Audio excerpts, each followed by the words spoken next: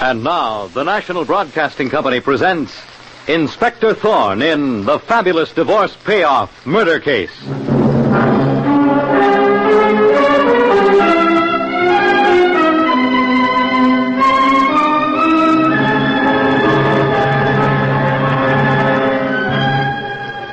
Tonight, the National Broadcasting Company presents for the first time on the air the exploits of the spectacular young Inspector Thorne of the Homicide Bureau, whose investigations rank with many of the most celebrated ones in the annals of crime fiction.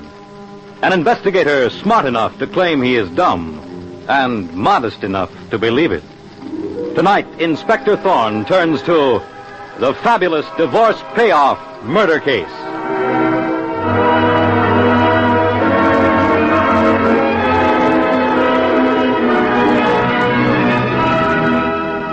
Now we look in on the intimate drawing room of Pamela Beekman, heiress to one of the world's great fortunes. Young, beautiful. We see her with the highly publicized Lord Cyril Allerton, whom she is to marry in a few days, as soon as her divorce from her present husband is granted. And as she looks fondly at Cyril, we hear her say the words that lead to one of Inspector Thorne's most famous murder cases. Silly boy, always asking me how much I love you. Well, I love you buckets and barrels full. Do you really mean it? Forever and ever again, Pamela, darling? I paid my husband Harold a cool $1 million to get rid of him, so I could have a divorce and marry you, Cyril. A big bite he took out of you. I weren't utterly mad about you. I wouldn't have stood for it. Tomorrow is the day your divorce from Harold will be granted, isn't it? Yes, tomorrow. And Monday we'll be married, Cyril. And off to England together. In a star-studded sky, Pamela, my angel. Yes, darling, over the clouds in a star-studded sky. Cyril, as my wedding gift to you... Wedding gift to me, Pamela? You're my wedding gift. I've instructed my lawyers to make over a part of my fortune to you. Oh, I say now, it's not your money, it's you I adore. How much did you say, dearest? You'll know on our wedding day. Now kiss me, darling. You're divine. Nobody ever made me feel like this before, Cyril. Uncle Rufus. Oh, my word. Wait until I close the door. Well, what's happened? The husband that you're not quite divorced from is here. What, Harold here? That bounder? You and Harold are birds of a feather, Cyril. Uncle Rufus, what does Harold want? Wants to see you. Something about the divorce. Oh, the lawyers warned me not to see him alone until after the decree. That might stop the whole thing. I'll stay here with you, Pamela. And you, Cyril, scamper into the library. All right, ho. Now, Pamela, mind what you say to Harold. Come in, Harold. Thanks. Hello, Pamela. What do you want here, Harold? We're still husband and wife, you know. Not after tomorrow when our divorce comes through. I've changed my mind about the divorce, Pamela. I paid you $1 million to let me get it. I want an extra $1 million. You never miss it. What? Pamela's not made of money, Harold. Stay out of this, Uncle Rufus. I'd hate to tell you what Pamela's made of. What you need... Shut up! Well, what about it, Pamela? I'd like to kill you. Sure you would. But isn't it worth another $1 million to marry that dicky bird you're singing love songs with? Keep Cyril Allerton's name out of this. You and I both know the divorce we're getting is a cooked-up affair. All I've got to do is say a few words in court to blow it up. Let's not kid. But I've already paid you off. I gave you $1 million. Sure, I've already got it banked. Now I want another $1 million to keep it company. Or no wedding bells for you and Cyril. Make up your mind, Pamela. I'll make it up for her, Harold. Never mind, Uncle Rufus. Listen, Harold. Give me until tonight to think it over. All right. I'll come back at 9. And get it into your head. It's a hold-up, Harold. It's a payoff, Pamela. A divorce payoff.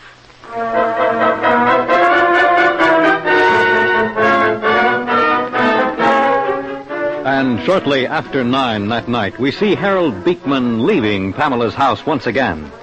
And as he proceeds jauntily down the street, we hear him say to himself, One little $1 million added to another little $1 million makes... well, there's gold in them there hills. What a terrific hunch I had. Say, hey, what's this? Oh, no. You killed me.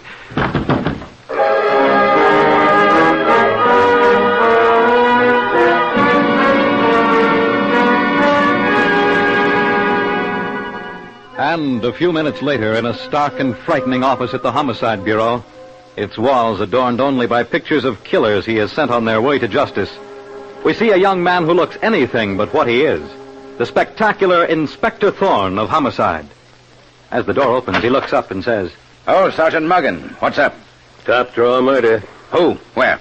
Harold Beekman shot down 200 feet from his estranged wife's house. More than estranged, Muggin. Her divorce decree was coming through tomorrow. Funny thing, Inspector Thorne. She reported the murder herself. The fantastically rich Pamela Beekman in a murder case. Come on, Sergeant Muggin. We'll get out there.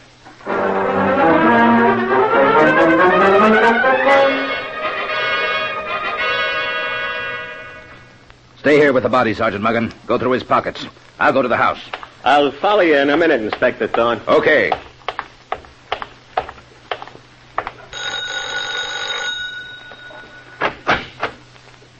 You're Inspector Thorne, I suppose. And you're Pamela Beekman? Yes.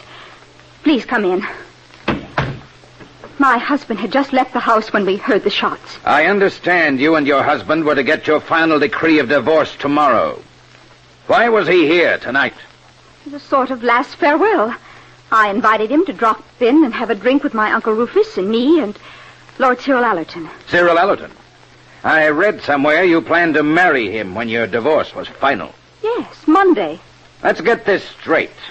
The husband you were divorcing, the man you were divorcing him to marry, and you were having a farewell drink together? And my Uncle Rufus.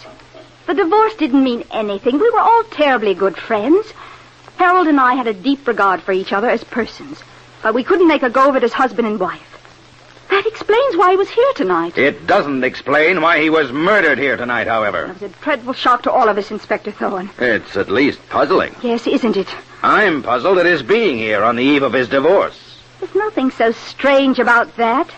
I knew a girl who had her 3 divorced husbands at dinner with her present husband only last week. And I know where there's divorce, there's usually hate, Pamela. I had no reason to hate him. You're booked to marry Cyril Allerton next Monday, aren't you? You're not very bright, Inspector. When a girl is being divorced from her husband, she doesn't have to kill him to marry someone else. There's many a slip between the cup and the lip. What? Your divorce was set for tomorrow, and tonight is tonight. What went on here? Nothing, Inspector Thorne, except what I told you. Come in, Muggin. Have a look at what I got off the murdered man's body, Chief. Give it here. Who is this man? Sergeant Muggin, Pamela. And he gave me this check. Check? It's for $1 million. It's made out to your about-to-be-divorced but now murdered husband and signed by you. What's the answer? I don't know. You don't know? Well, it's the $1 million I promised Harold for giving me a divorce. I promised to give it to him months ago when we first talked of the divorce. You should have taken his check out of his pocket after you killed him. I didn't kill him. Murders have been committed for a lot less than $1 million. Easy, Muggin. Let her try to explain. Perhaps I can explain, Inspector Thorne. Oh, Uncle Rufus. Don't worry, Pamela. Inspector Thorne, I'm Rufus Spells, Pamela's uncle. When her father, my brother, died, he left her $10 million. She's been making a fool of herself ever since. It looks like murder this time, Mr. Spells. Step in here. I'll tell you exactly what happened. I wonder what's delaying Cyril. Should have been here by now. You always say the wrong thing at the right time, Pamela. Come in, Inspector Thorne.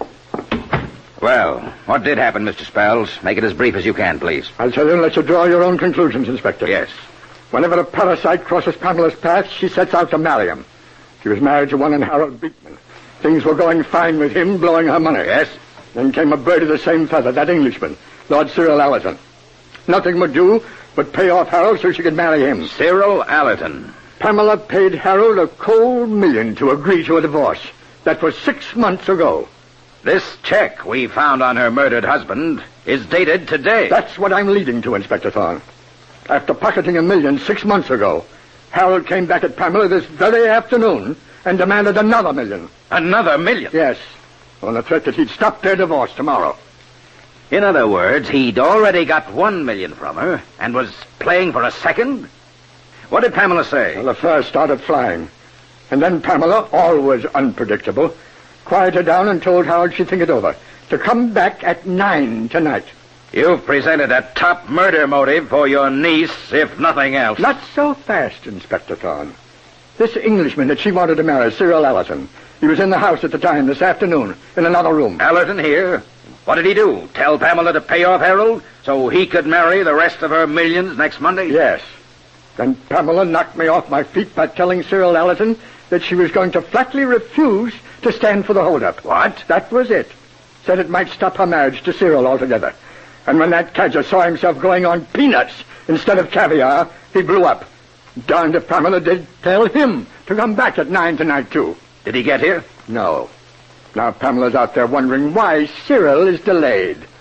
Draw your own conclusions, Inspector Thorne. The conclusion I'm drawing is that you're trying to protect your niece from a murder charge. And the one I'm drawing is that you're not so smart as the papers cracked you up to be, Inspector Thorne. That's right. Fact is, I'm pretty dumb. Except when it comes to catching murderers. That's practically the only subject I know anything about. Here. Here's Cyril Allerton's address. Arrest him and you've got this case solved. I hope he hasn't jumped town. You better start moving. Feather in your cap, Thorne, if you can nab the killer in a big murder case an hour after the crime was committed. I'll give this address of Allerton's back to you, Mr. Spells. I don't need it. Don't need it? What do you mean? Sergeant Muggan, quick. Yes, Chief. Hop across the hall and smash open that door where the knob's moving. Gotcha. The man Mr. Spells is sending me to find on a wild goose chase is in that room. If Cyril Allerton is in that room, I didn't know he was. You kept looking back at that door, Mr. Spells. There's your daisy, Inspector Thorne. Come on, step fast, buddy. You're Cyril Allerton? Lord Cyril Allerton. It's a thrill to meet the nobility, especially on a murder scene. What's the lowdown? This old buffer gave me a dope drink when I got here a little after 9 to see Pamela.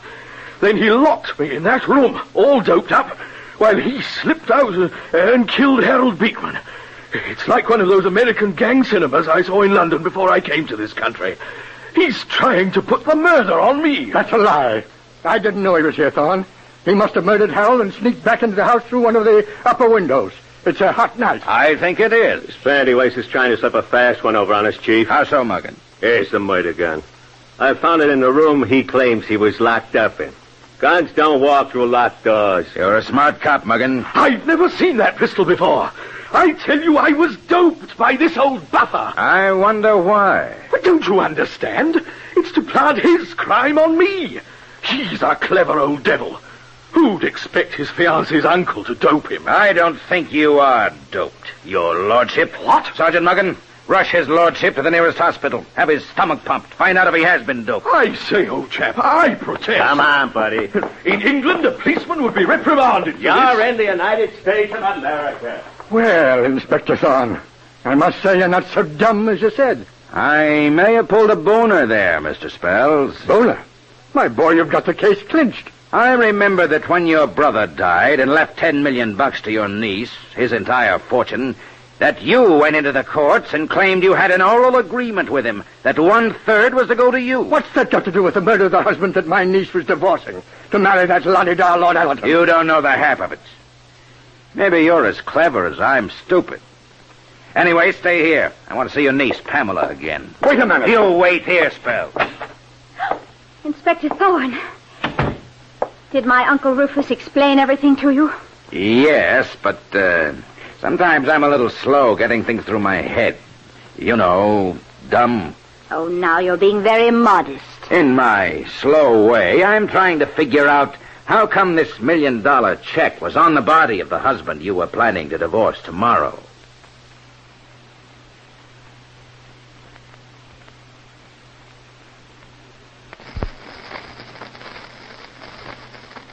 The explanation is so simple that if this didn't involve a murder, it might be laughable. I've never seen anybody go to the chair laughing. But anyhow, let's hear the story. When I promised Harold $1 million 6 months ago to give me a divorce so I could marry Cyril, I delayed giving the check to him until tonight, the night before the divorce, see? What gives me a headache is that your uncle told me your husband was blackmailing you for a second $1 million. And that's what the check was for. I'm afraid I fibbed a bit to you, Inspector Thorne. The truth is Harold did blackmail me for a second $1 million. I was so utterly mad to marry Cyril Allerton, I gave Harold what he demanded. That explains it all, doesn't it? It explains this much. You might have yielded to his blackmail, given him the check, And when he left, followed him out and murdered him. No. No, that's not it at all. Isn't it? You're a nice girl, Pamela. Pretty as a picture. I hate like the devil to start you on the road to the chair. Inspector Thorne, this is the most agonizing moment of my life. I know who murdered my husband, but don't ask me to tell. You must tell me. Otherwise...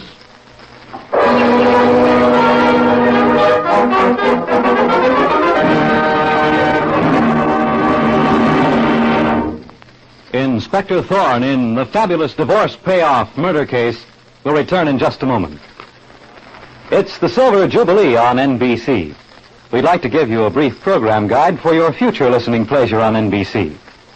This Sunday, be sure to hear the best of the adventure programs, starting off with Tom Conway as the gentleman detective known as the Saint. Next, there's screen actor Lloyd Nolan in the hard-hitting role of Martin Kane, Private Eye.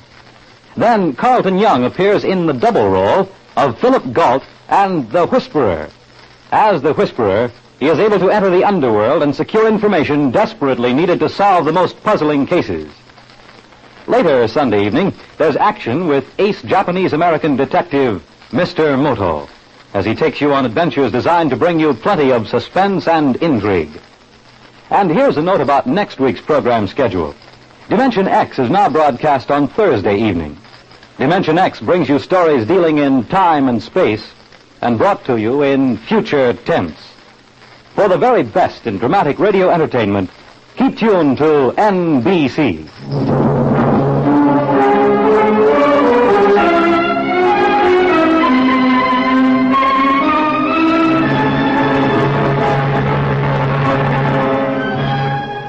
Now, back to Inspector Thorne and the fabulous divorce payoff murder case. Investigating the murder of Harold Beekman, Inspector Thorne finds he was killed shortly after demanding a second $1 million payoff from his very rich wife, Pamela, in order to let her divorce him to marry an Englishman, Lord Cyril Allerton. Suspects are the three who were near the murder scene: Pamela herself, her Uncle Rufus, and Lord Cyril Allerton, who was found hiding in the house. Now, Inspector Thorne continues his questioning of Pamela, who is saying in a frightened, tense voice, I know who murdered my husband, but don't ask me to tell. You must tell me. Otherwise... All right, I'll tell you. I think it was my Uncle Rufus who killed Harold. Take it easy, Pamela. I know how tough this is for you.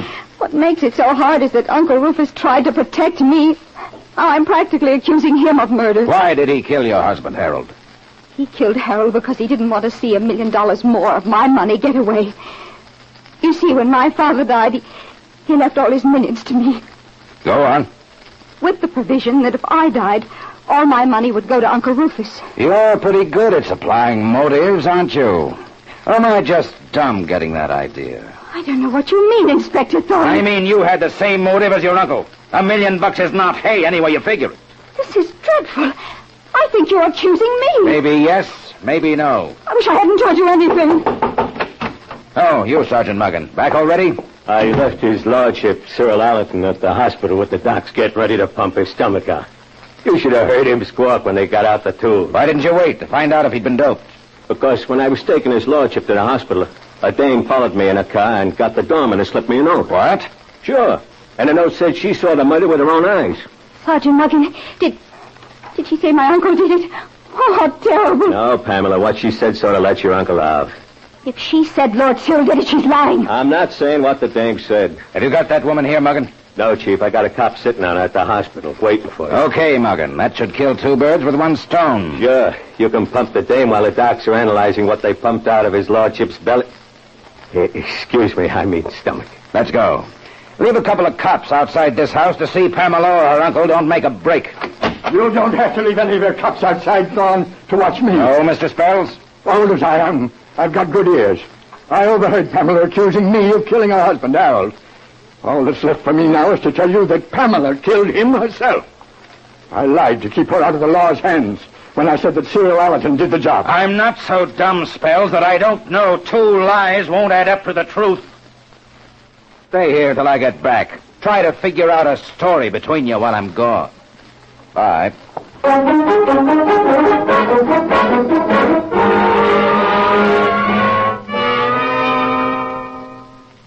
Hospital looks more like a classy hotel than a hospital, Chief. Is that the woman over there, Sergeant Muggan? Yeah, the one next to the cop. Bring her into this room, Muggan. Miss Jones, come over here. Oh, yes, Sergeant Muggan. I suppose the gentleman with you is Inspector Thorne? That's right, Miss Jones. I'm Inspector Thorne. Oh, for your information, Inspector Thorne, my full name is Heather Jones. Pretty name, Heather Jones. Sounds nice. I like it, too. It was my mother's idea. Sounds like Scotland to me. Or is it Ireland where Heather grows? I really don't know. I understand from Sergeant Muggan that you saw the about-to-be-divorced husband of Pamela Beekman murdered tonight. Yes, Harold Beekman. It was the most extraordinary thing. Now, I'm a little slow on the uptake, so I don't catch on to just what you mean, Heather. Well, I just happened to be walking on the other side of the street from the Beekman mansion when I saw Harold Beekman walking along a bit on the jaunty side. I see. Then I saw Lord Cyril Allerton sneak out of the house, run behind Mr. Beekman, and shoot him down. Oh, it was a horrible experience for me. I don't think I'll ever get over it. Don't get me wrong, Heather, but a cop has to ask questions. I understand. A lucky break, you knew the murdered man and Lord Cyril well enough to identify But them. I'm not acquainted with either of them. Oh, well, I don't know them personally. Only from seeing their pictures in the papers. A gal like you with such a terrific gift for identification ought to be a lady cop. You're trying to make a fool of me. And after me tipping you off to who killed the poor gentleman. What part of America were you born in? What? Right here in New York. Sergeant Muggan, frisk this woman. Gotcha, Chief. Let go of me. This woman isn't what she claims to be. She's from the British Isles. I'd say she's connected with Cyril Allerton. Yes, an English Wembley gun on it, Chief. But not a single shot fired. It's not my gun, it's my husband. Who is your husband? Where is he? I won't tell you. Where is your I husband? won't tell you. You can't make me. Sergeant Muggan, send this woman in. Hold her for further questioning. Come on, Heather. I don't think they can any more than I... That's what you think. Excuse me, I must ask you to remember this is a hospital and sick people are being disturbed. I'm sorry, sir. I'm Inspector Thorne of Homicide. I see you're a doctor. Yes. Yes, I'm Dr. Conway. And I have a report for you on the contents of that Englishman's stomach. Was he doped or was he kidding? Both, Inspector Thorne, both. Both. His stomach contents reveal, let's say, 1/8 grain of a barbituric sleeping pill. Not enough to make him as dopey as he simulated. That confirms what I suspected, Doctor. The highly suspicious part, however, is that we found this box of sleeping pills in his pocket, indicating he doped himself. To me, it looks like a rather stupid criminal's effort to deceive the police. All criminals are stupid, Doctor. That's why they're criminals. Where have you got Lord Allerton? In the next room. Follow me, Inspector Thorne. Here he is, Inspector. I must leave you now. This is the most outrageous treatment I've ever experienced, Inspector. It couldn't happen in England. I wonder why I ever left there. Maybe the English cops chased you out, your lordship. Tough break, old man. But I've got a witness. A witness? Yes, a woman. Says she saw you murder Harold Beekman, husband of the $10 million heiress Pamela you were inveigling into marrying you. 10 million is a packet. But I didn't murder her husband. Oh, why should I? They were being divorced tomorrow. She paid him $1 million to get rid of him. Stop kidding. You know he threatened Pamela this afternoon to stop the divorce unless she gave him a second $1 million. Well, does that make me a murderer? And you told her to give it to him, didn't you? Yes, but she refused. So what could I do? Ever hear of a thing called murder? Everything is tied up, Inspector Thorne. That dame Heather's on her way to the Housego. Heather Jones. Heather Jones, you say? You guessed right the first time. Sergeant Muggan. Yes, Chief. Take this character back to the murder house. Hold him there with Pamela Beekman and her Uncle Rufus Spells all night. We've got 4 first-rate murder suspects in the net. I'll see you there early tomorrow morning, and we'll leave together with the murderer. For a cop who's always saying he's dumb, you're doing all right, Chief. It looks that way, Muggan. Let's start moving.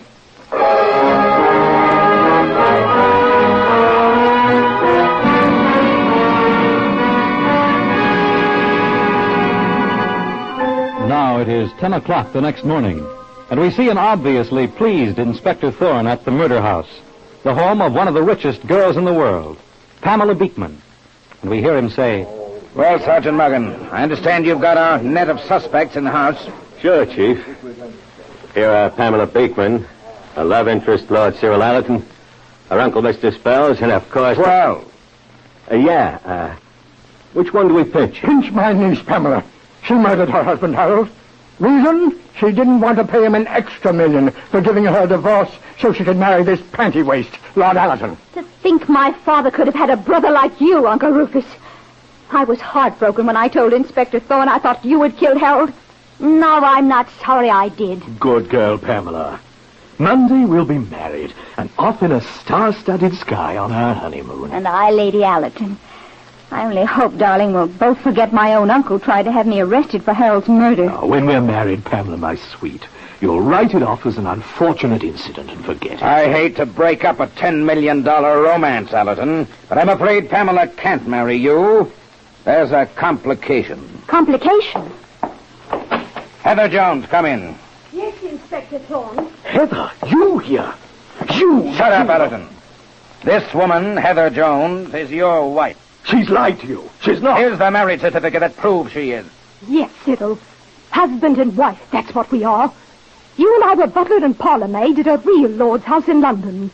Husband and wife we were, and husband and wife we are. Pamela, let me explain. So you're not a lord but an impostor, Cyril. And I paid out $2 million for a divorce to marry you.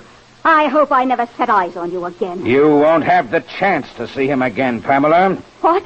You'll be in jail, charged with murder. You killed your about-to-be-divorced husband, and you know you did. Yes, I killed him. I killed him because after I'd given him $1 million as a divorce payoff, he came back and blackmailed me for another $1 million. And I did it so I could marry this creature, this servant posing as Lord Cyril Allerton. I thought I had it worked out so well. You worked it out too well. Too well? The slip you made was in giving him the second check for the police to find on his body. You thought it would be evidence that the uncle you so cleverly accused had murdered him. To me, it was a clue that led straight to you. You tricked me, Inspector Thorne. I fell for your talk about being slow-thinking and dumb. Cops will try tricks, Pamela. They find it pays. Come with Sergeant Muggan and me. All your money won't save you. Murder is murder. And the price is execution.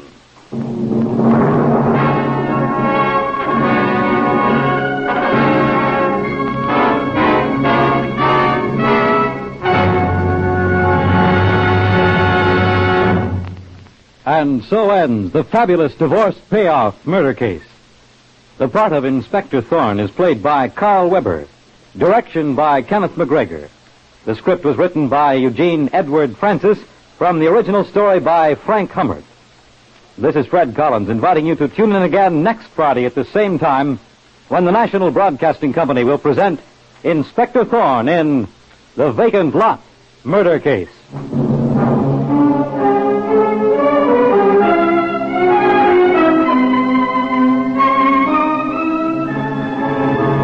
It's the Silver Jubilee on NBC.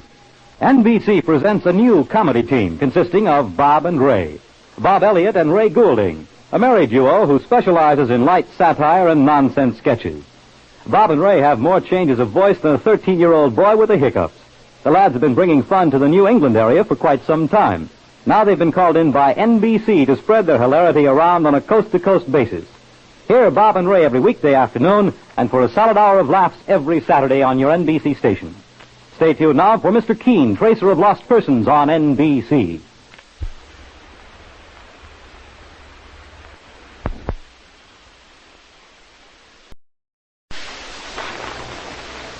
And now the National Broadcasting Company presents Inspector Thorne in The Vacant Lot Murder Case.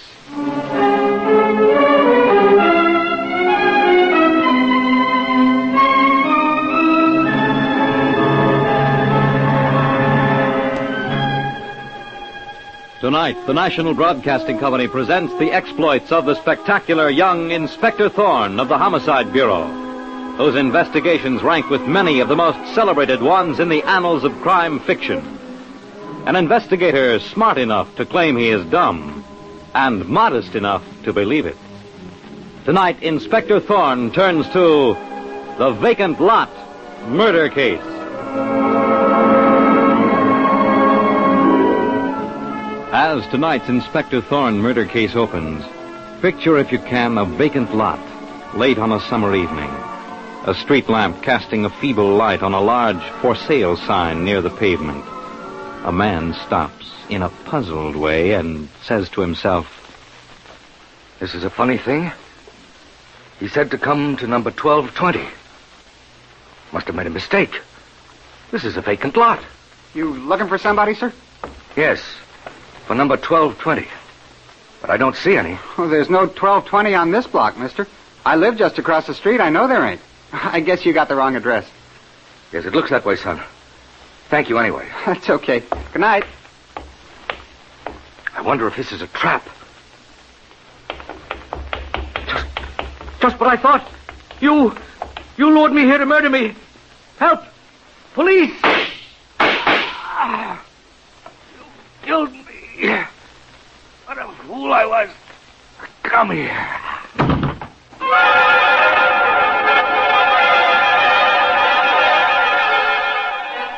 And 5 minutes later, the police are on the scene, in the person of the spectacular Inspector Thorne, with his right-hand man, Sergeant Muggin. And as he bends over the murdered man, we hear him say, Sergeant Muggin, keep that crowd back. Come on, move on. You hear me? Get going, all of you.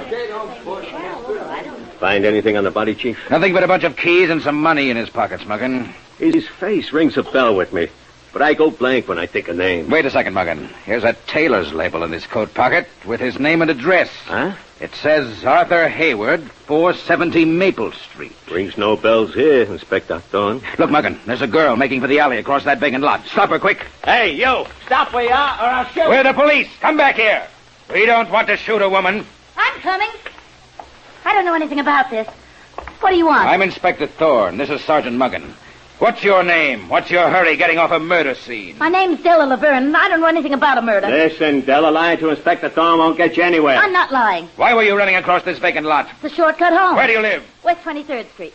That's 40 blocks from here, so the shortcut story don't go. Come over here. Look at this murdered man. You recognize him? He's a complete stranger to me, Inspector Thorne. How is it you're not carrying a handbag, Della? Handbag? Sergeant Muggin, look behind that big for sale sign in the vacant lot. I've got a hunch that's where she was hiding. Maybe she dropped her handbag with a murder gun in it there. Okay, Chief. Inspector Thorne, I'll tell you the truth. I do know the murdered man. His name is Arthur Hayward. Arthur Hayward. Why didn't you admit you knew him in the first place? Because I didn't want to get him into trouble with his wife. That's why, Inspector Thorne. Dead men can't get into trouble with their wives. Well, I didn't think of that. I'm a little dumb myself, but I did. Your hunch was 100% right, Chief. Here's the dame's handbag. Found it behind a for sale sign. No gun in it, though. The murder was committed 5 minutes before we got here, Muggin. That gave her time to get rid of it. I'll have the boys give this vacant lot the fine-tooth comb treatment, Chief. Right, Sergeant Muggin. Well, Della, just to save time, suppose you tell us why you murdered this man. You won't find any gun of mine here, Inspector Thorne. I didn't kill Mr. Hayward. No? I was here because Mr. Hayward telephoned and asked me to meet him here tonight in front of this vacant lot. Phoned you? Yes, because I didn't want to be seen on account of his wife. I waited behind that for sale sign. A dark night, a vacant lot, a lady hidden behind a real estate sign. Fine setting for a murder. But while I was still behind the sign, I saw Mr. Hayward coming. I heard him muttering to himself. I'll finish that line for you, Della. You saw somebody come along and shoot him. Is that it? Believe it or not, that's exactly what happened, Inspector Thorne. I've heard that kind of story before. It's got whiskers, Della. By way of advice from a dumb cop to a smart girl, try another. Hey, are you gents the cops? Come on, move along, kid. Chase yourself. I got something to tell you. What's on your mind, son? I'm Inspector Thorne. Inspector Thorne, the big shot from homicide? That's who he is, Bud. Who's that little brat? Get him out of here, Inspector. That's all from you, Della. All right, son. Go ahead. What's your name? My name is Jimmy Kildare, and I live in that house across the street. Did you see this man shot down, Jimmy? No, sir. But I talked to the gentleman before he was killed. Talk to him. The gentleman was all mixed up. He said he was looking for number 1220 on this block. 1220? I told him there wasn't no 1220. That'd be this vacant lot. So I told him he must have the wrong address. What then, Jimmy? That was all, Inspector Thorne. I kept moving on. Mom had sent me to the delicatessen for some things, and when I got back, she told me about the gent being murdered. Did you see this girl hiding behind the for sale sign there? No, sir. I didn't look that way. Say, did she kill him? I didn't kill anybody. You That's little... all, Jimmy. And thank you. I may see you again. If you want me, I live in number 1223 across the street. Bye, sir. Inspector Thorne. Yes, Della? I forgot to tell you about Mr. Hayward talking to that boy. Why do you think Mr. Hayward asked him where to find number 1220? He knew this was a vacant lot. I don't get it. You should. If what? If you told the murdered man to meet you at a phony address and waited there to murder him... What? Sergeant Muggan. With you, Chief. I think that's the ambulance coming now to pick up the body. Yeah. What about this dame? Tell the boys to take her down to my office and hold her. And keep a sharp eye on her, Muggan. You're telling me, Chief. After she's safely tucked away, meet me at the murdered man's house. I'm on my way there to break the news to his wife. Here's the address. Mrs. Arthur Hayward is the poor woman's name. Be seeing you there, Chief.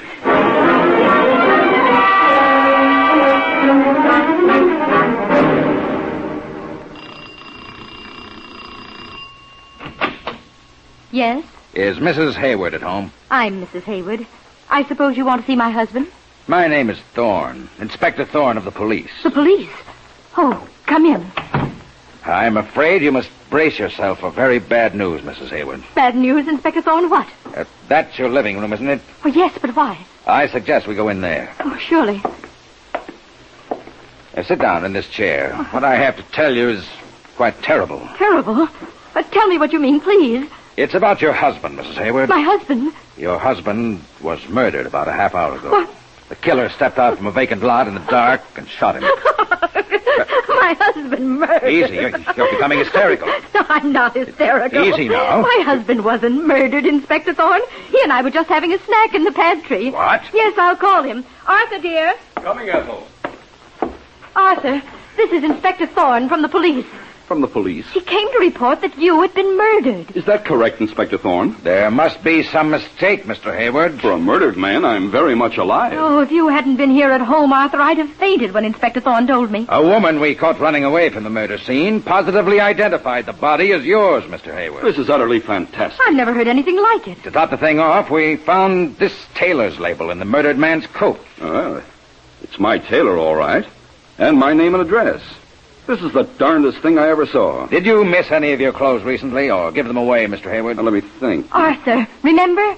You gave that blue serge suit you didn't like to your brother, John. That's right, I did. Last weekend at our little place in the country. Inspector Thorne, do you think it was my brother who was murdered? There's a certain resemblance, Mr. Hayward. It may be. Oh, this is dreadful. Now, don't jump at conclusions until you see the body. It may not be your brother at all. But it must be. This label comes from the suit I gave him. Perhaps he didn't like the suit any better than you did, Arthur, and gave it away to somebody. Oh, I imagine that's Sergeant Muggan who works with me. I'll let him in. I thought it was you, Muggan. Come in here. I want you to meet somebody. Huh? Sergeant Muggan, meet Mr. Arthur Hayward. Listen, Chief, I'm in no frame of mind to stand any kidding right now. Inspector Thorne isn't kidding you, Sergeant Muggan. I am Arthur Hayward, and this is my wife. Inspector Thorne thinks some mistake has been made, Sergeant. If it has, it's not the first one that was made tonight, ma'am. I might as well spill it now as later, Chief. What's that, Muggan? I let that dame we nabbed at the murder scene get away from me. You mean you let Della Laverne give you the slip? Call me all the names you want, Chief. The dame gave me a smooth story about seeing a guy doing the killing. I see. Said she saw Wade toss the murdered gun away. Started leading me to the spot and made a clean break. I sent out a general alarm for her.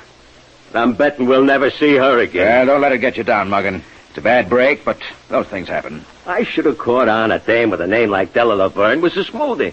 And that's a real name, all right. I got this calling card of hers out of her handbag. Inspector Thorne, if the woman who identified the murdered man as my husband, Arthur, was really Della Laverne, she must have been insane. You know this woman then, Mrs. Hayward? I know who she is, and so does my husband. Ethel, please don't bring this out. This is a murder investigation, Mr. Hayward. Arthur, let's forget family skeletons and such things. Tell Inspector Thorne who Della Laverne is, and her shameful connection with your brother John. You must tell him, dear. I hoped we'd never hear of it again, Ethel. But you're right. We must tell. Here's the whole dirty story, Inspector Thorne. Yes? Well, my brother John had a bad criminal record. Criminal record? Out on the West Coast where we used to live. John was cashier at a big bank out there and made off with nearly $500,000 in bearer bonds. Was he caught? Yes, he got 10 years for it and served nearly the full term. Where does Della Laverne come into the picture? I'll answer that, Inspector Thorne. Della Laverne, the woman Sergeant Muggan says escaped from the murder scene, went to prison for the same crime. You mean she was an accomplice of your husband's brother, Mrs. Hayward? Yes, and she was sentenced for 5 years. And when she was released, she swore she'd kill John the day he was set free. She thought he had informed the police of her part in the crime. If she went up for 5 years and your husband's brother for 10, she had nearly 5 years to plan his murder. Yes. But we're not certain yet that the man murdered tonight is your husband's brother. Mr. Haywood, you say you gave him a blue serge suit last weekend in the country. I was surprised to see him there, Inspector Thorne. I hadn't seen him since he went to prison. A bad penny always turns up. When he showed up at our little place in the country, he said he was in a bad way, so I gave him that suit and some money. Even though he was my brother, I wanted to be rid of him so he wouldn't disgrace my wife Ethel and me any further. I understand. I do the same thing myself in similar circumstances. He said he was flat broke and destitute. I was so upset seeing him, it never occurred to me to ask what he did with the $500,000 he stole. That's just what I was thinking, Inspector Thorne. Maybe that woman, Della Laverne, has the money. How could she have it, Ethel? Have you forgotten what happened when she got out of prison 5 years ago? I remember she came here and tried to blackmail you for a lot of money. What's that? She tried to get $10,000 from Arthur, under threat of making it public that the notorious criminal John Hayward was Arthur's brother. What did you say to that, Mr. Hayward? I recalled the old saying, never to give a blackmailer the first dollar, and threatened to have her arrested. Well, in any event, it proves that she didn't get away with the $500,000 she and John stole. Without talking out of turn, Chief. Yes, Sergeant Muggen. I'm getting the idea Mr. Hayward's brother was bumped by the dame for that wad of loot. We're not sure the murdered man is Mr. Hayward's brother. Well, would it help if my wife and I went with you to identify the body, Inspector Thorne? The body is at the morgue, still in the medical examiner's hands now, but, say in half an hour, I could send a car for you. We'll be ready, Inspector Thorne. But Arthur, to that horrible place, the morgue. It's the only way to find out, dear. Oh, I suppose so. Sergeant Muggen and I will meet you there. Goodbye till then. Somebody should bat me one for letting that Laverne dame slip out of my hands. Forget it, Muggen. When we get to the car, radio the Department of Criminal Records. What about, Chief? Tell them to get the full file and photographs of Della Laverne and John Hayward up to my office, quick. Gotcha, Inspector Thorne. And a few moments later, as Inspector Thorne is scanning the criminal records of John Hayward and Della Laverne in his office at the Homicide Bureau, we see Della herself excitedly knocking on the door in a notorious criminal hangout in New York's Lower East Side. Class, Macy! Open the door. It's me, Della. Hurry. Have you got the brains of an idiot coming here? I got brains enough to trick Inspector Thorne and the stupid cop with him, Sergeant Muggen. Get out of here, you fool. We'll both be pinched. Get out. I am not getting out, Flash. Don't think I'll take the rap for the murder of Hayward alone. I'll throw you to the police. Now, how could I put the rap for Hayward's murder on you? I didn't even know the man you call Hayward was murdered. You lie through your teeth. Inspector Thorne nabbed me on the scene and you tipped them off. But I made idiots of them. I made a getaway.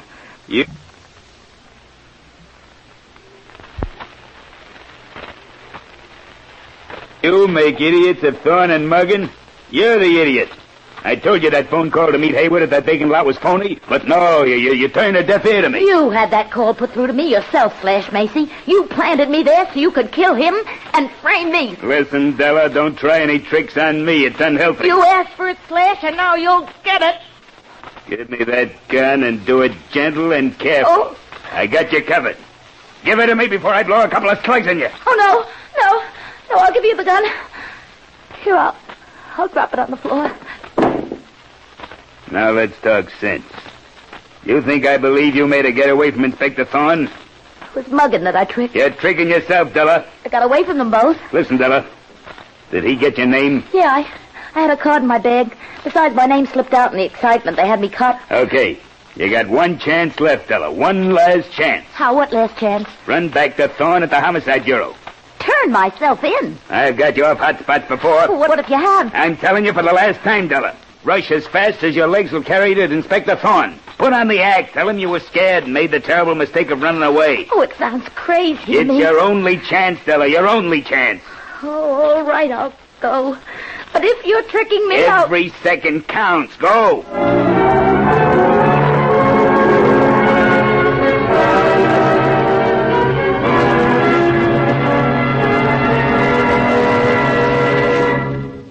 Inspector Thorne in The Vacant Lot Murder Case will return in just a moment. But first, it's the Silver Jubilee on NBC. We'd like to take a minute to give you some program notes concerning the shows we've prepared for your radio entertainment. First of all, a new comedy team has joined NBC. They're Bob Elliott and Ray Goulding, and they bring you light satire and nonsense sketches designed to display their many-voiced talents. Bob and Ray come to you Monday through Friday afternoon, and for one fun-filled hour on Saturday evening. Then on Sunday, hear the further adventures of the Saint as played by Tom Conway, and hard-hitting action with screen actor Lloyd Nolan as Martin Kane, Private Eye. Sunday, too, actor Carlton Young brings you the double role of Philip Galt and the Whisperer. And later Sunday evening, Mr. Moto, Mr. I.A. Moto, ace Japanese-American security agent, bids you join him as he puts on the black cloak of mystery and enters the realm of international intrigue.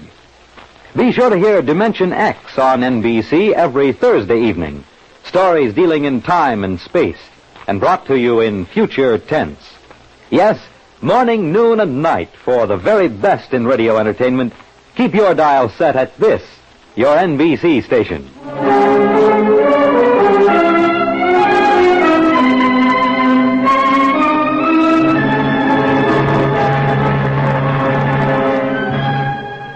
Now, back to Inspector Thorne and the Vacant Lot murder case.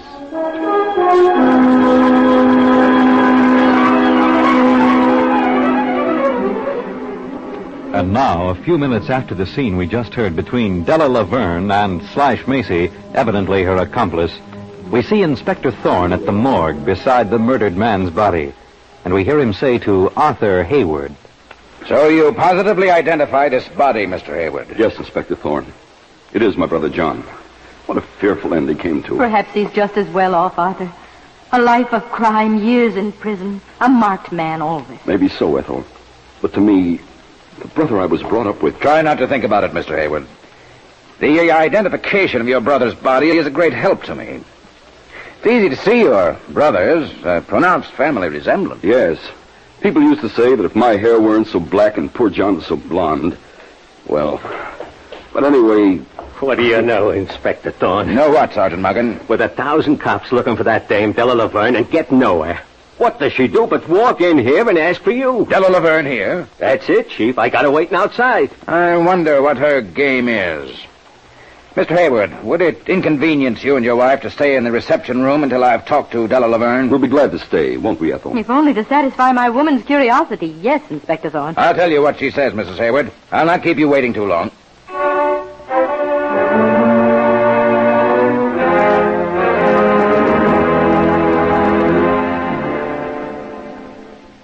Well, Della, I wish I were smart enough to know what your game is coming here.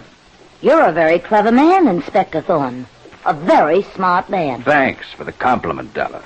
But believe me, far from being smart, I'm blind on all fronts, except on catching murderers. What's your game coming here? Please, Inspector Thorne, there's no game, no trick. I suddenly realized how silly I was to make a getaway from your Sergeant Muggen. It was only because I was so frightened. You must admit you practically accused me of murder on that vacant lot. I have the murdered man's criminal record on this desk. And I have yours. Why did you meet him at that vacant lot? If you didn't murder him, who did? Why did you lie and say his name was Arthur Hayward when you knew very well it was his brother, John Hayward? I'm not hiding that I was at Crook or that I was in prison. But I went to meet Arthur Hayward on a phony telephone call. Phony telephone call? Who made the phony call? Answer me and don't lie. You're as near the chair as you can get without being in it. That phone call was phony. I fell for it because I thought I could get some money out of Arthur Hayward for not singing his brother John was a crook. And I'm telling you again, the man I said was Arthur Hayward was Arthur Hayward. You've certainly got a end to fry, Della. Lies on top of lies. I was sent to that murder scene on a frame. And I'll tell you who framed me. All right, tell me. I'm working with a guy named Slash Macy. He put me on the hot spot to save his own hide. He's your killer, not me, Inspector Thorne. Okay. I'll list you as innocent. Thanks. Thanks for believing me. Innocent until proved guilty. Sergeant Muggen. Here I am, Chief. Let this girl out. But put 2 men to trail her and check every move she makes. You dirty cop. What else could I expect? Show her out, Sergeant Muggen. And, watch your step this time. You're telling me, Chief? Come along, Della. Take her out through the reception room. I want Arthur Hayward and his wife to get a good look at her. Okay, Chief.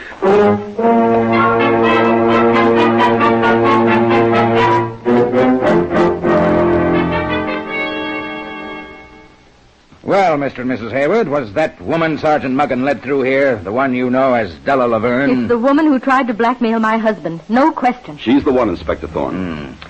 Now, tell me something about that little place of yours in the country, Mr. Hayward. Do you own it or rent it? I own it now, but my brother John owned it originally. What did you do, buy it from him? Yes.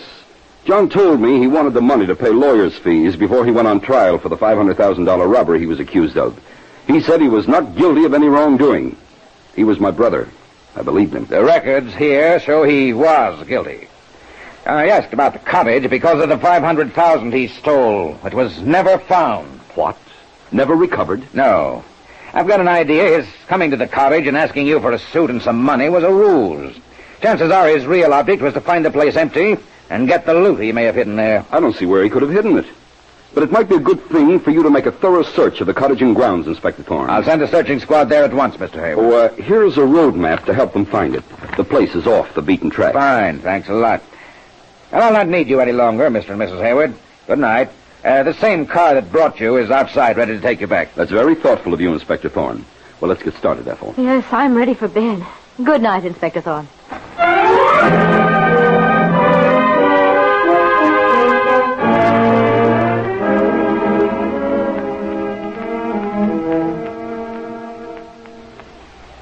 I saw Mr. and Mrs. Hayward leaving, Chief.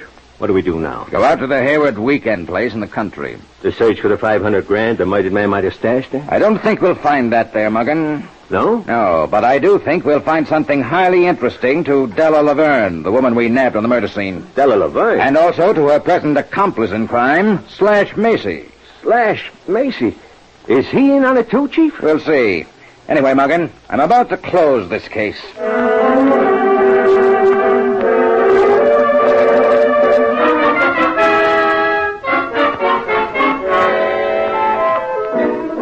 But is Inspector Thorne about to close the case as he said?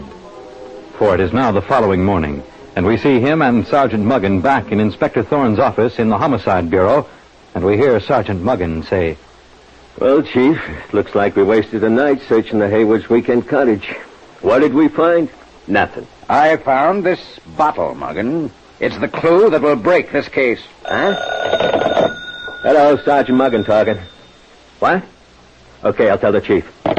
Chief, grab your hat. The boys have trailed Della Laverne out to Mr. and Mrs. Hayward. That's what I was looking for, Muggen. Quick, we've got to get there fast.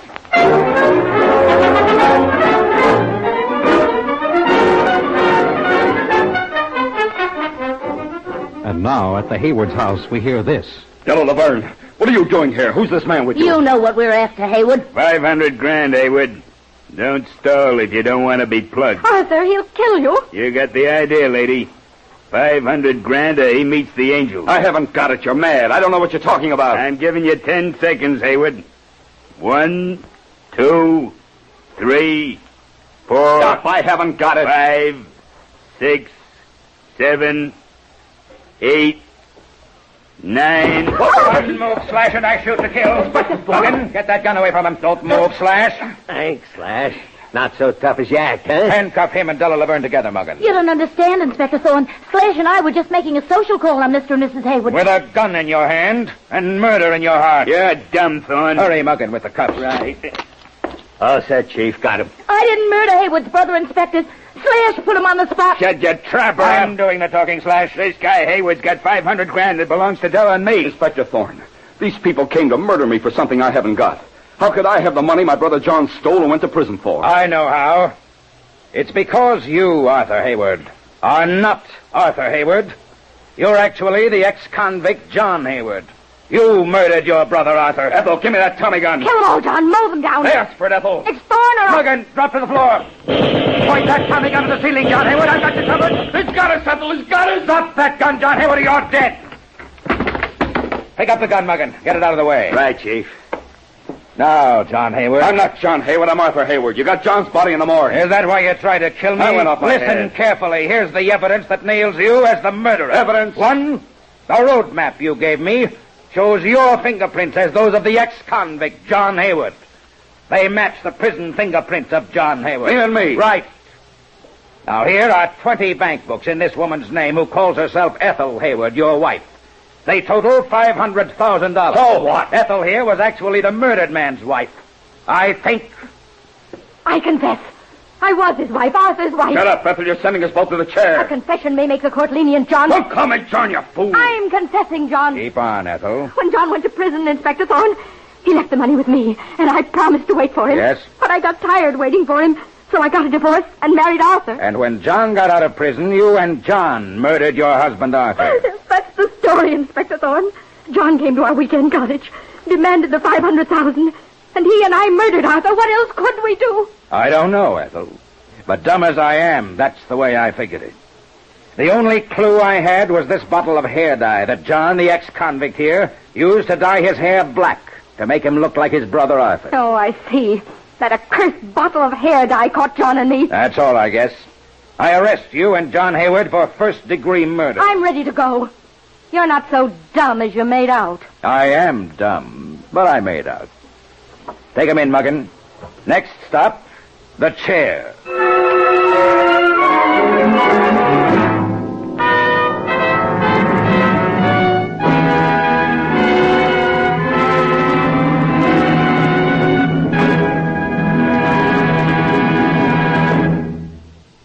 And so ends the Vacant Lot murder case. The part of Inspector Thorne is played by Carl Weber. Direction by Kenneth McGregor. The script was written by Edward Francis from the original story by Frank Hummert. And now this is Fred Collins inviting you to tune in again next Friday at this same time when the National Broadcasting Company will present Inspector Thorne in the Golden Girl murder case.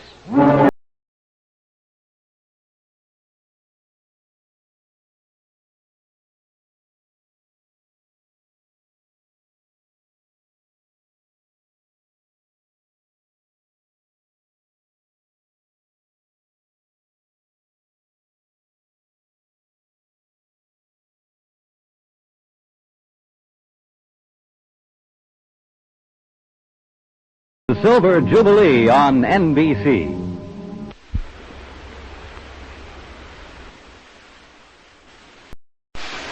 And now, the National Broadcasting Company presents Inspector Thorne in the Golden Girl murder case.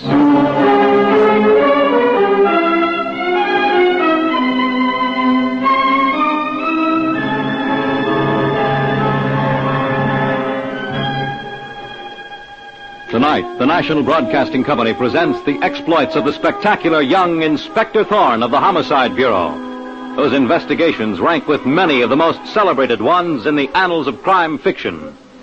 An investigator smart enough to claim he is dumb, and modest enough to believe it.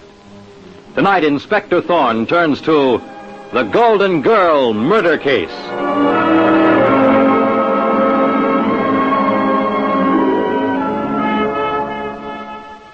The story opens in the private drawing room of a train speeding into New York City as we see Roberta Ralston, the golden girl of stage and screen, in the arms of her husband of a day, young and handsome Larry Holt. And the fabulous Roberta, whose career has brought her fame and fortune, is saying, "Oh, how lucky I obeyed that whim to visit my old hometown, Larry. Otherwise, I wouldn't have met you, fallen in love, and eloped with you all in a few short weeks." Oh, Roberta, the miracle is what a dazzling girl like you could see in a plain Joe like me. I'll be trying to tell you all through our honeymoon, Larry. Oh. Are you glad we're going to my lovely brownstone house in New York? I don't care where we go, Roberta. Where this train takes us as long as I'm with you. Darling, we'll have such a wonderful honeymoon. The door. Who's that? Remember me, Larry? The girl you left behind you? Oh, Janet Mills. What are you doing here on this train? Who's got a better right to wish you and your bride good luck but the girl you were engaged to for 3 years? The girl you jilted practically at the altar. Oh, now, Janet. I suppose you'd like me to take it lying down, wouldn't you? Janet. I suppose after 3 years of loving you and waiting for you, I'm supposed to cross it all off just like that. No, of course not. You ought to know how tough it was for me to tell you, to write you that I couldn't marry you. Yes. After 3 years, I get a letter. Goodbye, good luck. I'm marrying the golden girl of stage and screen, Roberta Ralston. I feel rotten about it, Janet. And so does Roberta. Oh, Roberta feels rotten, too. Yes, Janet. But things happen that way, and sometimes people get hurt. But you never get hurt, do you, Roberta? I'm sorry. I know how you must feel. You know how I feel. You, Roberta Ralston? You have everything, looks and fame and money. And I had only one thing in my life, Larry. And you stole him away from me. Please, You saw Larry and you wanted him and you took him. Well, that's too bad. Sure, I took Larry away from you. I won. So run along. Listen, Roberta Ralston. I'm not going to let you get away with it. I found out you and Larry were going away on this train, and I followed you. Can't you get it into your head, Janet? Larry and I couldn't help it. We fell in love. We got married. You don't know what love is. You never will. I hate you. I don't have to listen to this. Larry, call the conductor. Don't bother, I'm going. But don't think you're going to live happily ever after. You haven't seen the last of me.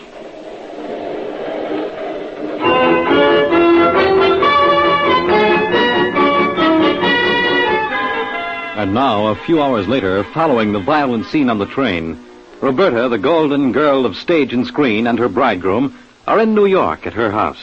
And we hear her say, Here we are, Larry. My dear, lovely brownstone house in the big city. Yes, Roberta. Oh, darling, don't be glum. We've got to forget Janet. Forget all our troubles. You're right, Roberta. So long, troubles there. That's better. Oh, here's the key. I'll carry you across the threshold. Oh, my husband. Oh, kiss me, my wife. Oh, now, put me down. Oh, there. Stop looking at me and look at the house. Oh, isn't it utterly lovely, so big, so beautiful? Come this way, Larry. I'll show you the drawing room. All right, darling. Now, you go through these hangings into the library. Say, it's awfully big. You could put my whole house where I live back home in this one room. But I guess when an actress makes a lot of money like you, she can afford it. And deserves the setting. Perhaps it's much too big, but I love it. Oh, I want you to have everything you love, Roberta. Follow me, Larry, and I'll show you the rest of the house. Roberta! What's happened? I'm dying. Roberta! She's dead! Who's there? Stop!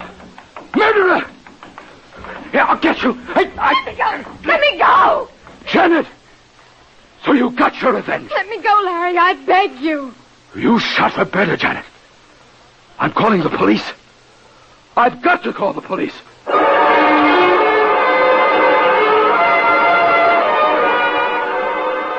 And now we see one of the most famous crime fighters of the day taking control. A man who looks like anything but what he is. The spectacular young Inspector Thorne of Homicide.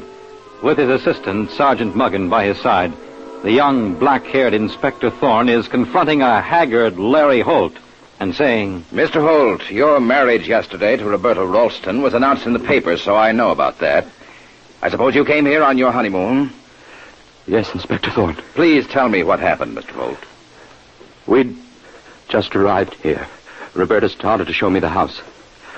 I was following her as she went into the library. She passed through those red hangings. There were 2 shots. She fell. I ran forward. There were 2 more shots aimed at me, I thought, and then... Yes, go on. This is hard for me. I know. Take your time. Time won't help. You see, I believe I know who murdered Roberta, and I'm to blame. You? How come? Just a moment, Sergeant Muggen.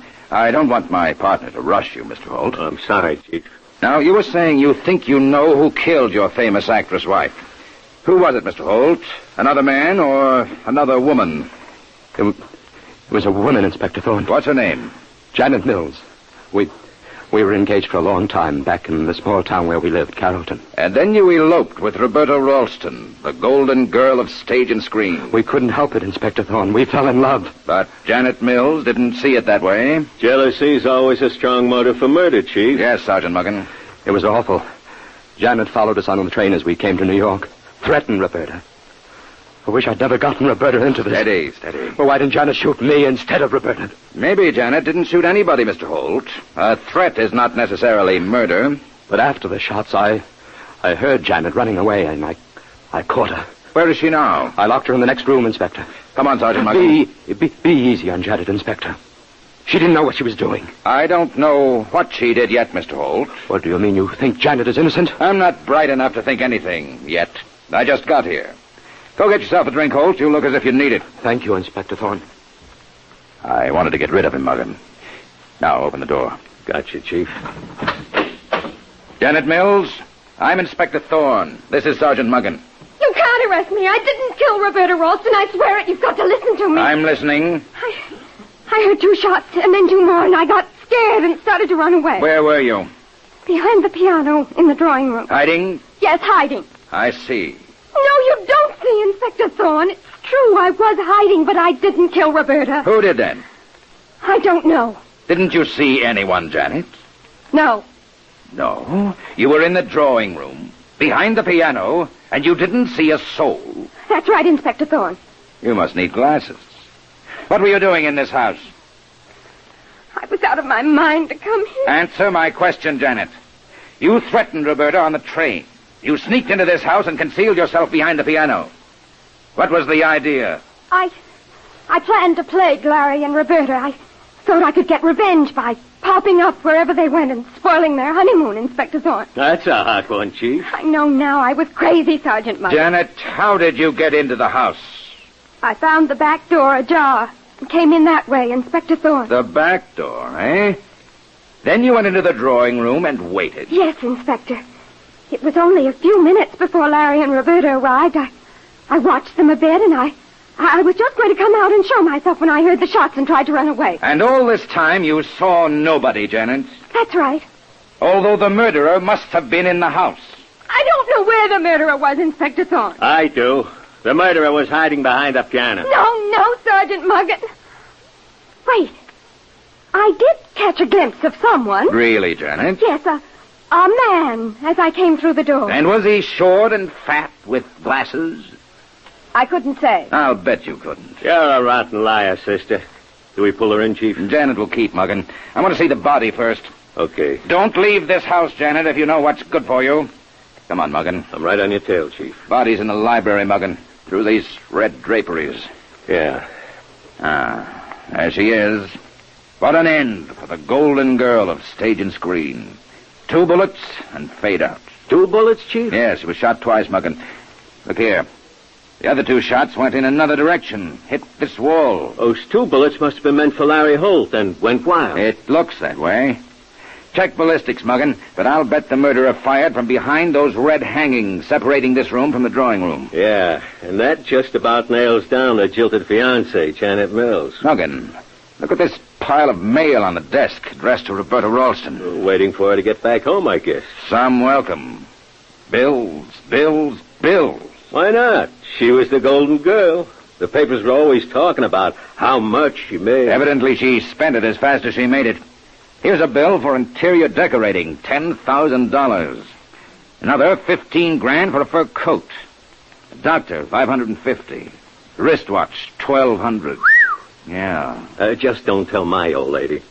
What gets me is some of these bills are months overdue. Well, little old golden girl was out of town. I wonder... Hold on. Someone's coming in the front door. Should I... No, wait here, Muggin. I'll see who it is. Okay. How do you do, ma'am? Oh, what? Who are you? I'm Inspector Thorne. What's that bag on your arm? Well, it's a shopping bag full of groceries. What business is it of yours? I'm a police officer. What's your name and what are you doing here? I'm not saying another word until I know what this is all about. All right. I'll show you. Come with me. Where? Into the library. If this is some Sergeant trick... Muggin, step aside and let this lady see the body. Okay, Inspector. Body? Oh, it's Roberta. Dead. Murdered. Oh, my poor baby, my poor baby. Oh, how terrible. Come along outside now. Oh, yes. Oh, the sight of her lying there. She was so young and beautiful. I'll never get over this. Never. I wonder. What? Somehow I think you're making more fuss than you feel. What do you mean by that, Inspector Thorne? Just what I said. Now, who are you? I'm Polly Price. I was housekeeper and companion to Roberta. Housekeeper companion? I'd say you were an actress. Well, you've got a good eye, Inspector Thorne. I was on the stage for many years before taking this job. Where have you been, Miss Price? Out marketing. I got a telegram from my poor Roberta. The darling said she was coming home with her new husband, so I went out to stock up on food. I'm pretty dumb, Miss Price, but the way I figure it, you must have been gone at least 2 hours. Does it take that long to buy that small quantity of groceries you're carrying? Well, you've caught me, Inspector Thorne. I stopped off for a cup of tea. Where did you have this tea? Well, I might as well admit it. It wasn't tea. It was a beer. Where did you get the beer, Miss Price? Look here, you're barking up the wrong tree. It's perfectly obvious who killed Roberta. Yes? Who? Ogden Barnett killed her. Ogden Barnett? And who is he? Ogden's the producer, who helped Roberta get her start on the stage, and that led to her getting in the movies. Then Ogden began to drink, hit the skids. Roberta let him live on the top floor of this house when she was gone. And sometimes when she was here. You say the producer, Ogden Barnett, lived here in this house? Yes, he did. And I'd like to know why. What do you mean by that? You guess. I don't go for hints and innuendos, Miss Price. If you've got something to say it. Inspector Thorne, doesn't it seem peculiar that Roberta let Ogden live here like that?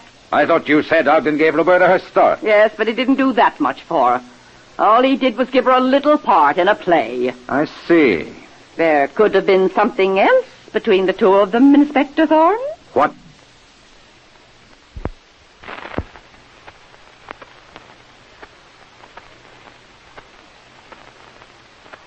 Do you suggest? I wouldn't dream of suggesting anything. It sounds to me as if you're suggesting plenty. I'm only trying to help, Sergeant Muggin. Then answer this one, Miss Price. If Ogden Barnett lived in this house, where is he now? In some gutter, probably. Now, look, if you don't believe what I'm telling you, here's the telegram I got from Roberta this morning. It'll prove what I say. It says, coming home with my husband, get out the welcome mat. Please tell Ogden Barnett and ask him to leave before my husband and I get there. And it's signed Roberta. When I told Ogden that Roberta was married and he'd have to clear out, he carried on like a regular madman. Said he'd kill Roberta rather than never see her again. Started to hit the bottle. Did you see him leave the house, Miss Price? No. I saw him go to his room, and I figured he'd pack and be out by the time I got back, Inspector Thornton. He must have drunk himself wild and killed Roberta. Which room is Ogden Barnett's? Up the stairs, and the first right. Come on, Sergeant Muggin. Right with you, Chief.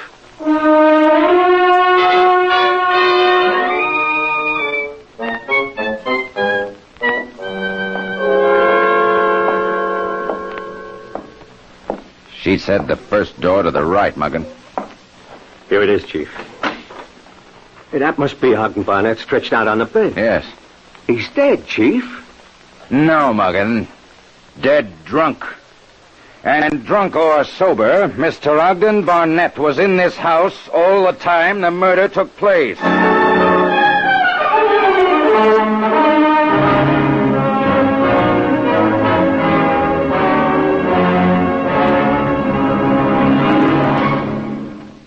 Inspector Thorne in the Golden Girl murder case will return in just a moment. But first, tomorrow the new comedy team of Bob Elliott and Ray Goulding come to the NBC microphone in a full hour of light satire and nonsense sketches. Bob and Ray tomorrow night and every weekday afternoon, Monday through Friday. Then on Sunday there's High Adventure with the Saint. Then the Whisperer brings you suspense as he enters the underworld to solve cases which have baffled the law. Later, screen actor Lloyd Nolan comes to the NBC microphone as Martin Caine, Private Eye, a fellow who has the uncanny ability of being able to get himself into plenty of fast-moving, hard-hitting trouble. Then there's Mr. Moto, ace Japanese-American security agent, intent on preserving world peace while fighting those who seek to plunge the world into another war. Make a listening reminder to hear The Saint, The Whisperer, Martin Caine, Private Eye, and Mr. Moto this Sunday. Then Thursday evening, hear stories dealing in time and space, and brought to you in future tense on Dimension X. Yes, for the best in summer radio entertainment, keep tuned to this, your NBC station.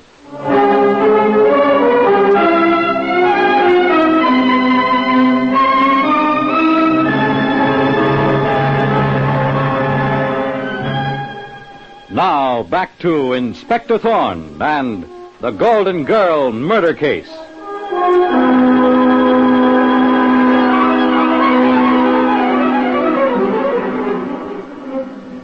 when dazzling Roberta Ralston, the golden girl of stage and screen, is murdered a day after eloping with handsome Larry Holt, Inspector Thorne uncovers a situation seething with emotion. Janet Mills, Larry's jilted fiancée, is caught running from the murder house after the shots. Then the inspector meets Polly Price, an ex-actress working as a housekeeper companion to Roberta, and Polly accuses Ogden Barnett, a down-and-out producer who has been living in the murdered woman's house, of killing Roberta when he was told to clear out. Then Inspector Thorne finds Ogden Barnett dead drunk in his upstairs bedroom. And now, Ogden Barnett has been restored to consciousness, and we hear the inspector saying to him, All right, Ogden Barnett. What's your story? I haven't any story, Inspector Thorne. I'll prompt you. Roberta Ralston, the famous actress, permitted you to live here, didn't she? Yes, that's true. Why? Well, that's an embarrassing question, Inspector. I'm afraid you'll have to answer it. But I've had a string of unlucky breaks, Inspector Thorne, and I drink too much. Roberta was the most generous girl in the world. It would seem so. To take a man who has no claims on her and support him. I don't know what you're implying, Inspector Thorne. I gave Roberta her start in show business, and she was grateful. I understood you merely gave her a small part in a play. That was the part that made her, and she knew it. All right, we'll skip that. Go on. I taught her everything. I did. If she were alive, she'd tell you. Yes, but she isn't alive, so it's only your word. It's the truth. If it is, then it seems you felt you had a claim on Roberta. And how did you feel when you were given your hat and told to go? Well, I was... A short time before Roberta was murdered, Polly, the housekeeper, told you she was married and bringing her new husband here, that you'd have to clear out. Isn't that so? Yes. What did you do then? Well, I took a few drinks. Quite a few, I'd say. Yes, Inspector. I was celebrating. And if you know everything, you know I was celebrating the last coffin nail in the heart of Ogden Barnett. I see. I loved Roberta. And now that she's dead, I don't care what happens to me. The point is, did you kill her rather than lose her? Kill her? I tell you, I loved her. You say you took to the bottle in despair. But you could have taken a few drinks and killed Roberta. Don't be stupid. I was blind drunk, out cold. I didn't even know what was going on. So you say. You saw me yourself, Inspector Thorne. How could I have killed Roberta if I was unconscious? No doubt your intelligence is higher than mine, Barnett. But it doesn't take many brains to figure out that you may have gotten blind drunk after the murder, not before. I didn't. Maybe you hoped to cover yourself that way. You threatened to kill Roberta. Who says so? The housekeeper, Polly. Polly? Huh. Polly might have shot Roberta herself. The hypocritical old bag was cheating Roberta right and left. Cheating her? Polly took care of the household, and Roberta never checked up on her. Over the years, Polly must have stolen a pretty penny. Keep on talking. Maybe Polly was afraid the new husband wouldn't be as trusting and open-handed as Roberta. Maybe she was afraid of being found out. Could be. Oh, what is it, Sergeant Muggin? We found a murder gun, Chief. Where? That's just it. We found it in Polly Price's shopping bag. What? That doesn't make sense, Muggin. Polly was out. If Polly murdered Roberta, she wouldn't have brought the gun home in her shopping bag. What's the joke, Barnett? That might be just what Polly wants you to think. What? Don't sell Polly short, Inspector Thorne. Do you know what her act was before she retired from vaudeville? She was one of the cleverest mind readers in the business. Is that so? Come on, Sergeant Muggin. We're talking to Polly Price right now, and we'll see who mind reads who.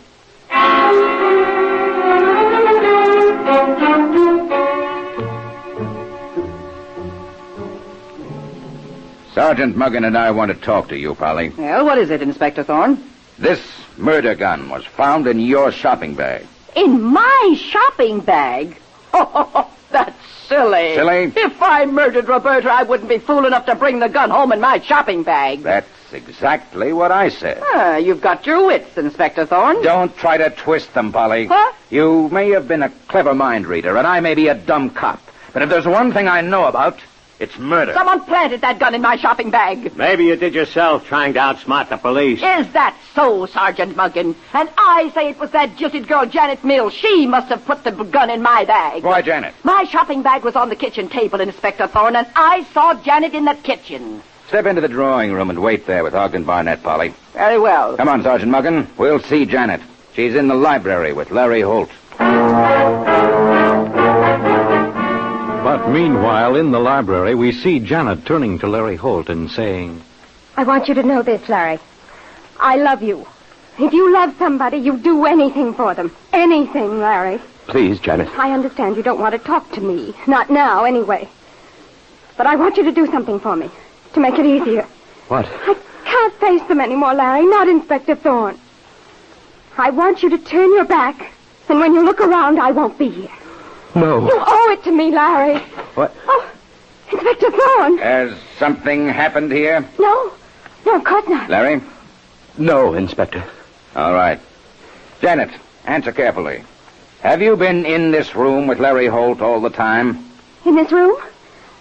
Yes, I have, Inspector Thorne. You never left this room?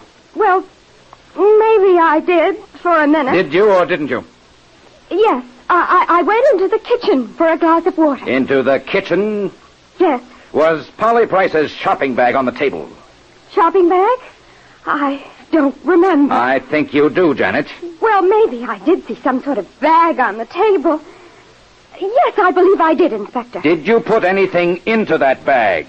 Put anything into it? The murder gun, for instance? The murder gun? No, I didn't even have a gun. Larry, you were here. Tell Inspector Thorne. Tell him. Tell him what, Janet? You saw me go into the kitchen, Larry. You can tell the inspector I wasn't carrying a gun, that I couldn't possibly have been hiding a gun or anything else. Please, Janet. Tell him, Larry. I can't say what I don't know, Janet. I'm afraid I didn't notice one way or another. I'm sorry. Come with me, both of you. Where to, Inspector Thorne? Through this door and into the drawing room, Larry. Polly Price and Ogden Barnett are in there. I want all four of you together. But Inspector... Bring them along, Sergeant Muggan. You heard what Inspector Thorne said, Janet. Get in there. You too, Larry. All right, Sergeant Muggan. Now what's going on? You'll see, Polly. Now, all of you. Ogden, Polly, Janet, and Larry.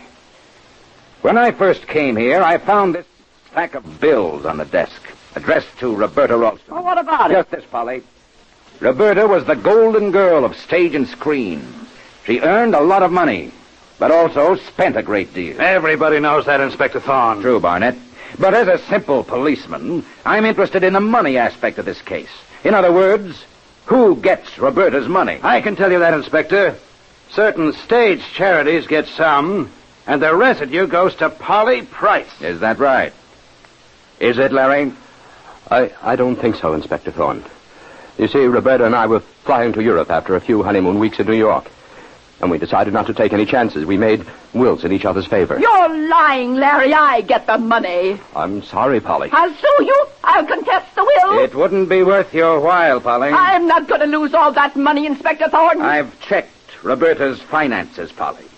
An easy job, because in this mail there was an urgent letter from the Internal Revenue Department about Roberta's taxes. So what? Roberta owes the government thousands of dollars in back income tax. So much money that it will consume all and more of her estate. No! Roberta Ralston, the golden girl, was broke. I don't believe it. Roberta threw money away like waste paper, Larry. She was prodigal, and she was generous. I told you so. Yes, Ogden Barnett, and now I believe you. You're making it up. It's some ghastly joke, Inspector Thorne. You can see for yourself, Larry. Roberta was rich. I know she was rich. Roberta didn't have a dime. But she lived like a queen. I thought she had millions. How could I make such a mistake? Mistake? You married Roberta for her money, Larry. And she was taken in by you because she was essentially gullible and never thought about money herself. Why, it's true. I loved Janet all the time. A fortune hunter. Call me any name you like. I'm to blame for everything. Roberta's death and driving Janet to murder. Just a minute. None of that.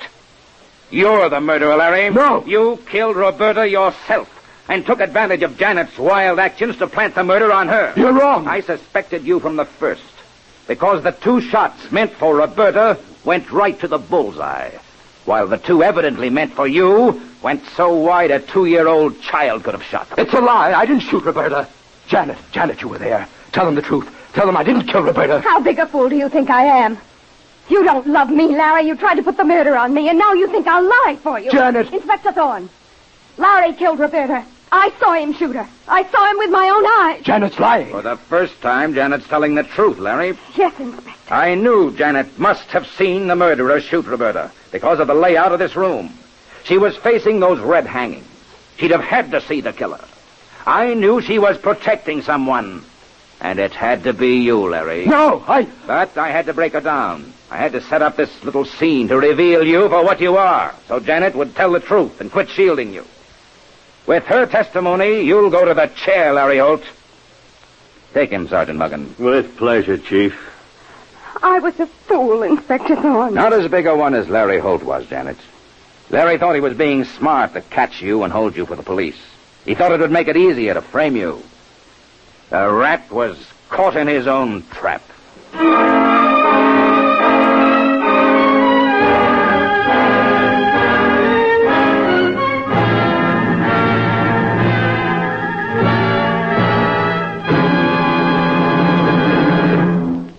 And so ends the Golden Girl murder case. The part of Inspector Thorne is played by Carl Weber. Direction by Kenneth McGregor. The script was written by Carol Warner Gluck, based on the original radio play by Frank and Ann Hummert. This is Fred Collins inviting you to tune in again next Friday at this same time when the National Broadcasting Company will present Inspector Thorne in The Defrosted Refrigerator Murder Clue.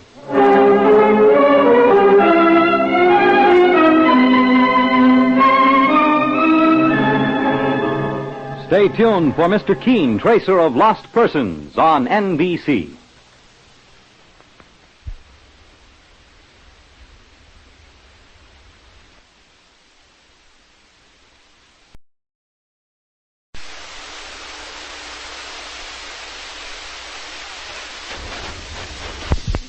And now the National Broadcasting Company presents Inspector Thorne in The Defrosted Refrigerator Murder Clue.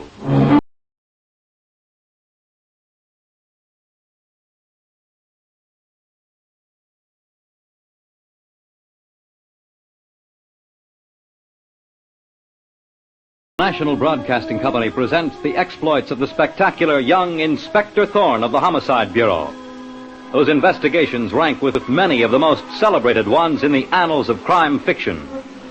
An investigator smart enough to claim he is dumb, and modest enough to believe it. Tonight, Inspector Thorne turns to The Defrosted Refrigerator Murder Clue.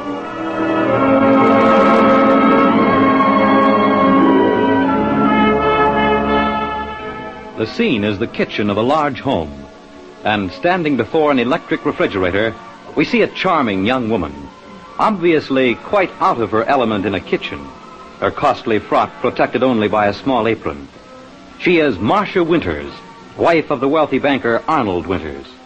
And as she opens the refrigerator door, we hear her say to herself, "Oh, another kitchen job that I hate. This refrigerator needs defrosting again."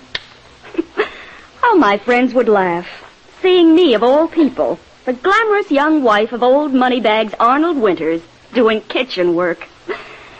But I have my reasons. Marcia?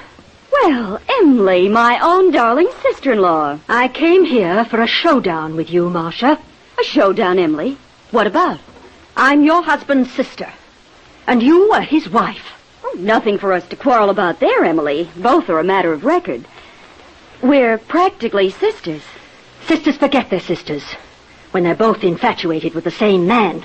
What do you mean by that? You know what I mean, Marcia.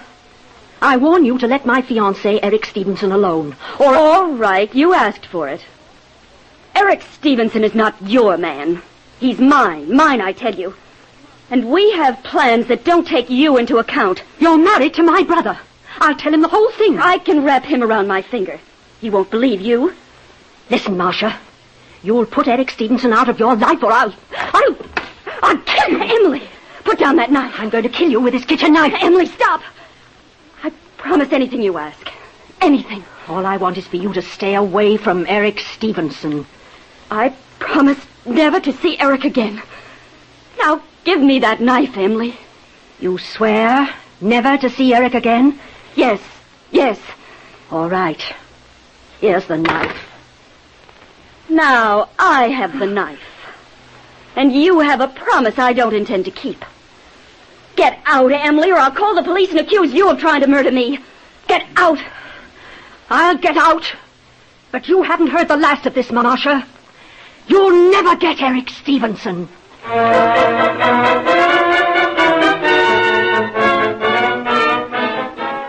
And now, 1 hour later, in the same house where this violent scene between sisters-in-law took place, we see the husband in the case, frenziedly speaking into the telephone as he says, Hello. Hello. Is this the police? My wife's been murdered. I just found her.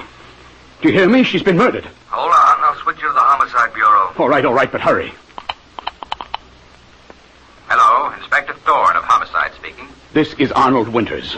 My wife, Marcia, has been murdered. I'll be out instantly. The address is... If you're Arnold Winters, the banker, I know your address already.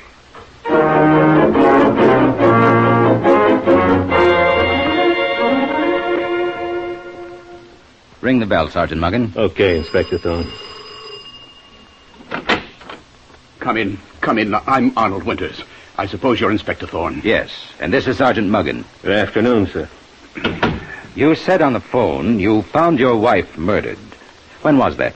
When I came home from work just 10 minutes ago, Inspector Thorne. That would be 2:45. Do you always get home this early, Mr. Winters? What? Oh, no, Inspector Thorne, but today I thought I'd surprise my wife, Marcia. I see. I came in the house and called to her, and when she didn't answer, I went out to the kitchen. She was there, lying right in front of the refrigerator.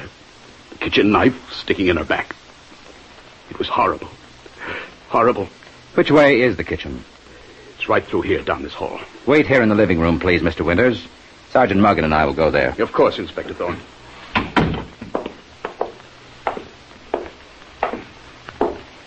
Here we are, Muggin. This is the kitchen. Boy, look at that kitchen knife in it.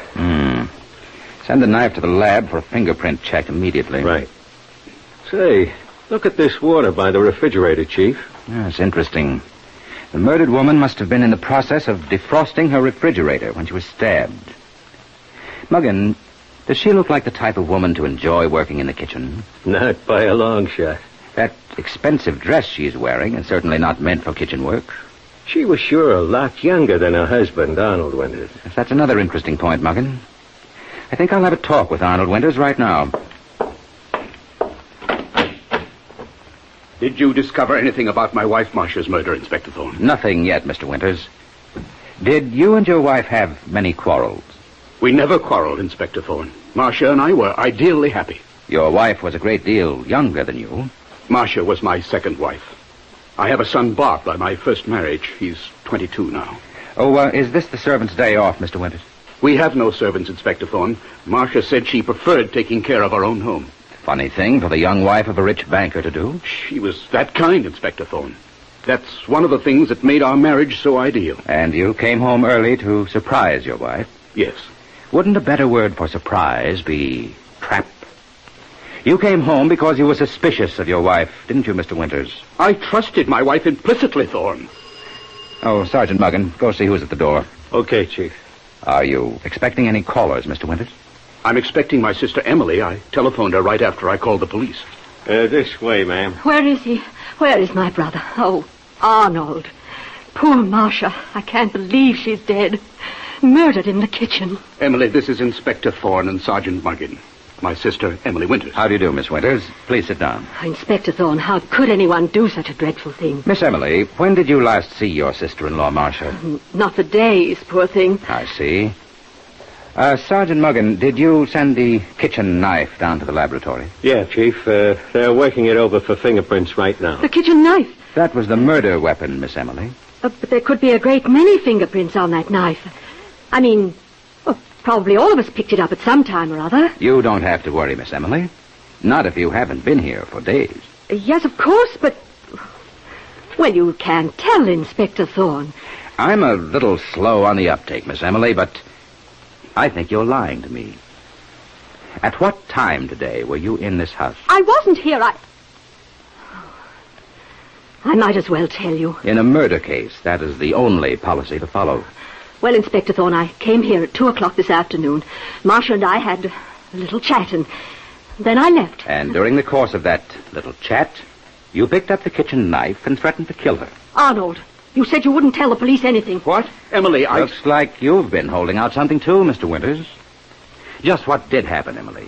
I'd like your version of it. Marcia laughed at me. She said she wouldn't give up my fiancé, Eric. She said she and Eric had plans that didn't include me. When I picked up that kitchen knife, I only wanted to frighten her. I never would have used it to kill her. Marcia said she wouldn't give up your fiancé, Eric. That's what she said. Imagine her. My brother's wife saying that. It was just the way I told Arnold. Emily, you must... Why shouldn't I tell the police what you knew about Marcia and Eric? You told them about me. Your brother didn't, Miss Emily. You did. Looks like you're saving me a lot of trouble here. Don't like to use my brain any more than I have to. What? You and your brother's young wife were fighting it out over some man named Eric. And she was murdered. Now, just who is this Eric? Eric Stevenson. He's an investment broker. About the same age as your brother, I guess. Why, no. Eric is 25 years younger. But why bring Eric into it? Marcia promised me to put Eric out of her life entirely. Sergeant Muggen, check up on this man, Eric Stevenson. Maybe he didn't want to be put out of the murdered woman's life. Right, Chief. Now, Mr. Winters, what do you know of this man, Eric Stevenson? I've never met him or heard of him until today. Husbands are usually the last to know. I don't really think there was anything between Eric and Marcia. I'm just a jealous woman, I guess, Inspector Thorne, always imagining things. Imagining that Marcia told you she and Eric had planned. Imagining the kitchen knife with which you threatened her. Those won't be imaginary fingerprints that we find on the murder knife, Emily. Marcia was alive when I left this house, Inspector Thorne. If I were you, Inspector Thorne, I'd look into Eric Stevenson more closely. Mr. Winters, how long have you known about this relationship between your wife and Eric Stevenson? Only since this afternoon, since my sister Emily told me about them. I went to see Arnold as soon as I left Marcia. I told him the whole story. That's right. And I was with Emily from that time until I came home. So you see, Inspector Thorne, I couldn't have killed Marcia. How do you know at what time your wife was murdered, Mr. Winters? I don't. I just meant if Emily and I were together all the time after she left Marcia in the kitchen alive. Where does Eric Stevenson live, Emily? He lives at the French Hotel, Inspector. I think he came here this afternoon and murdered my wife. Come on, Sergeant Muggen. We're going to the French Hotel to see Eric Stevenson.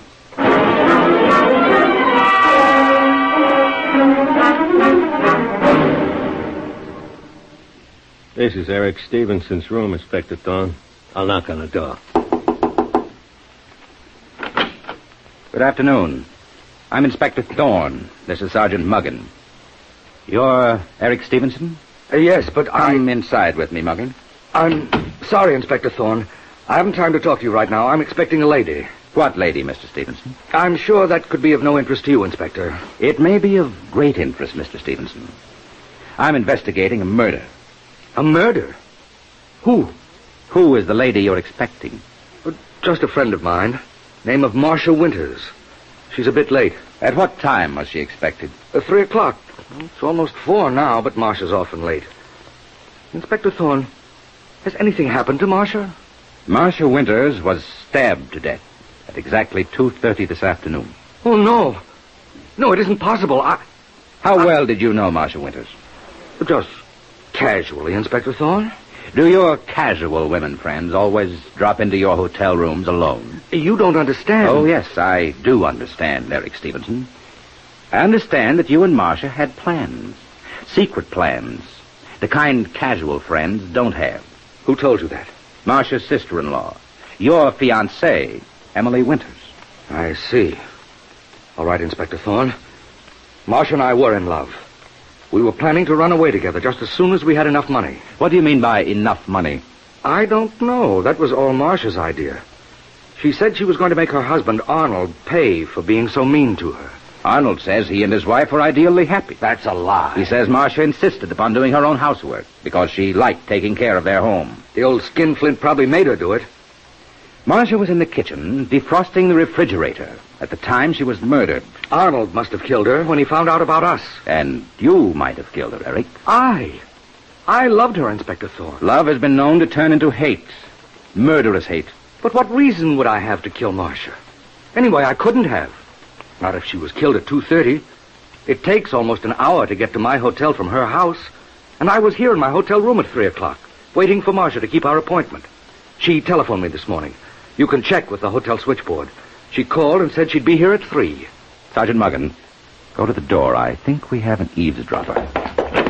Oh, let me go! No, you don't. Get inside, you. Bob, what are you doing here? Who is this young man? That's Marcia's stepson, Bob Winters. Do you make a practice of listening at keyholes, Bob Winters? Where this skunk is concerned, I do a lot more. Bob always hated his stepmother, Inspector Thorne. And why shouldn't I? The way she took Dad for a ride. I heard her make that phone call to you, Stevenson. I made up my mind I'd catch you two together. What purpose would that serve, Bob? Dad would have to believe me then and get rid of her for good. That was my plan, Inspector Thorne. So, your plan, Bob, was to get rid of your stepmother for good. Was it a plan that you've already carried out? A plan of murder?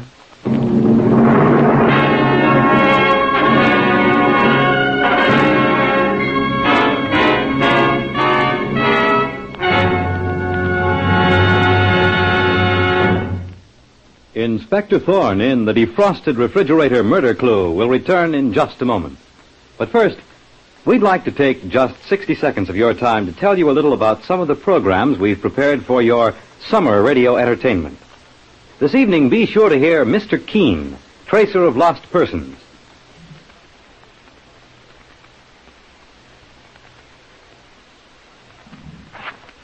Tonight, Mr. Keene brings you the mysterious story of the Abandoned Well murder case. Then on Sunday, we have Tom Conway as the debonair gentleman detective known as the Saint. Then there's screen actor Lloyd Nolan in another fast-moving, hard-hitting story as Martin Kane, Private Eye. Later, actor Carlton Young comes to the NBC microphone in the double role of Philip Galt and the Whisperer. Top Sunday evening off with security agent Mr. Moto, Japanese-American security agent fighting against the evil forces which would plunge the world into another global conflict. Then on Thursday, travel to the world of the future with stories bringing you the very best in science fiction on Dimension X. There you have it, a full schedule of programming designed to bring you the very best in radio entertainment, morning, noon, and night, over this, your NBC station. Thorne and the Defrosted Refrigerator Murder Clue.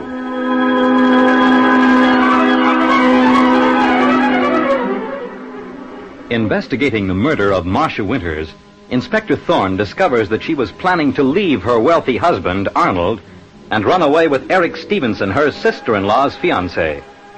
While Inspector Thorne and Sergeant Muggan are questioning Eric Stevenson at his hotel, they discover the murdered woman's stepson, Bob Winters, listening at the door. And now we hear Inspector Thorne saying, That was your plan, wasn't it, Bob?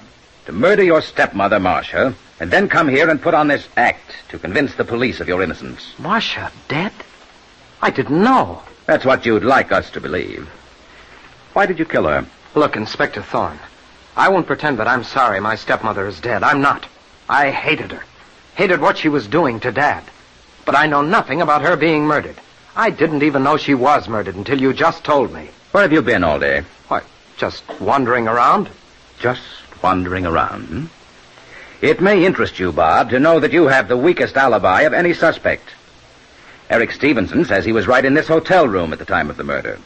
As for your Aunt Emily and your father, they say they were together. Aunt Emily and father? Eric Stevenson here says your father didn't treat your stepmother well. Eric's a liar. I'll tell you something, Inspector. My stepmother was doing her own housework. Why, Bob? Your father's a very rich man. Because she was paying me off. Paying me every cent she could get together. So I wouldn't tell Dad about her having an affair with Eric. So you go in for blackmail. And murder. Why should I kill Marcia? I was getting plenty from her. Every cent she could get from Dad, including the money he gave her to hire servants to do the housework. Work she did herself. Sergeant Muggan. Yes, Chief. Telephone headquarters and see if the boys have uncovered that information I asked for. Right away, Chief. And then, Muggan, you and I are returning to the murder house to have a further talk with the murdered woman's husband, Arnold Winters, and his sister, Emily. And we're taking Eric Stevenson with us.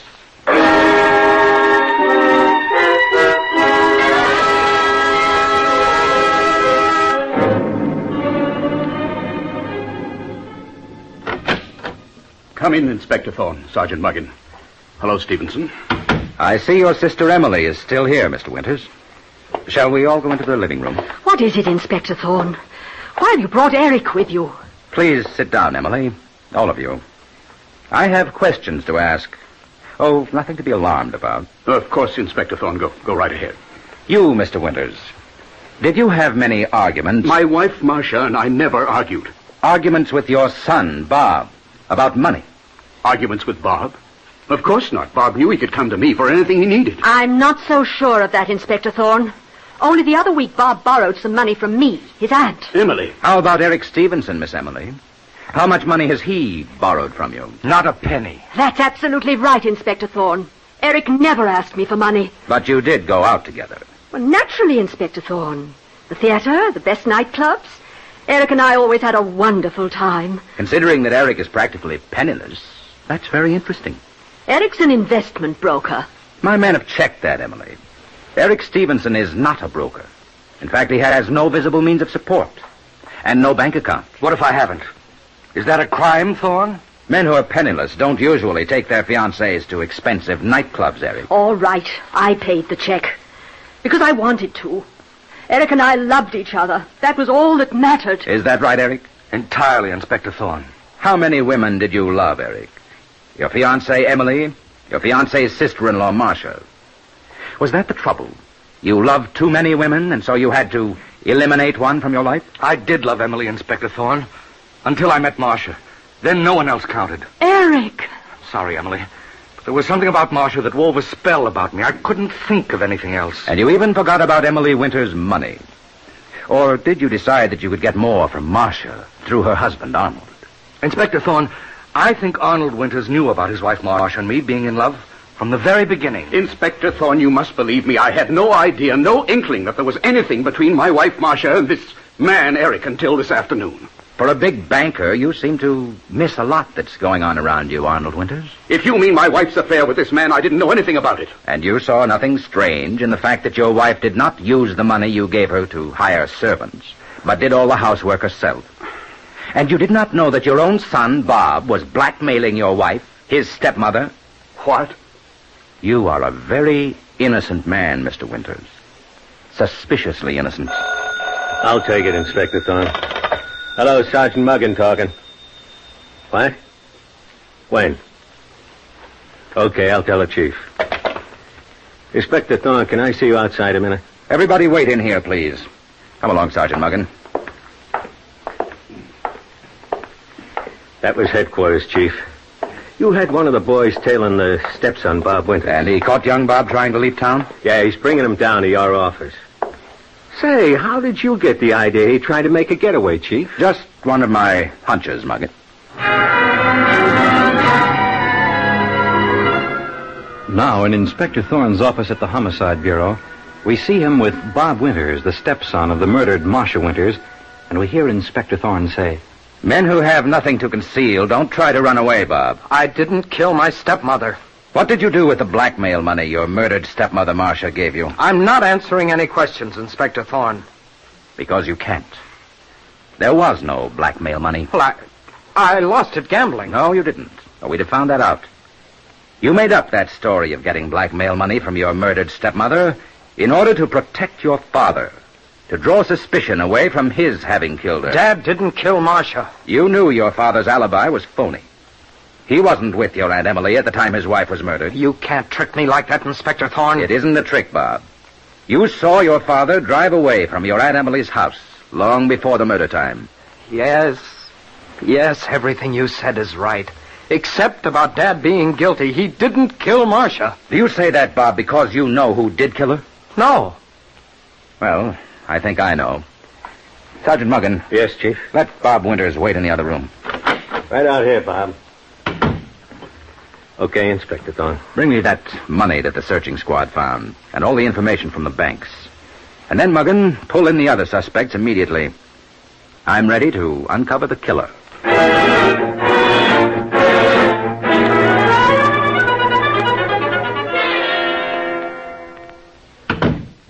Got them outside, Inspector Thorne. Arnold Winters, the murdered woman's husband, his sister Emily, and her fiancé, Eric Stevenson. Who do you want in here first? Bring them all in, Sergeant Muggin. All of you, come in. I hope you have good reason for dragging us all down here this way, Inspector Thorne. Yes, Mr. Winters, I have.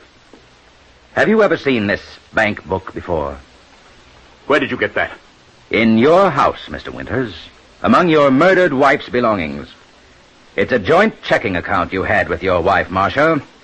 An account which you closed over a month ago after you discovered that she had withdrawn $25,000 from it. What if I did? She had no right giving my money to Eric Stevenson. He's lying. Never mind that, Eric. I suppose, Arnold Winters, you realize what you have just admitted. You've admitted that you knew about your wife and Eric Stevenson over a month ago at least. Marcia was a cheat. I've known about her and Eric all along. Marcia was worse than that, Inspector Thorne. Worse than that. My men discovered something that might interest you, Emily. There was no money among your sister-in-law Marcia's belongings, but we found money somewhere else. That was my money. Do you always keep $50,000 in cash in your house? My brother Arnold gave it to me this afternoon. My dearest sister was blackmailing me, Inspector Thorne.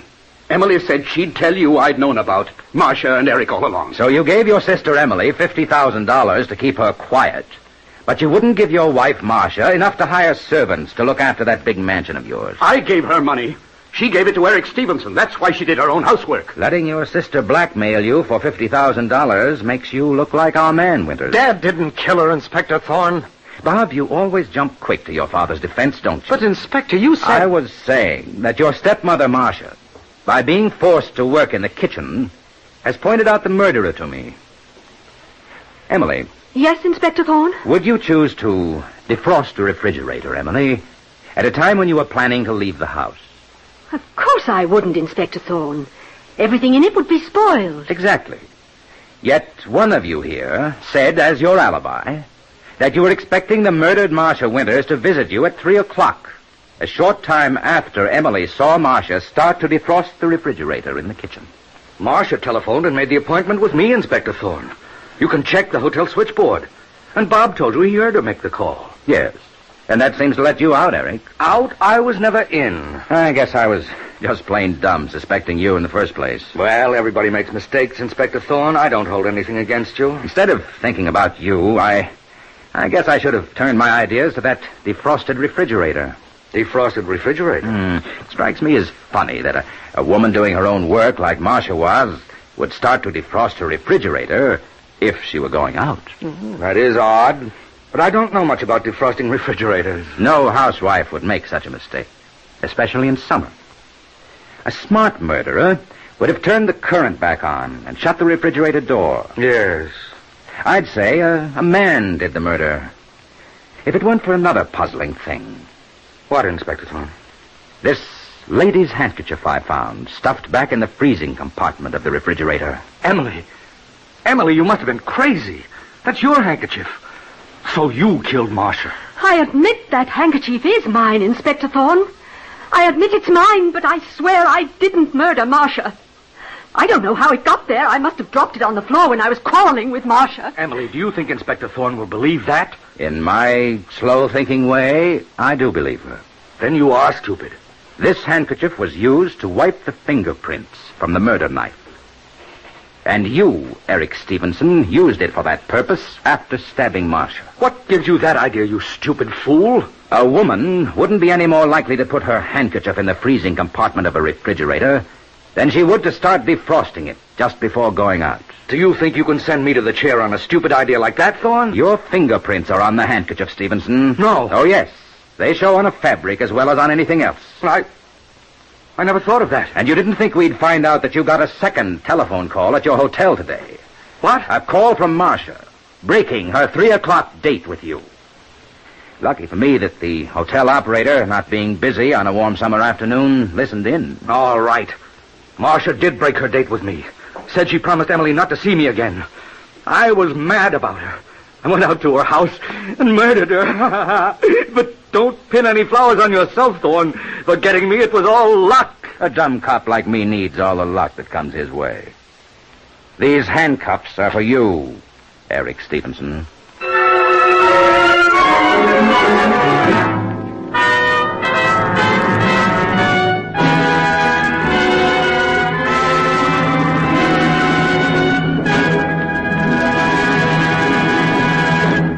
And so ends the defrosted refrigerator murder clue. The part of Inspector Thorne is played by Carl Weber, direction by Kenneth McGregor. The script was written by Geraldine Merkin and Edward Francis, based on the original radio play by Frank and Ann Hummert. This is Fred Collins inviting you to tune in again next Friday at the same time when the National Broadcasting Company will present Inspector Thorne in The High Style Murder Case.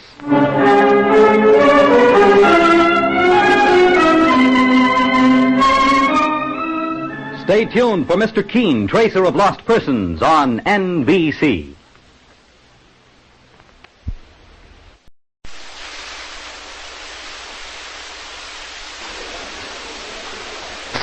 And now the National Broadcasting Company presents Inspector Thorne in The High Style Murder Case.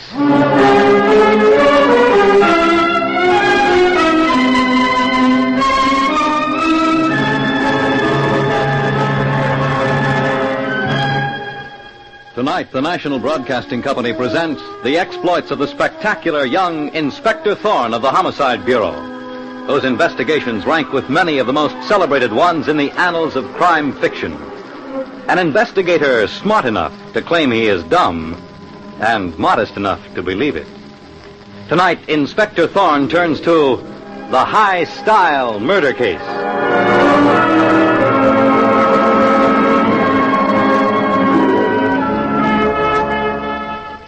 It is late one afternoon in the private office of Madame Florette, head of Florette Incorporated, one of the most famous dress houses in the fashion world. Madame Florette, distinguished by a reputation for fanatical honesty, is young and beautiful despite her fantastic success. But she seems disturbed as she turns to her secretary and speaks the words that lead to terror and murder. Lucille, I'm ready to see Stephen Marsh now. He will be happy, Madame Florette. Monsieur Stephen has been waiting for an hour. Madame Florette will see you, Monsieur Stephen. Thank you, Lucille. Wait outside, Lucille. Oui, Madame. Stephen, I'm not going to beat around the bush. What is it, Madame Florette? Hasn't my work been satisfactory? Don't put on such an innocent air. You've been padding accounts, Stephen, stealing from the firm. No. Don't squirm and lie, you thief. I have the proof right here. I hired you in the first place only for the sake of your mother. But I don't care how long your mother's been working for me. You're a thief, and I'm going to turn you over to the police. No, you can't do that. I made a mistake. I lost some money in a deal, and I had to pay it back. I got in deeper and deeper, but if you'll only give me another chance. There's no excuse for dishonesty, Stephen. Well, then please give me some time, Madame Florette. I'll pay you back, but don't wreck my whole life and think of Mother. It will break her heart. Very well, Stephen. I'll give you until tomorrow morning to pay back all the money you stole. Tomorrow morning? But, Madame Florette, I can't raise the money by then. If you don't, Stephen, I shall turn you over to the police. Now leave my office before I call my manager, George Harmon, and have you thrown out. Oh, it makes me ill to look at a thief.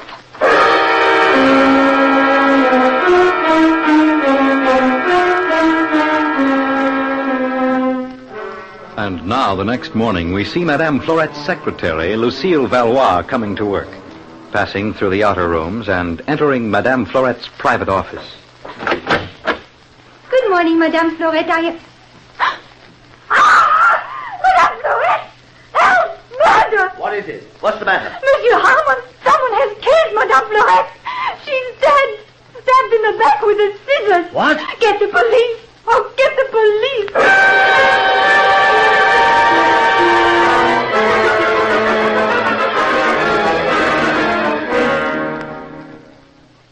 Oh, mon Dieu. Why don't the police get here? It's only been 10 minutes since we called them, Lucille. Oh, Monsieur Harmon, I shall never forget the terrible sight. My poor Madame Florette lying in a pool of blood. Oh, stow it, Lucille. You didn't give a hoot for Madame Florette. Listen to the big, important general manager talking. You better be careful, George Harmon. And you better quit putting on that act when Inspector Thorne gets here. Thorne's hot stuff, and he'll see through you like a pane of glass. I'm not afraid of Inspector Thorne. Maybe you are, George. Me? Why should I be afraid? Keep quiet, Lucille. Someone's coming. Inspector Thorne? Yes, I'm Thorne. This is my associate, Sergeant Muggin. Morning. Inspector Thorne, I'm George Harmon, Madame Florette's general manager. How do you do, Mr. Harmon?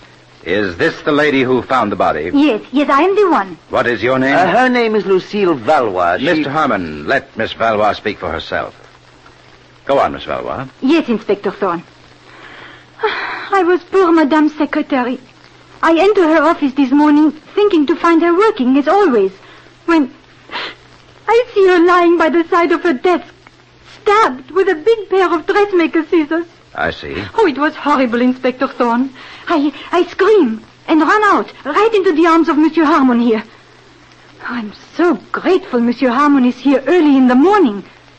Earlier than usual. Hey, what are you saying, Lucille? She said you were here earlier than usual, Harmon. Is that true? No, Inspector Thorne. That is, I sometimes come in this early. But not often? Whenever I have special work to do. And just what is your work here, Mr. Harmon? Well, as I told you, Inspector Thorne, I am Madame Florette's general manager. I select all the materials we make our dresses from. This morning I had to arrange a dinner for some buyers. Ha! A matter of an hour. What are you trying to do, Lucille? Get even by making me look suspicious? Get even for what, Harmon? Oh, I spoke out of turn, Inspector Thorne. It's your turn now. Go on. You shouldn't take Lucille seriously, Inspector Thorne. Don't you insult me, George Harmon. Half the time you don't know what you're saying, Lucille. You get so worked up. Oh, really? She's as temperamental as a tiger, Inspector Thorne. And right now she's sore at me because I told her she was dramatizing herself. I'm no genius, Harmon, but I've had plenty of experience telling facts from fancies. Is that Madame Florette's office? Yes, Inspector Thorne. Let's have a look, Sergeant Muggen. Okay, Chief. Well, there's the body. Nasty sight, Muggen. Yeah, pair of scissors in her back. The scissors must have gone straight to Madame Florette's heart. Lucky for her. I've seen him where the murderer had to stab her half a dozen times. Save it for your memoirs, Muggen.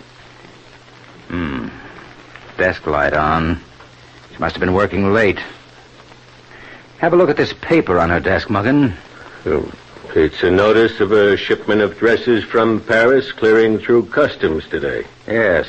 Apparently she was killed in the middle of a job. Working till the last. Died with her boots on, huh? I'm not so sure of that. What do you mean, Chief? Take a look at her shoes, Sergeant Muggen. So? I'm no expert on women's clothes, Muggen, but I've noticed most of them won't go out of the house in certain color combinations. Yeah? Then how come a fashion expert like Madame Florette is wearing black shoes with a navy blue dress? Even the average well-dressed woman wouldn't wear that color combination. Hey, Chief. That's right. Who's that? It's me, Lucille Valois. I have something to tell you, Inspector Thorne. All right, Miss Valois. I'm through here anyway. Sergeant Muggen, while I talk to the secretary, Lucille Valois, you check the building employees. Find out if anyone came in here late last night. Gotcha, Chief. Now, Miss Valois, what is it? If there is a murder, the police, they look for people with a motive, no? Yes. Then it is my duty to tell you that yesterday, Madame Florette sent for a young man who works here, Stephen Marsh. Stephen Marsh? Yes, Inspector Thorne. I overhear their conversation. Madame has found out that Stephen Marsh was padding accounts, stealing. Stealing? Yes. You see, Madame is a holy terror about honesty. She was furious with Stephen. I shouldn't wonder, Lucille. She said she was going to turn him over to the police. He pleaded with her, and finally she gave him till this morning to return the money. You certainly got an earful, Miss Valois. I did not listen on purpose. They were talking so loud I could not help hearing. I have a few questions for you, Miss Valois. You're French. But of course. I suppose Madame Florette hired you so she could speak her own language with someone? Not at all, Inspector Thorne. Madame Florette was no more French than you are. Is that right, Lucille? You see, a French name is supposed to be good in the fashion business. Yes, so I've heard. How long did you work for Madame Florette? It is 2 years now. Oh, that it should end like this. You will arrest Stephen Marsh? We have to find him first. Oh, Inspector Thorne, there's Stephen's mother, Mrs. Marsh, just coming in. Maybe she knows where he is. Stephen's mother? But yes, she works here as a fitter. Oh, Mrs. Marsh. Good morning, Lucille. I'm sorry I'm so late. I had a terrible night.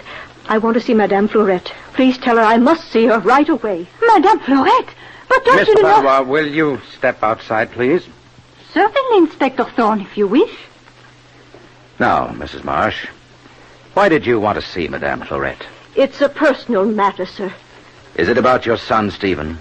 Who are you? I'm Inspector Thorne of the police. The police? I suspect you want to see Madame Florette to plead for your son, whom she caught stealing. You know about Stephen? Yes, Mrs. Marsh. But Madame Florette promised not to tell the police till this afternoon. So I've heard. Inspector Thorne, please.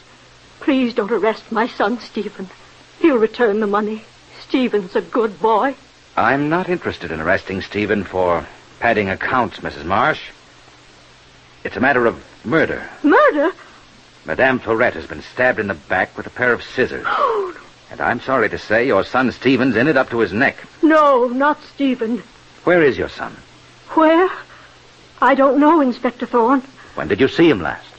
I saw Stephen last night. He came home after work, told me what happened, said he had seen Madame Florette, and that she had given him until this morning to pay back the money he'd stolen. And then? Then he went out. Where did he go? I don't know, to try to raise the money somewhere. Stephen wouldn't kill anybody, Inspector Thorne. Maybe he's weak, but he wouldn't kill anybody. Still, he didn't come home all night? I'm sure Stephen can explain. I'm sure he can tell you exactly where he went. I suggest you try to find him, Mrs. Marsh. I will. I will. Inspector Thorne. What's up, Sergeant Muggin? I've got something in the next room you ought to see. All right, Muggin. If you locate your son, Mrs. Marsh, you'd better tell him to give himself up. Where can Stephen be? I've got to find him. Why didn't he come home? I've got to think. Where can Stephen be? The phone. I'm not going to answer. I've got enough on my mind. Oh, Mrs. Marsh, that phone call's for you. Will you take it in there? For me? Yes. All right, I'll take it, Lucille. Dear Mrs. Marsh, I leave you. Who could be phoning me? Hello? Hello? Mother? Stephen, where are you? I'm home, Mother. I just wanted to tell you goodbye. Goodbye? Stephen! I can't face it, Mother. I'm going to end it all, and I just wanted you to know that I thank you and love you. No, Stephen, wait for me. I'm coming right home. We'll talk it over then. It's no use, Mother. Goodbye. Stephen! I've got to stop him. I've got to do something. Inspector Thorne, hurry, help me. Mrs. Marsh, what is it? It's my son, Stephen. He's going to kill himself. You've got to save him, Inspector Thorne. Where is he? At home, 2 West 9th Street. Let's go, Sergeant Muggin.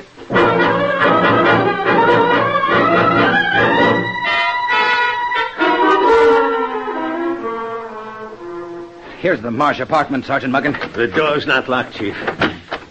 No one in this room. I smell gas. Quick, Muggin, the kitchen. Open the kitchen door.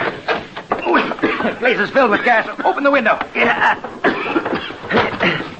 And there's Stephen Marsh, lying by the stove with the gas jets open. I'll turn off those jets, Chief. Stephen isn't even unconscious yet. Go away. Let me die. Come on, Stephen. Sit up. Who are you? I'm Inspector Thorne. This is Sergeant Muggin. Why didn't you let me die? I don't think you really wanted to die, Stephen. What? I may be dumb, but I think if you really wanted to commit suicide, you wouldn't have telephoned your mother and then taken such a slow way out. I did want to die, I did. Then what's this monkey wrench doing at your side? Isn't it there to break a window in case we didn't arrive to rescue you and you felt yourself passing out? Isn't it? I was crazy. I thought I'd get some sympathy. By staging a fake suicide? Pretty tough on your mother, wasn't it? I couldn't face being jailed for a thief. For a thief? Or a murderer? A murder? Yeah, Madame Florette was bumped off last night. What, Sergeant Muggin? Well, I didn't kill her. I wasn't near the place. No, Stephen. Here's a page from the night book of the office building. Everyone who enters or leaves after 5 is supposed to sign in. Well, what of it, Inspector Thorne? You signed this book when you entered that building at 9 p.m., Stephen.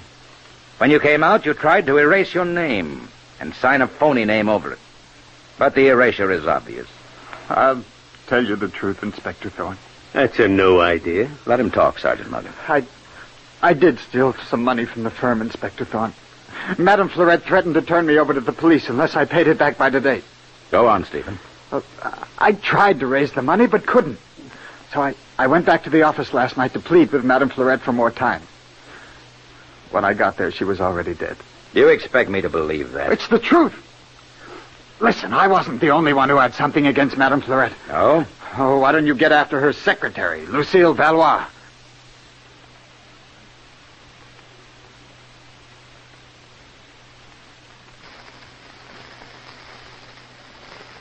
Why? Because Lucille is nuts for the general manager, George Harmon, that's why.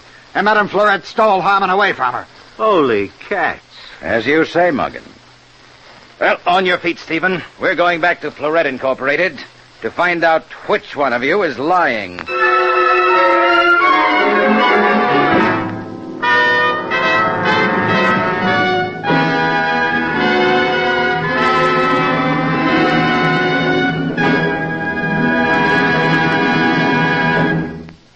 Inspector Thorne in the high-style murder case will return in just a moment.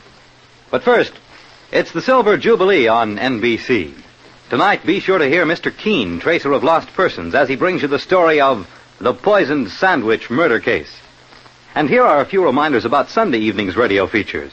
First, there's Tom Conway as gentleman detective Simon Templar, alias the Saint. Then screen actor Lloyd Nolan brings you another hard-hitting story as Martin Kane, Private Eye. And actor Carlton Young comes to the NBC microphone in the double role of Philip Galt and the Whisperer.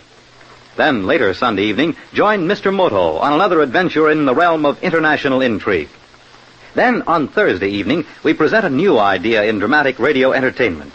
We call this program Dimension X, and it features stories dealing in time and space, which ask the radio listener to use his imagination and envision himself in the world of tomorrow. Well, there you have it. A brief rundown of the programs you soon will hear. Programs designed for the best in summer radio entertainment and heard on this, your NBC station.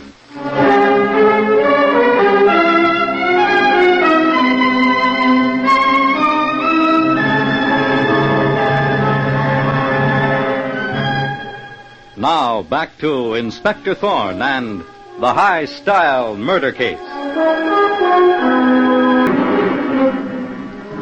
Madame Florette, owner of Florette Incorporated, internationally famous dress house, has been found murdered, stabbed in the back with a pair of dressmaker's scissors. Investigating the murder, Inspector Thorne finds that Madame Florette had threatened a young employee named Stephen Marsh with jail for stealing money from the firm. Inspector Thorne has questioned the murdered woman's French secretary, Lucille Valois, her general manager, George Harmon, and Stephen's mother, Mrs. Marsh, a fitter at Florette Incorporated. Suddenly, Stephen Marsh stages a fake suicide, and when faced with this, he accuses the secretary, Lucille Valois, of the murder, saying it was well known that Madame Florette had stolen the man Lucille loved, the manager, George Harmon. Now we see Inspector Thorne confronting the secretary and saying, "Now, Miss Valois, I'm told you're in love with the general manager, George Harmon." In love with that pig? Don't make such a joke. I expected you to lie to me. But it isn't a lie, Inspector Thorne. George Harmon is not my type of man, I assure you. Strange. It's common gossip around this dressmaking establishment that when you first came to work here, George Harmon gave you a big whirl, and that you liked every minute of it. You're naive. I flirted with George for the sake of my job. You dated George Harmon 4 or 5 evenings a week. You're a busy man digging up dirt. Murder's a dirty business, Miss Valois. I had nothing to do with the murder. You were the first to find Madame Florette's body. So? And as far as we know, the last to see her alive. That doesn't mean a thing, Inspector Thorne, and you know it. But this does, Miss Valois. About a year ago, George Harmon stopped taking you out. He became very cozy with Madame Florette. I didn't care. I was tired of George. Is that why you tried to resign? What is that you say? Credit the police with some sense, Miss Valois. We've checked the office files and found your letter of resignation. You told Madame Florette you wanted to leave for personal reasons. My mother was sick. Your mother has been dead for 5 years. All right. George threw me over for that woman, for Madame Florette. I could not bear to see her every day. Yet you changed your mind, stayed on the job. Well, Did you figure you might win George Harmon back? No. And after a year of waiting in vain for George Harmon, did you decide to clear the way by stabbing Madame Florette with a pair of scissors? You are cruel. You have made me tell my dearest secrets, and now that you could think I'd do something so horrible. I don't think you need that handkerchief, Miss Valois. When you cry, there should be tears. You beast. Excuse me, Inspector Thorne. Yes, Sergeant Muggin? A crate of dresses from Paris just arrived from Customs. They're marked personal for Madame Fleurette. Yes, and I told you I'd take charge of those dresses, Sergeant Muggin. They're marked for Madame Fleurette, Mr. Harmon. That is right. Madame always wanted to open the new dresses herself. Alone. It was a rule. Rules or no rules, Fleurette can't open them now, Lucille. With your permission, Inspector, I'll just take over and open the crate. Why so anxious, Harmon? I'm not anxious, Inspector Thorne. I merely want everyone to realize that I'm the boss now. Sergeant Muggin, bring the crate of dresses in here. Okay, Chief. Oh, this is ridiculous. I've always been second in command here. Until the murder's solved, I'm the boss, Harmon. Here's the crate, Chief. Open it, Sergeant Muggin. You can pry it open. I'll just get a couple of these nails out. There she goes. I'll take off some of this paper. Oh, my old lady will get a kick out of this.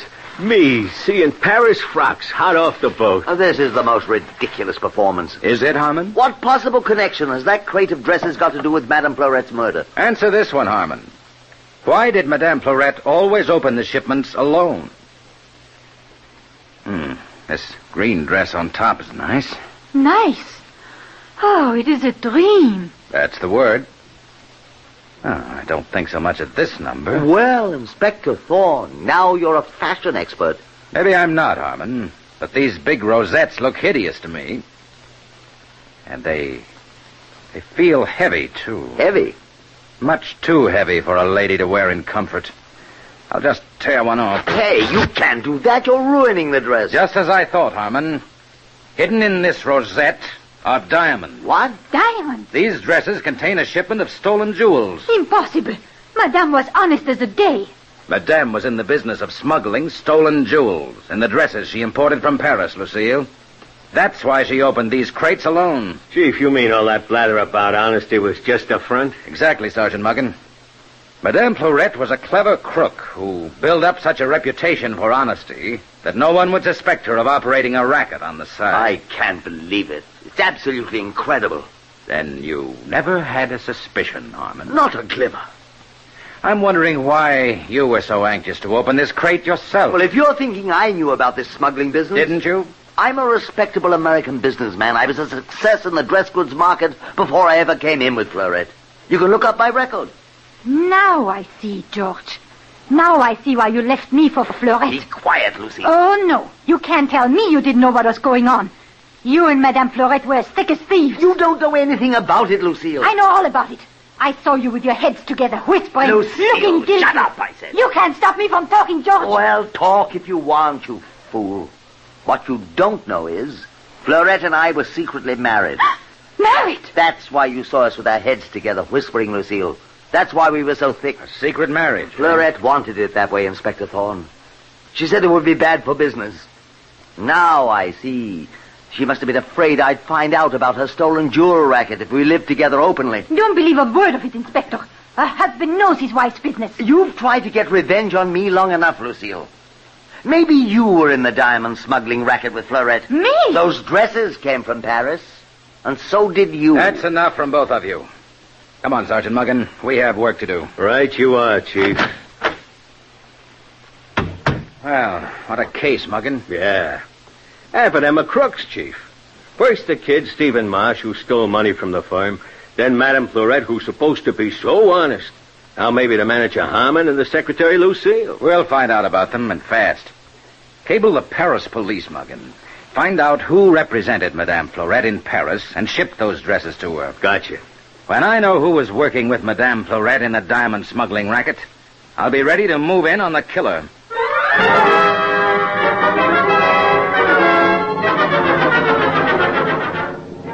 And so, sometime later, in the office of the dressmaking house of Fleurette Incorporated, we hear Inspector Thorne say, "Are they all here, Sergeant Muggin?" The whole gang, Inspector Thorne. Harmon, the manager, the secretary Lucille, young Stephen Marsh, and Stephen's mother. I'll go in and see them. Well, at last, Inspector. I'm beginning to wonder about American justice. You needn't wonder, Miss Valois. If you're innocent. Mr. Harmon. Yes, Inspector Thorne. I've been working with the Paris police. They've picked up the murdered Madame Florette's confederate in France. This confederate has confessed and implicated a gang of jewel thieves we've been after for a long time. And me? You are in the clear, Mr. Harmon. Inspector Thorne, I apologize. I should have had more faith in you. Do you mean George is innocent of the diamond smuggling? I do, Miss Valois. Now, you, Mrs. Marsh. You worked here as a fitter. Did you ever fit Madame Florette's personal gowns? Always, Inspector Thorne. When did you do it? After hours? Yes, sir. And did you fit a new dress on Madame Florette the night of her murder? Why, no, I never went near her. Mrs. Marsh, you're lying. When I saw the body, Madame Florette was wearing black shoes with a navy blue dress. Madame would never wear such a combination. I thought not, Miss Valois. So the only explanation is that she was trying on that navy blue dress for a fitting. Maybe I did fit that navy blue dress on Madame Florette the night of the murder, but I didn't kill her. I get it, Inspector Thorne. Mrs. Marsh must have done it to protect her son, Stephen. She must have begged Florette not to expose her son for stealing money from the firm, and when Florette wouldn't listen, Mrs. Marsh stabbed her with those scissors. Mother, you didn't... No. I did plead with Madame Florette for my son, and she wouldn't listen. But then... Yes? Someone else came in, Inspector Thorne, and sent me away while I was still fitting her with a navy blue dress. Who came in? Take my advice, Mrs. Marsh. Don't say another word till you get a lawyer. I don't care what happens. I've got to talk, Mr. Harmon. He's the one who came in, Inspector Thorne. George Harmon. Ridiculous. Quiet, Harmon. Go on, Mrs. Marsh. Afterwards, Mr. Harmon came to me and said he'd see that my son Stephen wouldn't be prosecuted for stealing that money. I kept my mouth shut. I thought so. I didn't know it was a case of murder, Inspector Thorne. And when I did find out, I was afraid to talk. The woman's mad. Oh, no, George Harmon. You were much too anxious to open that crate of dresses containing the smuggled diamond. What's this now, Thorne? You said yourself I was cleared of being in that smuggling racket. But I didn't say you didn't know about it. What? You found out about the diamond smuggling racket the day of the murder, Harmon, and made a beeline to Madame Florette to have it out with her. You were in such a state you couldn't wait for Mrs. Marsh to finish the fitting of that navy blue dress. That's ridiculous. You argued with Florette. Then you went wild, picked up the scissors, and stabbed her in the back. No! You found out she was going to double-cross you.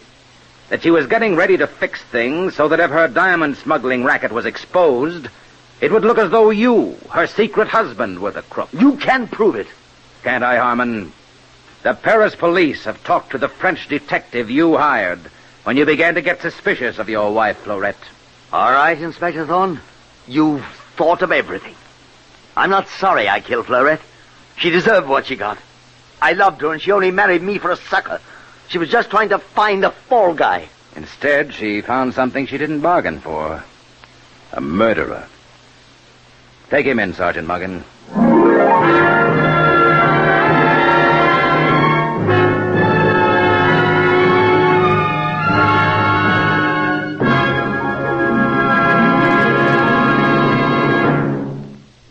And so ends the high-style murder case. The part of Inspector Thorne is played by Carl Weber. Direction by Kenneth McGregor. The script was written by Carol Warner Gluck based on the original story by Frank and Ann Hummert. This is Fred Collins inviting you to tune in again next Friday at the same time when the National Broadcasting Company will present Inspector Thorne in The Mastermind Murder Case.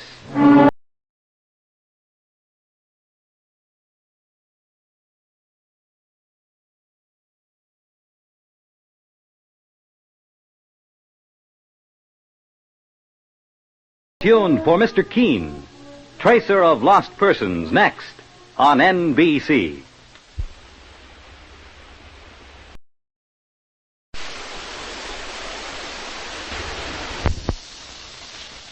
And now the National Broadcasting Company presents Inspector Thorne in The Mastermind Murder Case.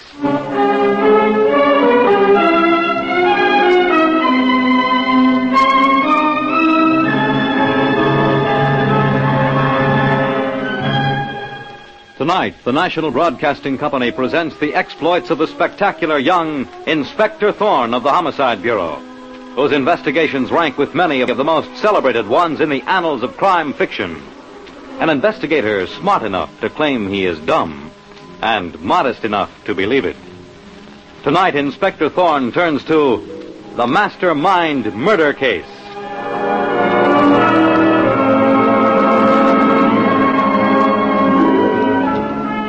The scene opens in one of New York's big banks. All is quiet and serene at a paying teller's window as the beautiful and socially prominent Jessica Monterey, wife of the bank's president, steps up to the teller's window, and we hear him say the words that are the prelude to violence and murder. Good morning, Mrs. Monterey. It's nice to see you here. Thank you, Mr. Lamb. I have a check for $50 I'd like you to cash. Certainly, Mrs. Monterey. Well, I'm sure this is one check we needn't look up. Drawn by the wife of the president of the bank. I suppose so. Here you are. 20, 40, 50. Thanks. Is my husband here? Yes, in his office. But he has someone with him. He won't be more than a few minutes. Wouldn't you like to wait for him? No. No, I have a very important appointment. Mrs. Monterey. Mrs. Monterey, I see the door of your husband's office opening now. Oh, she's already gone. That's the bank alarm bell. They've blown up the big safe. It's a holdup. They're killing the guards. Call the police.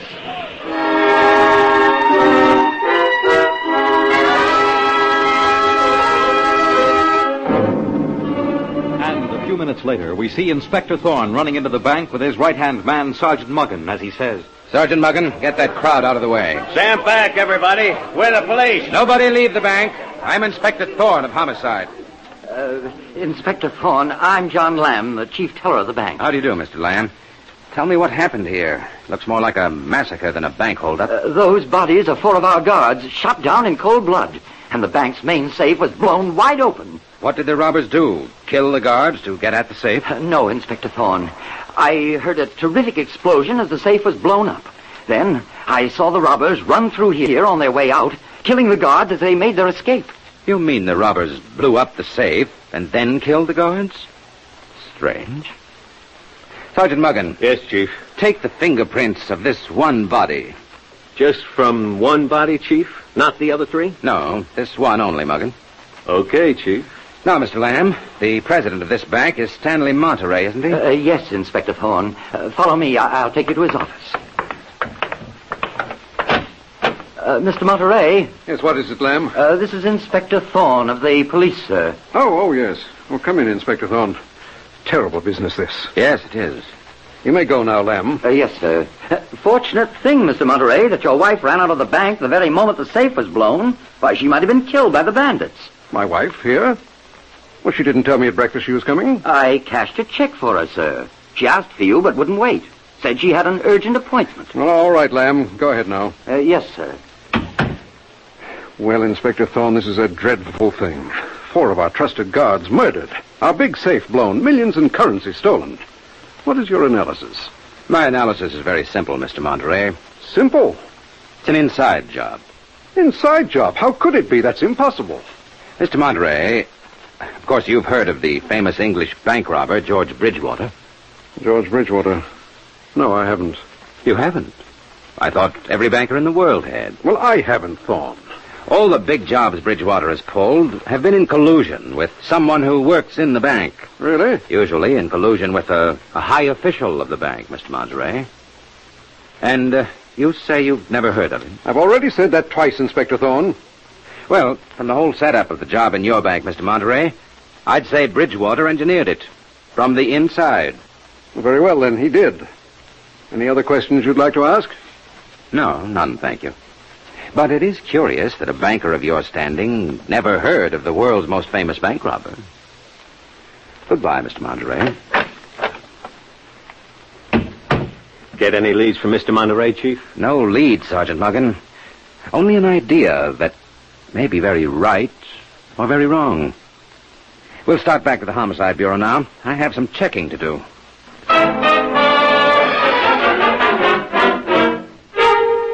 And later, as Inspector Thorne returns to the Homicide Bureau, he finds a visitor waiting. Inspector Thorne, at last. Yes? I have to see you. I'm Mrs. Monterey, Mrs. Stanley Monterey.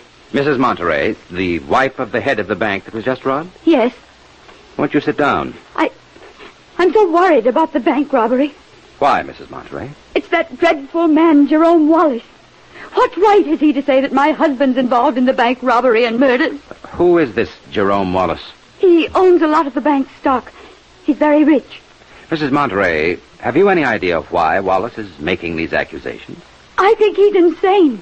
Did your husband and Wallace ever quarrel? No, never. Doesn't it seem strange to you that Wallace should deliberately accuse the head of his own bank of such crimes? You can think of nothing that might have aroused Jerome Wallace's suspicions or his apparent malice. No. Look here, Mrs. Monterey. You must tell me the truth. You know that Wallace has some motive, and you know what that motive is. No. Does your husband know you're here? Oh, no. No, I came here because I wanted to save my husband. Because you were in some way responsible for his trouble? No. No. You have something on your mind that your husband doesn't know about. Something you don't want him to find out. He must never find out. Stanley's so hot-tempered, he'll be wild if he knows about it. Your husband hot-tempered? About something Jerome Wallace has done? Tell me, Mrs. Monterey, just what is your connection with this man Wallace? I met Jerome Wallace at a dinner a few months ago. He kept annoying me, making advances. Go on. Finally, I had to tell him to keep away from me, that I loved my husband. He got very ugly. He said he'd get even. And you're asking me to believe that is why he's now attacking your husband? It's all my fault, Inspector Thorne. Oh, I wish I'd never met Jerome Wallace. Mrs. Monterey, what were you doing in the bank? And why did you run out of there just before the safe was blown up and 4 men were murdered? Well, I just happened to be there to cash a check. You know, I'm a little slow thinking. When I meet a lady like you, I just don't know what to make of things. I mean, you're being there and running out of the bank at just the right moment. I don't know what you're talking about. You seem very shaky, Mrs. Monterey. Are you well enough to go home alone? Oh, yes, Inspector Thorne. Besides, some friends, Mr. and Mrs. Stewart, drove me over in their car. They're waiting downstairs. Oh, they must be very old friends to be so much in your confidence. Oh, not old friends. We've only known each other about a month. Oh, they don't know why I've come to see you. Well, I don't want to hurry you, Mrs. Monterey, but there's someone waiting to see me. Goodbye, Inspector Thorne. Goodbye, Mrs. Monterey. Sergeant Muggin. Yes, Chief. Follow Mrs. Monterey downstairs. Get the license number of the car she drives off in. And put some men on to tail her constantly. Hurry. Right. And that stool pigeon you sent for is outside, Inspector Thorne. I know he is. Come in, Harvey. Okay, Inspector Thorne. What do you want? I want you to answer a few questions. We're holding 2 men for that big bank robbery and murders. Their names are Kelly and Smalls. You know them, don't you? Yeah. Now, you know as well as I do, Harvey, they're not smart enough to pull a job like that alone. Tell me who's behind them. What's the man's name? I don't know. I don't know nothing about it. Then why are you shaking like that? I don't want to end up in the morgue. Tell us who masterminded it, Harvey. All I know is they call him Mr. Big. Nobody knows his name. Mr. Big, huh? I never seen him. Honest, Inspector Thorne, you know me. I helped you cops many a time, but this one is murdered. That's all you'll tell me? That's all I know, Inspector Thorne. All right, Harvey. You can go. Thanks, Inspector Thorne. I got that license number on the car Mrs. Monterey was in, Chief. You get anything from Harvey? Only that somebody did mastermind the bank robbery and murders. A Mr. Big. A Mr. Big? Is that the English bank robber Bridgewater you were telling me about, Chief? That's for us to find out, Muggin. You could have knocked me over with a feather when the wife of the head of the bank that Mrs. Monterey walked in. I tell you what, Chief. Come in. Inspector Thorne, they got that stool pigeon, Harvey. They shot him a block away. What? Killed Harvey? They work fast and effectively, Mr. Big's men. They sure do. Hello, this is Inspector Thorne. Inspector Thorne, this is Stanley Monterey, head of the bank. I must see you at once. Where are you, Mr. Monterey? The bank. This is urgent. I'll be right over.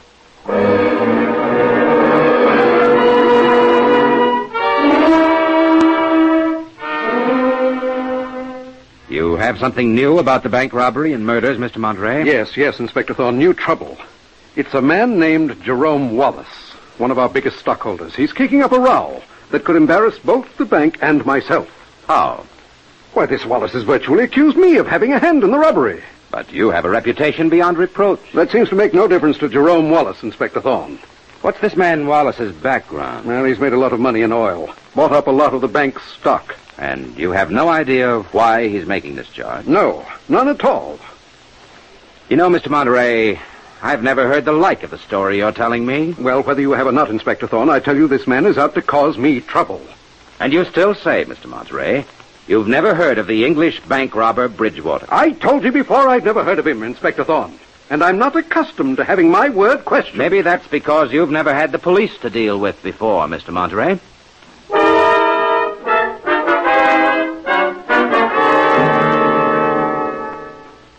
Well, Sergeant Muggen, here we are, waiting to see Mr. Jerome Wallace, the man Monterey says accuses him of the robbery. Yeah, and the one Mrs. Monterey told you was making passes at her. Well, Inspector Thorne, what can I do for you? How do you do, Mr. Wallace? This is Sergeant Muggen. Delighted. How do you do? Mr. Wallace, we're here about the robbery and murders at the bank. Well, you don't have to look any further than the head of the bank, Stanley Monterey. Yes, I've heard that's your opinion. But we can't convict Mr. Monterey simply on opinion. On what facts do you base your suspicions? Inspector Thorne, my suspicions about him are something I cannot ignore. Then I tell you, Mr. Wallace, that this job was engineered by the famous English bank robber, Bridgewater. Bridgewater? Bridgewater? Name is familiar to me. Oh, yes, now I remember. One time I was in London, the robbery of Berlin's bank. But could he be working with Monterey? I wonder. Now, this throws an interesting light on the case, Inspector Thorne. Mr. Wallace, you could help the police a great deal if you would not make your accusations against Stanley Monterey public just yet. All right, Inspector Thorne, let's put it this way. If Monterey doesn't return the money to the bank, or if you can prove someone else took it, I will make my accusation of Monterey public at the end of 3 days. You're asking a lot of a slow-thinking police officer like me to close up an important case like this in 3 days. But I'll do my best, Mr. Wallace, to deliver up the criminals. If you're unsuccessful, Thorne, I'll feel it my civic duty to expose Stanley Monterey.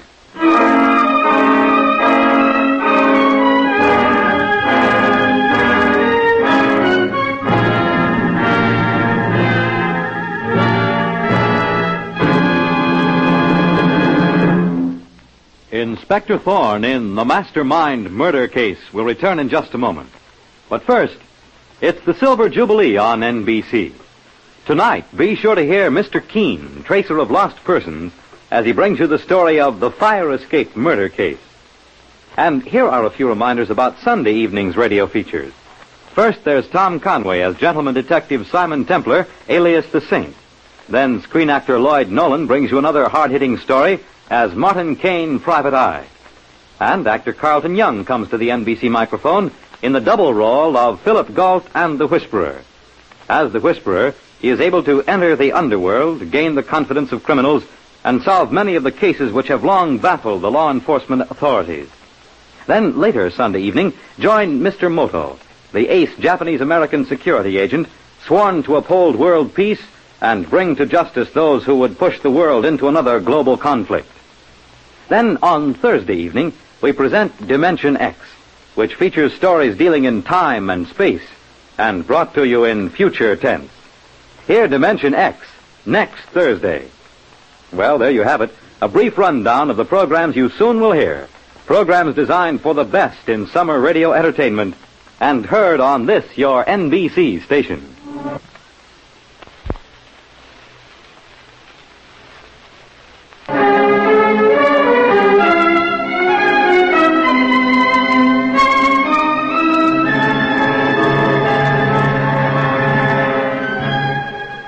Now, back to Inspector Thorne and the Mastermind murder case.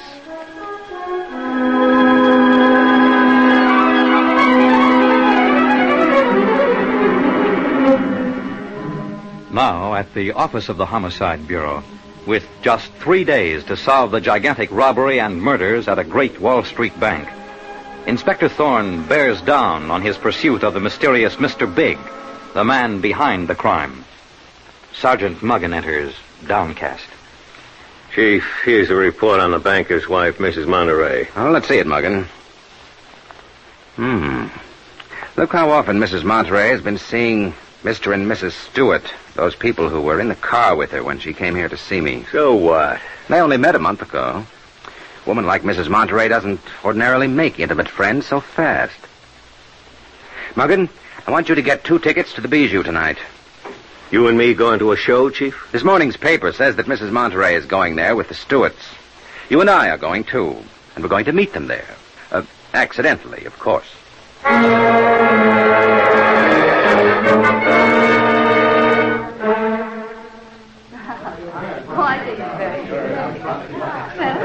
I don't go for this play, Inspector Thorne. I'm glad it's intermission. There's Mrs. Stanley Monterey over there, Muggin, with the Stewarts. Follow me. Right, Chief. Good evening, Mrs. Monterey. What? Inspector Thorne? How nice. And Sergeant Muggin. Are you enjoying the play? It's too heavy for me. Really, Sergeant Muggin? My husband often gets bored, too. That's why I'm so glad to have Clifton and Virginia Stewart to go with. Oh, I want you to meet them. Mr. and Mrs. Stewart, Inspector Thorne, Sergeant Muggin. How do you do? How do you do? Inspector Thorne, the detective? I've often thought I'd make a good detective myself. Oh, is that so? But construction's my job. Will you excuse me? There's some other friends of mine over there, and I'd like to say hello. Come along, Virginia. All right, Jessica. Yeah, Inspector Thorne, I'd like a word with you. What about, Mr. Stewart? It's about Mrs. Monterey. She's in a state over the bank robbery. She is she? Have you been following the case closely, Mr. Stewart? Yes, I've been following it in the papers. They certainly had a clever schedule worked out. Schedule? I mean, schedule. Oh, yes. And, of course, Mrs. Monterey is always talking about it. Have you discussed it with Mr. Monterey, too? I never met him. Mr. Monterey doesn't like going to shows very much. So we just naturally keep his wife company. Now, I like a good problem play. I suppose that's why I'm sensitive to Mrs. Monterey's feelings. About the robbery and murders? That's right. Now, knowing Mrs. Monterey and all, I've been doing some thinking. And I bet I could give you a tip or two. Well, I could use some help. I'm getting the idea I'm pretty dumb catching on to this case. Tell you what, Mr. Stewart, here's my card. Oh, thanks, Inspector Thorne. Drop in and see me in the morning. Wait a minute. I think I've given you the wrong card. May I have it back? Yeah, sure thing. Here's the right one. Well, I'll be looking forward to your tips in the morning. See you tomorrow, Inspector Thorne. Good night, Mr. Stewart. That character's a windbag, Chief. Just a big butter and egg man, eh, Muggin? Sure, typical. That's where you're wrong. Clifton Stewart's not typical. He's cunning. And he's not an American. He's an Englishman. He's an international crook. What? Yes, Muggin. From the way Stewart used one word, I know he's not an American, but an Englishman. And I think the fingerprints I tricked him into giving me on this card will show he's the famous English bank robber, Bridgewater.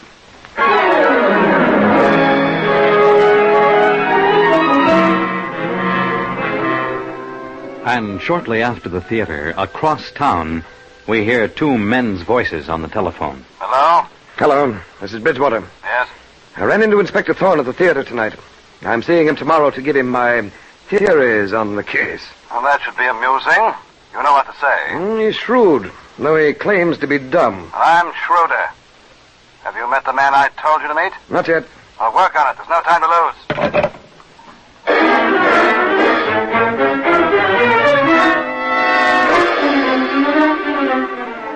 Now, next morning at the Homicide Bureau, things are beginning to happen. Inspector Thorne looks up as Sergeant Muggin enters excitedly. What do you think of this, Inspector Thorne?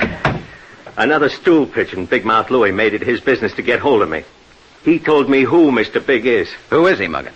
It's the head of the bank, Stanley Monterey. Monterey? Big Mouth Louie told you that? Word for word. Stanley Monterey is Mr. Big. I've got something for you, too, Muggin. I have the report on Clifton Stewart's fingerprints. He is the famous English bank robber, Bridgewater. Then Stewart's Mr. Big and Monterey ain't. Muggin, my hunch is that Bridgewater, alias Clifton Stewart, is working for someone else. And that this someone else is the real Mr. Big. Hello? Mr. Clifton Stewart's here to see you, Inspector Thorne. Have him come in. Well, speak of the devil, Muggin, here's Stewart in person. What a nerve that bird's got to come here. I'll have my gun ready, Inspector Thorne. This Bridgewater might be dangerous. He is dangerous, Muggin. Good morning, Inspector Thorne. Well, glad you came, Mr. Stewart. Have a chair. Thanks. Morning, Sergeant Muggin. Morning. You said you had some theories on the case, Mr. Stewart. Yes, Inspector Thorne. I read you've been checking people like this Harvey Zapper, the crook who was bumped off. Mm-hmm. Now, it seems to me that petty crooks like that couldn't possibly have managed something as big as this bank holdup, killing 4 men. As a matter of fact, we know there's a Mr. Big behind this. A Mr. Big? I might have known you'd be on the ball, Inspector Thorne. Yes, we're pretty sure there was some mastermind behind the bank robbery and murders. Someone who might have been a successful businessman if his mind weren't twisted. An executive. Or a successful construction man like yourself. Yes, or a banker. Inspector Thorne, you're barking up the wrong tree. This is an inside job. And my tip is to look for someone who knows the bank inside out. That makes sense, Mr. Stewart. Had the same idea myself. You did? We know another thing. Mr. Big is also ruthless. Muggin, you may have wondered why I took fingerprints off just one of the murdered men at the robbery. The laboratory has verified my suspicions. That was the body of a crook, a member of Mr. Big's gang. Mr. Big had one of his own men bumped off? What? Sure. That's what this Mr. Big always does. He kills off his Confederates and keeps the loot himself. How did you know this, Chief? From the way the body was lying. Out of the line of the machine gun fire that killed the other victims. You're sure Mr. Big put his own man on the spot? Oh, absolutely. But the funny thing is, he missed getting the one man he really wanted out of his way. The actual leader of the holdup, the famous English bank robber, Bridgewater. Who did you say he missed getting? The famous English bank robber, a fellow named Bridgewater. Well, that's certainly interesting, Inspector Thorne. But I'm taking up too much of your time, so I'll say goodbye. Goodbye, Mr. Stewart. What a cool customer. More than cool, Muggin. He's got a bad case of the chills, now that he knows how Mr. Big treats his boys.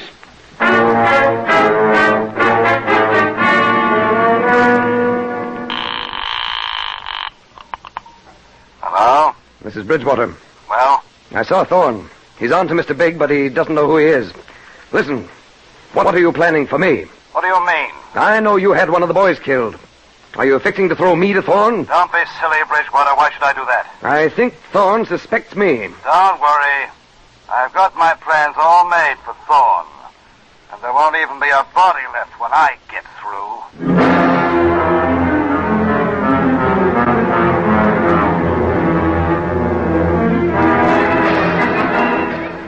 Now, Inspector Thorne, in danger of his life, moves in on Mr. Big. But first, he goes to see Clifton Stewart, who is really the famous English bank robber, Bridgewater. And Bridgewater, tricked by Thorne into suspecting a double-cross, has decided things are too hot for him, and he's frenziedly phoning an airport. Hello? Hello? Why don't they answer? Go ahead, ring the doorbell, whoever you are. No one will answer. Hello, airport. When does the next plane leave for England? Who? Inspector Thorne. Hello, Mr. Stewart. What do you mean by breaking in like this? Sergeant Muggin here carries an assortment of passkeys. Very simple lock, Mr. Stewart. I was on the telephone. I suppose I might as well hang up now. You might as well give up, Mr. Stewart. Or should I say, Bridgewater. What are you talking about, Thorne? I knew who you were 2 minutes after we met. By the way you pronounced one word. What kind of a joke? You said it was amazing, the schedule the bank robbers worked out. Well, so I did. An American says schedule. Only an Englishman pronounces it schedule. Well, that doesn't prove I'm Bridgewater. It gave me the lead I needed. Then I got your fingerprints on that card I mistakenly gave you at the theater. Look out, Chief. I've got you covered. Don't move, Bridgewater, or I'll kill you. The devil, Thorne. You'd never have gotten me if it weren't for... For whom, Bridgewater? You might as well say it. Mr. Big betrayed you. Why should you protect him? The one chance you've got is to talk. All right, Inspector Thorne. Mr. Big asked for it. Tried to put me on the spot, did he? Now he can burn with me.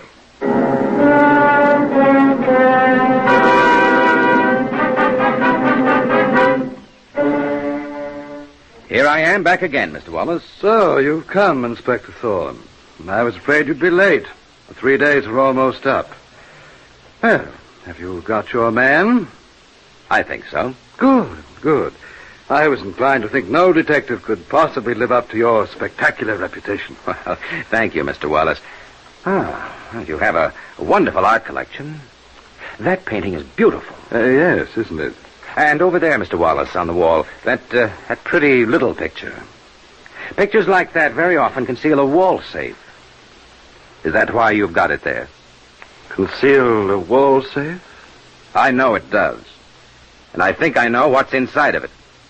The millions in cash that were stolen from the bank 3 days ago, and 4 men murdered. Yes. Yes, that's right, Thorne. I'll show it to you. I'm so sorry to have to use this gun. Come over here. Here.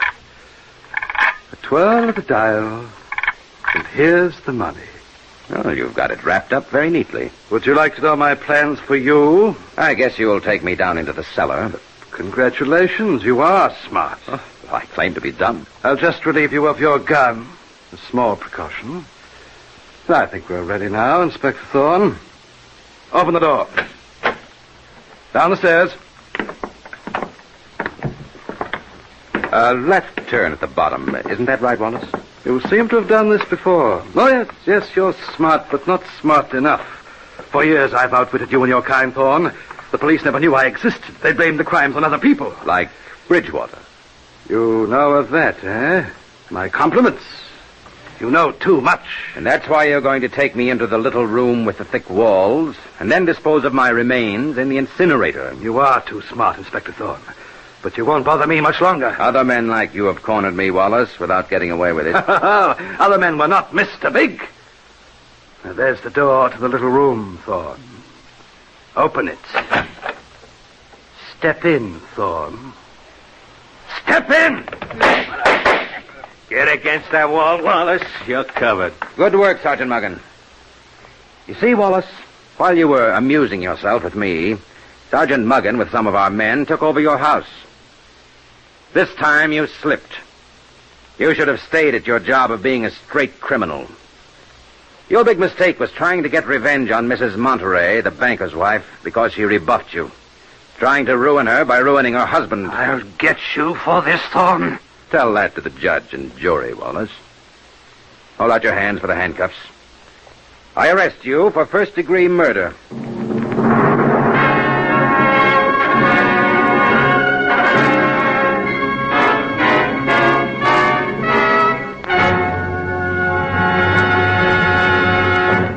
And so ends the Mastermind murder case. The part of Inspector Thorne is played by Carl Weber. Direction by Edward Slattery. The script was written by Carol Warner Gluck and Edward Francis from the original story by Frank and Ann Hummert. This is Fred Collins inviting you to tune in again next Friday at the same time when the National Broadcasting Company will present Inspector Thorne in the Dark Cigarette Murder Case.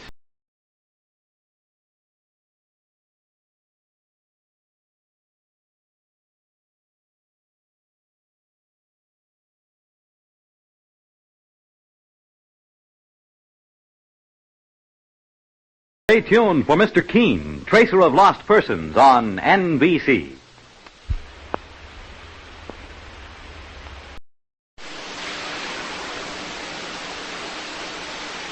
And now the National Broadcasting Company presents Inspector Thorne in The Dark Cigarette. Inside the school, saying, Don't be so curious, Flora. I'll put you wise in a second. What is all about, Don? I don't see why you have to drag me into the alley. Hush up, Flora, and get through this door. All right, Don, but I just... I guess we're safe here in the alley. Safe? But what do you mean? Listen, Flora. I've struck something hot in the music school. Something dangerous. Something dangerous, Don? Terribly. I want your advice on what to do about it, Flora. Well, what is it? Step away from the door a little. That's it. Now, you know that... Don, look out! No, not me. I don't know anything. I've got to run.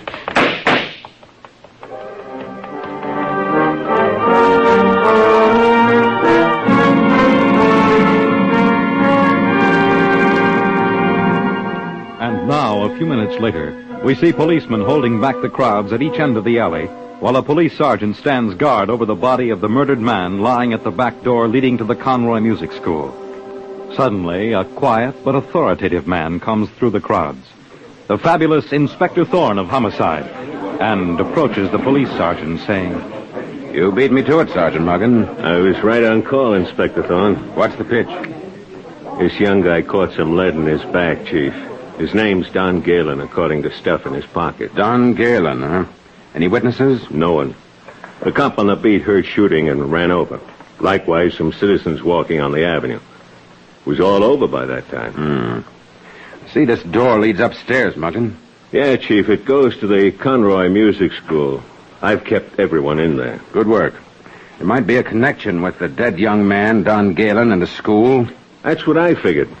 Conroy Music School, huh? Is that Lou Conroy, Muggen, the man who was once a big-time jazz musician? Right the first crack, Chief. Conroy owns and runs the school. And is he putting up a holler? A holler? Conroy says we've got no right to hold him or anybody else in the school. That's so, Muggen. Let's go upstairs to the Conroy Music School. We're starting with Mr. Lou Conroy.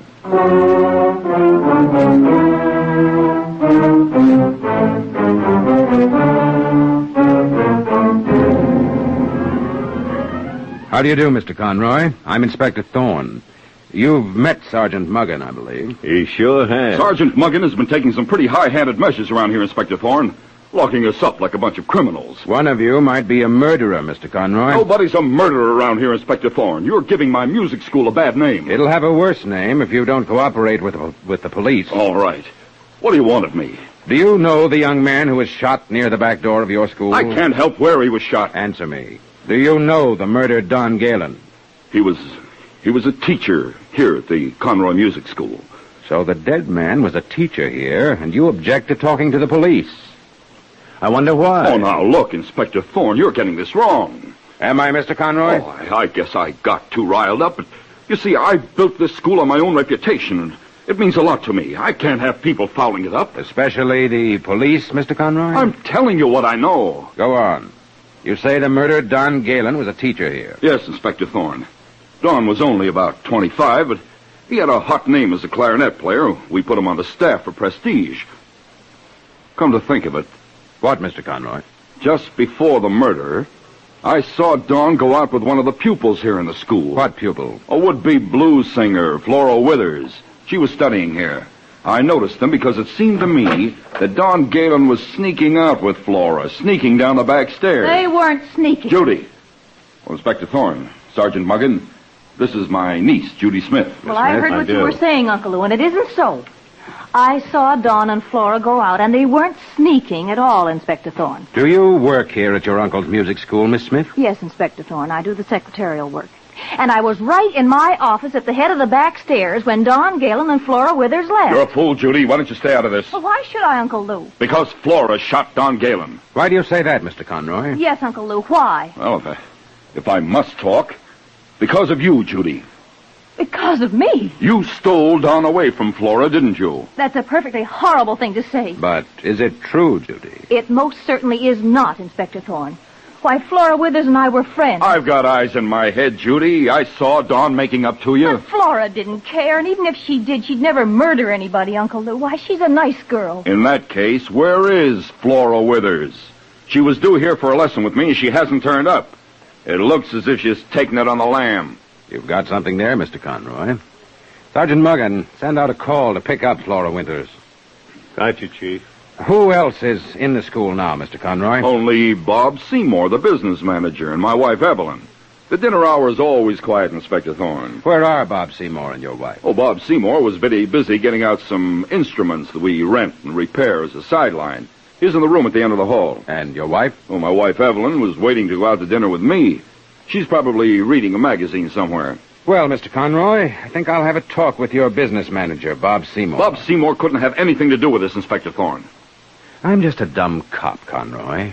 But I can't help wondering why you don't want me to talk to anybody. Don't try to leave here until I give the word.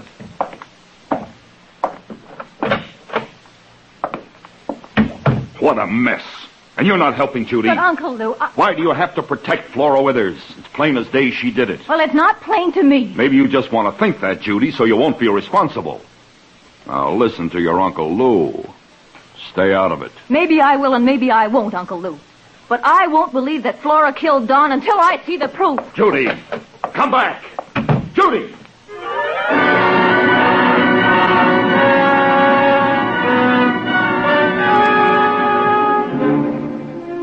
And now, as Inspector Thorne enters the office of Bob Seymour, business manager of the Conroy Music School, we hear... Bob Seymour, I'm Inspector Thorne of Homicide. Oh.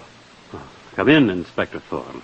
Well, you've got quite a stock of musical instruments in this room. They come and go. Rent and repair stuff. A good service for musicians and a fairly profitable sideline for the school. Mm-hmm. What did you know about the murdered clarinet player, Don Galen? Well, he brought us a lot of business, Inspector Thorne. You have a one-track mind, Mr. Seymour. I suppose I do. But I hardly knew Don outside of business, except that one of the students had a crush on him. Oh, really? Mm-hmm. A pretty kid named Flora Withers, trying to be a blues singer. Inspector Thorne. Yes, Sergeant Muggen? The alarm's out for Flora Withers. First step, she didn't go home. You mean Flora Withers is missing? That's right, Mr. Seymour. So Flora Withers killed Don Galen? Maybe, Mr. Seymour. But if Flora's missing, she was jealous of the little secretary here, Judy Smith. So I've heard. Now, who's that? That's Evelyn, Mrs. Conroy, playing that phonograph of hers again. Funny time for Mrs. Conroy to be playing a record. And a funny song to pick, Muggen. Frankie and Johnny, the torch song of the ages. Evelyn Conroy used to be a popular torch singer before she lost her voice and her looks, Inspector Thorne. Now she spends a great deal of her time sitting around playing records. You don't say. Did Mrs. Conroy have any dealings with the murdered Don Galen, Mr. Seymour? Just that Mrs. Conroy is the one who suggested giving Don Galen a teaching job here at the school. You mean it wasn't her husband's idea, even though he owns the school? Evelyn practically forced Conroy to employ Don Galen here at the school. Why did Conroy object? Oh, jealous, I guess, Inspector Thorne. Conroy was a big-timer one. Likes to lead the band, not play second fiddle to a famous clarinet player like Don Galen. So Evelyn Conroy sponsors Don Galen, and he's murdered, and now she's playing this particular record, Frankie and Johnny. Holy hat, Chief. You don't think... I'm not up on music, Muggen, but I remember one verse of that song. It goes, Johnny saw Frankie a-comin'. Please now, Frankie, don't shoot. But Frankie put her finger on the trigger, and the gun went root-toot-toot. She shot her man, 'cause he done her wrong. Golly, Inspector Thorne. Maybe Evelyn Conroy was in love with Don Galen. Maybe she killed him out of jealousy. Let's go, Sergeant Muggen, and see if we can find out. Okay, Chief. It's coming from one of these small rooms down the hall. Must be this one. Yes. Yes, there's Evelyn Conroy at the phonograph. Mrs. Conroy? Yes? I'm Inspector Thorne of the police. This is Sergeant Muggen. We heard the record you were playing, Mrs. Conroy. I was just amusing myself while waiting for my husband. With the dead man on the doorstep? Why not?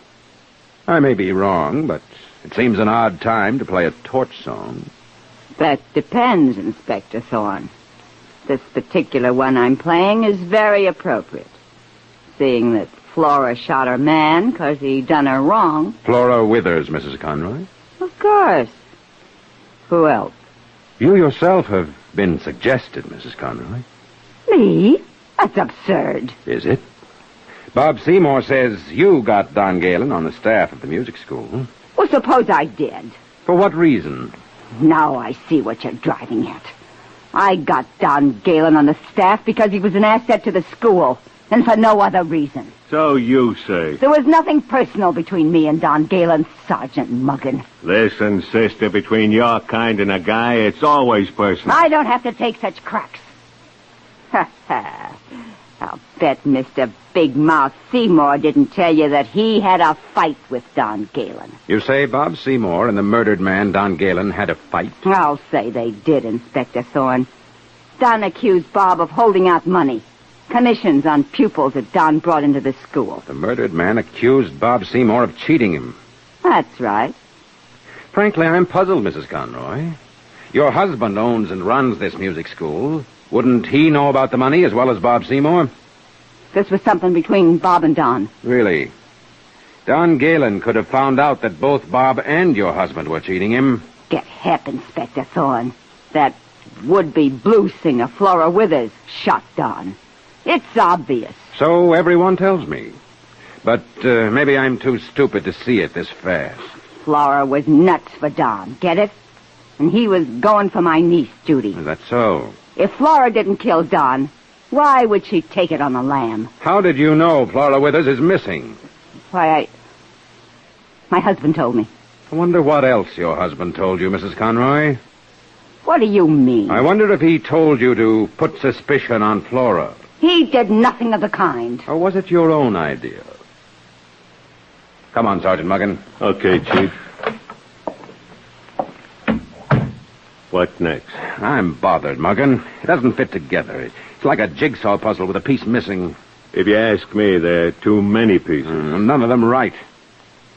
Come on down the hall to the back stairs. Okay, Chief. Listen, maybe we are looking for trouble. The fact is the would-be blues singer Flora Withers went down those back stairs with the murdered Don Galen. And now Flora's missing. Flora Withers looks guilty, Muggin, but what gets me is the way all these other people in the music school are reacting. You think one of them did it? Well, I don't know, but if the blues singer did it, why do the others act so suspicious? Yeah. And yet, they're not really suspicious. All I get is hints. Take it easy, Chief. I must be dumber than I thought, Muggin. If only I had... Muggin, there on the floor. Maybe that's the missing piece of the puzzle. That cigarette butt? This isn't just an ordinary cigarette butt. Take a look at that filler. It's unusually dark and ragged. A reefer? Yes, a reefer. That's what cigarettes filled with dope, marijuana, are commonly called. What's a dope-filled cigarette doing in the hall of a music school? Exactly, Muggin. What I want to know is, where and how does drug trading come into this? If it does. Or was it a crime of passion after all?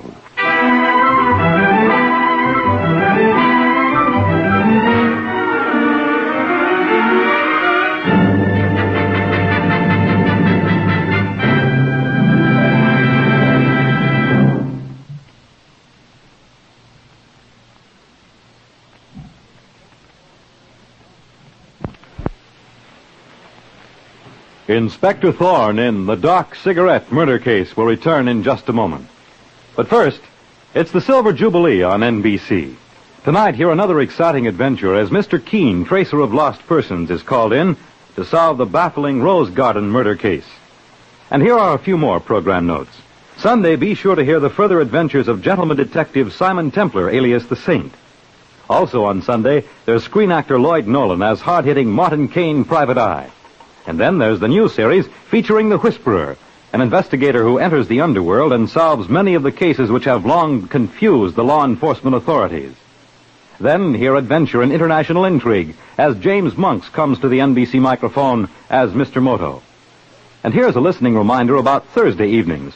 If you like radio drama that is different, stories you won't easily forget, hear Dimension X. Dimension X brings you stories of time and space and brought to you in future tense. Hear Dimension X next Thursday for something new in radio entertainment. Well, there you have it.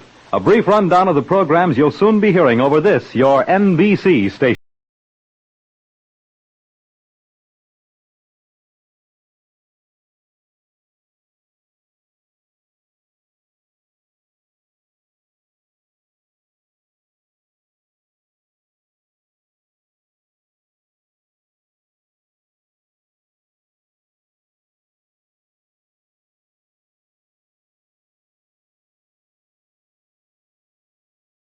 When the famous young clarinet player Don Galen is shot at the back entrance of the Conroy Music School where he taught, suspicion falls on the blues singer Flora Withers, who has disappeared. Lou Conroy, head of the school, insists that Flora shot Don because he had thrown her over for Conroy's niece, Judy Smith. But Judy indignantly denies this. Inspector Thorne is baffled and dissatisfied as he meets Bob Seymour, the business manager of the school, who quarreled with the murdered musician over money. And then Evelyn Conroy, wife of the head of the school, who may have been in love with Don and jealous of Flora, the missing blues singer. And then the case takes a new twist for Inspector Thorne as he finds a marijuana-filled cigarette, a reefer, in the hallway of the music school.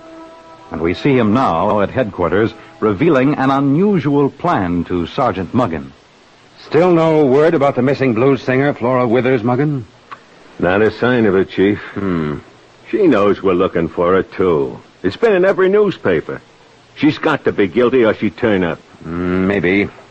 But what about that reefer we found in the hallway of the Conroy Music School? We're getting no place, Chief. The guards we put on to watch the school haven't been able to latch onto a thing either. Drugs or anything else. And the newspaper boys keep nagging me. This murdered clarinet player, Don Galen, had a lot of fans. Muggin, I'm going to give you a story to tell the newspaper men. Yeah? You're going to tell them that the would-be blues singer, Flora Withers, has been found. Oh, but Chief... She's been found, Muggin. Or at least her body. Her body? Tell the reporters that the body of Flora Withers, the missing young blues singer, was found today in the river. A suicide. Okay, if you say so. Then, Muggin, I want you to go to all the people at the school. Conroy and his wife, the business manager, Bob Seymour, and Conroy's niece, Judy Smith. Yeah? Tell them that we're satisfied that the blues singer, Flora Withers, shot Don Galen and then committed suicide. Tell them that the case is closed. Uh-huh. Then, in public, call off the police guards at the school and replace them on the QT with a couple of our best plainclothesmen. Got it? Yeah, I got it. Then get going.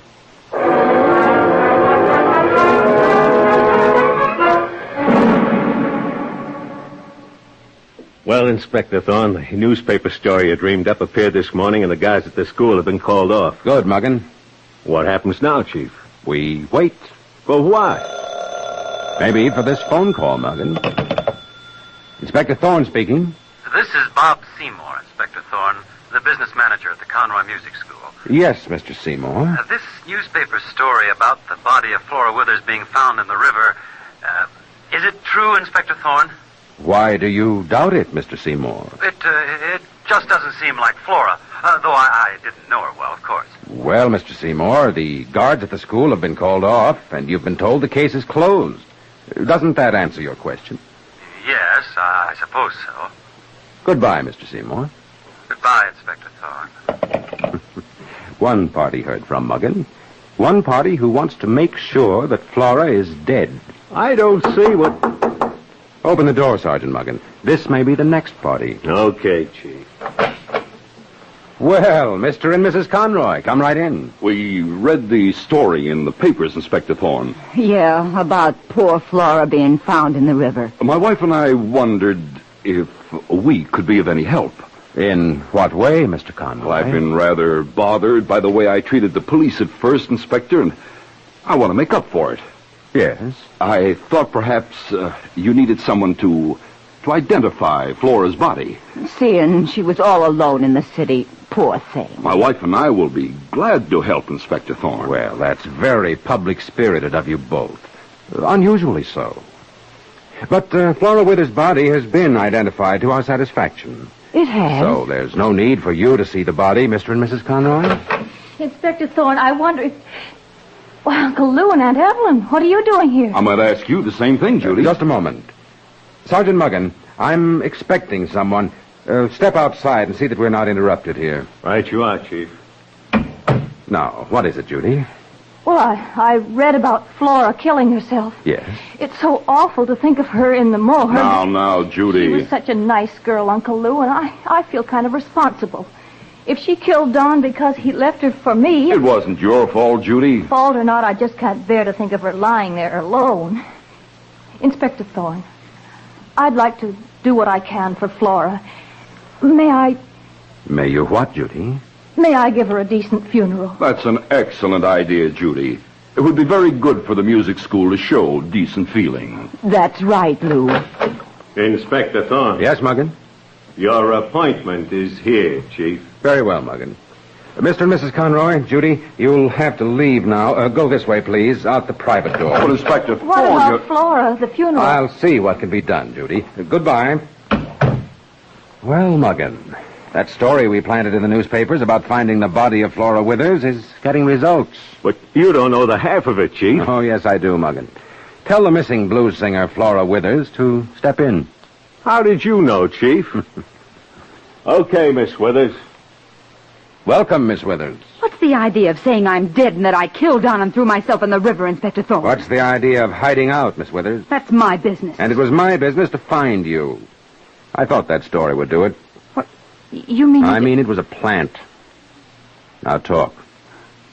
Well, Inspector Thorne, I had to hide. I was afraid to come here. Afraid of being arrested, Flora? Oh, no, Sergeant Muggen. Afraid of being killed. Like Don. Yes? Don took me down in that alley to tell me something, Inspector Thorne. He got as far as saying he'd found out something dangerous about the music school. And he was shot from the doorway. Who shot him? That's the trouble. I didn't see who it was. The door was only open a little. So we still don't know who killed Don or what he was going to say. No, Sergeant Muggen. But now I'm sure the school is a center for drug distribution. Drugs? And that Don Galen was killed because he found out. How awful. But who's in on it? And where's the proof we need? Miss Withers, you can help us get that proof. Me, Inspector? I warn you, it may be dangerous. Don was my friend, Inspector Thorne. I'd like to get the person who killed him. Very well. Now, listen.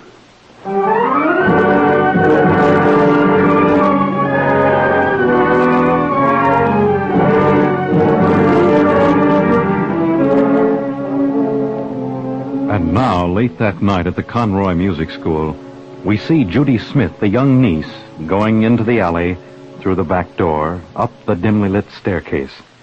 She opens the door to the reception room and gasps. Oh, Bob Seymour. Judy. Oh, you frightened me. I don't feel so chipper myself. What on earth are you doing here, Judy? It's very strange. I got a telegram. I see. What do you mean, Bob? I got a telegram, too. You didn't. My telegram says, "Dead women tell tales. If you want to learn something to your interest, be at the Conroy Music School at 11 tonight." Why, that's exactly what mine says. What can it mean, Judy? I don't know, but someone's coming. Get back out of the light. What? Uncle Lou, Aunt Evelyn. Judy. Evelyn, it's Judy. I can see Judy, Lou. And Bob Seymour, too. What's going on? Hold on, Conroy. Did you and your wife, Evelyn, get a telegram to be here at 11 o'clock tonight? Oh, yes, Bob. Judy and I got telegrams, too. No. Hail, the gang's all here. Be quiet, Evelyn. This is serious. You're telling me. I'm leaving. Wait a minute, Evelyn. We've got to find out what this is all about. You find out, Lou, and tell me. Hold your horses, Evelyn. We're all in this together. Listen, Bob Seymour, I know when to clear out. Look at the time. Time, Judy? It's 11 o'clock. That's the hour in the telegrams. I'm leaving right now. Listen. Hello, everybody. It's Flora Withers, risen from the dead. Good Lord. Flora. Don't you think I'm a healthy corpse? Make her go away. Make her go away. Shut up, Evelyn Conroy. I'm no more dead than you are. I don't understand. The police have your body. Not my body, Mr. Conroy. I found another girl who looked enough like me. I got rid of her. Dressed her in my clothes. But why? What? Okay, you're alive, Flora. What do you want? You have nerve, Bob. Quit stalling. You sent us those telegrams to meet you here. That's right. I have a proposition to make. A proposition? Don Galen was killed because he found out something about the music school. He just had time to tell me what he learned before he was shot. What could Dawn find out about the school? I think you know, Mr. Conroy. And I intend to cash in on it. What are you talking about? I'll put it in plain English.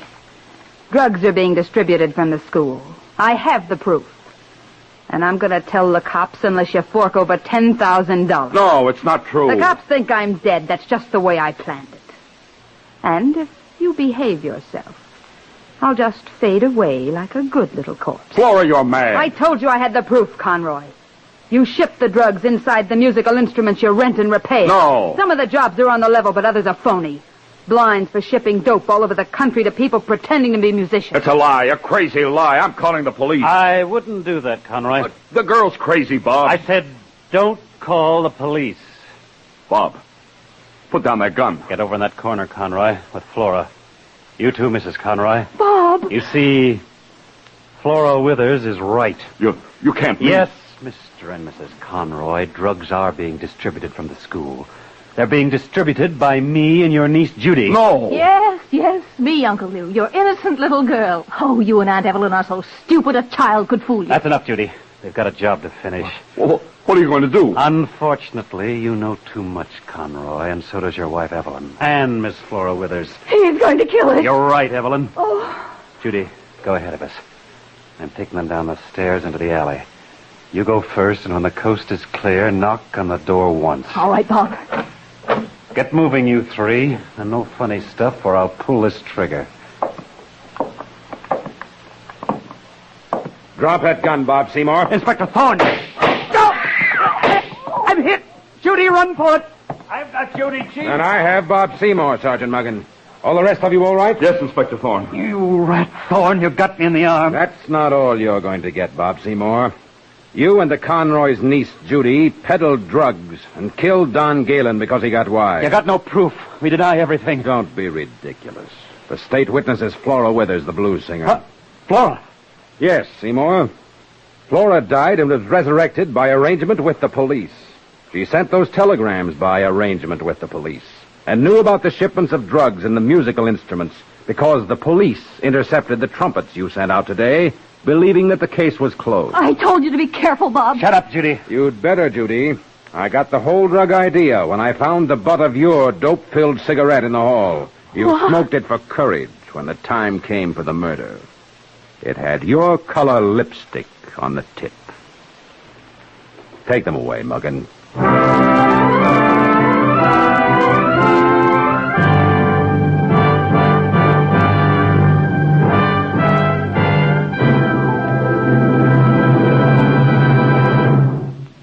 And so ends the Doc Cigarette murder case.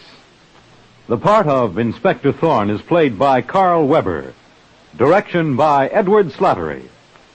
The script was written by Bill Bellegarde, based on the original story by Frank and Ann Hummert. This is Fred Collins speaking, and reminding you that next week, Inspector Thorne in the Nickles and Dimes murder case will be heard next Thursday evening. Consult your local paper for time of broadcast.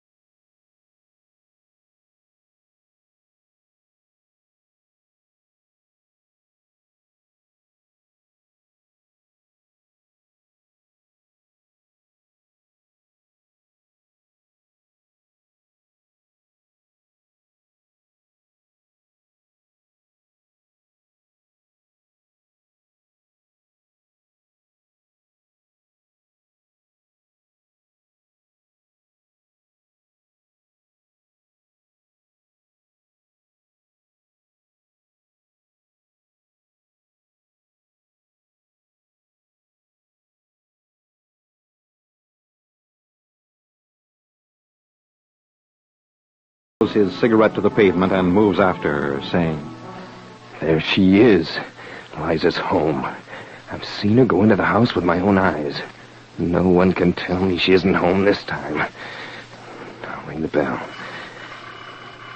She'll have to talk to me. Claire or nobody else can tell me Liza's not home. I've seen her go in myself. Oh, it's you, James Gray. Let me in, Claire. I want to see Liza. Liza isn't home. That's a lie. I saw Liza go in the house just now. Liza is not home, Now, you James. listen to me, Claire. You're only Liza's aunt. You've got no right to stop me from seeing her. Don't you understand? Your wife, Liza, doesn't want to see you. Your wife is through with you. Get out of my way. Stop it, James. You can't go in. I'm going to see Liza. What are you doing here, James? Liza. I've got to see you, Liza. Got to talk to you. He pushed his way in, Liza. All right, Aunt Claire. Now, James... Liza, I love you. James. If you knew how I missed you. There was something between us that nothing could end. James, you and I are through. No, Liza, I won't believe it. You mean you won't? No. You love me. I know you love me. We belong together. It's over, James. Finished. I won't have it that way. You're coming home with me. Let go of my arm. Now leave or I'll call a policeman. All right. I'll go. But no one else will ever have you, Liza. You're my wife. You belong to me.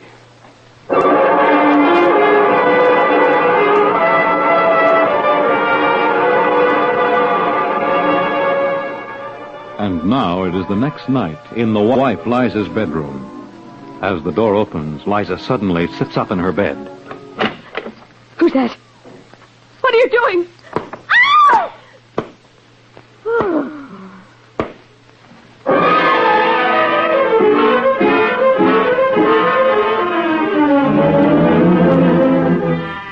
And now in the morning light, two men stand looking at the dead body of the estranged young wife Liza. One man is the spectacular young Inspector Thorne of Homicide.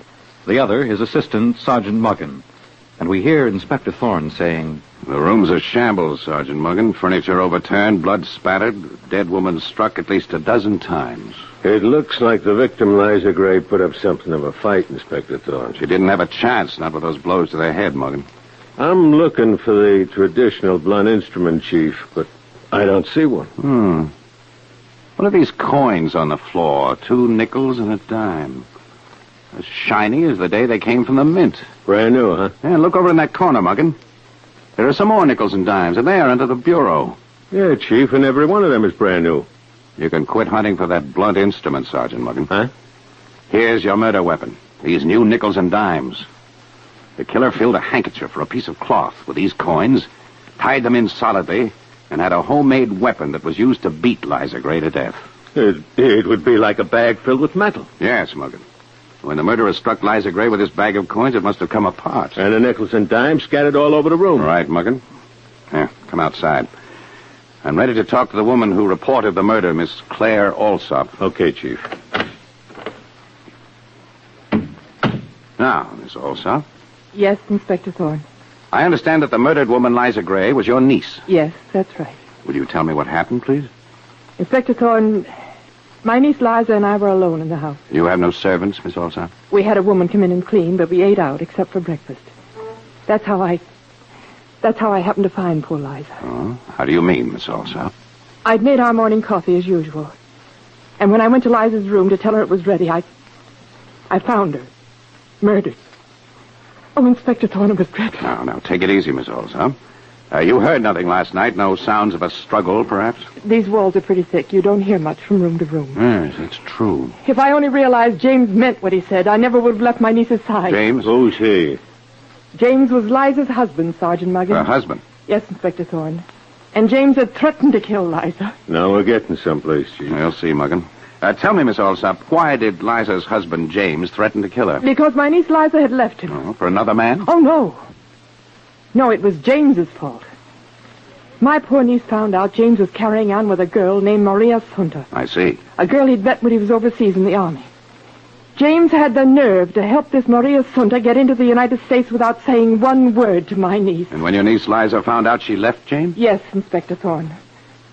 Fortunately, Liza had her own money, so she could be independent and leave her husband if she liked. Well, then this house belonged to your niece, Liza. That's right, Inspector. She asked me to come and live with her when she left her husband, James. I may be slow, Miss Alsop, but I don't get it. If James was having an affair with Maria Sunta, the girl from Europe, why would he murder his wife? I don't know, Inspector. He said he loved her. The night before last, James pushed his way into this house and told Liza no one else would ever have her. He said, Liza, you're my wife. You belong to me. Chief, it looks like the guy wanted to have his cake and eat it, too. Yes, apparently, Sergeant Muggen. Miss Alsop, is that your purse on the table? Why, yes, Inspector Thorne. May I look at the change in it? The change? Why, of course. Quarter, 3 pennies, 2 nickels, and a dime. All old. Well, thank you, Miss Alsop.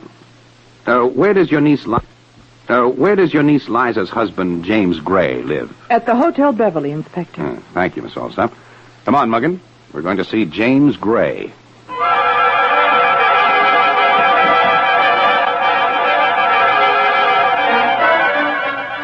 And now at the Hotel Beverly, we see Inspector Thorne and Sergeant Muggen approaching the apartment of James Gray, the estranged husband of the murdered Liza Gray. And we hear... Are you James Gray? Yes. I'm Inspector Thorne of Homicide. This is Sergeant Muggen. Yes. May we come in? What is it? It's about your wife. About Liza? Your wife has been murdered, Mr. Gray. Murdered? You mean Liza's dead? Yes. Dead? Who did it? I'll kill her. Take it easy, We've had enough killing, Mr. Gray. Now, you say you want to catch the murderer? I'll do anything, Inspector Thorne. Well, then first let me see the change in your pockets. What? Hand me any coins you have in your pockets, Mr. Gray. Yes, of course. Here you are, Inspector Thorne. All old. See if there are any more, Muggen. Okay, Chief. What is this? That's all the coins he's got on him, Chief. All right. You can put the coins back, Mr. Gray. When did you last see your wife, Liza? When did I... Last week. Last Tuesday. 10 days ago? Yes, Inspector Thorne. Gray, you're lying. You saw your wife last night, shortly before she was murdered. No, I didn't. Not only saw your wife, you threatened her. Who said so? Your wife's aunt, Claire Alsop. Claire's lying. Someone's lying. Claire's always hated me, Sergeant Muggen. Claire hated you? Yes, Inspector Thorne. Claire was always trying to break up Liza and my marriage. She was always telling my wife I was no good. Maybe Aunt Claire had something there. What do you mean by that crack, Sergeant Muggen? Perhaps Sergeant Muggen means your affair with Maria Sunta, the girl you met in Europe and brought over here. Inspector Thorne, Maria Sunta was a poor, friendless girl. I helped her to get out of that mess in Europe out of the kindness of my heart. However, you kept your kindness a secret from your wife, Liza. I was afraid my wife would misunderstand. Liza was very jealous, Inspector Thorne. Well, didn't you realize how much worse it would look if your wife found out that you'd brought another woman, this Maria Sunta, here from Europe behind her back? I was a fool. Where are you going, Inspector Thorne? I'm going to open this bedroom door and see who's hiding in there. No one's hiding in there. I'm no genius, but I've been trained to observe, Mr. Gray. There are 2 coffee cups on your table. Oh! Well, as I thought. Maria Sunta. Sergeant Muggen, watch Mr. Gray. I want to talk to Miss Sunta alone. Okay, Chief. Now, Miss Sunta. I know how it must look, Inspector Thorne. Me hiding here in the bedroom. Yeah? Jimmy and I, we didn't know who was at the door. We thought it best I should hide to be discreet. It's a little late for that. Oh, no, Inspector. No matter what anyone says, Jimmy and I are just friends. Looked to me as if you were having breakfast together, Miss Sunta. But I just came, Inspector Thorne. I swear it. I only arrived a half an hour ago. It's a peculiar hour for a visit. I had something I had to tell to Jimmy. Oh. What was so important that it couldn't wait? Jimmy has been so good to me. I shall be eternally grateful for him helping me to come to this country. What did you come to tell him? I do what I can to make Jimmy happy. I hurried here to say I had seen his wife, Liza, and that she told me she would come back to Jimmy. I see. When did you see Liza Gray? Why, You must have seen Liza Gray last night, Miss Sunta, the night she was murdered. Perhaps Liza told you she was going back to her husband, and that was the last thing you wanted to hear. What are you saying, Inspector Thorne? It looks as though you're in love with James Gray, Miss Sunta. So much in love that you might have killed his wife if she gave signs of forgiving him. Oh, it is all lies. I will get Jimmy, he will tell you. Jimmy. The inspector thinks I have killed Liza. Maria? What have you been saying to Maria, Inspector Thorne? I have been stating facts, Mr. Gray. Well, I'll give you a fact. There was a big loudmouth hanging around my wife Liza all the time I was overseas. Who? A guy named Victor Brand. Runs the Seaglade amusement park. He never got to first base with Liza, but as soon as we broke up, he started chasing her again. That's so? You can ask Claire Alsop if you don't believe me. Aunt Claire was living with our Liza when I was in the Army, and she'll tell you how my wife practically had to fight Victor Brand off. He was so nuts about her. I think I'll take your word for it, Mr. Gray. Muggen, we're going to the Seaglade amusement park.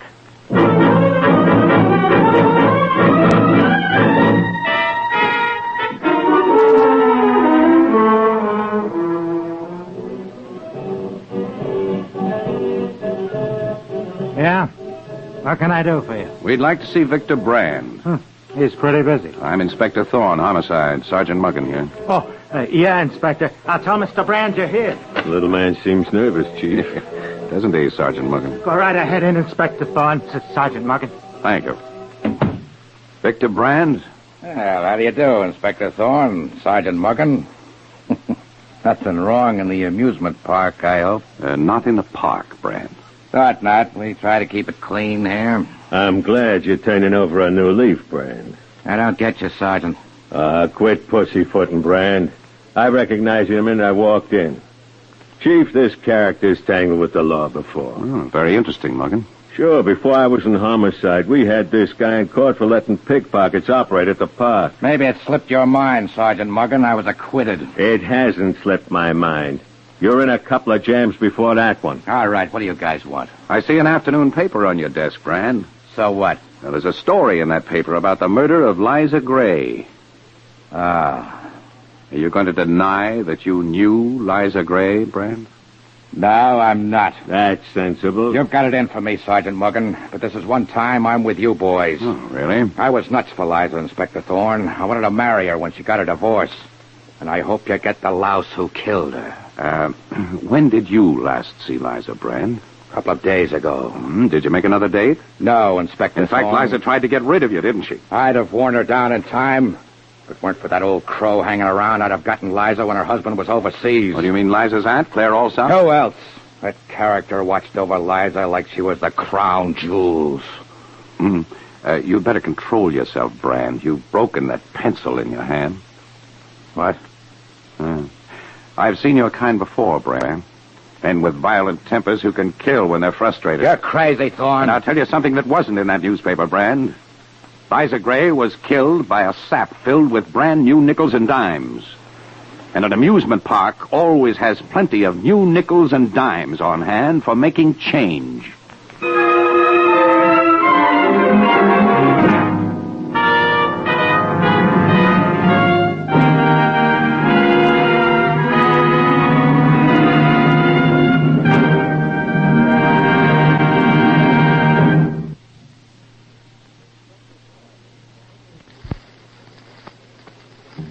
Inspector Thorne in the Nickels and Dimes murder case will return in just a moment. But first, it's the Silver Jubilee on NBC. With the coming of the fall season, many changes take place. Children return to school, and chill winds rustle the colorful leaves on the trees and herald the approaching of winter. And changes take place on radio. We have new programs and reschedule some of our regular features. This Friday, you can still hear the hard-hitting adventures of reporter Randy Stone, as played by Frank Lovejoy. Night Beat will still be broadcast on Friday. So, too, with screen actor Herbert Marshall, as he comes to you on Friday in adventures dealing in international intrigue as The Man Called X. However, on Friday there will be one major program change. Screen Directors Playhouse, which originally came to you on Thursday evenings, will now come to you on Friday for a full hour. This week, screen actors James Stewart and Jeff Chandler and lovely Deborah Paget will be featured in the Western story Broken Arrow. And here's another program change. The Sunday Theater Guild on the Air will return to NBC. This will necessitate the rescheduling of the popular NBC Symphony Orchestra concerts. Therefore, for the new season, the NBC Symphony Orchestra, under the direction of Peter Herman Adler, will come to you on Saturday. Well, there you have it, a brief rundown of the new fall picture on NBC. Friday means Night Beat, The Man Called X, and Screen Directors Playhouse. And on Saturday, hear the full-hour broadcasts of the NBC Symphony Orchestra. Yes, this fall for the best in radio entertainment. Keep tuned to this.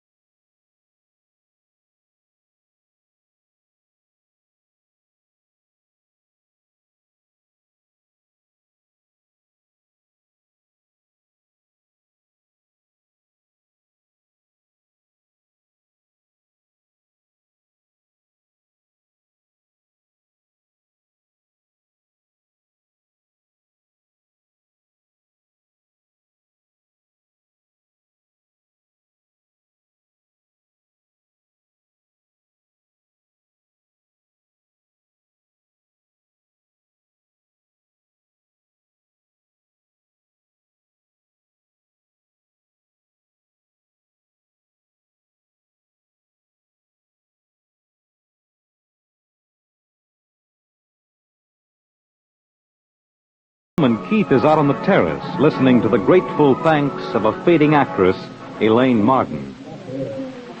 Oh, Keith, I don't know how to thank you. Think of it, in only 9 hours. At 11 o'clock this morning, I'll be auditioning for John Swenson's new show. How did you ever arrange it, Keith? That's a silly question, Elaine. You know my name is Magic on Broadway. I know, Keith, and the show is sure to be a success. Swenson shows always are. And I'll be back on top again where I belong. I arranged for an audition, not a contract, Elaine. Oh, they'll take me for the part. They must, Keith. It's been so long since I had a good part. Since you had any part. And I'll owe it all to you. Keith, why don't we get married now, right now? Elaine, you know, I'll have to prepare my public gradually for the shock. Keith Cameron married. Oh, that'll come as quite a blow to a great many women. But why must we keep it such a close secret? Why not tell our friends? We will, Elaine, we will. I heard you, Keith Cameron. I heard you tell Elaine you were going to marry her. Why, Carla Carroll, what are you doing out here on the terrace? I heard everything, Keith, about your arranging the audition for her, about your secret plans for marriage. All the things you promised me. Now, Carla, control yourself. Keith, why don't you deny what Carla is saying? Why don't you tell that little liar off? Because he can't, that's why. He promised to make me the rising star of Broadway, get me a part in the new John Swenson show. You've never been in anything but a chorus line. Broadway needs young blood. That's what Keith said, Elaine. And he's going to marry me, aren't you, Keith? Why, you... Stop it! No, I can't stand emotional scenes. So, it's true, Keith. You did promise to marry Carla, just as you promised to marry me. Oh, I've had enough of this. And of the party. I want everyone to leave immediately. You won't get away with this. I warn you, Keith.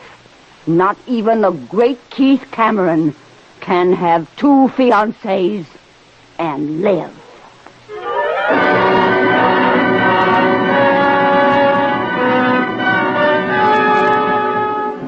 And now, only 20 minutes after the arrogant Broadway star Keith Cameron has ordered his guests out of his penthouse apartment, we see him pacing the floor of his bedroom as he says to himself, "Fools! How dare they speak to me that way? Sounds like a key. Someone at the door. Who's that? Answer me, who... Oh, it's you. What do you mean coming in like this? Wait, put down that gun. Give it... Oh, help you. Help me.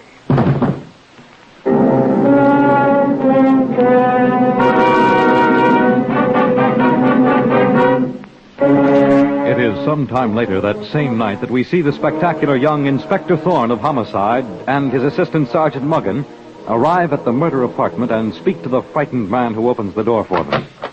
You're Jack Parker, the man who phoned in that Keith Cameron was murdered? Yes, I am, Inspector Thorne. This is my associate, Sergeant Muggan. Evening. I was, Keith Cameron's theatrical agent. I know that, Mr. Parker. I called you just as soon as I found Keith murdered.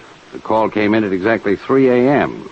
Were you in the habit of visiting your client at that hour of the morning? Well, you don't understand, Inspector Thorne. Keith was having a party. At least that's what he told me. I was delayed by some business, but I was sure the party would still be going on. I see. Just where is the body, Mr. Parker? In the bedroom. Here, I'll show you. Wait right there, please. Sergeant Muggan and I will investigate the scene of the crime by ourselves. Boy, this is some room. Yes, and some corpse, Muggan. The murderer didn't take any chance on missing. Those shots were fired at close range. It's a shame. Big Broadway star like him. Look, Muggan, look at his clothes, those marks on his hands. That gun went off while Keith Cameron was struggling with a killer, fighting for his life. It's one fight he lost, poor guy. Well, I'll have ballistics check on the bullets, Chief. Doesn't seem to be anything else in this room that can help us. I'm not so sure of that, Muggan.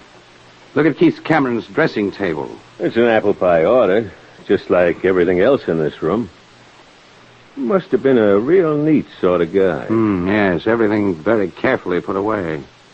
That's why I wonder about that makeup kit standing on the dressing table. Well, these actors, you know. Well, they use makeup for the stage, Muggan, not in the evening when they're retiring.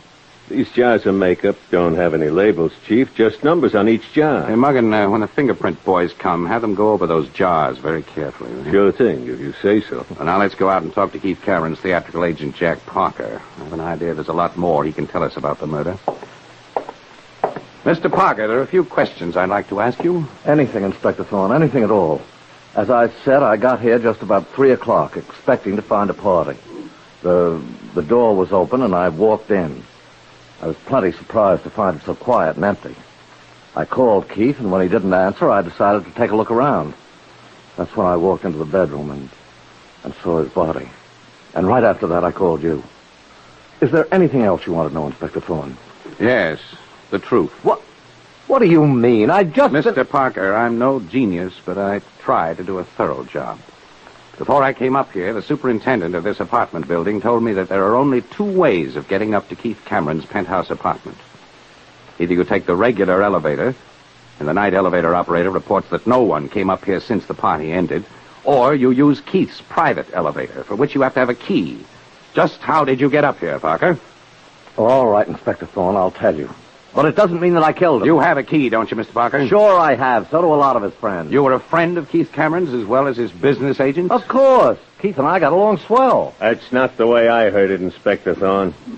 My wife reads the Broadway gossip columns, and I remember her telling me that Cameron and his agent were about to bust up. Oh, that's all a pack of lies, Inspector Thorne. Well, then you claim that everything between you and Cameron was fine. Perfect, Inspector Thorne. Couldn't have been better. But if you're interested in finding a trouble spot, try Elaine Martin. Elaine Martin? That sounds familiar. Yeah, then you've got a good memory. It's been a long time since Elaine Martin had a partner show, and she isn't getting any younger. Now, what is her connection with Keith Cameron? She knows a good thing when she sees it, Inspector Thorne. And those keys I was talking about, the keys to this apartment, I know for a fact that Elaine Martin made Keith give her one of them. Sergeant Muggin, take Miss Martin's address from Mr. Parker. And have one of the boys bring her over here. And, Muggin, make it fast. This looks like a big break in our case.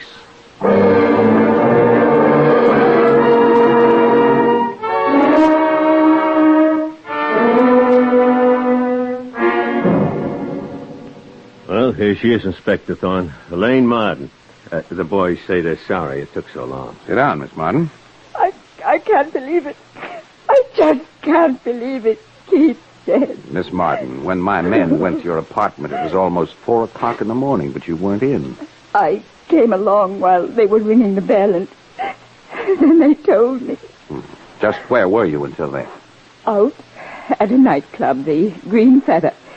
There were quite a few of us there from Keith's party. Now, what happened at Keith's party, Miss Martin? I understand it ended unusually early. Keith was an actor, Inspector Thorne, and like all actors, temperamental. All of a sudden, he asked everybody to leave.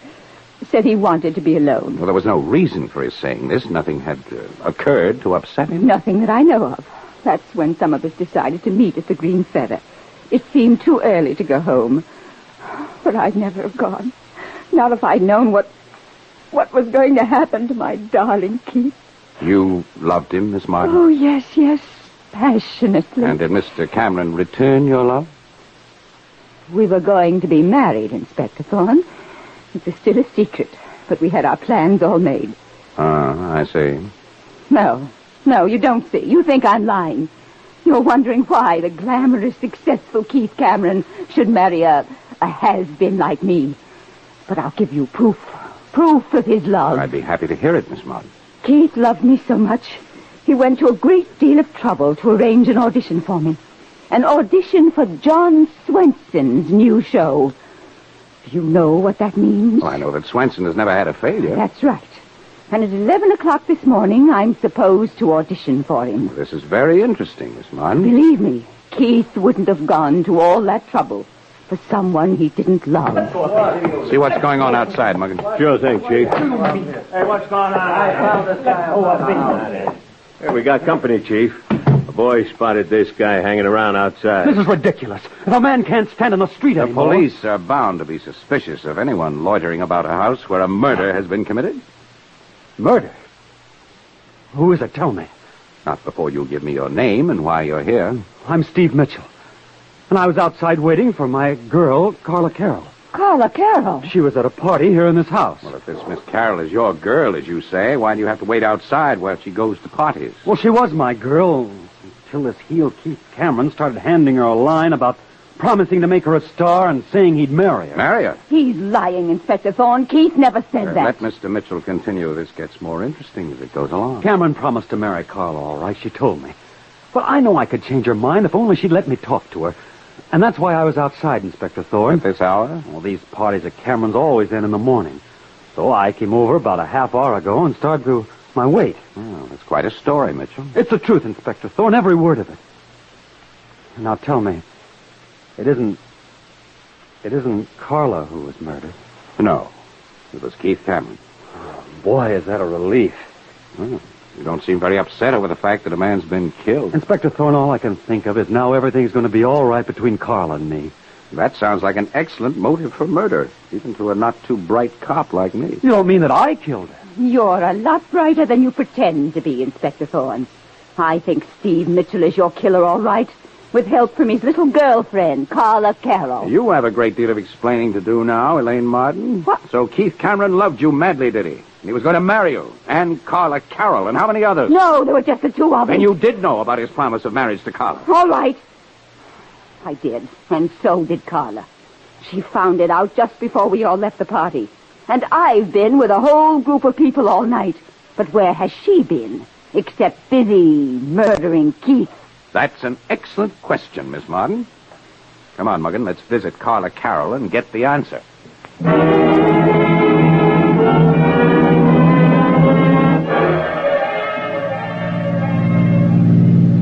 This sure is some case, Inspector Thorne. Every time you turn around, you find a new suspect. Drive down this street on your right, Muggen. I think it's a shortcut to Carla Carroll's house. Okay.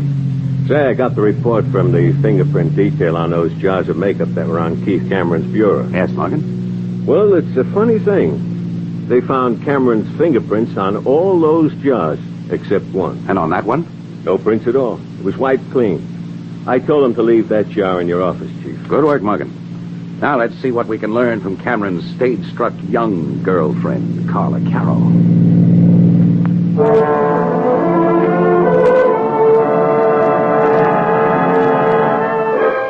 And now, at the apartment of the stage-struck young Carla Carroll, we hear... Of course, I'm very sorry to hear about Keith Cameron's death, Inspector Thorne, but I don't understand why you and Sergeant Muggen are questioning me. We have it on good authority, Miss Carroll, that you and Keith Cameron were very good friends. We were friendly, the way people in the same profession usually are, but nothing more. Well, is it usual for a top star to be friendly with a rank beginner? I don't know who you've been talking to, but you have your information all wrong. I am not a ranked beginner. I've appeared in a sizable number of little theater productions and been in 2 Broadway shows. Well, did you have big parts in the 2 Broadway shows? What if I didn't? You have to start someplace. The well-known star Keith Cameron would be an excellent starting place up the ladder of success for an ambitious young actress. Keith and I were just friends. You weren't secretly engaged? Of course not. Miss Carroll, this is your key ring here on the table? Why, yes. You don't mind if I look at it? Perhaps if you tell me your reason. This is my reason, Carla Carroll.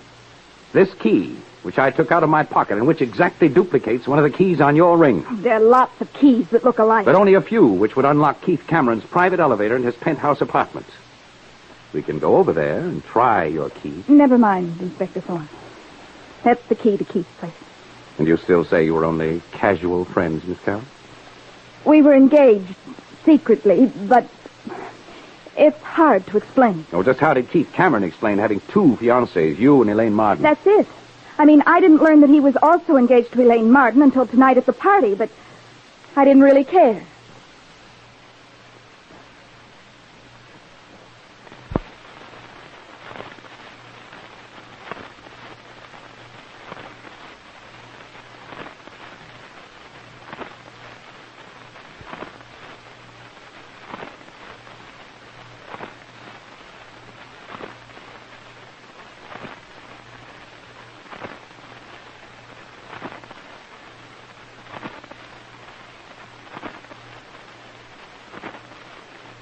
That's hard to believe. But it's the truth. You see, at first I was kind of overwhelmed by the idea of the glamorous Broadway star Keith Cameron being in love with me, but After a while, I wasn't so sure I was in love with him. And just when did you become convinced that you no longer loved him? Tonight, when I found out about him and Elaine. My pride was hurt, but after I left, I discovered I wasn't one bit unhappy, Inspector Thorne. And where did you go when you left the party, Miss Carroll? I came straight home, alone. And you've been here ever since, thinking this out. Look, Inspector Thorne, this is ridiculous. Completely ridiculous. I didn't murder Keith Cameron. I had nothing but friendly feelings towards him. And I think you could spend your time better looking for the real murderer. Well, I'd be happy to oblige, Miss Carroll. You don't happen to know just who that is, do you? Maybe I do. Have you questioned his agent, Jack Parker, yet? We spoke to him. What did he say about that big blow-up he and Keith had the other night? Well, not a word about any arguments. He said they got along fine. That's a laugh. Used to fight like a cat and a dog. The other night, when Jack Parker came over to see Keith... Get down, Parla, get down, Mug, and turn off that light. The killer's on the fire escape.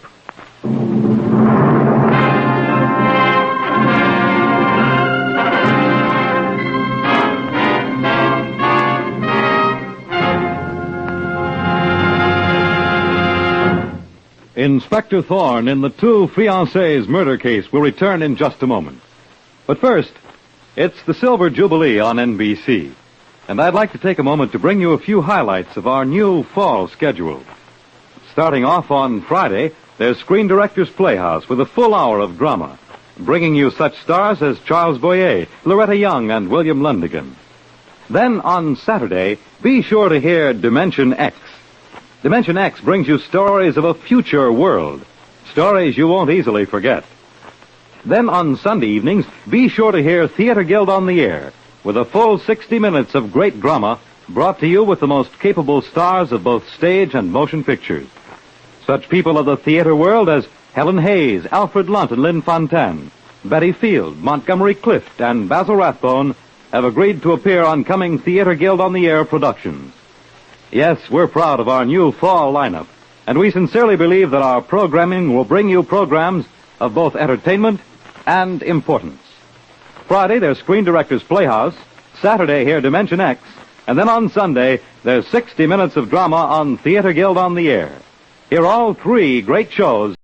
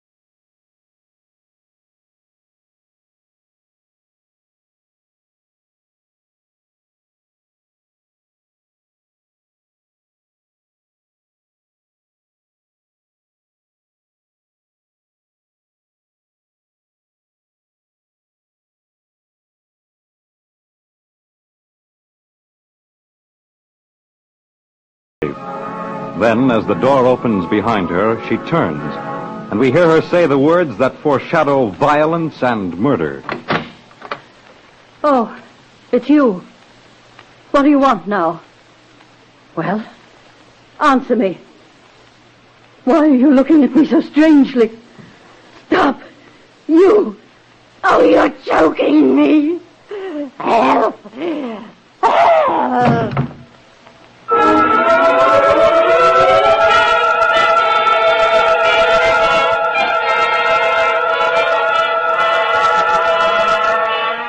And now we see the spectacular young Inspector Thorne of Homicide taking charge. With his right-hand man, Sergeant Muggen, at his side, Inspector Thorne stands in the doorway of the Tremont estate and questions Hortense Tremont's brother, Barrett. Do I understand you to say that this estate belonged to your sister Hortense, Mr. Tremont, but she did not live here? That's right, Inspector Thorne. My poor sister preferred to live at a suite in a hotel. And she gave this house to you? Not gave. Allowed us to live in it. Us, Mr. Tremont? My daughter Jennifer and her husband, Ted Reynolds, lives here with me.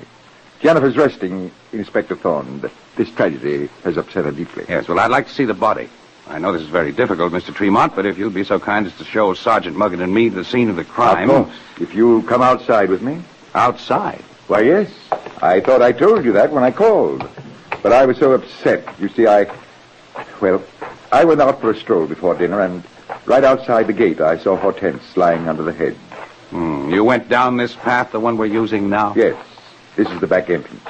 The one Hortense always came through. And right there, to the left of the gate. That's where she is, Inspector Thorne. Well, thank you. You may go back to the house now, Mr. Tremont. Tell the others I want to speak to them, please. All right, Inspector Thorne. There she is over there, Chief. Yes, Sergeant Muggen, crumpled up under the hedge. Laying on her face that way, she doesn't look any 60 years old. She's very short, isn't she? Yeah, strangled, all right. Just like her brother Barrett said. There's something strange here, Muggen. Can you lift her up just a bit? She's a lot heavier than you'd imagine. All right, Muggen. Well, what do you think, Chief? I think there's a very good chance she wasn't murdered on this spot at all. How's that? Did you notice the front of her coat, all full of twigs and leaves? Sure, but it's what you'd expect out here under the hedges. That's right, Muggen. That is what you'd expect. And even if she is lying face down, wouldn't you expect to find some twigs on the back of her coat, too? I see what you mean. It's clean as a whistle. Even if she only struggled slightly. And there was a struggle. Look at her hair and the marks on her face. She should have gotten some twigs or leaves on the back of her coat. Look at all the overhanging branches here. So you think she was killed someplace else, then brought out here? I think there's a good possibility of that, Muggen. Say, here's a pocketbook, Chief. Let me see that. Maybe there's some clues. Find anything, Chief? Perhaps, Muggen, yes. Here's a list, which seems to be the contents of a safe. And a combination of a safe, also. Stay here with the body, Muggen, until the boys arrive. I'm going back to the house to speak to Barrett Tremont once more.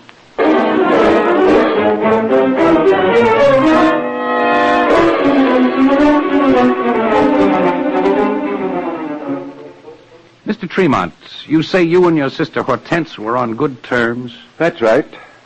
And yet she didn't live in the same house with you.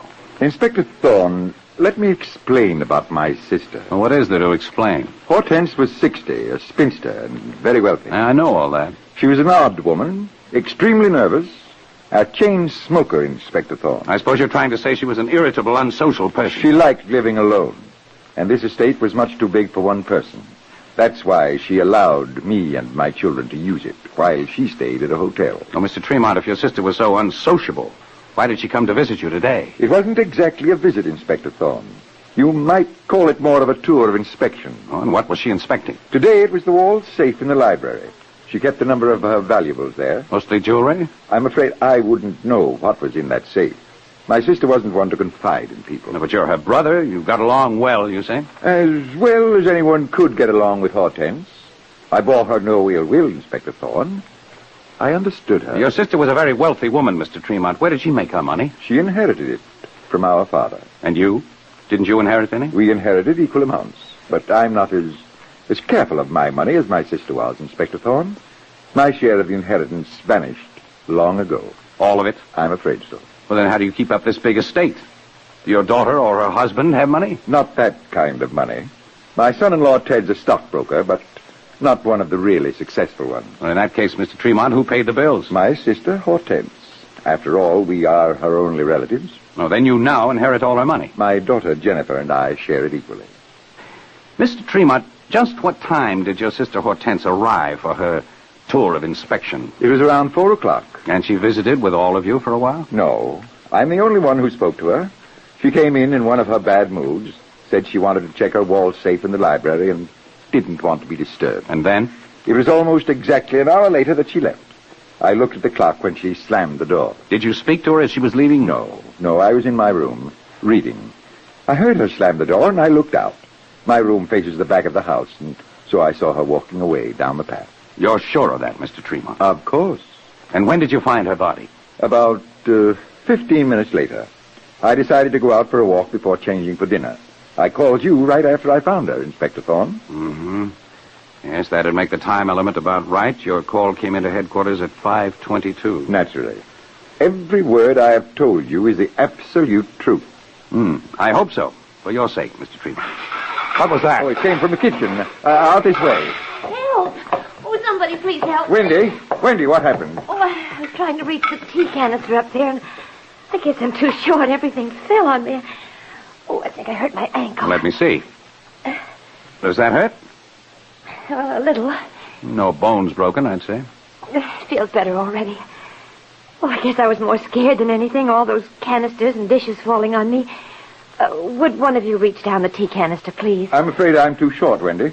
Here it is. Wendy? That's right. Wendy Stevens. Oh, excuse me, Wendy. This is Inspector Thorne of Homicide. Wendy's a friend of my daughter's, Inspector. I'm making this tea for Jennifer. The poor dear is so upset, I thought some tea might help. Just when did you arrive, Wendy? I don't understand what you mean. Wendy's been here all afternoon. I forgot to mention it before we've been so upset, Inspector Thorne. Oh, then you were here when Hortense Tremont arrived and when she left. Oh, yes, I saw her leave from the living room window. I was in there playing records, and I heard the door slam. I looked out, and there she went, storming off as usual. You knew Hortense Tremont? I used to work for her, Inspector Thorne. Oh. That's how I met Jennifer. And Jennifer and I have remained friends even after I left her aunt's employ. Well, just what sort of work did you do for the murdered woman, Wendy? I was her social secretary. Handled all her mail. Took care of all sorts of odds and ends. Well, how long is it since you left the job, Wendy? 6 weeks. I know it isn't nice to speak ill of the dead, Inspector Thorne, but she wasn't a very pleasant person to work for. Oh, what happened between you two? She was always complaining, blaming me for things I couldn't possibly have done. I took it for 3 months, and then I left. My sister was a difficult woman, Inspector Thorne, as I told you. Where are you working now, Wendy? Nowhere yet. I want to be sure my next job's a good one. Inspector Thorne, I left the homicide boys with the body. Good, Sergeant Muggen. Oh, I'd better make that tea for Jennifer. She and Ted will begin to wonder what happened to me. Is Ted Reynolds upstairs with his wife? Yes. She's very upset, Inspector Thorne. When you bring the tea upstairs, would you tell Ted Reynolds I'd like to see him in the library? Yes, Inspector. Mr. Tremont, would you direct us to the library, please? I think Sergeant Muggen and I had better examine it. It's this way, Inspector Thorne. Down this hall and right round that corner. Thank you, Mr. Tremont. Sergeant Muggen and I will be able to locate it, I'm sure. You realize, of course, you're not to leave the ground. I understand. And I'm most happy to cooperate. They're always so happy to cooperate, they say. This must be the library. Try the door, Muggen. This is it, Chief. Plenty of books around. Yes, and a wall safe behind this picture. Say, that list you found in the murdered woman's pocketbook. Do you think it's the combination to this safe? We'll know in a minute, Muggen. 54 right, 21 left, 17. That does it. Brother, look at all that jewelry. Here's the list, Muggen. See if everything's still in the safe. Okay, Chief. You know, this is a very clean room. Doesn't look as if anyone was here lately at all. No cigarette butts or even ashes in the ashtrays. The carpet smooth as can be. Inspector Thorne. Yes, what is it, Muggen? This list doesn't check. There's a pin, 2 pairs of earrings, and a necklace on the list that aren't anywhere in the safe. Have the boys make a thorough search of the house, Muggen. I'll tell them right now. Wait a minute, Muggen. I think I found something. You mean that spot on the carpet, the burn spot? Right at the burn spot, I found these, hidden in the nap of the carpet. Little pieces of cigarette tobacco. Fresh tobacco, Muggin. Someone vacuumed this carpet very recently, but missed up on these few small pieces of cigarette tobacco. And you think someone's trying to hide evidence? I think the murder was committed right on this spot, Muggin. Here? Yes. I think it was committed a few minutes after Hortense Tremont entered this house. Yeah, but she stayed here an hour. That's not what the evidence says. Hortense Tremont's brother Barrett told me that she was a chain smoker. And the ashtrays are empty. She couldn't have been here an hour. It's more likely she was here a few minutes, smoking her first cigarette when the murderer came in. That's the cigarette that made the burn. She dropped it when she was fighting with him or her. That's right, Muggin. And then her murderer carefully removed the cigarette and the scuff marks from the carpet to make us think Hortense Tremont was killed outside. I'll get it, Chief. Yeah, are you Inspector Thorne? I'm Ted Reynolds. I'm Sergeant Muggin. There's Inspector Thorne right there. Come in, please, Mr. Reynolds. I'll go put the boys on that job, Chief. Thank you, Sergeant Muggin. Wendy Stevens said you wanted to see me. Yes, Mr. Reynolds, I understand your wife, Jennifer, inherits half of her aunt's fortune. That's right, Inspector Thorne. But if you're trying to suggest that Jennifer would ever harm her aunt or anyone, you couldn't be more mistaken. I haven't suggested anything, Mr. Reynolds. Well, it was pretty obvious what you were getting at. You also share in your wife's good fortune, of course? That's right. But believe me, even if I wasn't too crazy about Jennifer's Aunt Hortense, still the idea of her being murdered, it's pretty hard to take. You have my sympathy, Mr. Reynolds. I understand you're a stockbroker. That's right, Inspector Thorne. And I make enough to support my wife and myself. I don't have to kill for money. Enough to support an estate like this? No, but we don't have to live on an estate. We were just doing it as a favor to Jennifer's father. Barrett Tremont wouldn't be happy living any other way. Oh, then this was all his idea. Yes, he didn't mind living off his sister Hortense, much as he hated her. Hated her? Well, I thought you talked to him. Didn't he? Didn't he what? Nothing, Inspector Thorne. You'd better tell me what you had in mind, Mr. Reynolds. I'm no genius, but sooner or later, I get the facts. Well, it's nothing very important, really. Just that Barrett Tremont always claimed that his sister Hortense cheated him out of his share of their father's estate. I see. Mr. Reynolds, were you with your wife when your Aunt Hortense left the house this afternoon? Well, not exactly. I'd been with her most of the afternoon, but after Aunt Hortense got here, Jennifer had to go into the kitchen and start preparing dinner. Where was the cook? Well, we have no servants, Inspector Thorne. We can't afford it. Just some part-time help. Oh, and your wife does all the cooking? Yes.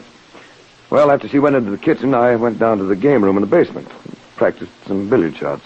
And when Hortense Tremont left this house, where were you then? I'd just come up to the dining room. I wanted a drink.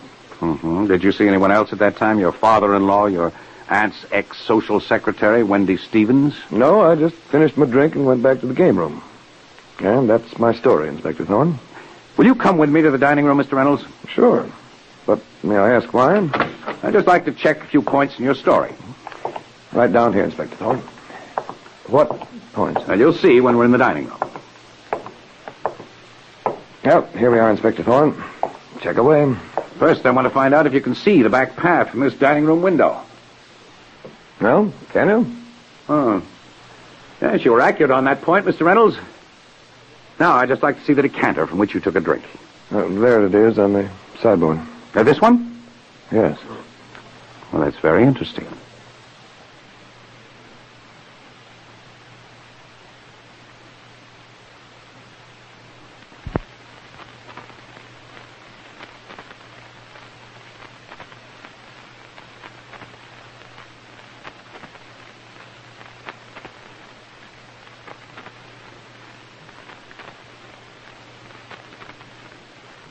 You say you took a drink from this? Why, what's wrong? Simply this, Ted Reynolds.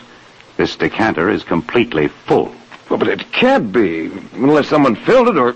Oh, I know what must have happened, Inspector Thorne. Someone moved the decanters around, put a full one out there, and put the other one away. Why would anyone do that? Well, I don't know, to frame me, maybe. Inspector Thorne, can I see you a minute? Yeah, I'll be right with you, Sergeant Muggin. I'll speak to you again later, Reynolds. It's all a mistake. You'll see. Come down this way, Muggin. Now, what is it you want to tell me? We found the jewelry, Chief. The pieces that were missing from the murdered woman's safe. Where were they, Muggin? Hidden away among the belongings of her niece, Jennifer Reynolds.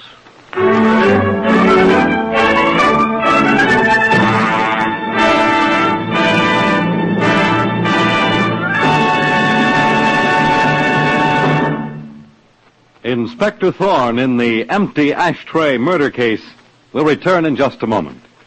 But first, it's the Silver Jubilee on NBC. I'd like to take a moment to give you a brief advance schedule of the great shows that you'll soon be hearing on NBC during this fall season. First, on September 30th, the big news is about The Big Show. 90 minutes of the greatest acts in show business returns to NBC with your unpredictable hostess, Miss Tallulah Bankhead. The first broadcast of The Big Show will feature such stars as Fred Allen, Sir Laurence Olivier, Vivian Leigh, Joan Fontaine, George Saunders, and Beatrice Lilly. September 30th is a date to note because it means that The Big Show is back on NBC for another star-filled season of great radio entertainment. Then, on October 2nd, two great comedy shows return to the air. Fibber McGee and Molly and Bob Hope.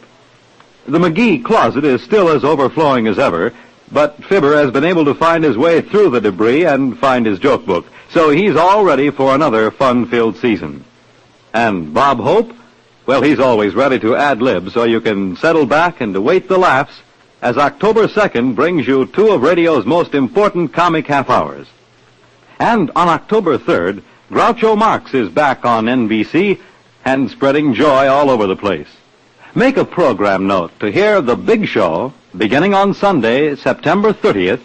Then there's Fibber McGee and Molly and the Bob Hope Show on October 2nd, and Groucho Marx returns on October 3rd.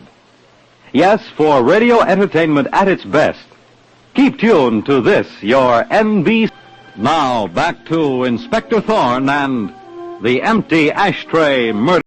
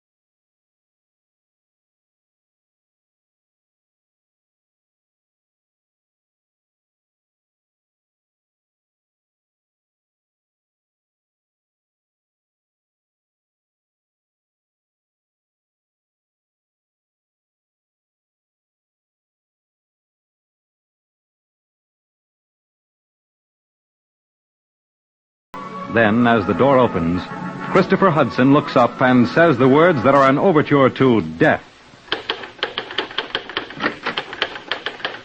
What are you doing with that gun? Have you gone mad? Stop! You can't... You'll never get away with it. Never.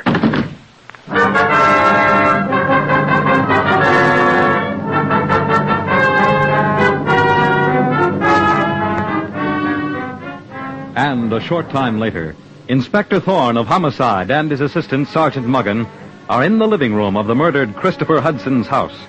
And Thorne is saying to the murdered man's attractive wife, Betsy, I don't understand, Mrs. Hudson. You say it was almost 10 minutes after you returned home that you first discovered your husband Christopher's body. Yes, Inspector Thorne.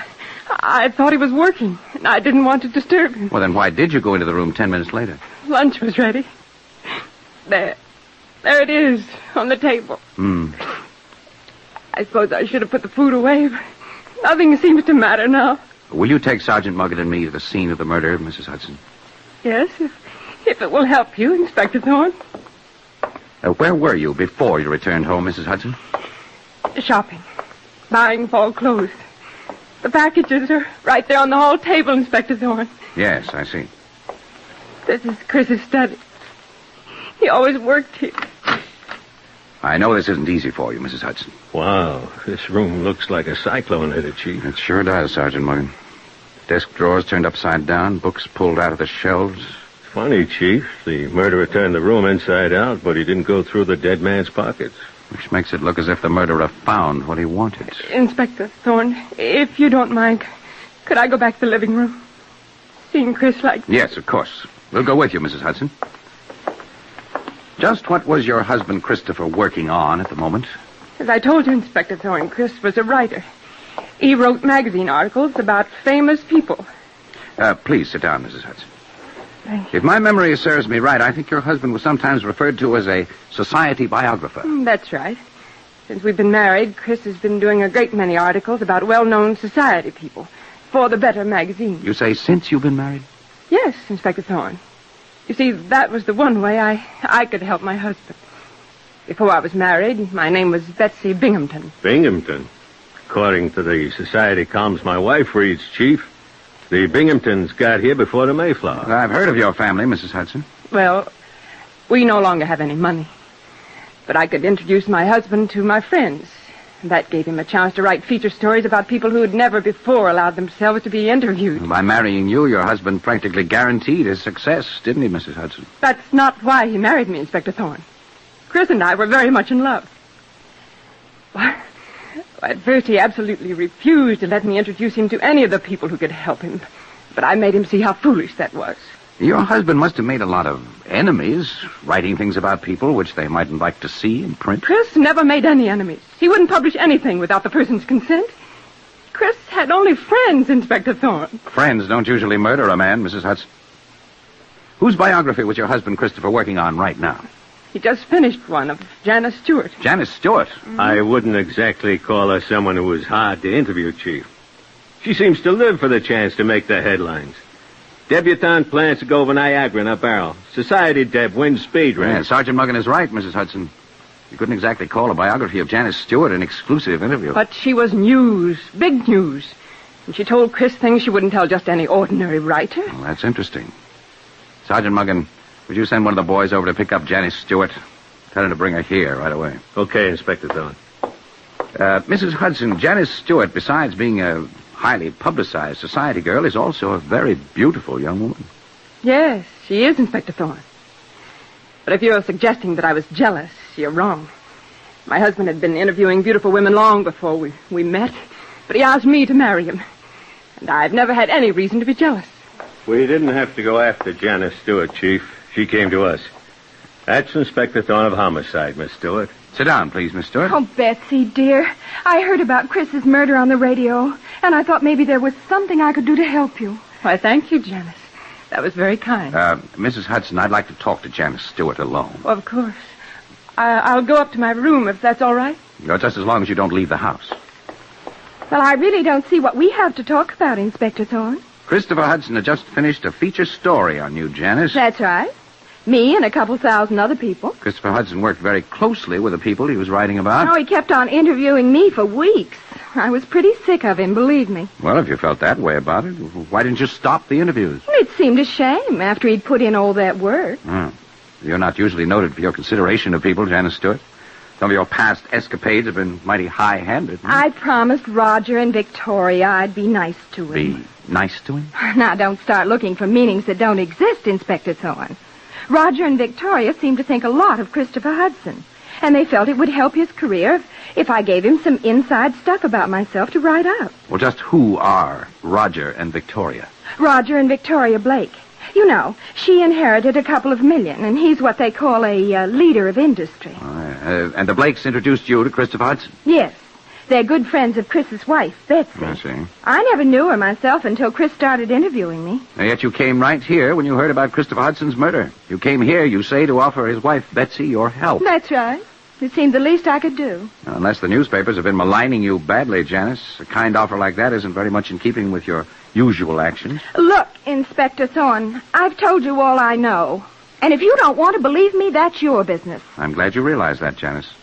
Knowing the whole truth about every suspect in a murder case is my business. Oh, so now I'm a suspect. Well, have it your way.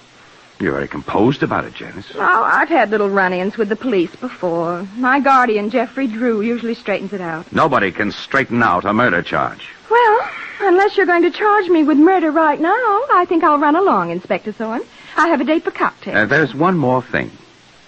I'd like to see a copy of that feature article Christopher Hudson wrote about you, Janice. Well, there must be some copies around. When is it being published? Oh, it isn't.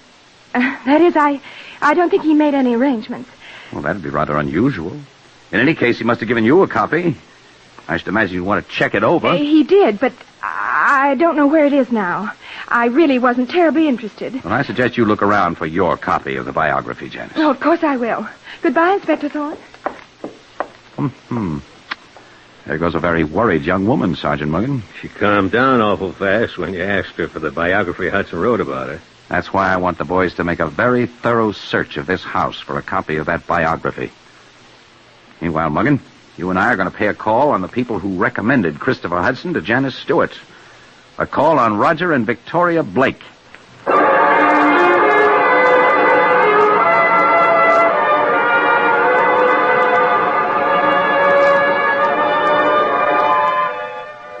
A few minutes later, Inspector Thorne and Sergeant Muggen arrive at the home of Roger and Victoria Blake. As they walk up to the front door, they hear angry voices coming from a window overlooking the garden path. And Inspector Thorne says, Sergeant Muggen, do you hear those voices?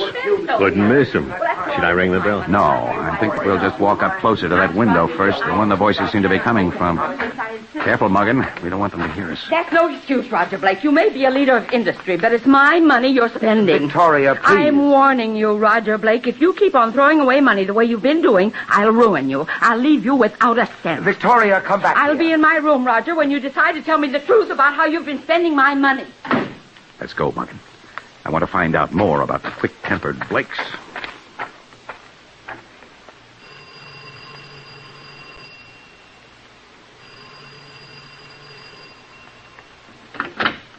Yes, what is it? I'm Inspector Thorne of Homicide. This is Sergeant Muggen. We'd like to see Mr. and Mrs. Blake. If you'll wait, please, I'll see if they're in. Never mind, Chester. I'll see Inspector Thorne and his assistant. Mr. Roger Blake? That's right. You may go, Chester. Yes, sir. Won't you come in and sit down, please, Inspector Thorne? You haven't asked us why we're here, Mr. Blake. That's quite unusual. I can guess why you're here. I heard about Christopher Hudson's death on my radio. I'll be happy to give you any assistance I can. Well, how well did you know Christopher Hudson? I've known his wife, Betsy, all my life. I became well acquainted with Chris after he did a feature story on me and my wife, Victoria. Chris and I spent a great deal of time together. And you liked the murdered man, Mr. Blake? Oh, very much. Chris was a fine fellow. Intelligent, keen, very entertaining. Where were you this morning, Mr. Blake, between 11 and 12? That's easy. I was out driving with my wife. That's a lie, Roger, and you know it. Victoria, what are you saying?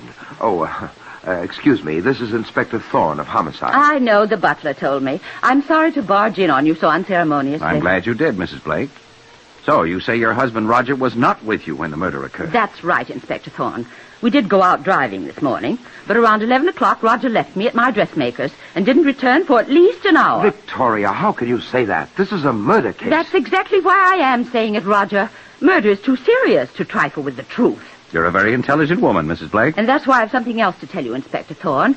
I heard what my husband was saying about Christopher Hudson, and there wasn't a word of truth in that either. Victoria. What do you mean, Mrs. Blake? Christopher Hudson was not a fine fellow. He was a strange, eccentric man with no talent, no charm at all. He was given to violent outbursts about the strangest things. Inspector Thorne, my wife is inclined to judge people too harshly. What would you think, Inspector Thorne, of a man who sits down to dine with you and throws the butter dish to the floor? Throws it deliberately? Very deliberately. You see, among other things, Christopher Hudson didn't like butter, and so he considered it a personal insult for anyone to put butter on the table before him. Is this true, Mr. Blake? Yes, it's true, but none of us is perfect.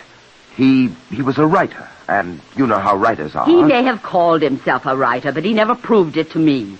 Didn't you like the article he wrote about you and your husband? It's hard to say, since I never saw it. Oh, it was never published, Mr. Blake? No, it wasn't published, Inspector Thorne. In fact, if I hadn't seen Christopher hand a copy of the article to Roger, I'd be convinced it was never even written. Chris wasn't satisfied with what he'd done, Inspector Thorne. He was going to write it over again. Well, may I have the copy he gave you, Mr. Blake? I don't have it anymore. I threw it away.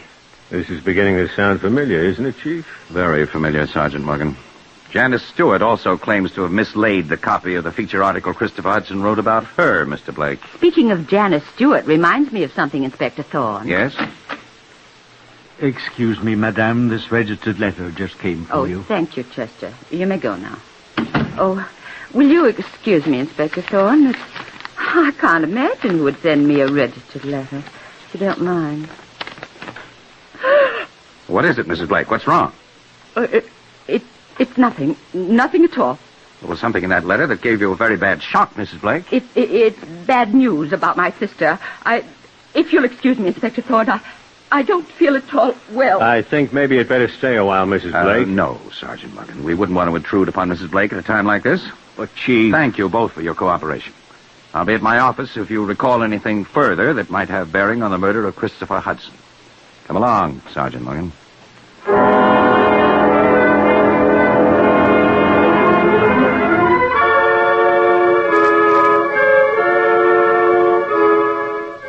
And back at his office in the Homicide Bureau, we hear Inspector Thorne talking to his puzzled assistant, Sergeant Muggin. Of course you were right, Muggin. Victoria Blake wasn't telling us the truth about that special delivery, that registered letter she received. Then why did you let her think she was getting away with that lie about her sick sister? Because we may be able to learn more from her if she's off guard.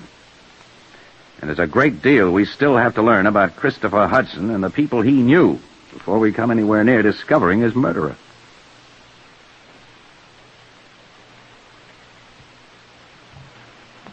Sure funny about those biographies you wrote. The boys couldn't find a thing about Janice Stewart or Roger and Victoria Blake in any of his papers. Well, I'm positive Roger Blake destroyed his copy. But if the boys get a chance to search Janice Stewart's house, I have an idea they might find something there. They'll search it first time she goes out. I'll take it, Morgan. Homicide, Inspector Thorne speaking. What? When was that? Yes, we'll be right over. What's happened, Chief? Come on, Morgan. We're going to Red Lawn Hospital. Roger Blake is there with 2 bullets in him.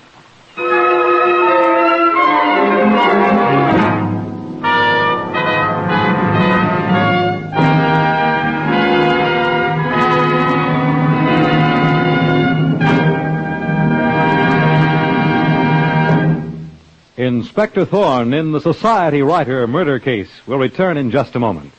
But first, it's the Silver Jubilee on NBC. With the fall season officially upon us, we see that there are many things which have changed. The breeze off the river now carries with it a slight hint of the chill north wind. The trees in the valley shiver at the first cold touch of frost, and the leaves burst into worlds of color.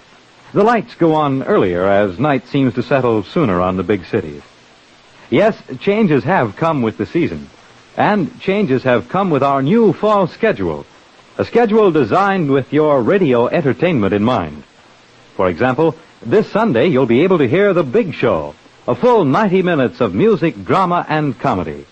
The Big Show will come to you this Sunday with your unpredictable hostess, Tallulah Bankhead, and such luminaries of the motion picture and theater world as Joan Fontaine, Sir Laurence Olivier, Fred Allen, George Sanders, and Vivian Lee.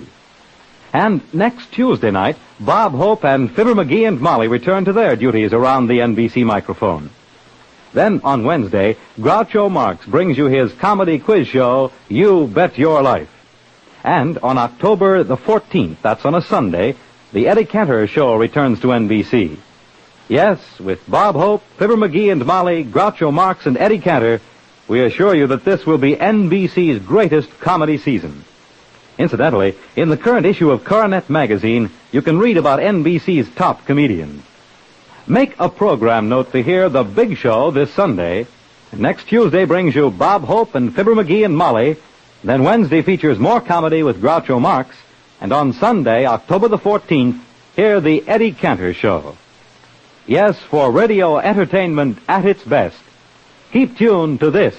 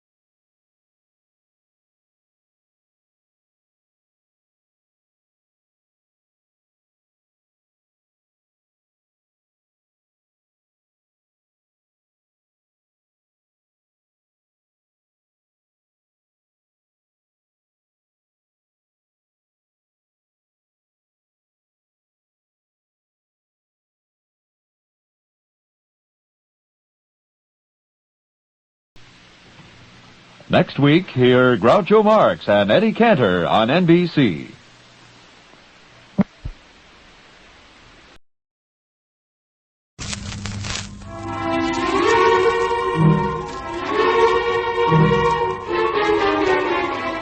It's a crime, Mr. Collins.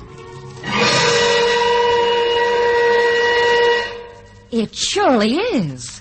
After all, what would you do if a gang of professional killers broke up your wedding night? That's exactly what happened. We hadn't been married 10 minutes when... Well, maybe I'd better go back a bit to when I first met Greg.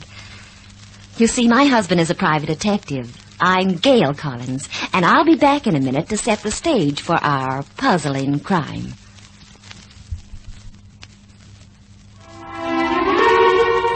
It's a crime, Mr. Collins. Now, Mrs. Collins, what did you mean when you said a gang of killers broke up your wedding night? That's exactly what happened, Mr. Little. It scared the daylights out of me. I don't ever remember... Now, just a minute. You were going to tell how you first met Greg Collins. Oh, yes, so I was. You kind of fell for that guy like the proverbial ton of bricks, didn't you, Gail? I certainly did. I knew Greg was for me from the first minute he walked into my curio shop back in New Mexico. Greg's tall, lean, slightly on the western side. And I took one look at him and said to myself, this is it. I love that man. After we'd met, Greg went to Mexico City on a secret assignment for the U.S. government. I guess you know he's a private detective. And a darn good one, too. Oh, you're right. But sometimes he does special jobs for the government. Greg called me from Mexico City and proposed over the phone. So I flew down and we were married. Then we ran to one of those dreamy honeymoon cabanas at the Hotel Dos Reyes. Well, like the man says, we're alone at last, Craig. Uh-huh. That's right, Gail. Well?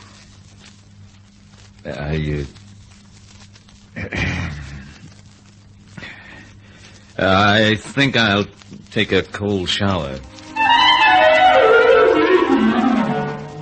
That didn't bother me.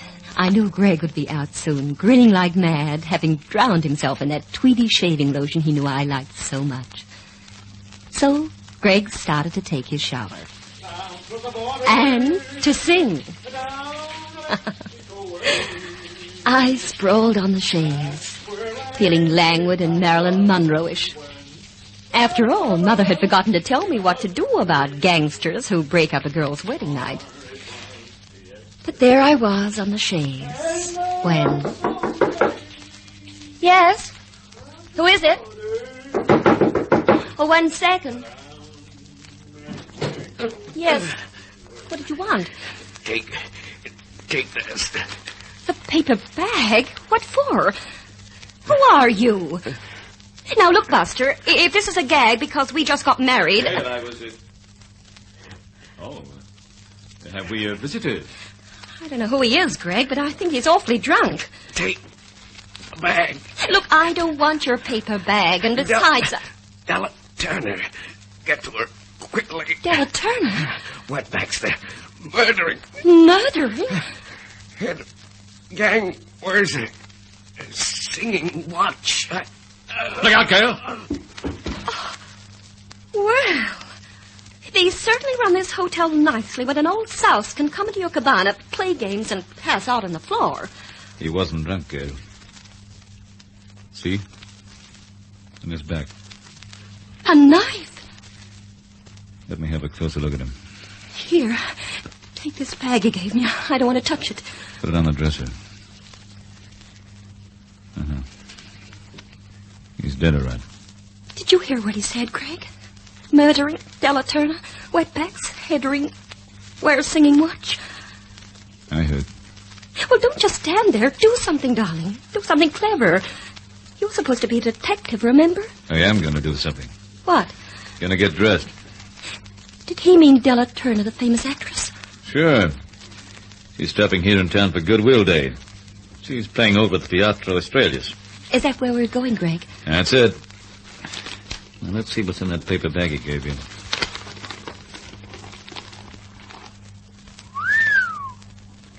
Just whistle. What's in it? Popcorn? No. Pretzels? No. What's in it? $1 million? Oh, it takes you so long to answer a girl. $1 million? Just about. Well, what are we going to do? Me, you're going to find a clean shirt. You take a look at our friend on the floor meantime. Tell me what you see. Well, he's kind of bald. Looks about 40, I'd say. Do I have to do this, Greg? Yes, go on. Don't be so squeamish. I'm not squeamish. I'm just sensitive, that's all. I'm the sensitive type. Go on. He has a funny mark on his nose. You know what happens when you wear glasses with a metal nose piece? Good. Now you're thinking a little. A little? Well, I like Hurry that. up, Gail. Where's that confounded bow tie? It was in this dresser. He's bruised. Looks like he was in a fight. Look at my bow tie with the orange polka dots, huh? I'll go ahead taking inventory on our visitor. All right. I wasn't enjoying myself much anyway. Orange polka dots, huh? Weighs about 150 pounds. About 5'7". Fingers have calluses on them. Now let's turn him over and get a better look.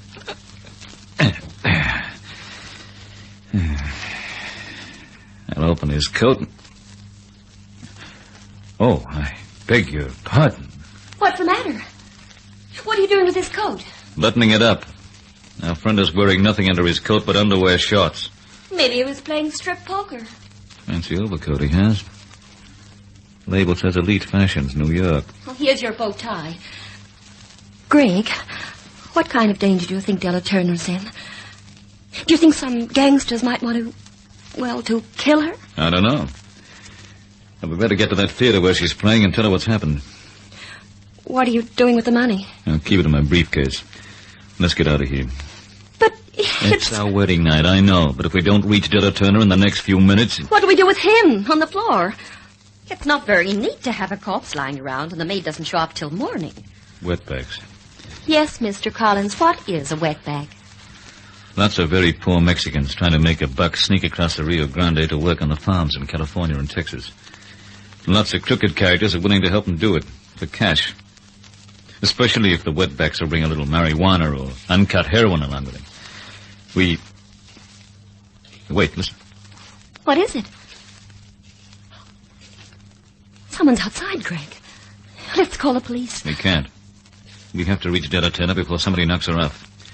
She probably knows something about a ring that's smuggling wetbacks across the border. If we call the police, how do we explain this?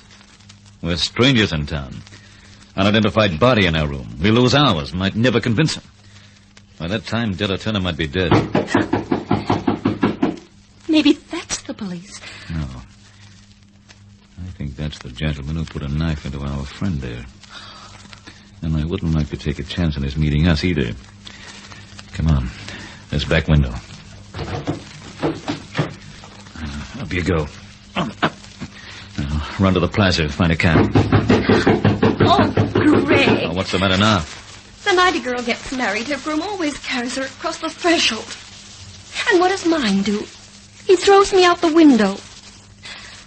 Well, Gail Collins, this is your life.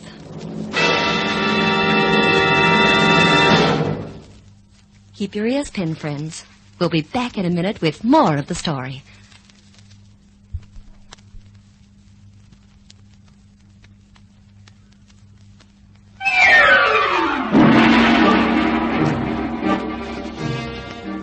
Greg and I dashed to the plaza to find a taxi. Well, he dashed. He and his college track medals. I puffed along a very unimpressive second. After about 5 minutes of frantic waving, we grabbed a cab. It was an easy 12 miles to town. Teatro Australia's pronto. Sí, señor. Non habla en lengua española. Oh, we'll be entertained. He has the radio on. Aquí es las I wish I noticias understood de noche. Spanish. Un cuerpo de hombre sin identidad se halla en cabaña del Hotel de los Reyes. Wow. Cuchillo fue puesto en su espalda. What's he saying, Greg? It's a news broadcast. Unidentified body found at the Hotel Dos Reyes. Oh, Greg. In a cabana. A man with a knife in his back. La policía está buscando el señor y señora Collins. How do you like that? First time in my life I ever heard my name on the air, and I don't know what he's saying about me. Translated, Greg. Wait. La señora tiene cabello negro, ojos verdes. Es muy hermosa. They're describing you, Gail. Black-haired, green eyes. Very pretty. That's on account of the room clerk. From the way he looked at me, any time you want to throw me over, Greg Collins, that room clerk's waiting to catch me at the first bounce. La señora tiene buenas muy guapas. También. They're saying you have beautiful legs, Gail. Well, of course they are. Turn off the radio. But they're reciting poetry about me. Turn it off. Oh, but why? That cab driver would hear it. He can get a pretty good look at us in that rearview mirror. He's too busy going the wrong way. This isn't the way we went down to town this morning. You're right. This isn't the road to town, driver. You're going the wrong way. That is all right. I'm taking a shortcut. You wanted to save time, did you not? Okay. Oh, my goodness. What is it? I just realized. The driver. He spoke to us in fairly good English. And how many cab drivers in Mexico City speak English that way? Doesn't mean he's a phony, though. He's stopping the car. Hey, wait a minute, pal. Oh, I wish we had a gun. I have a gun. But I'll have to use it myself. Now, the two of you, get out of the car. Come on. I'll take that briefcase, Mrs. Collins. Should I let him have it, Greg? Yeah. Thank you, Mrs. Collins. You gave him something, Gail. So now I'll give him something, too. Man, what a right you've got. There'll be no fights in our family. We'll leave him there. Somebody will find him. I'll take back the briefcase. Now we'll borrow that cab of his. That little interruption may have cost us Della Turner's life. Yeah. Now hop in. I'll drive. Do you know the way, Greg? Yeah, I think so. Well, we don't dare to stop and ask for directions. That police alarm for us must be all over town. I wish I could step on it, but I don't dare attract attention. Cross your fingers, Gail. Here we go.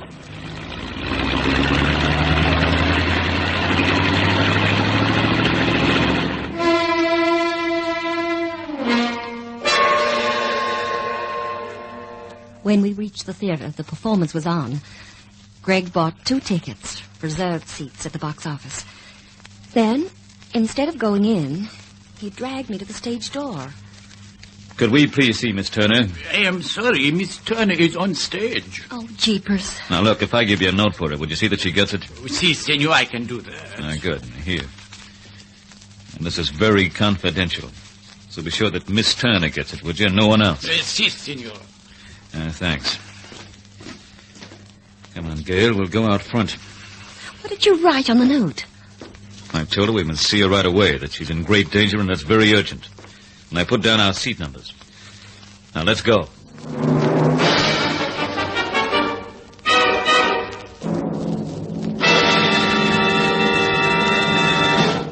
Don't go away. In just a minute, we'll bring you the climax of the case.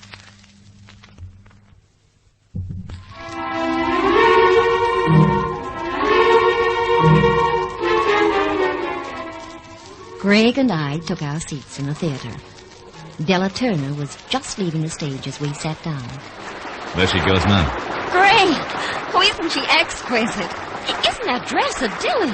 This isn't a fashion show, pal. Someone's going to be killed any minute. Keep your eyes on the stage. Ladies and gentlemen, we have an important announcement to make. I am sorry to tell you that Mr. Desmond Monash, our very popular violinist, cannot play for us tonight. Mr. Monash had a most unfortunate accident. However, since this is Goodwill Day, we did want you to meet him, if only for a moment. He will be leaving for the States tonight, but he has very kindly consented to come out on stage and say hello. Now, here he is, Desmond Monash. Boy, Greg! He didn't just have an accident. He must have been in a battle royal. Look at him. Face all bandaged, his arm in that sling. Gail, we have to get out of here. And now, on with the This show! place isn't as healthy as I thought it was. Well, what do you mean? What's wrong? I just found out who the dead man is lying back in our cabana. What? Now, let's leave here. Oh, wait. There's that doorman. He's pointing at us. Mr. Collins? Yeah? Here's a note, an answer from Miss Turner. Oh, thank you. What's it say? That part of the show must be over. She wants us to meet her right away at the Casino del Toro on Flora Street. An out-of-the-way place like that? Come on, you just keep the handle of the briefcase clenched in your hot little fist and be quiet. But, Greg... Quiet! And a happy wedding night to you, darling. The Casino del Toro was in a very sordid section of Mexico City. As we pulled up in front, it had begun to rain.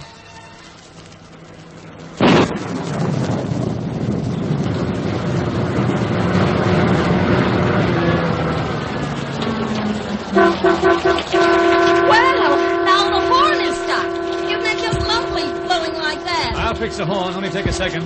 Run to the doorway of the casino. Oh, Don't Greg. stand there. I can shift the hood myself. Hurry, Greg. You'll get soaked. Okay.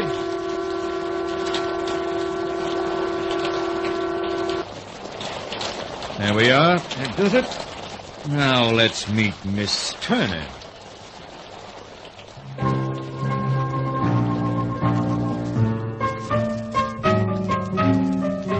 The casino was a rundown, loathsome place. The man we'd seen on the stage with a bandaged face and broken arm came up to us. Miss Turner is waiting for you in that room to your left. All right. Mr. and Mrs. Collins. That's right, Miss Turner. Close the door, won't you? We're terribly glad to see you're still alive and well, Miss Turner. You've been very helpful, Mr. Collins. Sit down, won't you? This is Mr. Monash, our violinist. How do? Your note was extremely interesting, Mr. Collins. Well, let me tell you the whole story, Miss Turner. We were in our cabana earlier this evening. As Greg told our story, I looked around. Know who he was. The room was very dark, just two flickering bulbs. Miss Turner was seated on a small, discolored sofa. The violinist, his face and arms bandaged, leaned casually against the wall, staring at Greg. As Greg finished the story. Danger.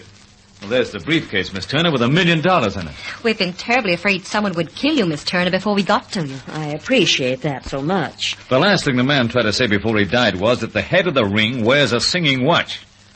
Is that all he said? That's all.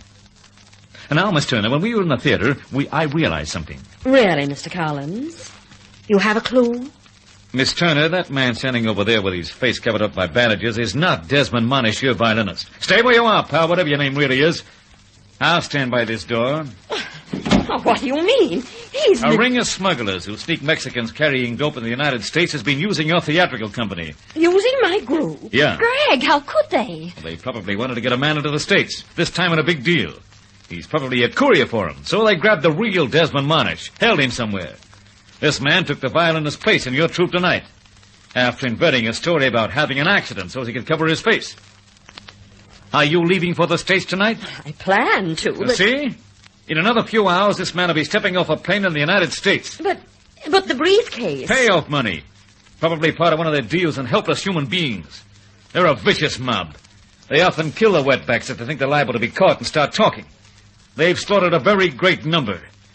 This time, with all this dough to get into the States, they wouldn't trust an ordinary wetback. They picked our boy here. Get away from that door, Collins. Don't be a Boy Scout. I see, Greg. The real Desmond Monish was held in our hotel. Tried to escape, grabbed the money, got stabbed, staggered into our cabana for help. We were the first door he could find. That explains everything but the singing watch. Did you say the head of the ring wears a musical watch? Yes. You mean like this? On my wrist?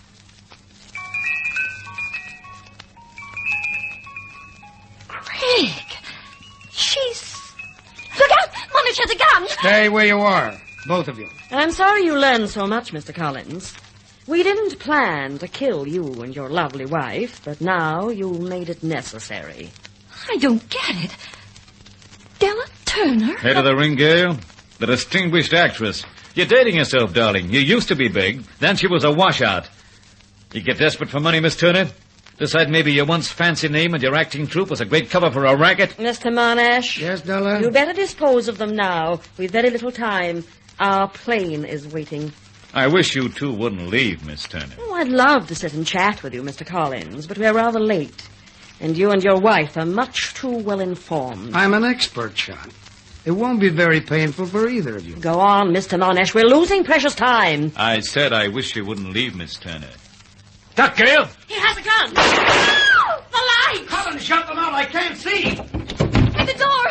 Oh, it's a policeman. I will turn on my torch. Della, quick, the window! Greg! She's going out the window! Stop them! I'll get him! I'll get him!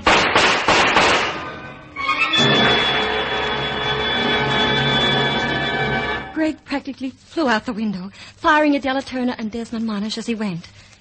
He winged Miss Turner in the shoulder and got a friend in the leg. 15 minutes later, we were all down at the police station. They locked up Della Turner and her crowd, and Greg and I thought we'd be hailed as some kind of hero and heroine. Instead, the friendly policeman read a list of charges against us. Greg was furious. Now look, officer, the basic civil I'm rights... sorry, senor. We appreciate what you have done, but you have also violated our laws. You knew the gentleman on the stage was an impostor, yet you did not report it. Yes, I told you 10 times. I knew that because the corpse in our cabana had calluses on his fingers, the kind a violinist would have. Besides, the label on his coat showed he was an American. Then when they announced that Desmond Monash, the violinist, had an accident, and that other guy walked on the stage all bandaged up, I knew it wasn't Desmond Monash at all, see? Why didn't you tell the police? Because it didn't have anything definite yet. I suspected Della Turner, but I had to make a sure hand. And I wanted the police to show up while she was talking. Greg, you must have rigged the horn of the cab. It didn't go off by itself outside the casino. You made it jam. Smart girl. When I fixed the horn, I purposely did a bad repair job, knowing it'd go off again and attract attention. It did. Along came one of your goo-goo-eyed gendarmes, officer. Goo-goo-eye? Yes, goo-goo-eyed. That will make another charge against you, senor, insulting the police force. Greg, maybe you'd better be quiet, huh? Me? Quiet? I have a right to speak. You can't lock us up. It's a wedding night. You can't keep us in jail tonight. Can't we?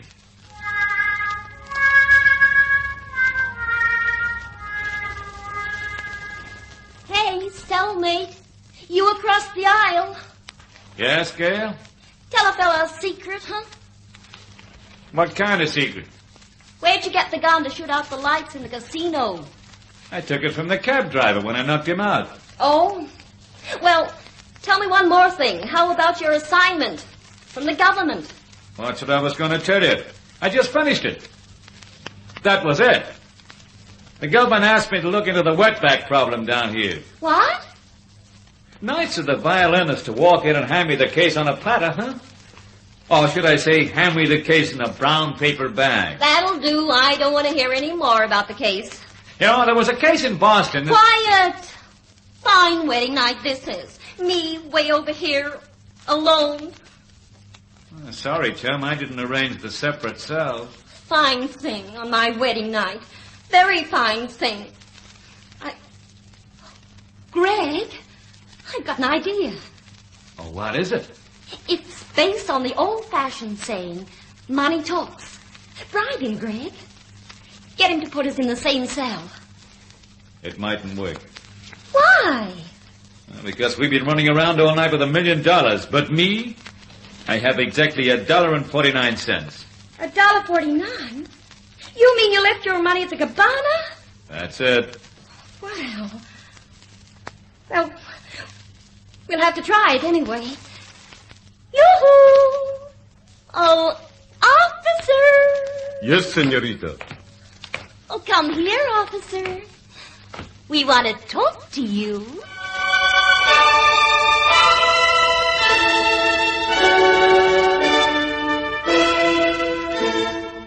Moral of the story.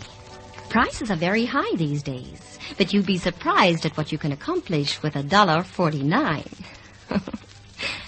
Footnote tomorrow for June brides. If you're planning a honeymoon out of town, the jails in Mexico City are wonderful. Oh, just wonderful.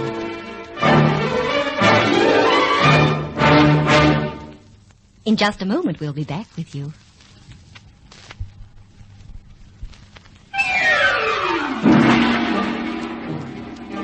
We hope you enjoyed our adventure, The Brown Paper Bag. Be sure to visit us next time for another puzzling murder. For where there is crime and romance, there you'll find Mr. And Mrs. Collins.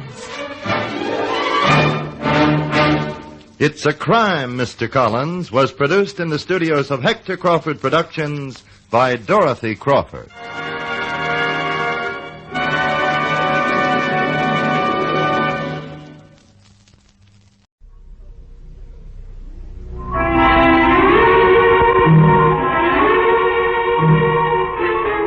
It's a crime, Mr. Collins. It surely is. After all, the temperature does vary in the Argentine. A caballeros can be very warm if he's after a woman, and very cold if he's out to kill a man. You know, of course, that I'm married to Greg Collins, the famous private detective. I'm Gail Collins, and I'll be back in a moment to set the stage for our puzzling crime.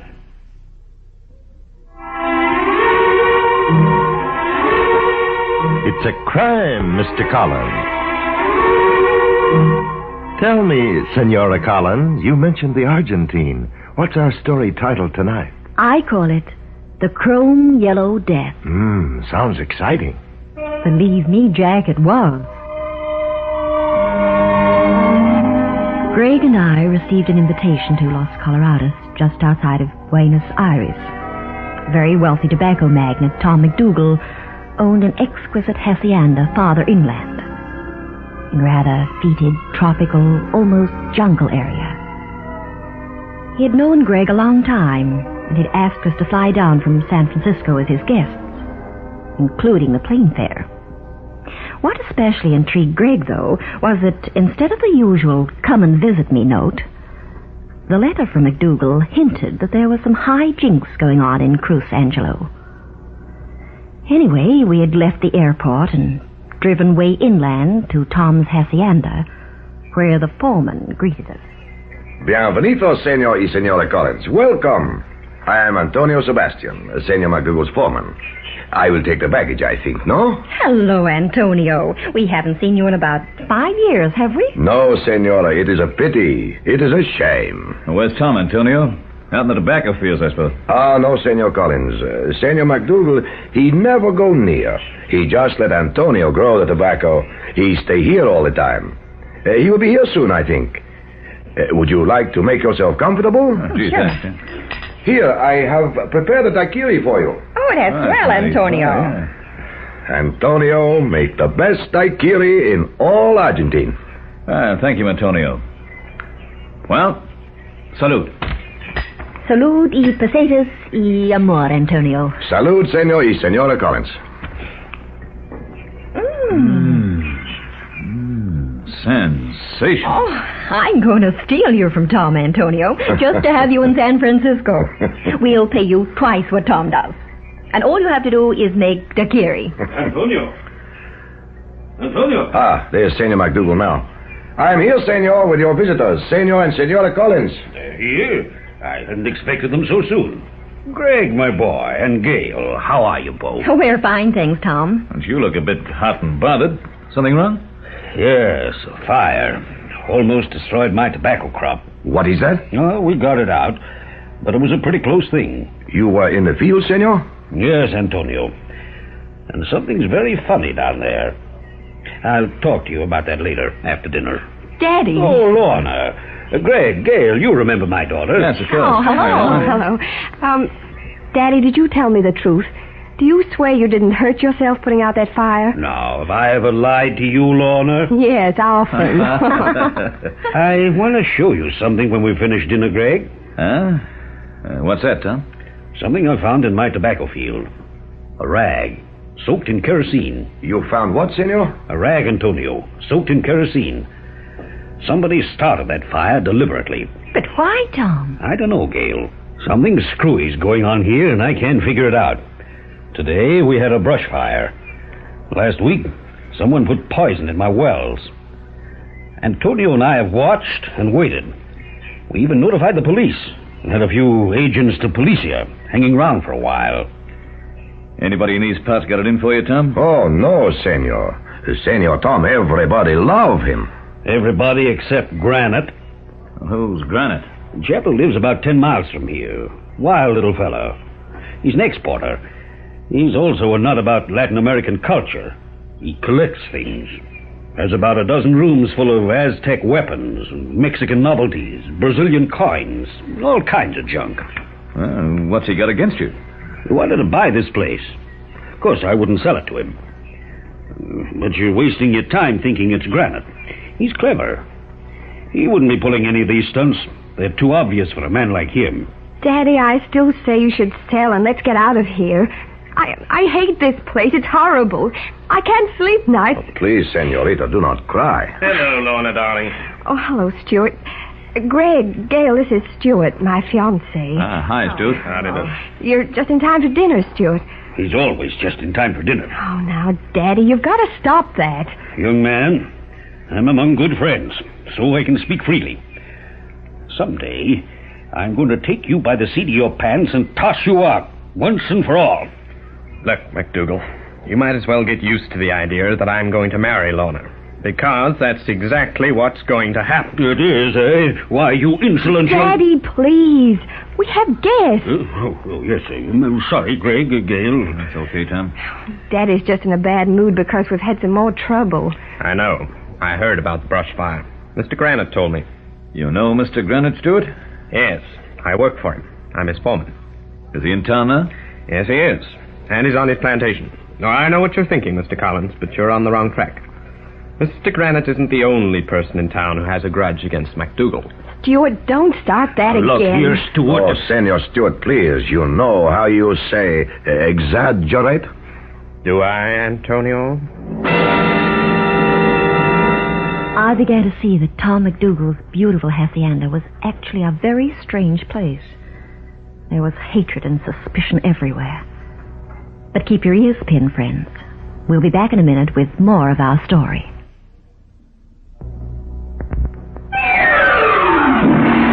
After dinner, Greg and I took a stroll in the grounds. It was cool, the stars were out, and we stood by a long line of fountains that Tom had lit up with colored spotlights. Oh, aren't those fountains gorgeous, Greg? I know something much prettier. What? You, chum. Oh, Greg. That's the first nice thing you've said to me for ages. Why aren't you romantic anymore? I know the next line, Bub. It's about how marriage changes men and they take their wives for granted. But you do. Now, look, darling. Let's go up on that little balcony. You see it? Mm-hmm.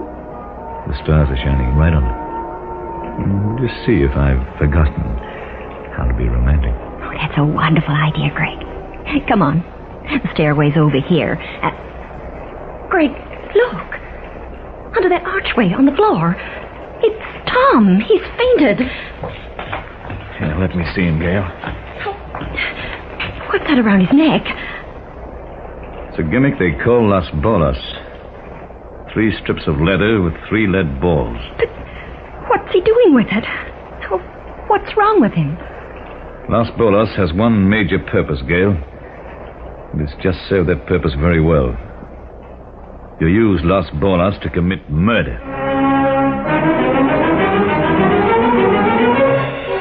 The dead body of Tom McDougal, sprawled on the colored tiles by the fountains in the starlight, was a gruesome paradox.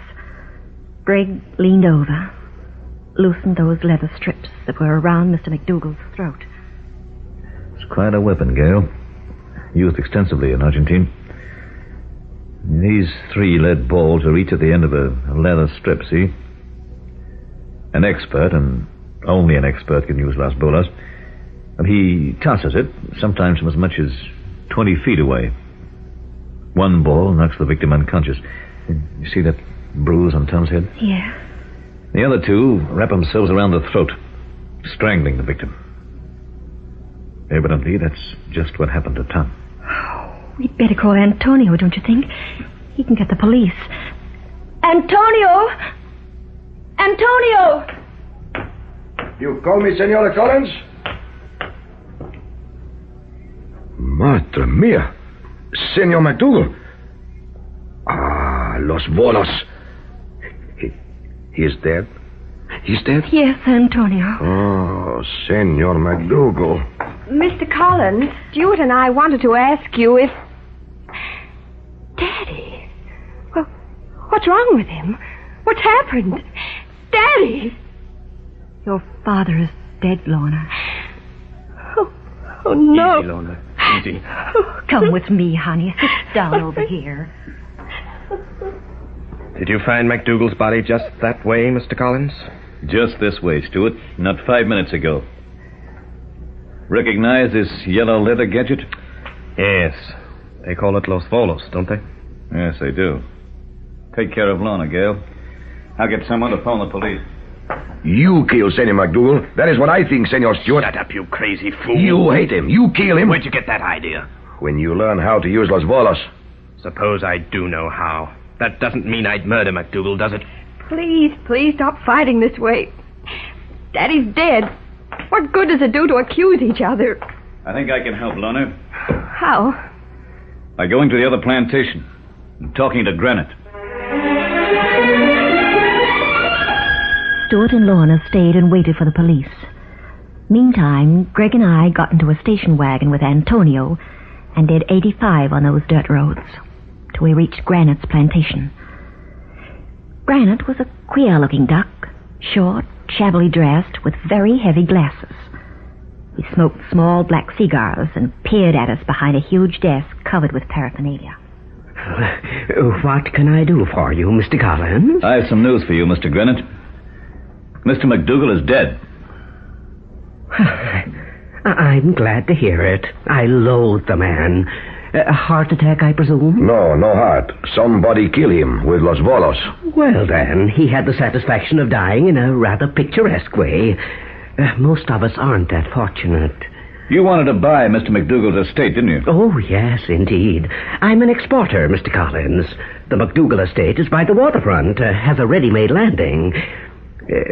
By the way, will you give Lorna MacDougall a message for me? Yeah, what is it? Tell her I want to see her. Say it's very important. I'd never have persuaded her father to sell. He's very stubborn. Well, somebody saved me a headache. Do not speak of the dead this way, Senor Granite. You will be punished. Senora Collins, please excuse me. Oh, where are you going, Antonio? I wait outside. I cannot speak to Senor Granite. If I speak to such a, man of the devil, poor Antonio will be punished himself.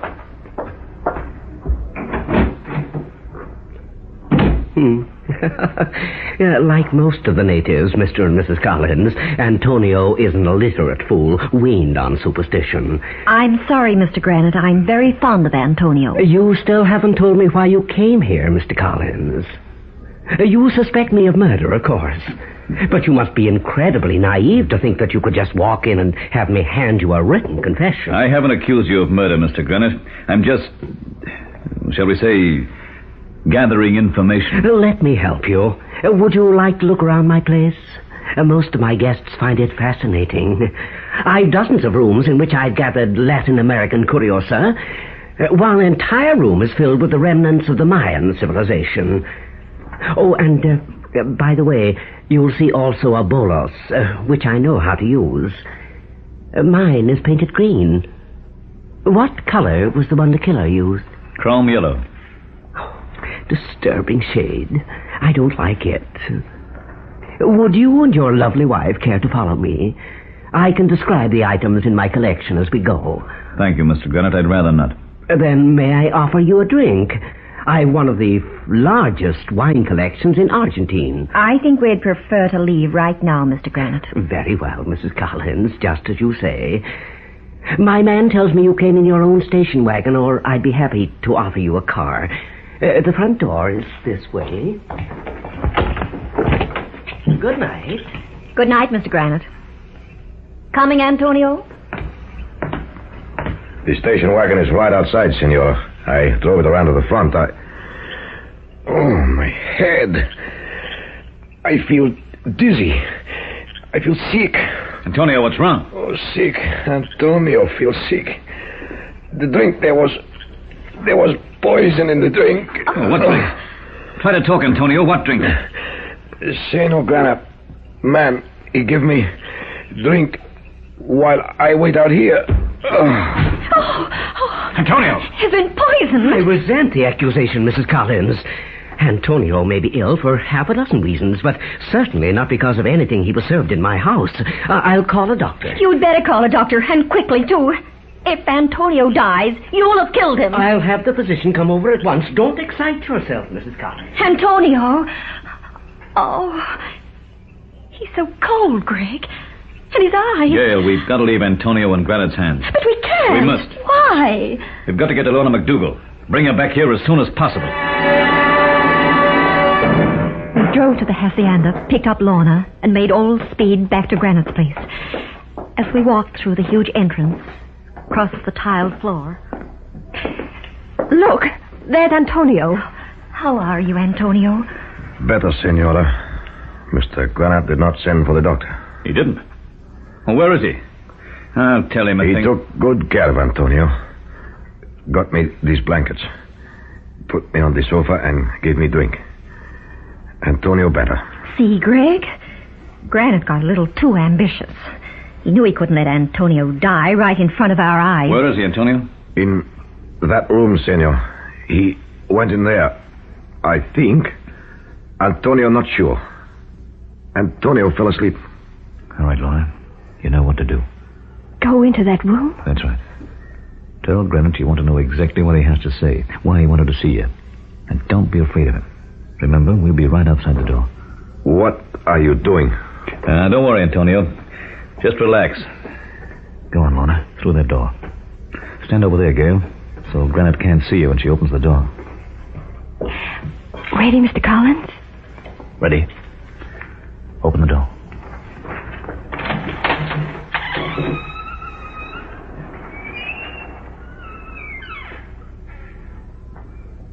Well? See him, Lorna? No, he's not here. I don't see him anywhere. What is it? In the corner of the room. Mr. Granite. He's dead. Los Bolas. Mr. Granite was lying in the corner of his room with a yellow leather bolus wrapped around his neck. His face twisted in agony, with a horrible purple tinge from strangulation. In just a minute, we'll bring you the climax of the case.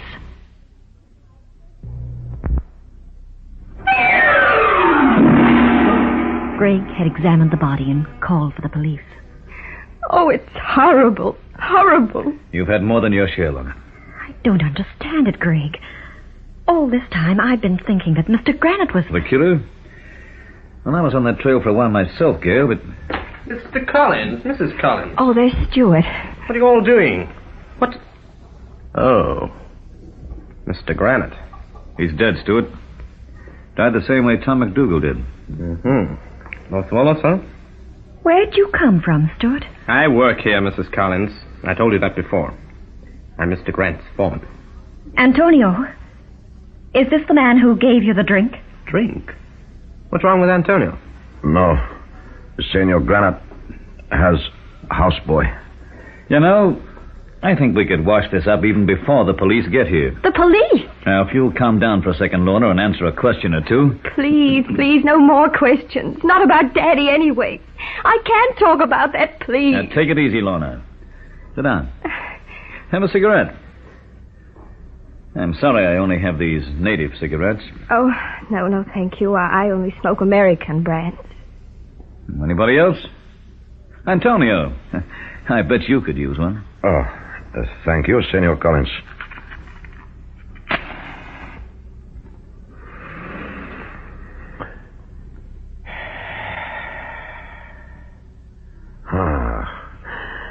That is what Antonio need. Calm the nerves, I think. Why don't you take the chair in the corner, Stuart? I'm sure we'd all stop screaming at each other if we could get at the truth. Look, never mind the psychological approach, Mr. Collins. All this cozy business doesn't impress me at all. Get to the point. Oh, I will. Yes, Stuart, I will, if I can get everybody to cool off. How about you? Smoke? All right, I'll take one.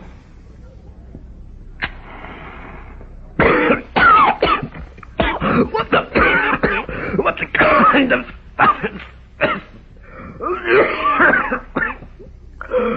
What's in this cigarette? It's marijuana. What? Greg, did you say marijuana? That's right, Gail. The killer smokes marijuana, and he... You are very much smarter than I thought, Mr. Collins. Antonio! Get out of my way, Mrs. Collins. Stop him! He'll get out through the window. Quick, the bullet's on the wall. Give it to me. Here. Watch out, Antonio. I'm going to throw it. No, don't throw it. Oh, my legs. My legs. You're lucky, Antonio.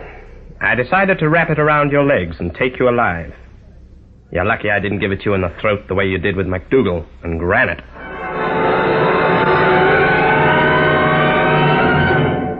After they took Antonio away and we said goodbye to Stuart and Lorna, we decided to finish our vacation in Caracas, Venezuela. As we waited in the airport...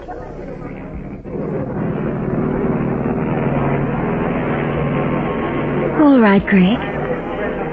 Start from the beginning about Antonio. And tell me slowly. Because I'm not in a very bright mood. Well, it isn't complicated at all, Gail. When Antonio collapsed, after he said he'd been poisoned, a packet of cigarettes fell out of his pocket. I recognized them. They were marijuana cigarettes. That gave me a hunch.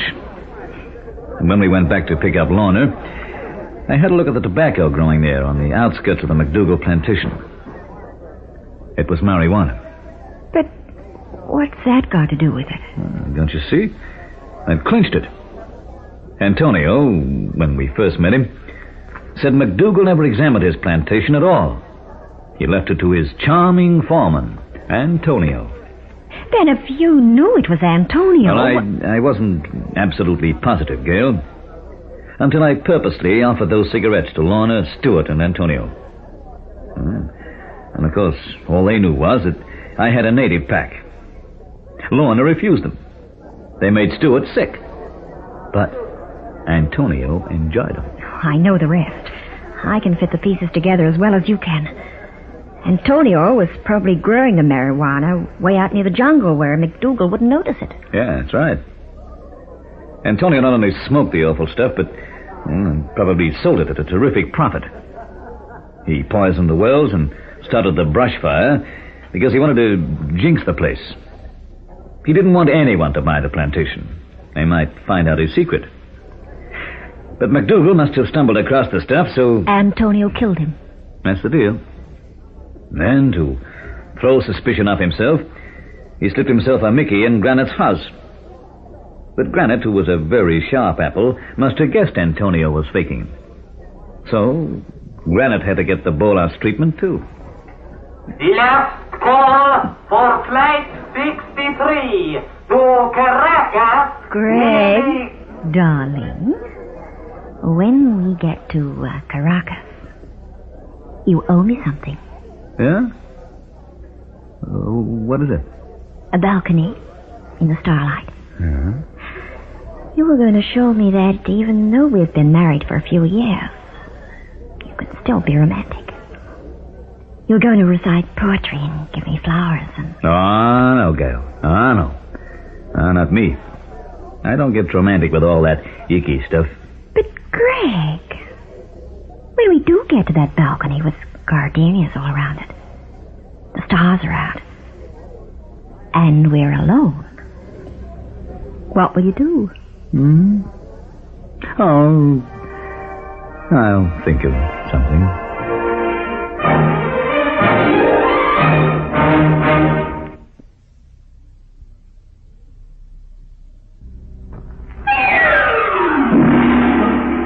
Well, folks, Gail and I hope you enjoyed our adventure, The Chrome Yellow Death.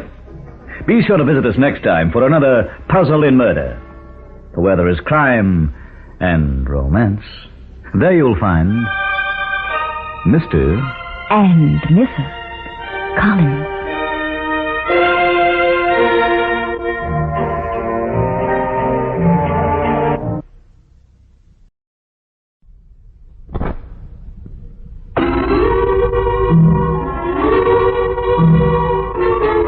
It's a crime, Mr. Collins. Surely is. After all, suppose you were arrested on suspicion of murder, and your husband was out chasing a beautiful redhead with $100,000. And you think you've got troubles, huh? You should be married to Greg Collins, the private detective. Yes, I'm Gail Collins, and I'll be back in a minute to set the stage for our puzzle in crime.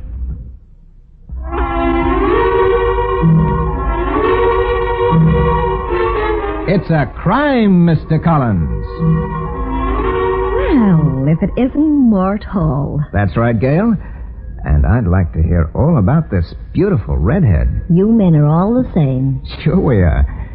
Now, how about the story? Well, Greg and I were having our breakfast coffee.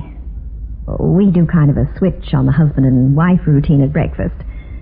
Greg's hungry. He gobbles up pancakes and sausages and concentrates on his eating. Me, I bury my nose in the morning paper.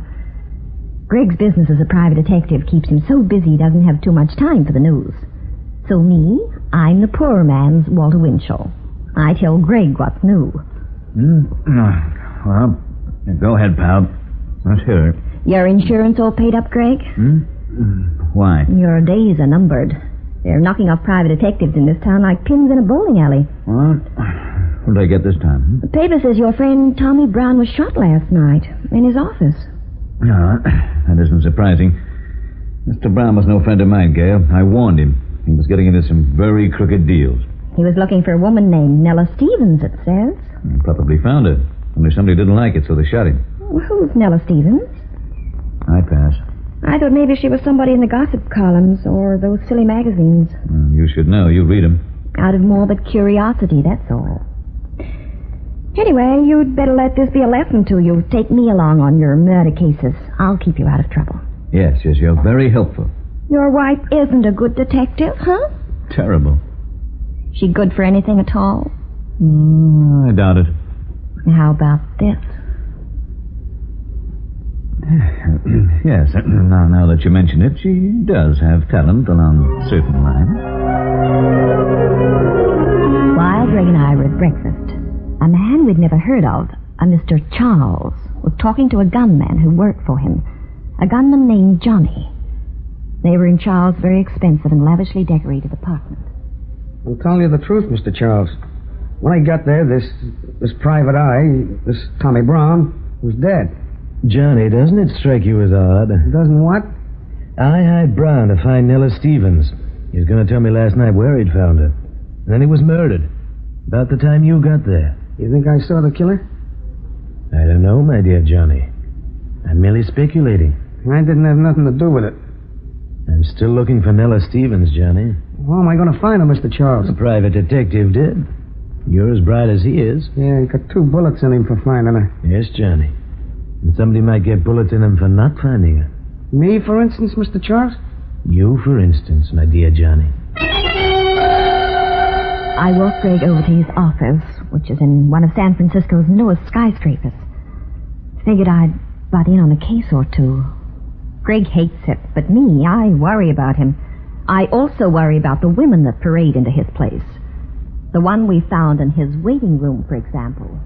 I'm Lillian Burton, Mr. Collins. Oh, do sit down. This is my wife, Gail. How do you do, Miss Burton? No, not here in the anteroom. My private office, Miss Burton. Thank you. Wait here, Gail. Gail, come back. I said wait here. Oh? Did you? Well, perhaps Miss Burton wants to talk to me confidentially. That's what I thought. Read some magazines out here, chum. Newspapers, whatever you like. Okay. Say, here's something. Pershing says he has the Kaiser on the run. Where do you get these magazines? From your dentist? What's on your mind, Miss Burton? I want you to find my sister-in-law. Why? So my brother can sue her for divorce.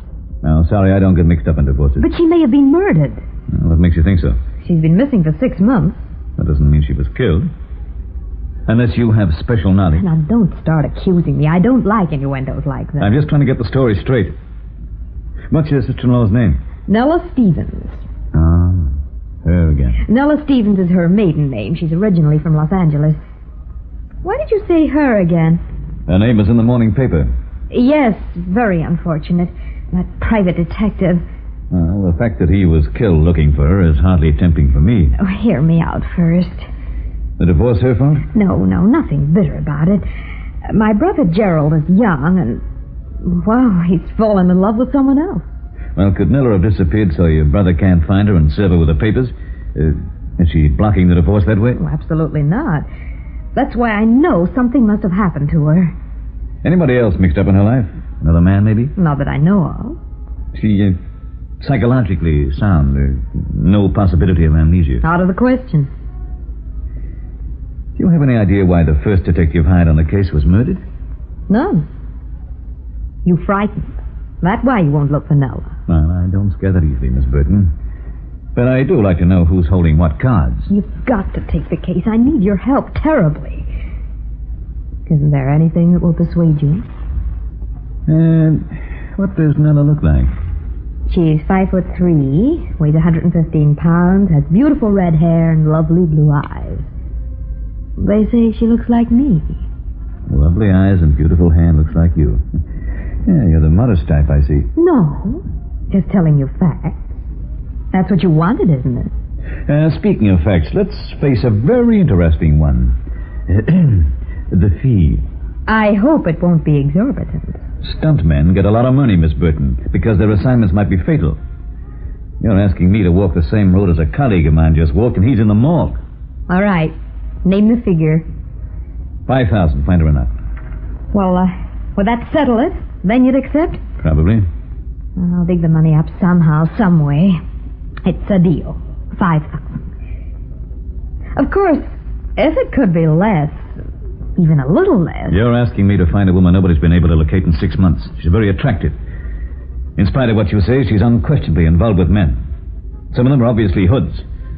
They just knocked off the guy who finally did find her. And you've no really valuable clues. Now, there'll be nothing less, Miss Burton. All right, I'll pay. Then you're on. Will you start immediately? Immediately. You're a darling. I could just kiss you. Was I interrupting something? I hope? No, just she got excited, Gail, because I consented to take the case. Have you a pencil? I want to take down Miss Burton's number. I think you've already got her number. I came here to hire services, Mrs. Collins, not to indulge in second-rate wisecracks. You also did not come here to kiss my husband. Or did you? Here, I'll write my number on this pad. There. I'll call you the moment I learn anything, Lillian. Learn anything? Brother, if I hadn't come in, you'd have graduated with honors in about 5 minutes. I was talking about the case. Well, I wasn't. Isn't that odd? I'm very grateful, Mr. Collins. Goodbye, Mrs. Collins. Goodbye, Miss Burton. Sweet girl. Husband snatcher. Gail, you don't know what this involves. I certainly do. I listened on the intercom. 1 million people in San Francisco, and I have to find one redhead. It's like looking for a cheap apartment. I have a feeling I can clean up this case with one call. Excuse me. And I have a feeling you flipped. Just listen.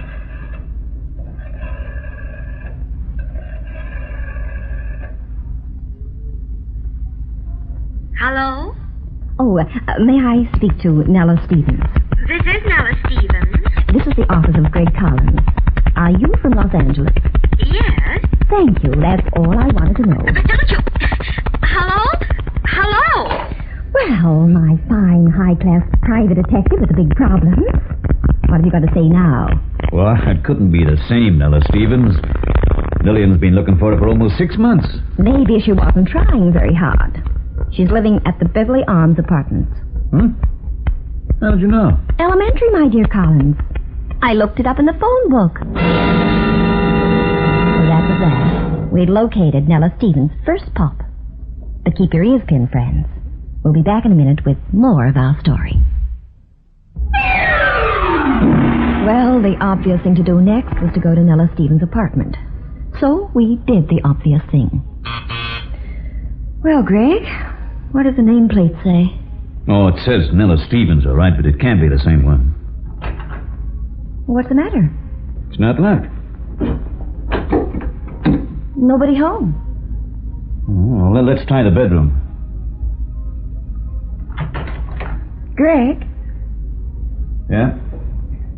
Somebody hit this joint like a hurricane. What could they have been looking for? Same thing we are. Nella Stevens.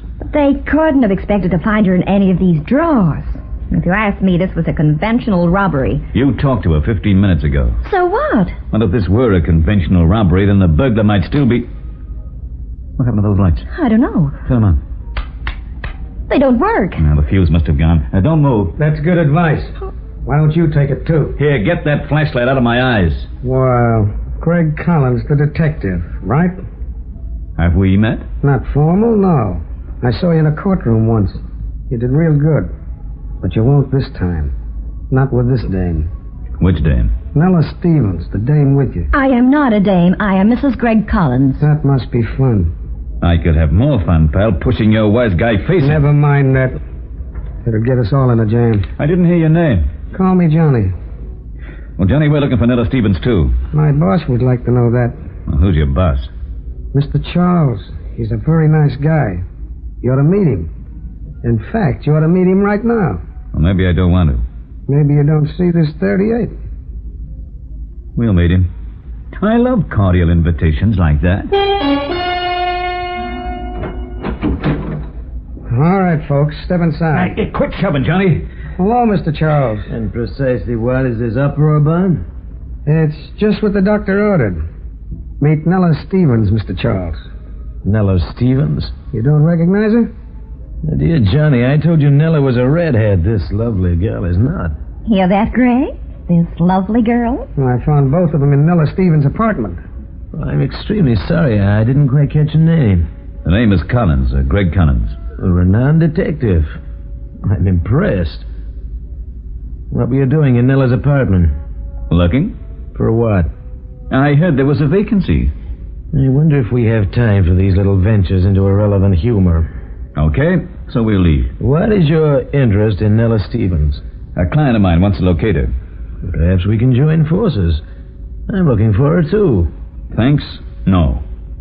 You're uncooperative, aren't you, Mr. Collins? Give me a crack at him, boss. He'll cooperate.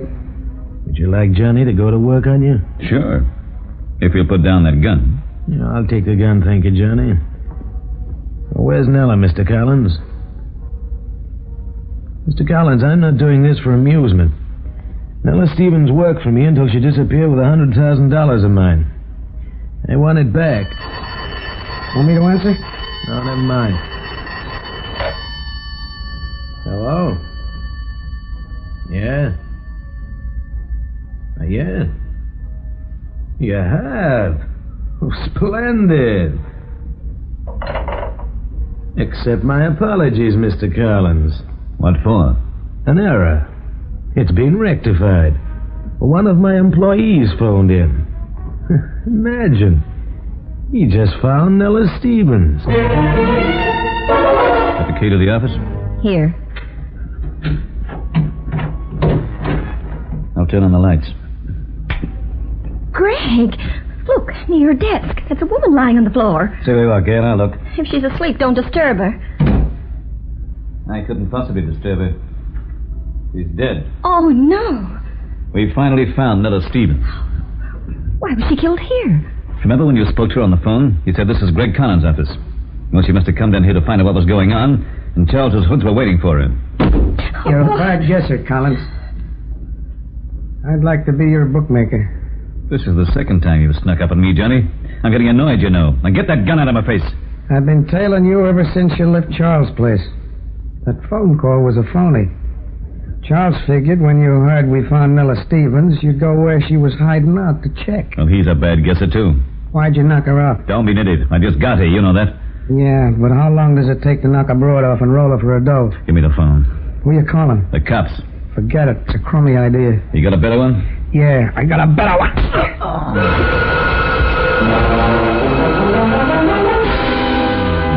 Take it easy, Greg. Where's Johnny? Gone. Coming back with Charles. I'd like to get Johnny sometime when he's not armed. Oh, don't try to get up. I already called the police. I didn't want to take a chance disarming him on account of you. A wild shot, you know. Now, look, why don't you go to the movies, I'd rather be with you. Oh, don't you have any shopping to do? I'd rather be with you. You're messing up the case, Gail. You're wrecking our marriage, Greg. Okay, but I'm not responsible. All right. Come along with me. The phony? Greg, I mean. He sneaked to a phone booth on a pretense, contacted his pals over at police headquarters, and had them pick me up. They took me to headquarters, but I vowed then and there to fix Greg's wagon if it was the last thing I did. And I don't mean his station wagon. While I was fuming and fussing in custody, Johnny was calling his boss. That you, Mr. Charles? Yes, Johnny. Wait till you hear this. The screwiest thing. Who do you think killed Nella Stevens? She's dead. The cops just picked up Greg Collins' wife. Oh, that is odd. You better kiss your $100,000 goodbye. Go on with the wind, pal. Yeah, perhaps you're right. Now, come by and see me, Johnny. What for? I'll pay you off.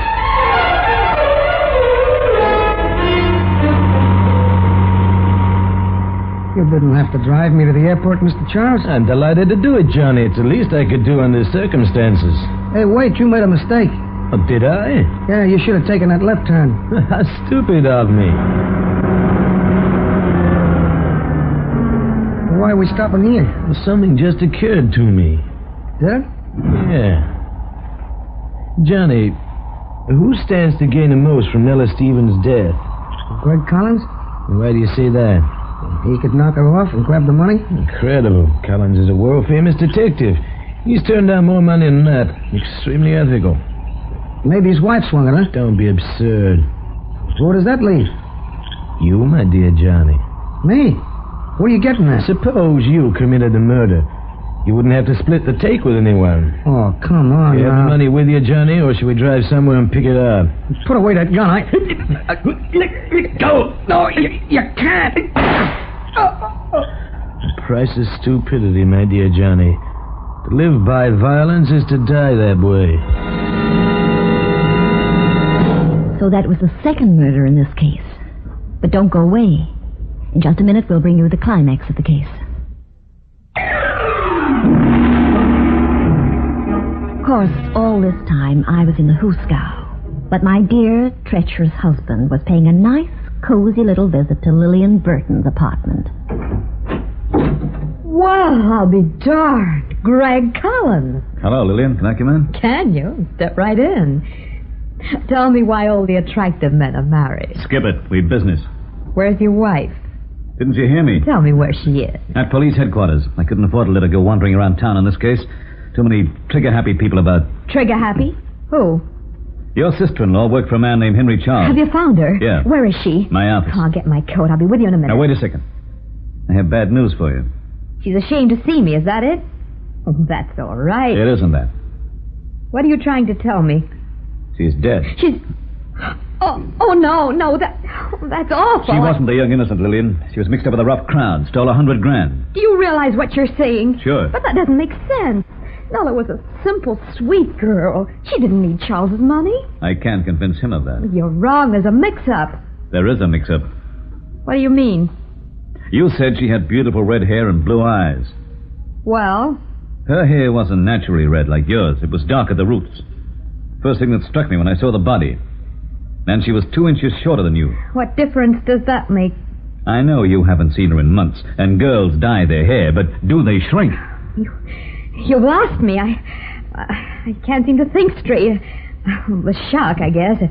Knowing Nella's dead. Nella Stevens isn't dead. But you just said... The girl in my office is dead, all right. Not Nella. You're Nella Stevens. Oh, no, really, for trying to be clever. Not very clever. How'd you know she took Charles's money? I didn't say it was his, but you did. I just presumed since you mentioned his name that... It was too easy when Gail found your name in the phone book. I should have had the answer then. What surprises me is that Charles never thought of looking there. Sure he did, but it wasn't there when he looked. I waited until today when the new phone listings were published before I walked into your office. Very thoughtful. Who's the dead girl in my office? My double. She did it well, too. Well, now, for all through... We're not through. Got a license for that gun, Lillian? No. But it won't bother me. The police will think Charles killed you when they find your body. Want to make a deal? Talk. I'll get you a great lawyer. You could plead insanity. On what ground? Trying to get away with this. You'd have to be nuts to try it. Now put away the gun. These things go off sometimes. Killed anybody else besides your double? Tommy Brown, maybe? Tommy Brown. He got wise, stumbled on the truth, and wouldn't listen to me. Acted like a Boy Scout, the way you're acting. Ended up dead, the way you will. Maybe not. You want part of the $100,000, huh? Maybe. How much? Half. For what? Keeping my mouth shut. The heat to get to whoever kills me will be terrific. That's playing it your way. Now think of mine. I say nothing. Pin a rap on Charles. Get him out of the way. We're both clear. They'll never find out who got Brown. You talk too fast. I gotta think. Think of being in the clear. Think maybe... Don't get so close to me. I don't want the gun. You're not made of ice water after all, huh? Who could be? Ever look in the mirror? I thought you came here on business. I did. And we'll clean it up right now. Oh, my arm! Let me go! Greg, are you all right? Yes, Gail. Get up, Lillian. Police downstairs, Gail? Yes, prowl car. I talked him into coming here. I had a notion you'd be making yourself a target. You dirty low-down... Out the door, Lillian. Let's go see the boys. You didn't want a deal. Never did. I bet for an old stall. So what? We all do. Gail, I told you you'd come within inches of a bullet. That shot you fired, lucky it went wild. Not as wild as I am, chum. Locking me up in the Hoosegow, chasing redheads, kissing this woman. A line of duty, pal. Oh. Hey, what's the idea of kicking a guy in the pants if he just captured a killer? I'm your wife, right? Line of duty, pal. Line of duty. Nella killed the girl in your office, Greg, right? But how did that help her? Well, once I told the police Nella Stevens was dead, Charles accepted it and would give up looking for her. He suspected Johnny of double-crossing him. You're guessing. I am not. I just picked up Charles and he confessed. Where's Johnny? Coroner's got him. Shot dead by Charles. So the reason Lillian came to you was to have you establish that Nella Stevens was dead? Oh, certainly. Left her free to take a powder with Charles. Fine. So now you collect from your client and the case is closed. My client was Nella Stevens, alias Lillian. I just nailed up a homicide. She won't pay me a dime. That's what I like. A husband who's a good businessman. Makes money, protects himself, takes care of his wife and home. Total profit on this venture, $0, 0 cents. One more wonderful case like this and we'll be bankrupt. You mean you love me for my money alone? There's something else? Come here. Greg. Yes, darling? I don't care if you haven't a cent. Mm-hmm. I don't care if you're a terrible businessman.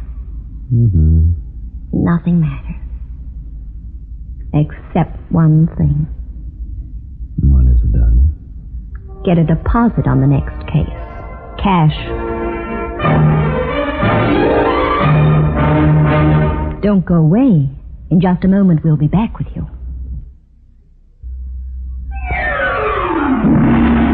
Well, folks, Ged and I hope you enjoyed our adventure, the murder of the fabulous Redhead. Be sure to visit us next time for another Puzzle in Murder, where there is crime and romance. There you'll find Mr. And Mrs. Collins.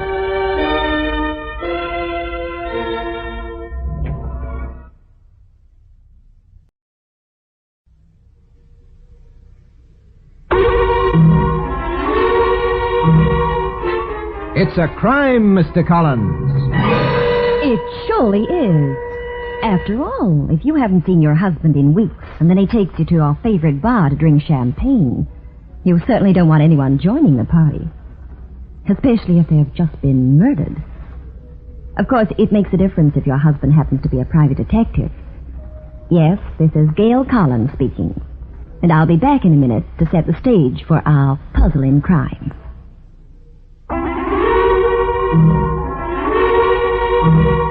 It's a crime, Mr. Collins.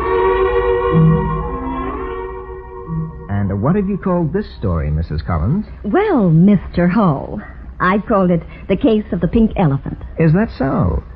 And where did you see this pink elephant of yours, Gail? Oh, that's easy, Mort. Right here in San Francisco. After a night out, I presume. It was at a night out. You see, I hadn't seen Greg for 2 whole miserable, lonesome weeks. So when he came home, we thought we'd celebrate. There's a cute little cocktail lounge near Greg's office called the Pink Elephant. It was a pet spot of ours, especially because our pal, Sonny Peters, could be found there every night playing the piano, playing that fabulous, lazy blues of his. So Greg and I were at the Pink Elephant. We didn't find out about it until later, but while we were having our first cocktail, a little discussion was taking place in the office of a friend of ours, Guy McInnes, managing editor of the Register. Guy was at his desk when he looked up and saw he had a visitor. Hiya, Guy boy. I haven't seen you in a long time. I thought you'd just never forgive me if I didn't drop in and say hello.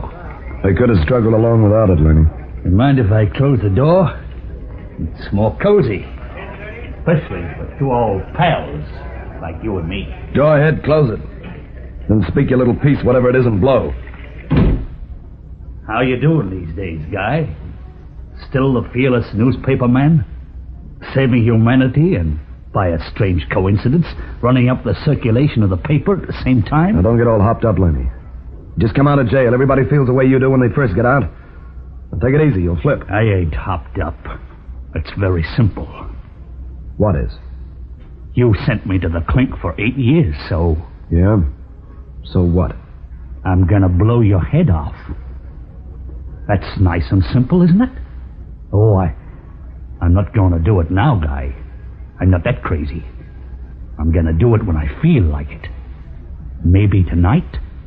Maybe next week. Next month.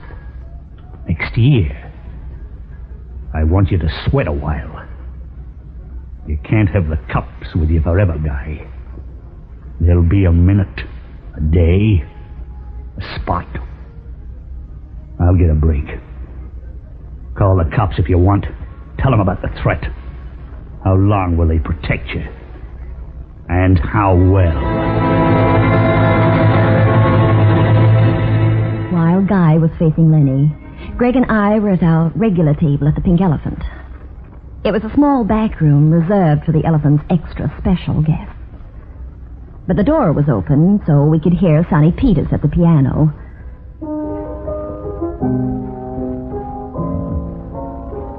Greg? Yes, darling? Greg, you were in New York for 2 weeks on a case, and you still haven't told me the most important part of it. What did I leave out? Were there any luscious blonde suspects? Oh, sure. And a sensational brunette. And a redhead. And you just concentrated on the case? Now, look, didn't you tell me you couldn't come to New York with me because an old school chum was getting married? That was the truth. It takes just a few minutes to get married. You still had 13 days, 23 hours, and 55 minutes to yourself. And what did you do? Sit home and read the Encyclopedia Britannica? Absolutely. I started with the first volume, A to Ost, whizzed through that. When I was well in the middle of the second volume, that's Ost to Calva, I got your why you were coming home. Listen, Greg. It's like Shangri-La, isn't it? After these 2 impossible weeks without you, we're together again. And Sonny's providing the perfect background music. We've been kind of rude to Sonny, darling. We've been so busy with each other we haven't said hello to him. You're right, Greg. Sonny! Hiya, Gail. Hiya, Greg. Oh, let's talk to him. Maybe he'll play a few requests. Sure. Come on over.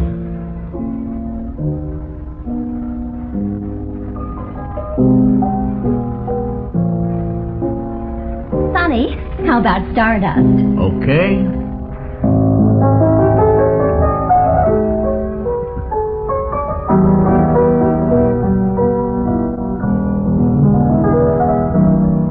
Wish I could play. I can. You, Gail? You never told me. Well, sit down here. She's not very good, Sonny. I'm merely terrific, that's all. Go ahead, Gail. I'd like to hear you. Oh, must you, darling? I must. My public demands it.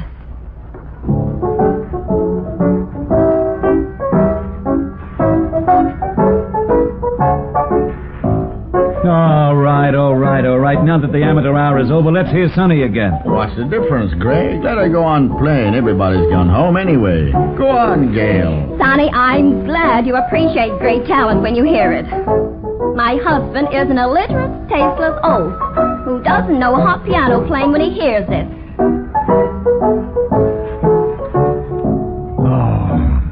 Okay, Gail. Now, if you don't quit, I'm going to pick you up bodily and carry you away from that piano. Why not let her have some fun? Everybody likes to fool around with the piano.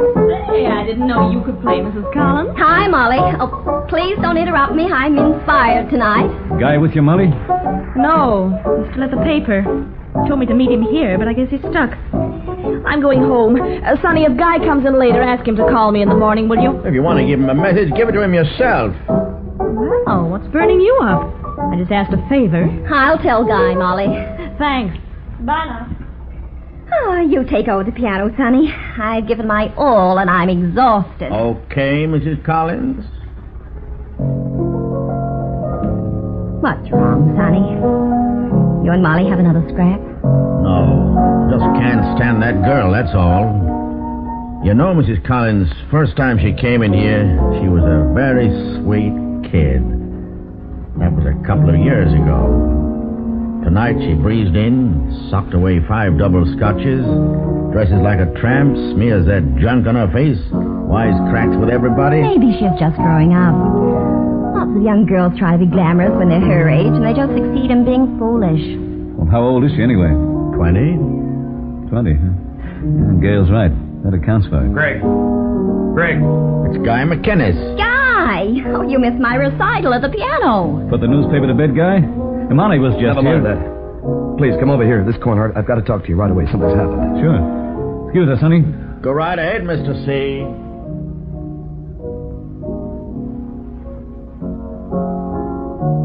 What is it, Guy? Lenny Kestos is in town. Just got out of jail. Came to my office. He said he's going to kill me. Guy was deadly pale. He kept mopping his brow with his handkerchief. I had to hold a match for him. He couldn't light his own cigarettes because his hands were trembling so much. I thought he'd collapse. We sat at the table in the back room, and he told us the whole story of how Lenny had threatened to murder him. What did he mean by saying you sent him to prison? It's a neurotic exaggeration on his part. I didn't do it directly at all. I wrote a series of exposures for the paper about Lenny and his mob. He had big money he was trying to expand. Dewey owned half a dozen records in the States, and he was trying to set up a kind of cartel internationally. He had tie-ups with some of the biggest black marketeers and phonies in Europe and South America. He had a finger in a fake uranium promotion in Canada. He had men working for him in Shanghai, Cairo, Macao. And the DA's office read my article. The public got hopped up. There was pressure to crack down on Lenny, so they did. Well, he ended up behind bars. But you were just doing your job. You didn't double-cross him or prosecute him. Lots of papers write about racketeers. That isn't the way Lenny looks at it.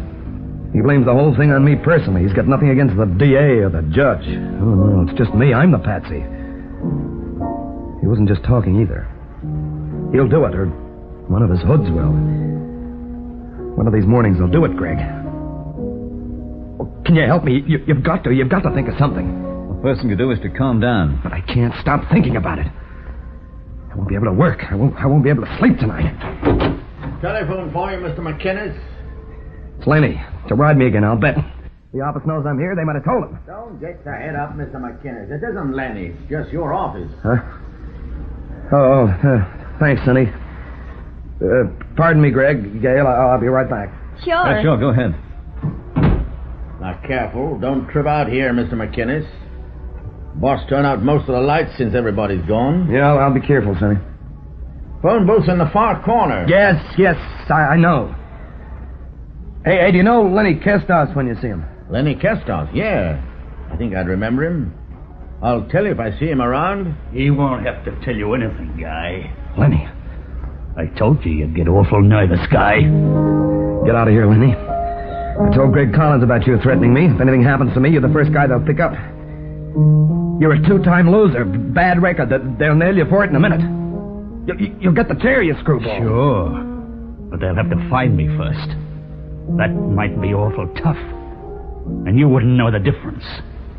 You'll be in a cop. Cut out that kind of talk, Lenny, and beat it. Easy, guy. You'll blow your stack. I can't stand it, Lenny. I can't. Guy, what the... Craig! Is Guy all right? What was that? Guy's all right, Gail. Lenny's dead. And sure enough, he was. On the floor. Dead. But keep your ears pinned, friends. I'll be back in a minute with more of our story. Lenny Castoff's body was sprawled on the floor of the Pink Elephant. I was quite horrified and quite surprised at the turn of events. Guy was babbling hysterically to Greg, who kept walking around, touching this and that, thinking. I didn't kill him, Greg. Say, help me. I didn't kill him. I don't see a gun around here. What did you say happened? I was standing here talking to Lenny. Suddenly I heard shots and Lenny fell down. Did you see what happened, Sonny? No, sir. Neither did we. The door to that back room was closed. I was sitting at the piano playing it. Didn't you hear me in the other room? Yes, we did. I heard an argument between Mr. McInnes and Lenny, and then I heard the shots. What direction did they come from? Oh, I couldn't say. I was so surprised and scared. I don't know. Well, the front door isn't locked. Could the shots have come from the street? Yeah, sure, yeah. I can't say exactly where they came from. Money live far from here? Anybody know? No, not far, Greg. Which way were you facing, Guy? Toward the street? No, toward the telephone booth. It was very dark. All I could make out was Lenny standing there. I tell you, I didn't do it, Greg. It isn't going to be so easy to sell that story to the police, though, Guy. Who did kill Lenny? The little man who wasn't there? Well, Lenny had quite a feud going on between you. He's lying there dead. You're standing in front of him. How does that look to you? I know, Greg. I know all about it. If I will get you 10 any jury in the world puts the rap on you. Greg, you're a detective. There must be something you can do. Just something to help me.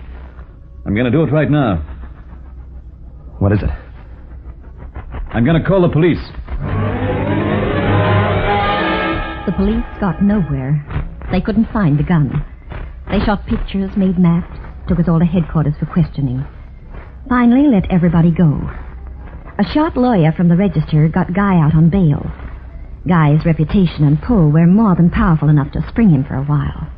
Then at the Pink Elephant one night, Greg and I were at our table with Molly, Guy's girlfriend. Sonny Peters had suddenly stopped playing. What's on your mind, Sonny? I hate to see kids like Molly in these joints at all hours. Now, Sonny, take it easy. Molly's a decent, bright girl. She can handle herself. Don't you start lecturing the Pink Elephant's clientele on the subject of morals. Okay, Mr. Collins. I just sound off about it now and then. Oh, come on, Sonny, knock it off. You're an old nuisance sometimes, you know. Kids didn't act this way back in my time. I knew you when you were a decent kid. I know what's happened to you. I like what's happened to me. I think I'm doing very nicely. Let's go outside, Gail. Get some fresh air. Leave these two to their argument. Excuse us, Molly. Sonny. See you later. Lay off me, will you? I've had enough of you. Copy of your own course. Go on and on all the time. Walk fast again. I want to get out of here. Where are we going? I have only one suspect, Guy McInnes. I haven't really done a good job on him. Now I'm going to give him a fancy workout. Greg and I hopped a cab to the office of the Register. It was deserted at 3 a.m., being an afternoon paper. We sneaked past the night watchman and tiptoed down the hall and into the newsroom. Quietly, Gail, quietly. What are you doing, Greg? You're looking for the gun that killed Lenny. Don't heckle me. Be quiet. Here, light a match. Hurry, Greg. The watchman may come around.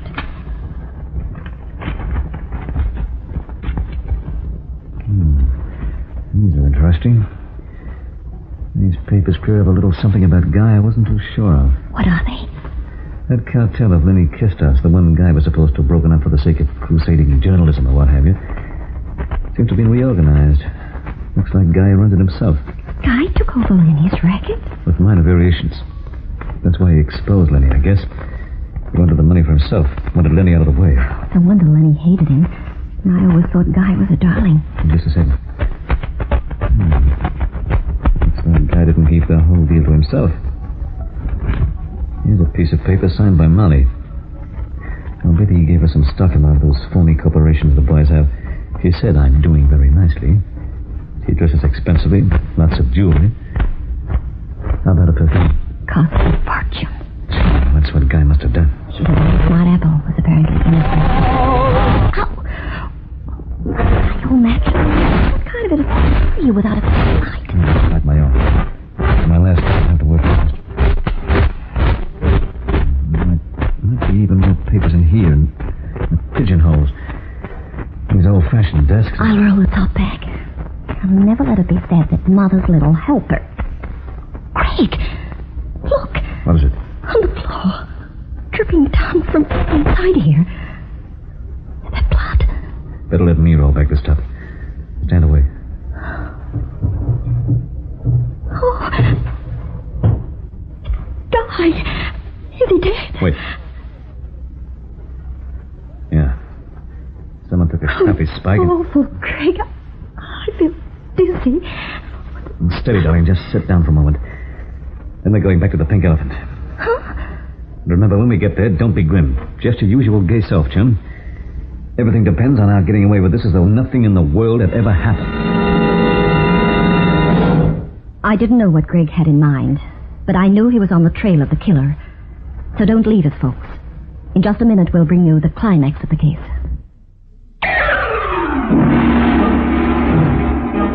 Enjoy your stroll, Mr. Collins? Very refreshing, Molly. The smoke in these places and the liquor fumes bother me. My boy spent too much time in those western prairies, you know. Big outdoors man feels all confined with us city folk. You haven't seen Guy anywhere, have you? No. I don't know what's happened. He said he'd be here at 2:30. It's almost sunrise. Well, don't fret, Molly. Just relax and listen to Sonny.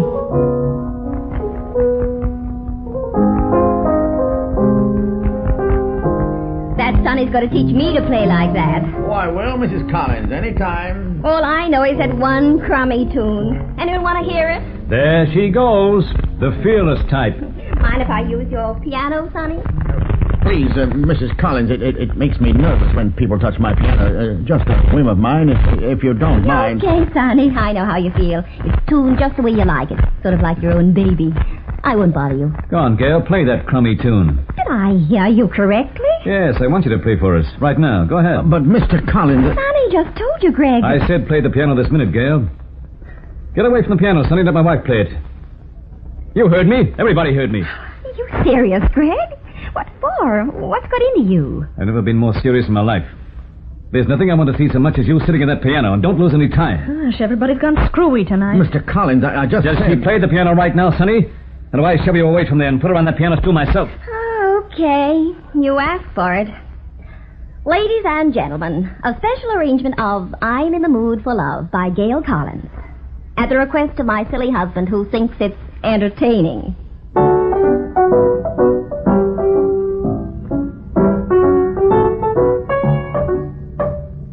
Hey, you got a cigarette or something stuck in the back of the piano, Sonny? Sonny, I said it... Go ahead, Sonny. Go back to the piano and take out the gun. Gun? All right, Mr. Collins. As you say. Here it is. I'll take it. But, Greg, gun is that? It's Sonny's. It's the one he used to kill Lenny Kestas, right, Sonny? Well, come on, Sonny. Okay. Yes. It's the gun I used to kill Lenny. The gun you used? Sonny. You killed. We found Guy's body, Sonny, where you left it, inside the roll-top desk. Guy's body? Is Guy dead? Is Guy dead? Yeah. We found him stabbed to death a few minutes ago. No. No, I won't believe it. Oh, God. Now, take it easy, Molly. Easy, child. I think I got the whole picture, Sonny. Except for why you did this. The motivation's been puzzling me. Somebody had to pay Guy off for what he did to my Molly. Your Molly? You would have done it, Mrs. Collins, if she were your daughter. Sonny, we never knew that... She wanted me to keep it quiet. I was ashamed, Mr. Collins. I didn't want anyone to know my father played the piano in a barroom. When you see a man take your own daughter and change her from the girl you loved and raised and worked for, the girl who's your whole life, when that man turns you into a piece of cheap trash, you figure your own life isn't worth much. If you can get rid of him and straighten her out. Oh, you wouldn't listen, Molly. You just wouldn't listen to me, child. It got worse and worse. It was driving me crazy. I know. But was it right? You always told me to play percentages. And what have you won now? What have we got now, you and I? Greg turned Sonny over to the police, although he wasn't too happy about it. It was sunrise when Greg and I walked slowly home through the streets of San Francisco. Deserted, except for the very distant sound down at the waterfront of the fishing boats plying back and forth on the bay. Okay, Gail. I know what bothers you. What bothers me, pal, is how you knew the gun was in the piano. The first time you tried to play Sonny's piano, he was not only happy to let you do it, but he said he liked having anyone play it. When we came back from the register office, he suddenly wouldn't let you touch it. I had to drag him away from it. Made me curious. I began thinking. What would be wrong with the piano? A cigarette or some sheet music stuck in the keys? No, he wouldn't raise the dickens about that. What's the one important clue that's been missing? The gun, pal, the gun. So I insisted you play. Sonny knew what part of the strings in back of the piano were covered by the gun. You didn't. He knew which keys to avoid.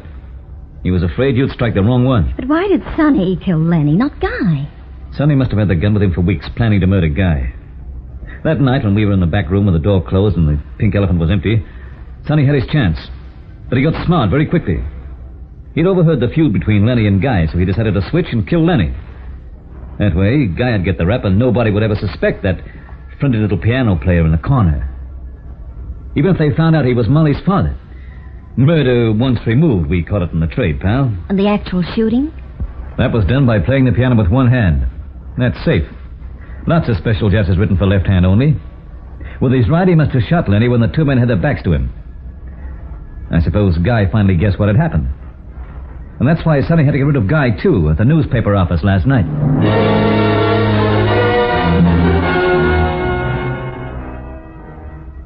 Greg? Yes, darling? About that other case. The one you finished in New York before we went to the Pink Elephant. The one you handled alone. Do you still swear you weren't at all interested in the three suspects? The blonde, the brunette, and the redhead? I swear.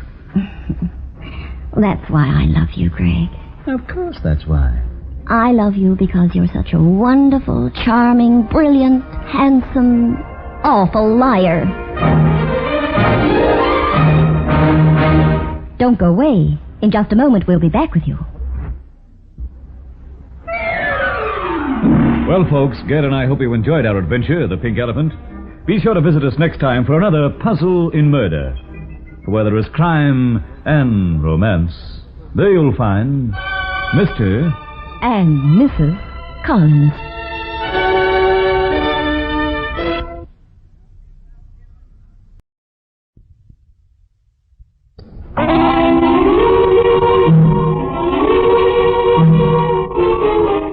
It's a crime, Mr. Collins. It surely is.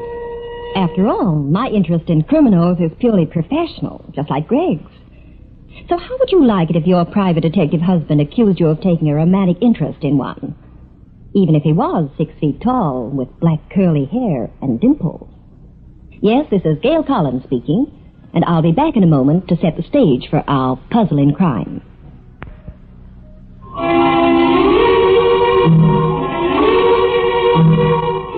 It's a crime, Mr. Collins. Now, Mrs. Collins, you don't mean to tell me Greg's a jealous sort of a guy. Jack, all men are jealous, bless their hearts. Until your husband stamped through the apartment looking in linen closets, you haven't lived.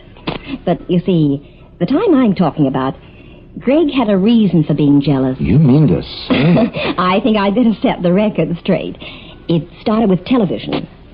See, I watch the wrestling on the television in a funny way. I keep the sound turned off because I can't stand the groans of agony. So there were Greg and I, sitting in the half-dark, watching 2 300-pound men dancing the Swan Lake without music. It's 25 after 10. It's about time one of those guys threw the other out of the ring. Well, leave them alone. They're artists. They don't have to do it the way they rehearsed it if they don't want to. There he goes. Right into the press seats. Now, 5 will get you 10. He picks up a typewriter. Oh, Greg, I can't bear to watch. He's going to kill someone. Boy, I'll bet the devil in the pantomime tied you a nuts when you were a kid. Oh, he still does. Oh, what's happening? Okay, take your hands away from your eyes. It's all over. Oh, thank goodness. Oh, you can turn the set off now. Oh, Greg, isn't television just wonderful? Ah, great. You turn the set on at 8 o'clock, and 3 hours later you discovered it's 1:15. Beast? Can I help it if I like wrestling? Lady, when I was lad, we didn't sit in the dark to watch wrestling. We manufactured our own. Greg Collins. Yeah? Greg Collins. Oh. That's an expert hold. Where'd you learn it? From a dame in Miami. Well, it's a nice thing to tell me at a time like this. Relax, honey. The dame was you. Oh, please. Oh, Greg, I just had an idea. Yeah? Well, let's you and I.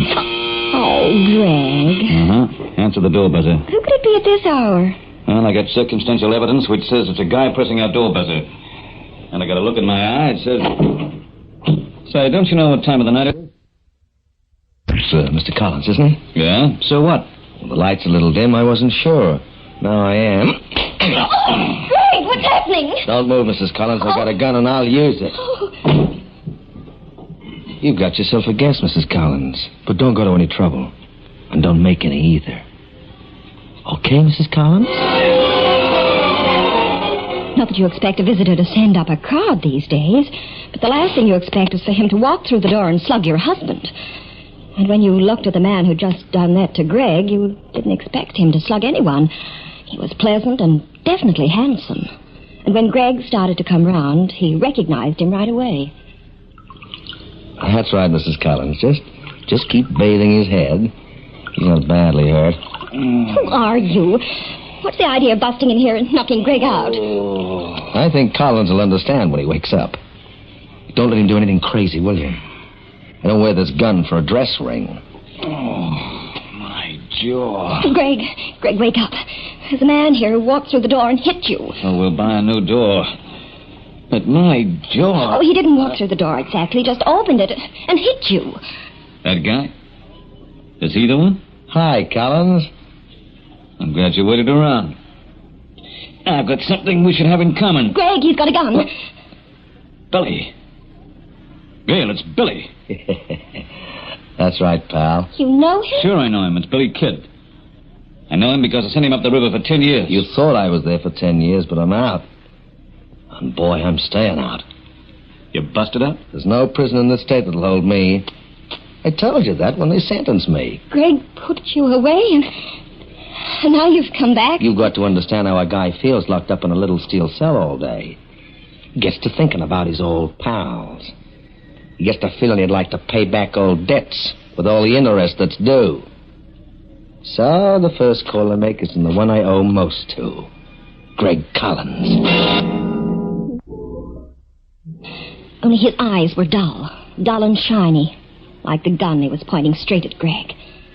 Well, keep your ears pinned, friends. We'll be back in a moment with more of our story. I've got to hand it to Greg. Even when he's looking down the exit end of a gun, he stays calm. Of course, he's got to go to bed for a week when it's over, but at the moment, he stays calm. I always said you were a funny guy, Billy. You break out of the pen, you come here to kill me, then they burn you. And you add it up and subtract it, it doesn't make sense. Mr. Kidd, Greg was only doing his job. I'm sure you deserved every minute of that 10-year sentence. Gail. Well, it's not fair. He can't shoot you for something he did. You got me wrong. I'm not a killer. The reason I came here is the car I was driving was hot. I had to leave it and find someone to rest up for 24 hours. So you see, I would have been here today or tomorrow. You planned to come here? Well, sure. It's convenient. I have to make a contact. I broke 24 hours earlier than I planned, so now I have to wait for help. I'm waiting here. You sent me away so you can help me get out. Yeah.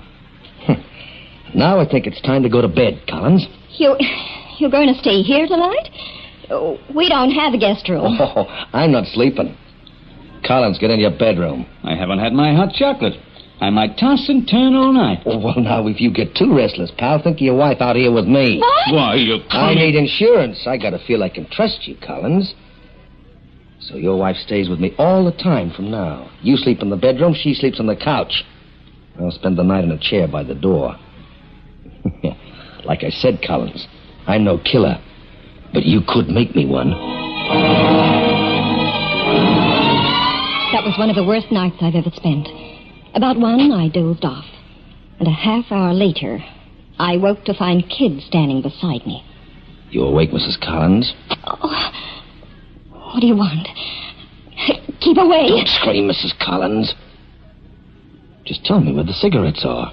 They're in a box on the little table. Okay, thanks. Now you can go back to sleep, baby.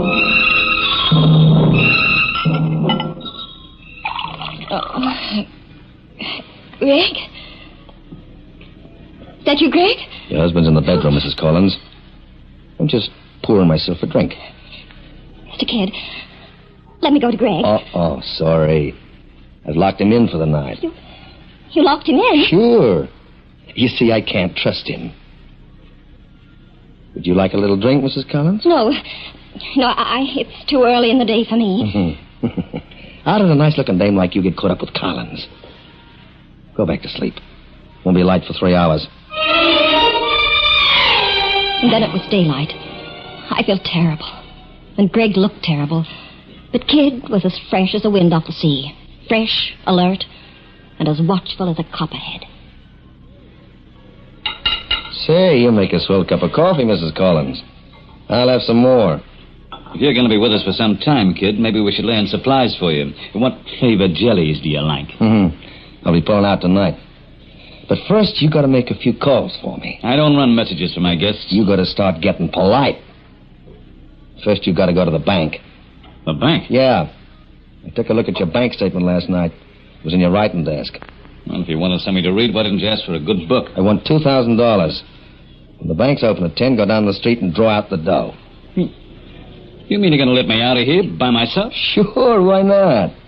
Mrs. Collins stays for security. When I leave here at 8 o'clock tonight, you can both forget you ever saw me. Until then, Mrs. Collins stays with me. At 10, Greg left with a cash check for $2,000 in his pocket. Kid locked the front door and stood looking down into the street, watching Greg go. I watched him in my mind, hoping he'd jump the first cab around the corner and ride to that brownstone building a couple of blocks away that we both knew so well. Well, if he shows up during the day, tell him Sergeant Morton of Precinct 19 was calling, will you? Morton, yeah, that's right. Yeah, come in. Collins. Say, they're going to think you were in quarantine. Forget the glad hand, pal, and start thinking like a cop. I'm in trouble, and so are you. No, what's wrong, Greg? If you're looking for a guy named Kid, I could put the finger on him for you. Kid? The whole state's looking for him. He busted out of stir yesterday afternoon. And right now he's in my apartment. Are you kidding? And you think I'm white on the face for a joke? He's in my apartment. That's the kind of information I need. Hey, put that phone down. Huh? I said he's in there with Gail. He's got one eye on the door and the other looking down the sights of a gun. At her. If he'll go busting in there now, he'll kill her. Look, we've got to get this organized fast. He expects me back. Kid's leaving my place tonight about 8. A guy's calling for him. Who? I don't know, and I don't care. A guy's calling for him. That's your chance to take him when he leaves. You can do it nice and quiet and no mess. Yeah? You read today's paper? And what about him? Kid killed a guard when he broke out.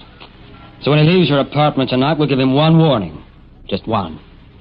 Then we'll open fire.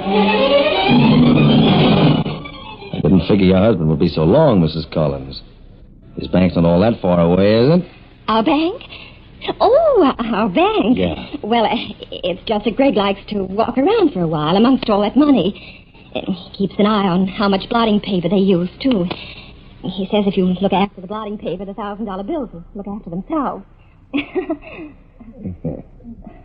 Well, I'm just passing the time. I think you'd like a drink, Mr. Kidd.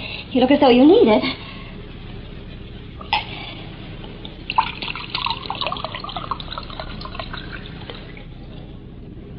I always say there's nothing like a drink when you're all tense.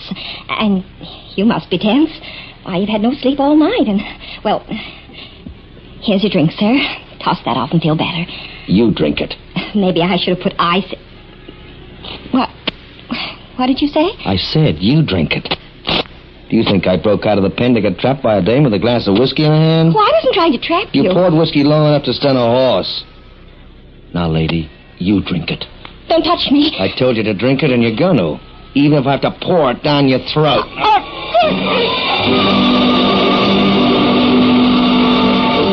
How smart can a girl get? I figured I could get Kid to drink himself out of this affair. And instead, I drank myself out. Because, what with the whiskey Kid made me swallow, I was away on a long alcoholic journey when Greg arrived home. And this was to mean a lot by the end of the evening. Just put the $2,000 on the table, Collins. Where's Gail? She wasn't feeling the best. She went to lie down. What do you mean she wasn't feeling the best? So help me if you've heard Stay her. on that side of the table. There's nothing wrong with her. She just had a little too much to drink. Drink? Gail? What kind of a story are you trying to hand me? She tried to slip me a drink that would have knocked an old sailor for a loop, so I made her drink it. She's in a nice, deep sleep. We'll go in if you like. We got a whole 8 hours to pass. If you ask me, she won't wake up until late this afternoon. All day long I slept the sleep of a newborn alcoholic. Greg fretted and fumed around the apartment, and Kid sat on his chair near the door and never once let his attention waver. And down the street, men came and went in a way that seemed to no purpose, and yet had a deadly purpose. How's it going, Morty? The men in their places yet? No, they're getting there, Lieutenant. There's no hurry. The street's going to be pretty crowded at 8 tonight. You don't want that bystanders getting hurt. Come 7 o'clock, and that manhole just down the street from Collins' place will be open. People will have to cross over the road. I figure our best protection is how fast we can fire. He's killed a guard. He knows if we take him, he'll go to the chair. Unless he comes out with a gun in his hand, he won't have a chance to shoot. Now stop him and give him one warning. If his hands don't go straight up, we'll drop him. Collins doesn't know the guy who's going to pick Kid up. No, he had no idea at all. The speed things are going to move at tonight. We probably won't have time to find out until it's all over. I don't like to do it this way, but we can't risk bystanders being hurt for a crumb like Kid. So, the way it looks, anyone with Kid's going to be sorry if he doesn't surrender fast.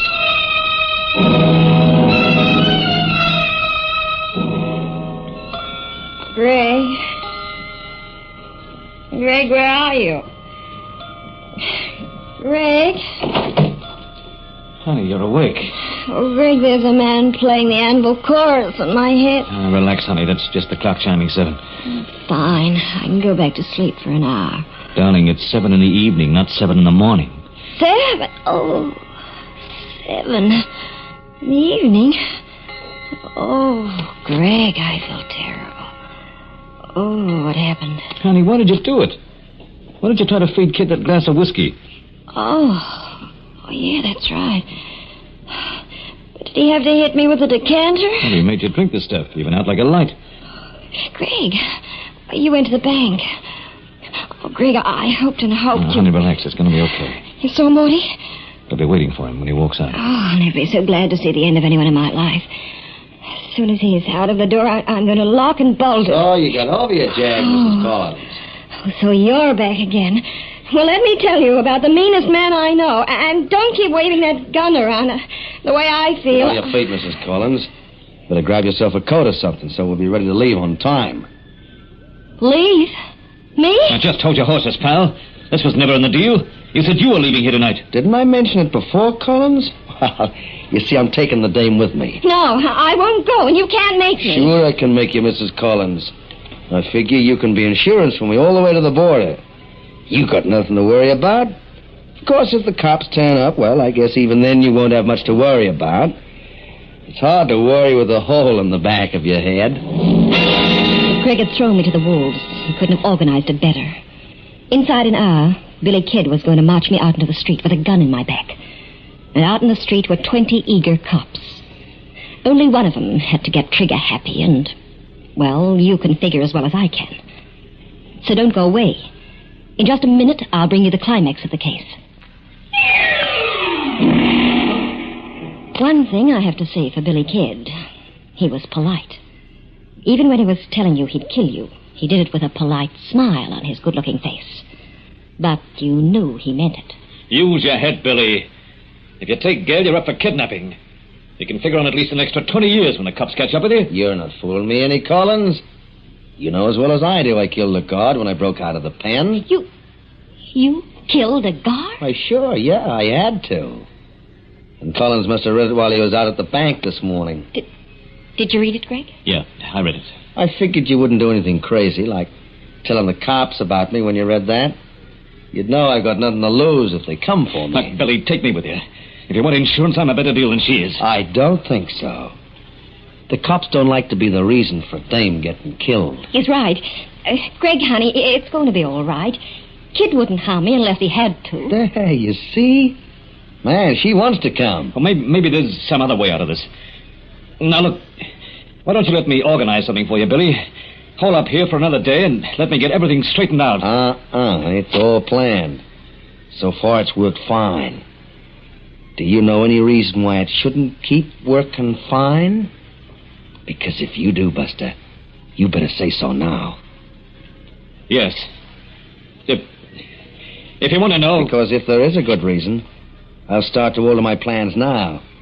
The first things I'll alter is you and the Dame, Collins. I'll alter you both permanently. What do you got to say, huh?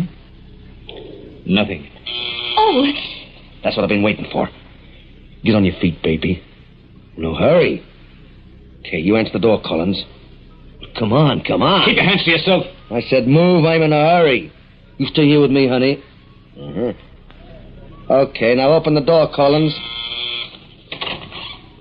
Is this Mr. Collins' apartment? Yeah, but right now I'm pretty busy. If you come back tomorrow or next year... Step inside, Mr. Collins. I'm here for Billy Kid. Come right in, honey. All ready and waiting. Dame. Close the door, Mr. Collins. I knew I could count on you, honey. Oh, Billy. Billy, it's been so long. Oh, baby. How's the girl, huh? I thought these last 2 years would never go, Billy. Didn't think I could stand it much longer. You mean to tell me this is the person who's going to help you get away? We've been planning for 6 months, baby. Except for the fact that I had to break 24 hours early. It's gone like clockwork. And that's how it's going to keep on. In 2 days, we'll be across the border into Mexico. And then... Oh, Billy, let's go. Yeah, okay. But did you see anything when you came in? Did you look around? Yeah, I looked around like you told me, but I didn't see anything. There wasn't a cop inside. So this is true love. I can see it all now. The little lady promised to be true when they sent you up the river. And now you're getting set to skip the border with her. Well, what's so funny about that? Let him rave, honey. He saw because I used him up. No, not so, pal. Just amused. I'll skip it. Okay, grab your coat, Mrs. Collins. We're on our way. Greg. What? I don't think there's anything for us to say to each other.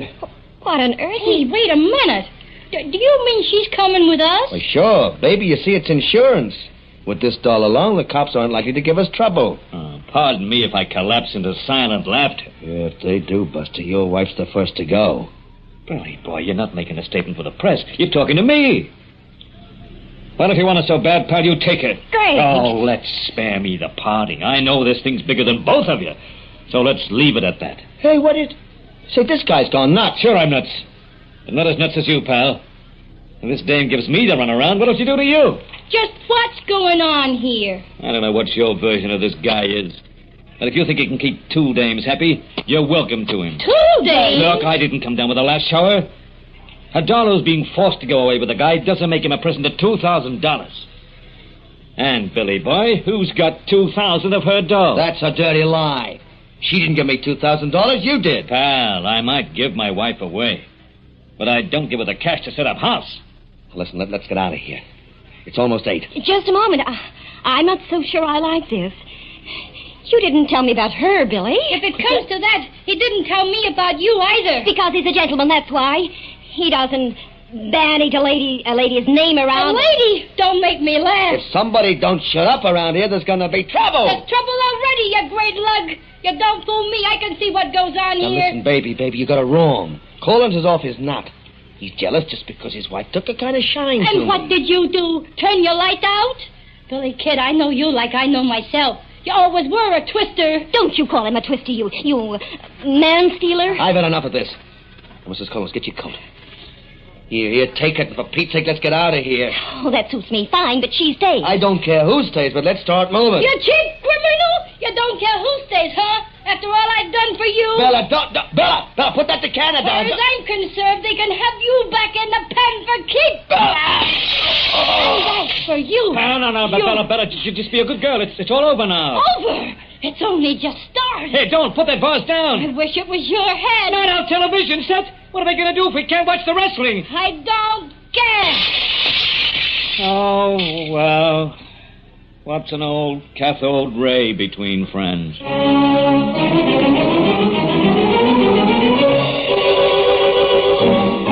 Greg. Yes, honey? I've been thinking. Honey, don't. I like you the way you are.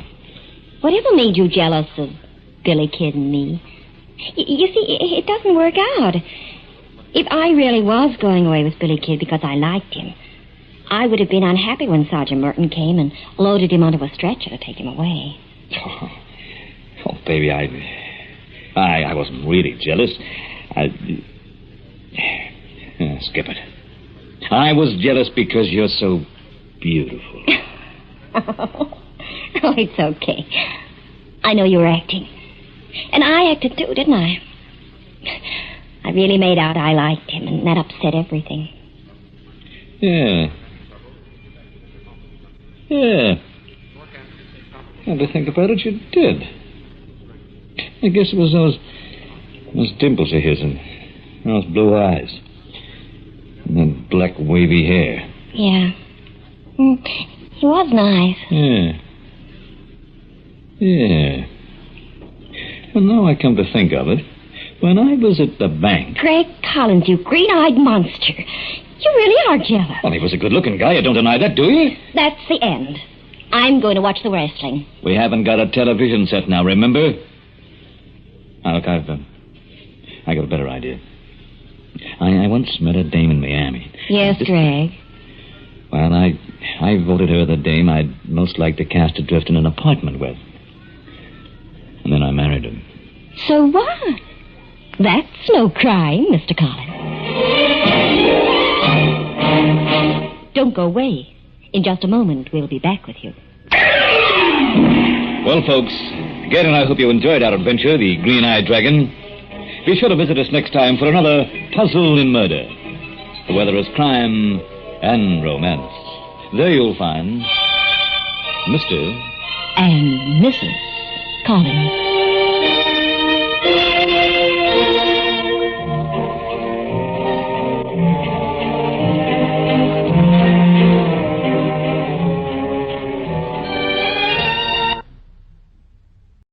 WOR Mutual is proud to present the distinguished American actor Walter Hamden in The Adventures of Leonidas Witherall.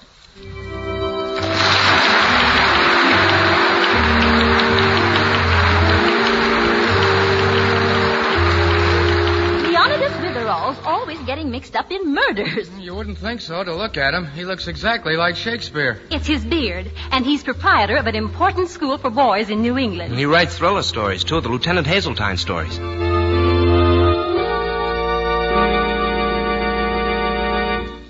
And the incidents by which Leonidas manages to get mixed up in crime are strange and unexpected, aren't they, Mr. Hamden? They certainly are. For instance, at this moment, it's the very pleasant twilight hour in Dalton, and Witherall is at home in his study, reading. Down in the hall, Mrs. Mullet, his good friend and the general housekeeper for the neighborhood, is hard at work when... I'll answer it, Mr. Witherall. All right, Mrs. Mullet. Were you expecting any visitors? No, not that I know of. Mrs. Mullet, what's happened? Where are you? Mrs. Mullet! Mrs. Mullet!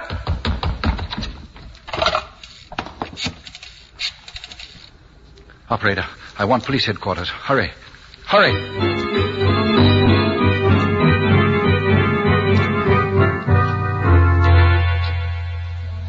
Mrs. Mullet went to answer the door, Sergeant, and I was sitting in the study. I couldn't see into the foyer, Suddenly, I heard her scream, and when I ran out to look for her, she'd vanished. Not a sign of her, eh, Bill? No, and from the way she screamed, I'd say something horrible had happened to her.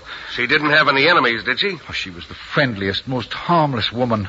Well, she worked for some of the best families in Dalton. That's why I can't understand this. Well, I've put her on the missing persons list. I've done all the routine things. I can't do anything else. But don't you see, she didn't just get up and walk off somewhere. She's been kidnapped. But you say you didn't see anyone. No cars, no strangers, no evidence of any kind. I'd send out every squad car I'd got, but where'll they go? Oh, you're quite right. I guess I'm not making much sense. All we can do is wait. Yep, that's it. All we can do is wait.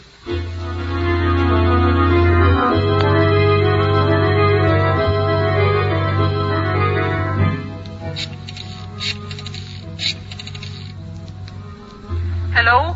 Miss Fidget? Yes? This is Leonidas Witherall. Oh, sure, Bill Shakespeare. How's the beard? Is Mrs. Mullet at your house? Well, no. Why? She disappeared a few hours ago. I've been calling various people in Dalton, hoping they might have seen her. Well, no, I haven't seen her. Oh. Sergeant McCobble? Yes, Bill? No word yet? No word yet, Bill. I'm going to bed, Sergeant. I'm exhausted. But call me the second she turns up, no matter what time it is. You bet, Bill.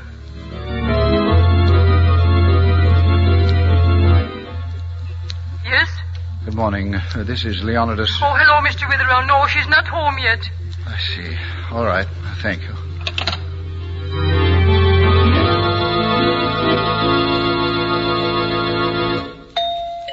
Coming. 1 second. Mrs. Mullet. Thank heavens. Are you all right? Well, I can still stand up. What's happened to you? I've been frantic.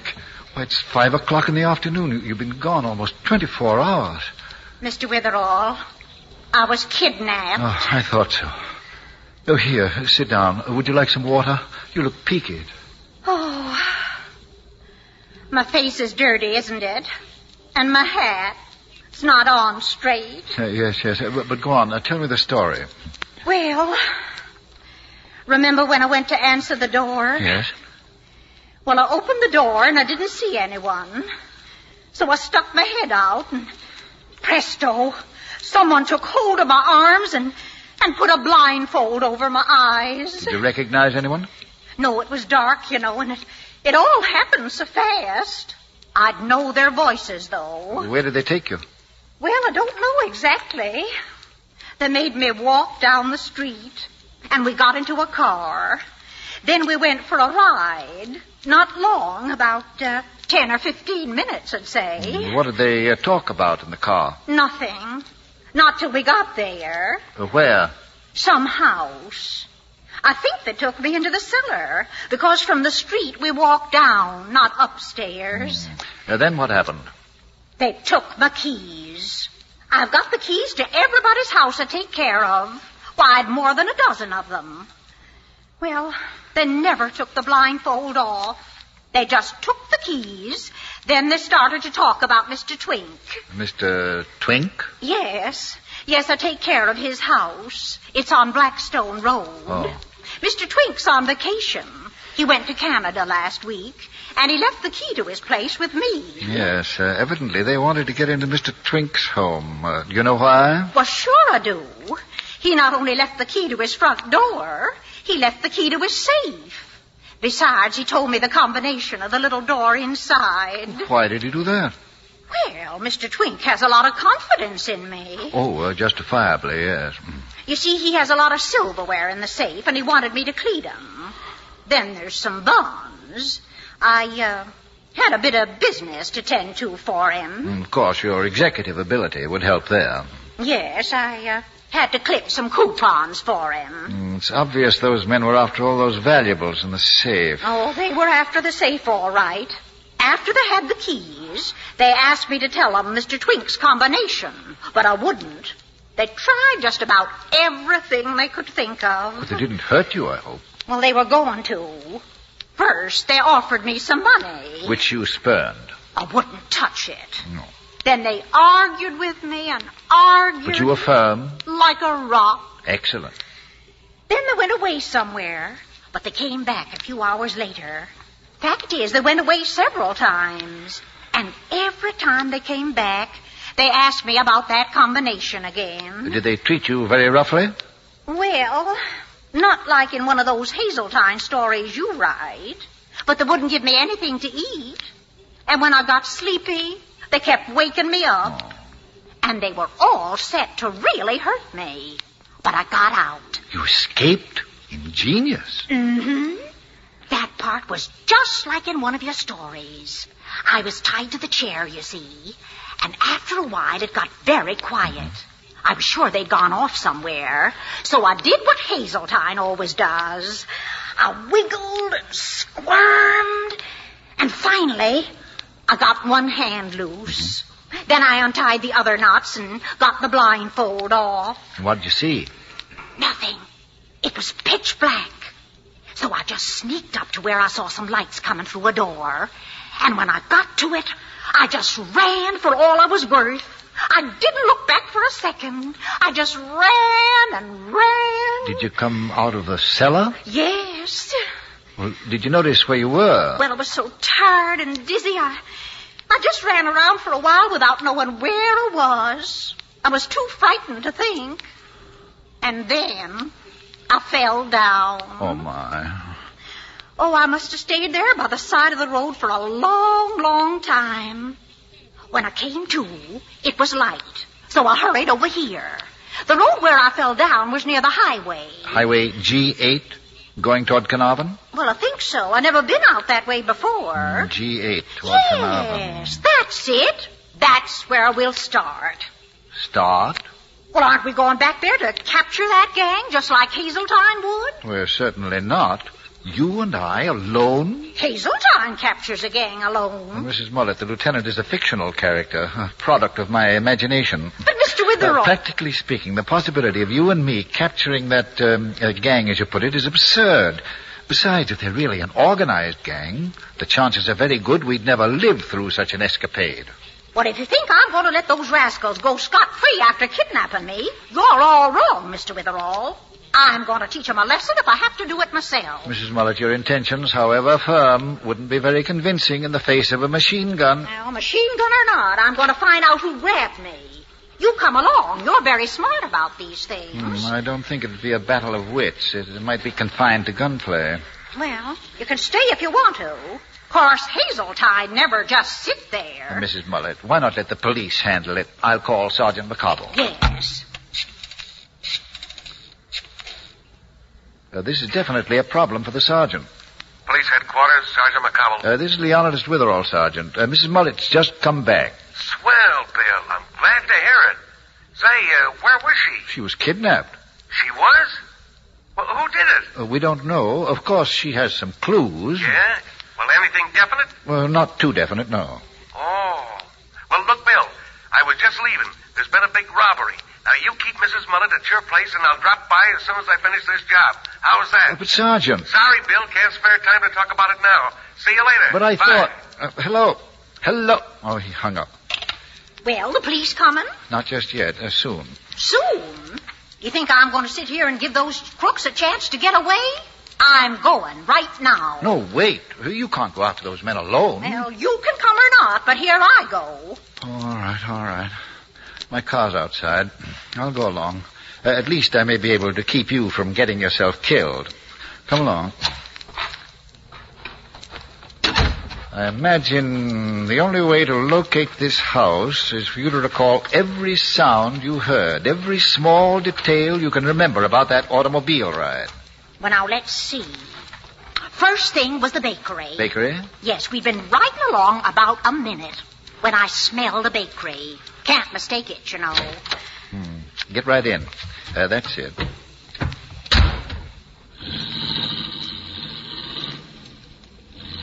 Your acquaintance with the shops in town should help. Whose bakery is about a minute's drive? Well, let me think. Oh, Dougal's. It's the only one that's anywhere near your house. And we'll head for Dougal's. What did you notice after that? Well, there was the bakery, then the tracks. I felt the car going over tracks. Railroad tracks. We'll drive to Dougal's and then see which way we have to go to cross the tracks. Fine. Now we're accomplishing something. We'll catch those crooks, Mr. Witherall. Step on it.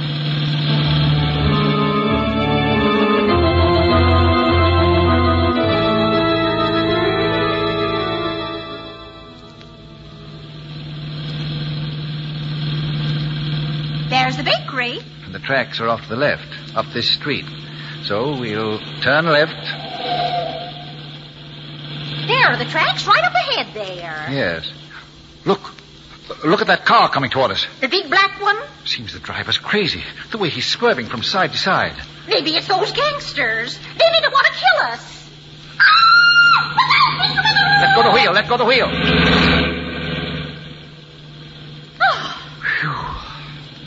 You all right, Mrs. Mullet? They came within 2 inches of turning us over. Yes, I was so scared there for a minute. Do you think it was the gangsters? It's very possible. They may have followed you. They may know we're heading for their hangout. I'm not turning back either. You're not? That car wasn't a sufficiently dramatic example of what may happen? We're going right straight ahead. Now let me think. After the track, there was the water. I heard water. Much water? A brook? No, it was louder than that. Sort of a waterfall. How much time elapsed between the tracks and the water? Well, I don't know. I'd say another few minutes. Oh, there's a crossroads up ahead.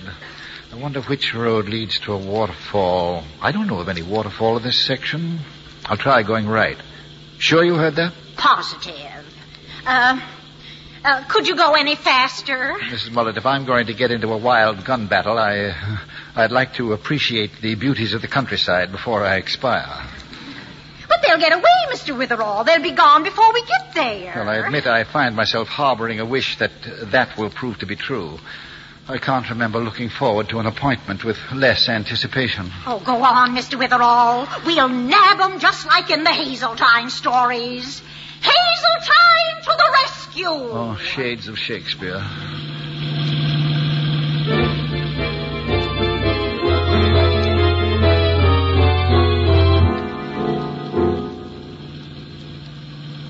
Say, Mr. Witherall, you were lucky turning to the right. Lucky? Oh, sure. There's the little waterfall. Yes. After the water, we went to the house. Oh, while I was in the cellar, I heard waxing machines. Oh, I'd know that sound anywhere. They were doing the floors above us. Lots of hustle-bustle going on. Well, at least after I get shot, I've a beautifully waxed floor to collapse on. I wonder where that house is. Well, it must be the one up ahead. There aren't any others around. Well, it couldn't be that house, though. I'm sure it belongs to Mr. Beagle. I heard he'd taken a house out here, a big estate. Mr. Beagle? Why, I know him. He couldn't have done it. No, he's one of the most active citizens in Dalton. Charitable, public-spirited. I know, but I'd still say that's the house that took me to. It's not possible. Well, drive a bit closer anyway. All right. In fact, we can stop here if you wish. Exquisite home, isn't there? Now, exquisite or not, that's the place. The gang's in there. Now we'll rush over and grab them. The architect... We'll what? Grab them. Oh, don't be so enthusiastic. It's unhealthy. Let's walk over. Why, say, look at the lights. There's a party going on in there. There certainly is. A party. Strange. If this is the house. Well, there's not another one around. We followed the sounds in order. But why would a party be going on? You know, Mrs. Mullet, this is beginning to intrigue me. You heard them waxing floors. Now there's a party. That makes sense. Of course. I'm going in. Suppose you walk down the road to the nearest gasoline station and call Sergeant McCobble. Tell him to come over, just in case you're right. But it's Mr. Beagle's house. You just gone storming into the party? Not storming, gently breezing in. But didn't you say if the gangsters are there, you'd be shot? I want to know who kidnapped you, Mrs. Mullet. I also want to know why a party should be going on in this house. If this is where you were, yes, I'm going to take the chance. And if I get shot, well, the gentleman I'm supposed to resemble has written, there's a destiny that shapes our ends, rough hew them how we will. Now you're talking like Hazeltine. Thank you, Mrs. Mullet. Now, let's see. Mr. Beagle came to Dalton about a year ago. Wealthy, intelligent, well-liked. It's very puzzling. Be careful. Oh, I shall. And you be quick. I may need the sergeant badly. All right. Bye, Mr. Witherall. Good luck. Bye.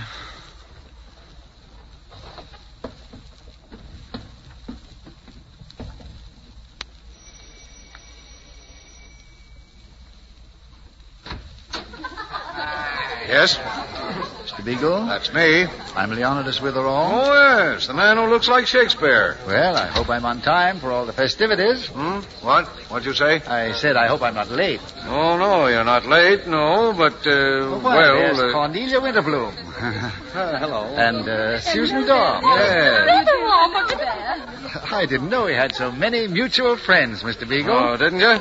Makes it very cozy, doesn't it? Yes, very. Did you want something? You seem to be looking around. Thank you. I was just admiring the decor. Splendid. I'd like to see the upstairs section, too, sometime. You're the curious type, aren't you? Oh, no, I'm merely interested in decoration, furniture. Witherall, I didn't invite you. You didn't? Well, someone did telephone me. Nobody telephoned you. Oh, well, perhaps it was a card. Yes, Mrs. Mullet, my housekeeper, brought the card to me with the morning mail. You know Mrs. Mullet? Yes, I do. Well, she works for quite a lot of people in town. Works for me and Mr. Twink. Do you know Mr. Twink? Did you say you wanted to see the rest of the house? Oh, I don't want to disturb you now with this party going on. Well, I'll have my friends show you the place. You can start downstairs, in the cellar. In the cellar? Yes. You'll be very interested in what I have in the cellar. Louis, Jackie. What's the matter, boss? What do you want? I want you to show the house to Mr. Witherall. Take him down in the cellar first. I got you. Come on, pal. We're going on a sightseeing tour. Well, thank you, but perhaps later, eh? Why don't you play something hot? Let's dance. Oh, yes, You fellas show Witherall the cellar now. Come on, Maestro. Play something hot, will you? And make it good and loud, huh, boys? Sure, that's a great idea. Okay, let's go, Witherall. Witherall, I said let's go downstairs. Oh, yes, but later. Oh, Cornelia. Yes, Leonidas. Cornelia, may I have this dance? Why, certainly. But it's hot swing. I've never seen you jitterbug, Leonidas. I never have, but I'm going to do it now. Excuse me, gentlemen. Come on, Cornelia. As the boys at Meredith say, what is that phrase? Manufacture a rug? Oh, yes, let's cut a rug. Leonidas! Oh, Leonidas, where in the world are you dancing to? We're going off the floor. It's rather crowded here. I thought there'd be more room by that window. It leads to the terrace, I think. Well, all right. Say, you're doing very well. I never thought Shakespeare could dance this way. Oh, yes. If we can just dance toward that French window, I could get out by the terrace. Get out? What are you talking about? May I cut in, Mrs. Winterbloom? Oh, why, yes, of course. Do you mind, Leonidas? Oh, I was enjoying this, so I hate to leave you. Come with me, Witherall. Let's go, Mrs. Winterbloom. Oh, bye, Leonidas. I'm waiting. Yes, Louis. Sorry to keep you. You know, I've suddenly lost all interest in going into the cellar. You're going there anyway. And don't try anything, Toots. Toots, you embarrass me. Don't go tossing off a couple of hints about what's cooking here. Because what's in my pocket ain't no water pistol. Cooking? A pistol? Leonidas Witherall! My goodness, you rascal. Why didn't you come over and speak to me? Well, I've been busy, Toots. Susan. Well, just you come over here to this sofa and sit down and chat with me. Will you pardon us? Huh? Pardon us. Come on, Leonidas. Oh, I'm delighted, Mrs. Drap. Well, how have you been? I haven't seen you in weeks. Mixed up in any murders lately? I'm mixed up in one right now. Hopelessly mixed up. Oh, really? Young man, Louis. Yeah? Would you do me a favor and get me some more punch, please? Me?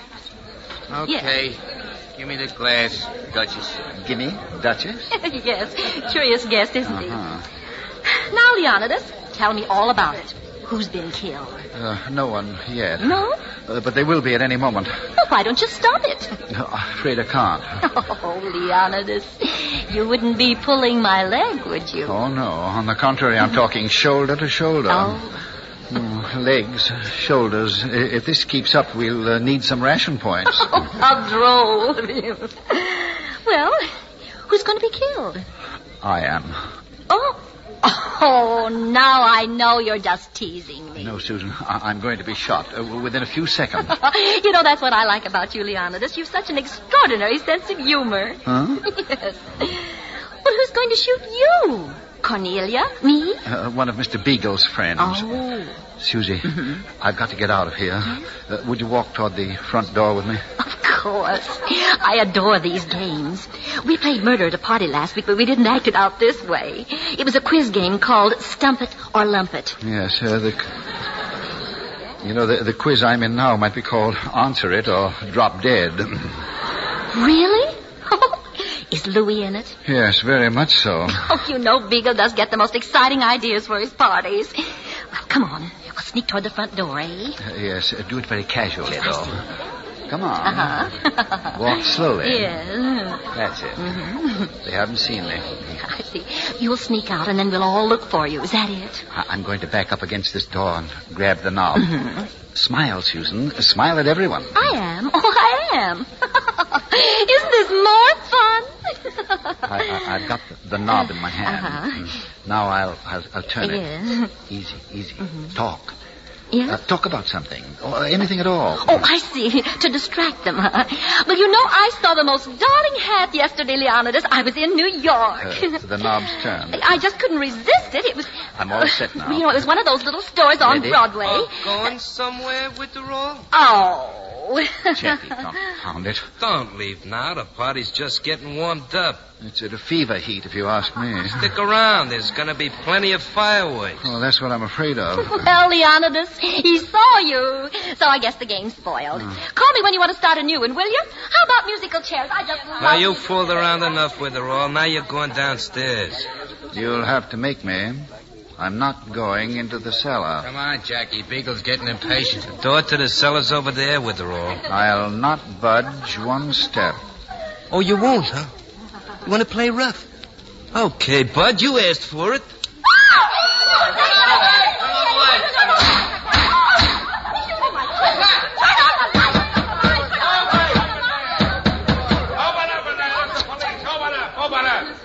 All right, turn the lights on, boys. Stay where you are. Oh, yeah, don't try anything either. What's this all about? Well, where's Bill Shakespeare?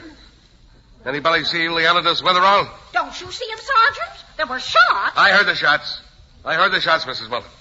But I don't see him anywhere, do you? Why, Leonidas was here just a minute ago. Oh, well, he might be upstairs. See this stairway? All right, come on. Goodness. He wasn't playing a game after all. We'll go upstairs and... Say, wait. Well, if it isn't Louie and Jackie. How are you, boys? You fellas haven't been in town bothering me for a long time. They're probably in this friskum. Okay. We didn't do nothing. Leave me alone. All right, shut up, you two, before I hand you your heads. What'd you do with Bill Shakespeare? He beat it when the lights went out. Who turned him out? I did. We were playing a little game. So what? Oh, a little game, eh? Carrying those guns? Hold them, boys. Let's go, Mrs. Mullet. We're going upstairs. Sergeant, they're in this, all right. I recognize their voices. Why, they're the two fellas that took me into the car. Well, the boys will watch them till we get back. Then we'll have a nice, long talk.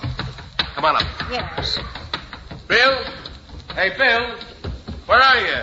Oh, I just... You all right? I hope nothing's happened to him. Wait, I'll try this door. Nope, nothing doing. Well, we get down the hallway here. He might be down there. Oh, hurry, Sergeant. They may have shot him. I don't see Beagle anywhere either. I'll bet he's with Bill. Wait, I'll try this room. Ah, Sergeant McConnell and Mrs. Mullet. Won't you come in? You all right, Mr. Witherall? Oh, a bit winded, that's about all. Say, Bill, didn't you hear us calling? Why, only just now, you see, the door was closed, and Mr. Beagle and I were having a very spirited and noisy conversation. Have your friends seen Louie and Jackie? We got 'em, Bill. But now tell me, what happened? Why, there's Mr. Twink's silverware. Yes, the entire contents of Mr. Twink's safe is there on Mr. Beagle's bed, I believe. Well... do you care to explain, Mr. Beagle? I'm not saying a word. I'm explaining nothing. I don't have to talk here. I put out the lights, Sergeant, when Louie and Jackie were about to exterminate me. Mm-hmm. In the dark, I ducked and ran upstairs. I was sure Mr. Beagle would be planning to leave with his loot. Why, that's the stuff I've been looking for all day. This is the robbery I was working on before. Really? Yes. Mr. Beagle wasn't quite the outstanding citizen we thought.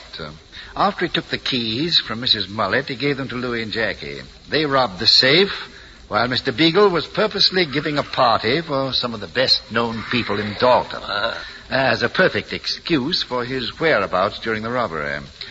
Then Louis and Jackie came back to divide the loot, but unfortunately I suddenly appeared as an uninvited guest. Oh, so they tried to get rid of you first, eh? I get it.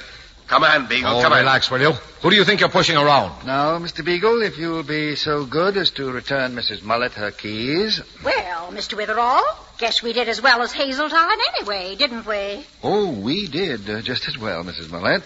Say, what were you doing all the time I was fetching the sergeant? Dancing to Hot Swing.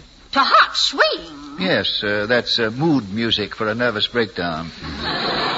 Oh. Well, as Mr. Mullet used to say when he was alive, give me a nice old-fashioned waltz every time. Yes, I agree. Let's go, Mrs. Mullet. Wait a minute, Bill. Where are you going? She's a witness. Oh, couldn't you spare the witness for just a few minutes, Sergeant? Spare her? What for? For a nice old-fashioned waltz. Shall we, Mrs. Mullet? Why, Mr. Witherall. This is Jerry Hendiga saying stay tuned for more of these great old radio classics. If you live in or near New York, or if you plan to visit New York soon, we invite you to attend a broadcast of Leonidas Witherall. Just write a postcard with your name and address and send it to Bill Shakespeare. That's what Leonidas' friends call him. Bill Shakespeare, care of WOR, New York 18. We'll be glad to send tickets free of charge. Remember, to receive free tickets to a Leonidas Witherall program, send a note tonight to Bill Shakespeare, WOR, New York 18. The Adventures of Leonidas Witherall is heard over most of these mutual stations every Sunday evening at 9 p.m. Eastern Wartime and comes to you from the stage of the WOR Mutual Playhouse in New York. This...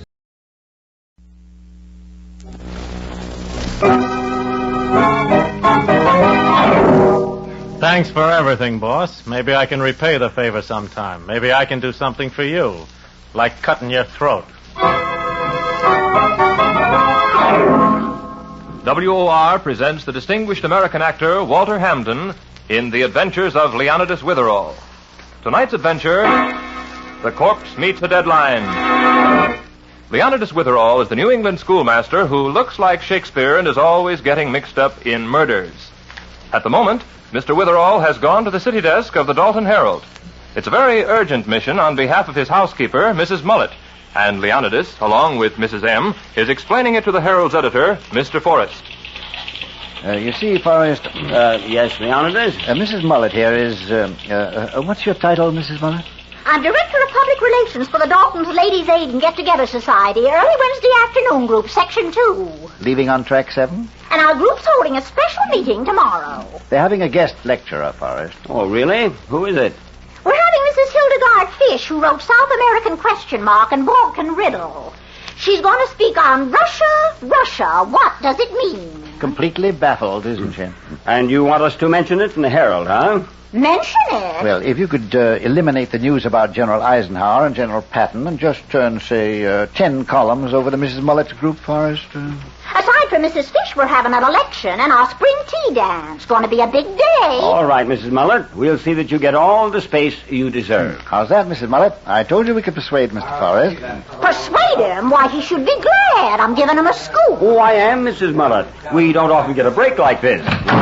There you are, Forrest. Mr. Bennett. Hello, Mr. Bennett. Forrest, you're a stupid, irresponsible, cheap yellow journalist. Now, look, Bennett, all I did... Look at this paper of yours. Look at that picture. On the front page, too. I told you not to print that horrible picture of my daughter. There's no harm in that. Running this picture of that rotten gambling den with all those crooks, and there at the table, my daughter. I can't help it if your daughter visits gambling joints, Bennett. The girl's just 18 years old. She went out on a date. She's no idea where they were going. Just the same, she was there. She wanted to leave the minute they got to that evil, iniquitous But place. she didn't leave. The cops came in and our man got the picture. It's not our fault that she's in it. Well, Forrest, I told you yesterday not to print it. Sorry, Bennett. It was the only shot we had, and a good one, too. Oh, you've ruined my daughter's reputation. You've disgraced her. Oh, don't be such a blue nose, Bennett. Now, if you don't mind, I'm busy. I've got an edition to get out. I ought to thrash you, Forrest. I ought to treat you the way my grandfather handled a smart aleck newspaper man out west. He got a horsewhip, and he whipped that editor within an inch of his life. If you don't watch your tongue, Bennett, I'll have you thrown out of this office. Oh, you wouldn't dare. No, Mr. Bennett. I don't want to interfere, but perhaps if you'd cool off. You keep your beard out of this, Witherall. And you mind your tongue, Mr. Bennett. Forrest, you filthy... Get away from this desk, Bennett. Just let me get my hands on your throat, Forrest. Mr. Bennett, I'm going to show you. Let go of me, Mr. Bennett, take your hands off. I will. You let go of him, Mr. Bennett, before I Come on, crown you. Mr. Bennett, or I'll... All right. All right. You crazy fool. Get out of here. I warn you. All right, Forrest, I'm getting out now. But this isn't the end of it. Go on. I'll see that justice is done, Forrest. I'll see that you're taken care of, no matter how far I have to go. Looks as though Mr. Bennett's going to be a very serious problem, Forrest. Oh, him, Leonidas? No, I'm used to that. He seems to be extremely excitable. No, you've got him all wrong. Sure, he'll rave and rant for a while, write letters, and then he'll calm down. Well, I hope so. It doesn't seem as trivial as that, though. I know Bennett. He's a very headstrong old gentleman. And your printing that picture has defiled his little child's good name. Oh, forget it, Leonidas. Oh, come on. I don't often have you down here. Suppose I show you and Mrs. Mullet around the place. Feel like touring the plant? Oh, I'd love to. Lead on, Macduff.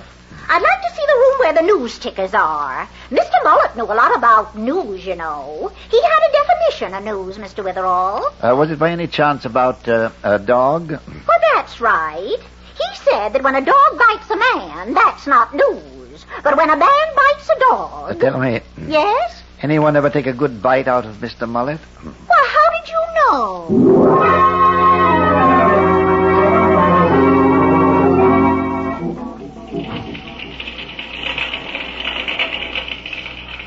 These are the linotype machines, Leonidas. Oh, well, quite a formidable array of them, Forrest. Yeah. Could we go over to one of them and get a closer look? Oh, sure. Come on. Pat Welch over there will explain his machine to you. Pat. Yes, Mr. Forrest? Let up a second, Pat. We have visitors. This is Mr. Witherall and Mrs. Mullet. How do you do? How do you do? Pat here was once a publisher himself. No, really? Yes, but I don't talk about it much. Pat had an unpleasant experience. Lost his paper.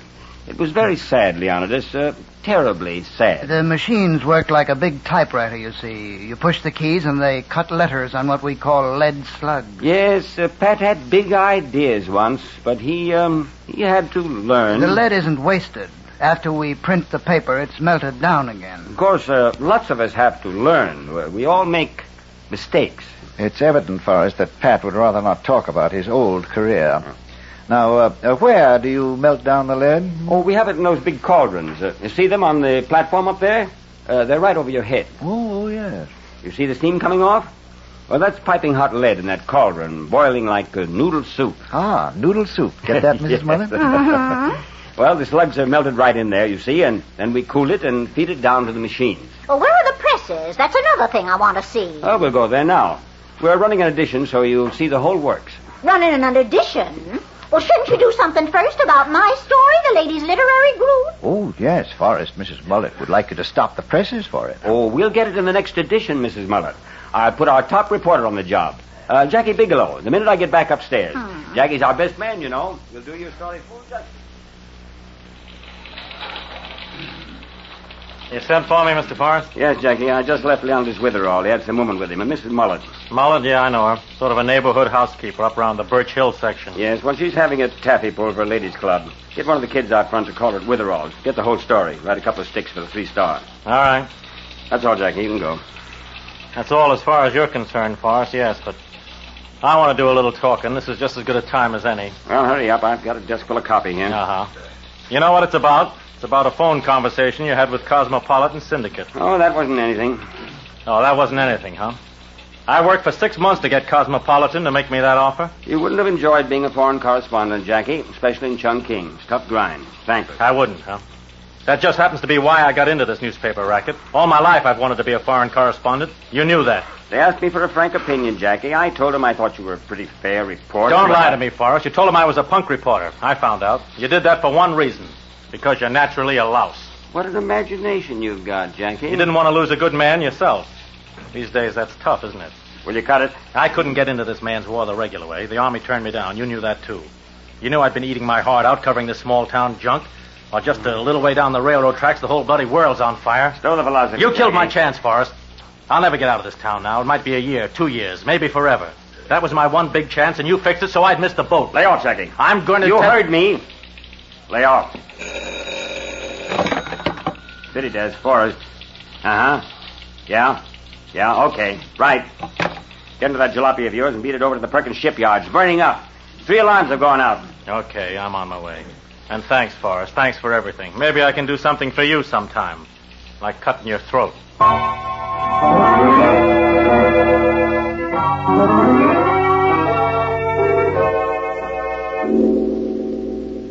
What can I do for you, Mr. Bennett? I've come here to your place, Mr. Witherall, to apologize for my behavior this morning at the Herald office. It was deplorable, Mr. Bennett. But, of course, you felt printing that picture of your daughter was very embarrassing. That's just the point. I wanted to apologize to you, but I certainly don't intend to retract anything I said to Forrest. In fact, I want your help. Really, Mr. Bennett?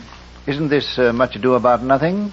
As the poet said, you have too much respect upon the world. They lose it that do buy it with much care. Mr. Witherall, I realize that legally I haven't a leg to stand on. So I decided the best thing to do is to blacklist that newspaper. Mr. Bennett, I hardly think your personal grudge against Mr. Forrest justifies organizing a huge boycott. Oh, but it does. That man has to learn that tactics like his won't be tolerated in Dalton. Here's your coffee, Mr. Witherall. And yours, Mr. Bennett. Oh, thank you, Mrs. Muller. Thank you. Now, Mr. Witherall, about blacklisting the Herald. If a group of prominent citizens of Dalton, led by you and me... Grasshoppers, listen to those fire engines go. See them through the window?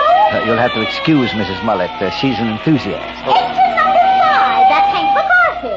Number 3, well, that's Jimmy. Gracious, they're all out. I'll bet it's 3 alarms at least. Oh, dear, I wish I was gone. I could swing a mean hose myself, you know. Get that number 2 hose out. Move the ladder over. It's too close to the other building. Come on, get the lead out of your pants. Well, if it ain't the Herald Star reporter. Hiya, Jackie. Hello, Chief. Well, it's a nice little blaze you got. Yeah, it's on it, Jackie. But we'll have it licked soon. Anybody got any idea about how it started? That's what has us wondering, Jackie. It looks phony. You mean it wasn't an accident? Well, now, I don't want to be quoted as saying I'm positive. But I wouldn't be surprised if this shipyard's burning because of saboteurs. No kidding. Saboteurs. Yeah, I said I'm not positive, Jackie. But we suspect it. Thanks, Chief. I gotta go call the desk. Brother, sabotage in little old Dalton. Me for that telephone.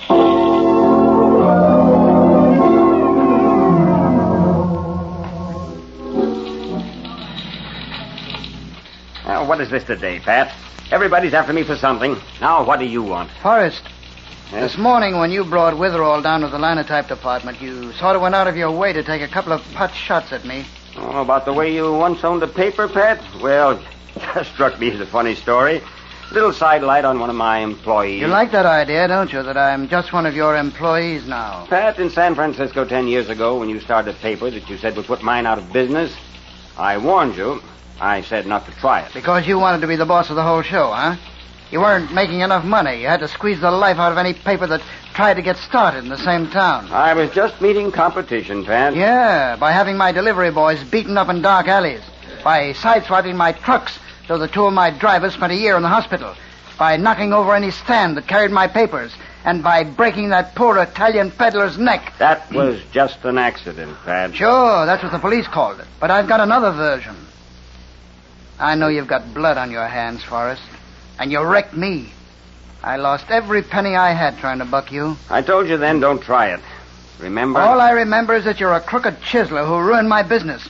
You're a gangster and a killer, and I'd... Yes? Forrest, this is Jackie Bigelow. I'm at the Perkins shipyard. Yeah, what have you got? Better hold the 3-star for a replate. This ain't no ordinary fire. Looks like sabotage. Sabotage? What's he saying? Sabotage at the shipyard? You stay there, Jackie. Get busy. Dig up everything you can. Don't lose touch with me. Now, give me the details of what you know.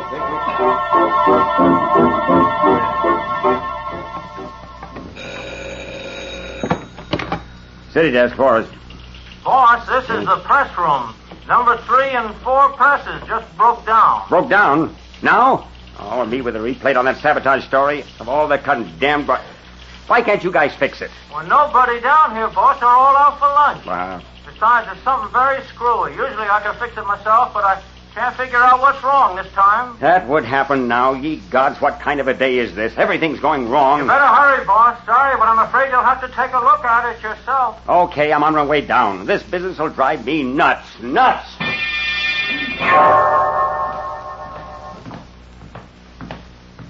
What's wrong with these presses? Where is everybody? What do I pay people for? The presses are bollocksed up and there's nobody here of all that... Hey, what are you doing up there? Come down off that platform. Get away from those cauldrons. There's hot lead in there. Are you crazy? Don't push them over. Don't. I'll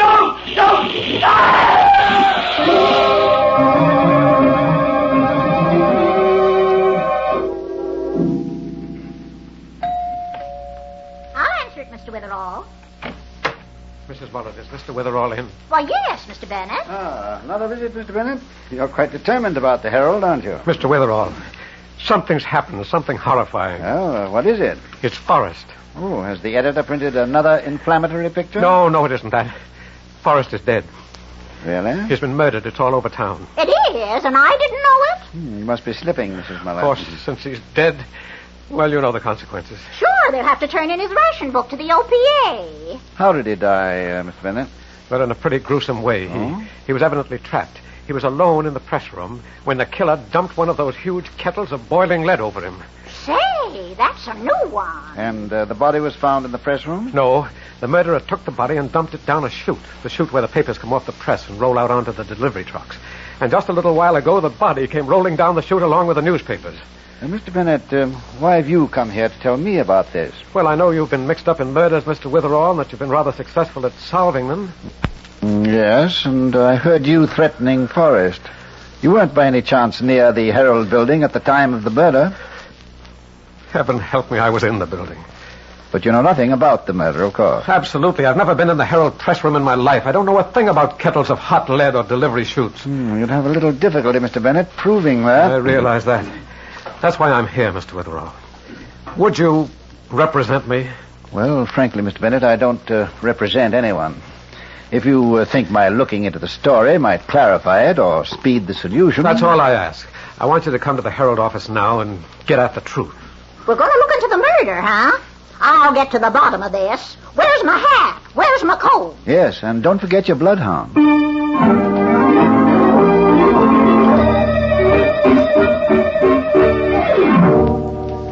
So, you see, Sergeant McCobble, Mr. Bennett claims he knows nothing about Mr. Forrest's death. Mr. Bennett? Yes, Sergeant? You admit that you were here in the Herald building at 3:30, huh? When Forrest's body came down that chute? That's right, Sergeant. But I had nothing to do with it. What were you doing here, Mr. Bennett? Well, I was on the street floor. I decided to come back and demand that Forrest print an explanation, an apology for printing my daughter's picture. But you never got up here to the city desk, Mr. Bennett? No, Mr. Witherall. I changed my mind and I left. Now, you see, Shakespeare, you can't expect me to believe stories like that, can you? Wait till you hear the fairy tale that linotyper's got.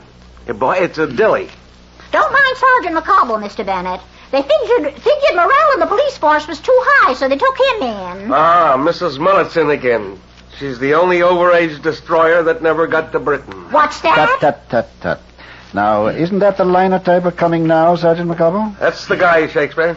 Name's Pat Welch. Over here, Pat. Sergeant, I told you my story once. I want Mr. Witherall to hear it, Pat. Get this, Shakespeare. It's a honey.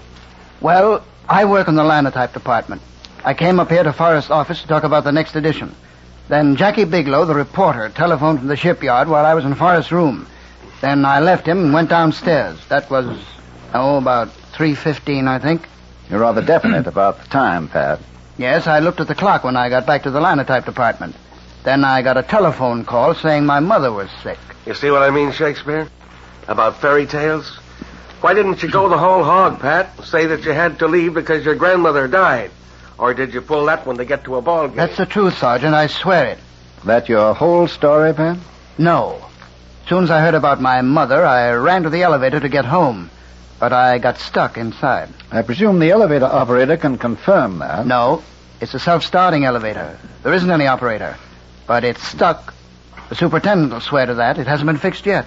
I've got a little nephew, Pat. He's 4 years old. The kid could make up a better story than you got.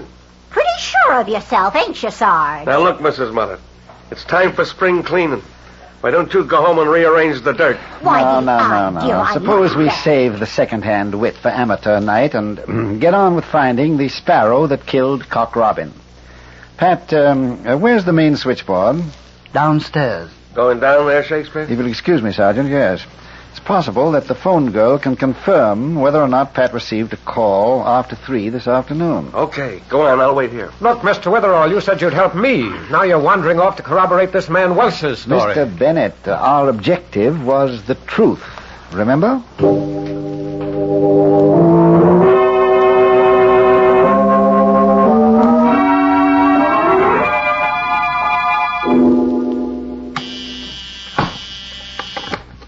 Dalton Harold, good afternoon. Oh, I'm sorry, Mr. Forrest is out. He's getting a fitting for a wooden suit. Yeah, somebody didn't like his face, so they pushed him into beg that. your pardon. I understand your name is Ruth. That's right. Jeepers, if you don't look like what's his name, Shakespeare. If I could only write like him, too. But my name is only Witherall, Ruth. Oh, that's it. You're from Meredith Academy. Yes. I'm curious about what happened earlier this afternoon to, what's-his-name, Forrest. Oh, that. Gee, Pat Welch is in a fix, huh? Everybody knows him and Forrest hated each other's guts, if you'll pardon the expression. Ruth, was there a phone call for Pat this afternoon? Oh, yeah, about 3 o'clock. I don't know who it was from. I only ask who's calling when they ask for an executive.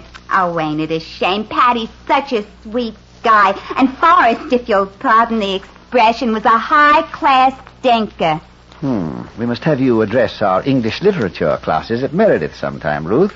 The tragedy of illiteracy might be the subject. Oh, gee, I'd be only too happy. With you as Exhibit A. Hi, Mr. Witherall. Well, what are you doing here? Hi, Ruthie, baby. Man, oh, man, what a fire I've been to. I'm knocked out. Oh, get ready for a Lulu, Jackie boy. Why, what's up? Well, while you were at the fire, somebody gave Forrest a bath with a bucket of that lead in the press room and then sent the corpse roller coastering down the delivery chute. Cute, ain't it? No kidding. That's it, Jack. The police are upstairs now. Hallelujah. Forrest knocked off? Boy, this is my lucky day. I get a terrific story, and on top of that, somebody puts Forrest where he belongs. Who did it, huh? They know? Sergeant McCobble's upstairs now with Pat Welch and Mr. Bennett. They're the most likely candidates for the honor at the moment. Well, what are we waiting for? Let's go on up there. This I gotta see. All right, Jack, we can... No, wait a minute. Not that way, Mr. Witherall. Up the stairs. The elevator's broken. See ya, Ruthie. Okay. Bye, Mr. Witherall. Toodaloo, Ruthie. Come out to Meredith sometime. As the students say, you'll be hotter than a $2 pistol, if you'll pardon the expression.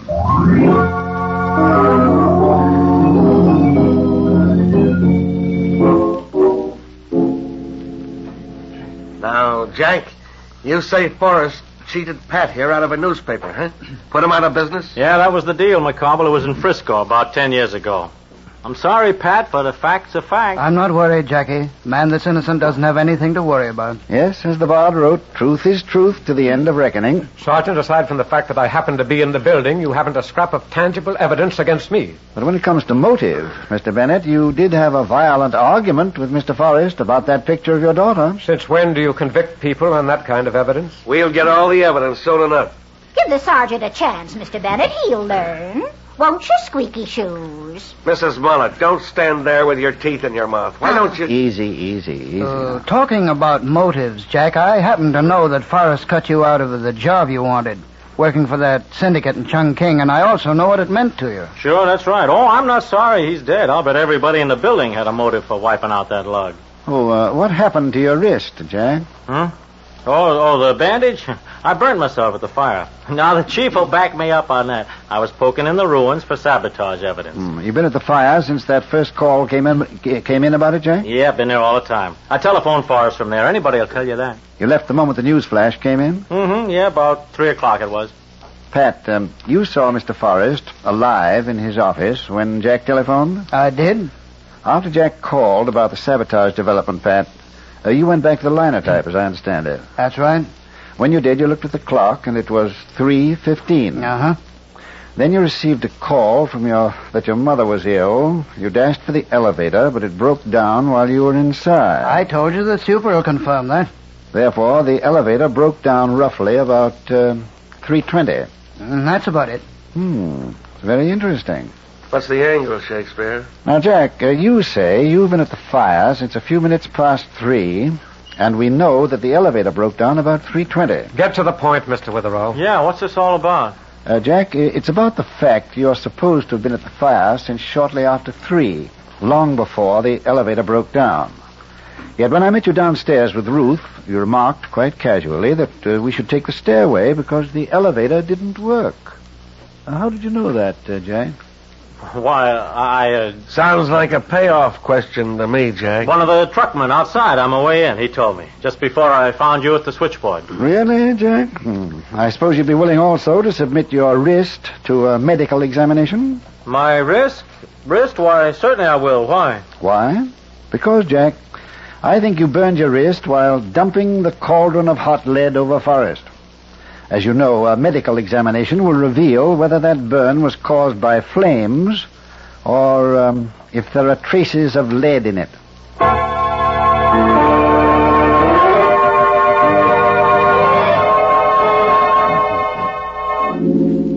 I'll have another cup of coffee, Shakespeare.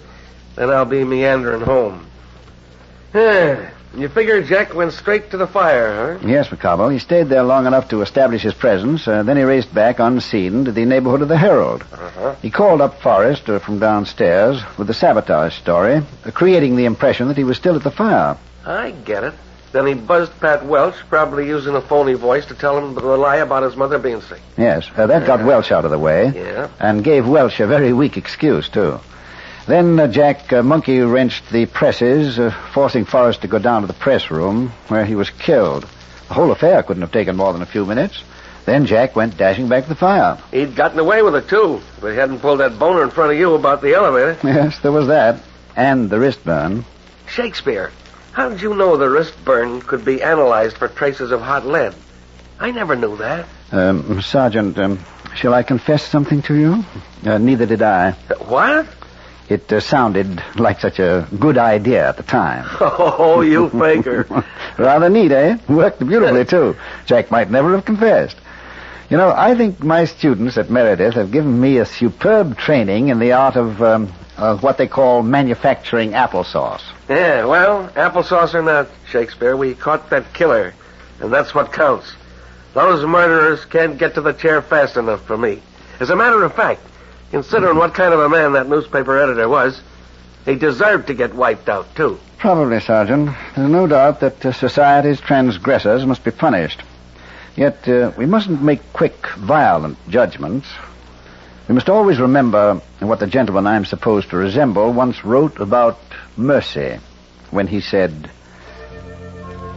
"It is twice blessed. It blesseth him that gives, and him that takes. 'Tis mightiest in the mightiest. It becomes the throned monarch better than his crown. His scepter shows the force of temporal power, the attribute of awe and majesty, wherein doth sit the dread and fear of kings. But mercy is above this sceptred sway. It is enthroned in the hearts of kings. It is an attribute of God himself. And earthly power doth then show likest God's, when mercy seasons justice."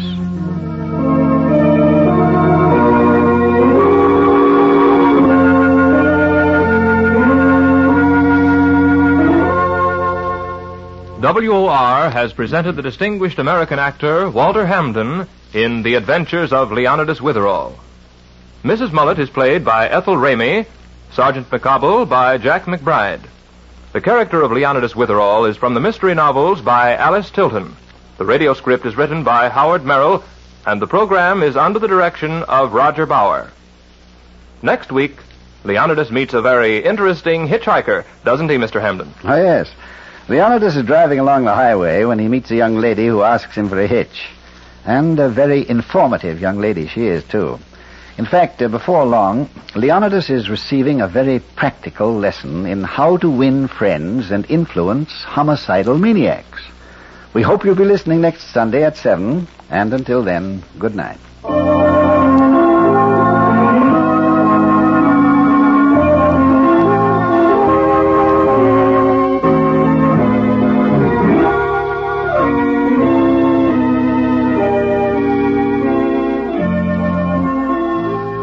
Listen again next Sunday evening at 7 p.m. Eastern Wartime for The Adventures of Leonidas Witherall. This program came to you from the studios of WOR in New York. This is the Mutual Broadcasting System.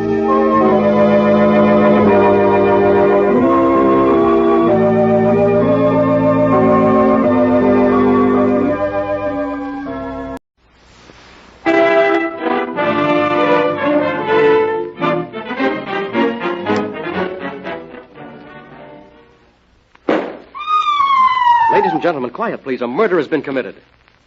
Here's your chance to play detective. Philco Mysteries on the Air. The new, exciting, thrilling, chilling radio contest that pays you huge cash prizes for having fun. Every week at this same time over this station, your Philco radio tube dealer brings you transcribed the Philco Mystery Contest. $50,000 in cash for the winners.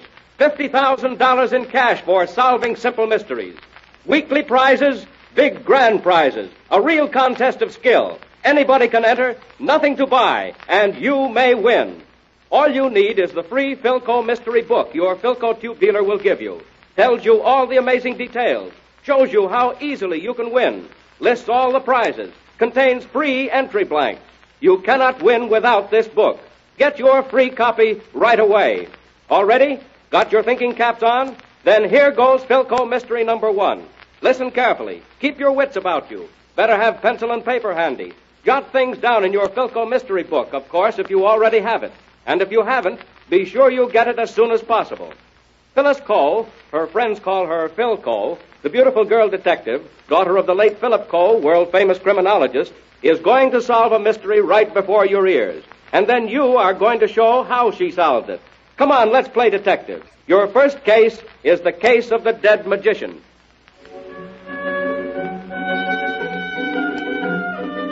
There on the stage of the Regal Variety Theater, the great Umberto is just completing his clever manipulation of a pack of cards. The trick the magician is doing now is all the more amazing because Umberto is wearing a pair of gloves. Ah, there it is. Using only one hand, with a lightning-quick gesture, he has fanned the whole pack out like a peacock's tail. It's a beautiful trick, and the audience appreciates Umberto's skill as well they should. He takes a bow, and now he's taking off the gloves. He walks over to the wings, and with studied carelessness, he tosses the gloves to someone waiting off stage.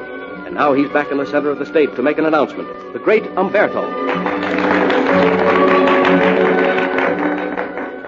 Thank you, my friends. Thank you. And now comes my most remarkable achievement.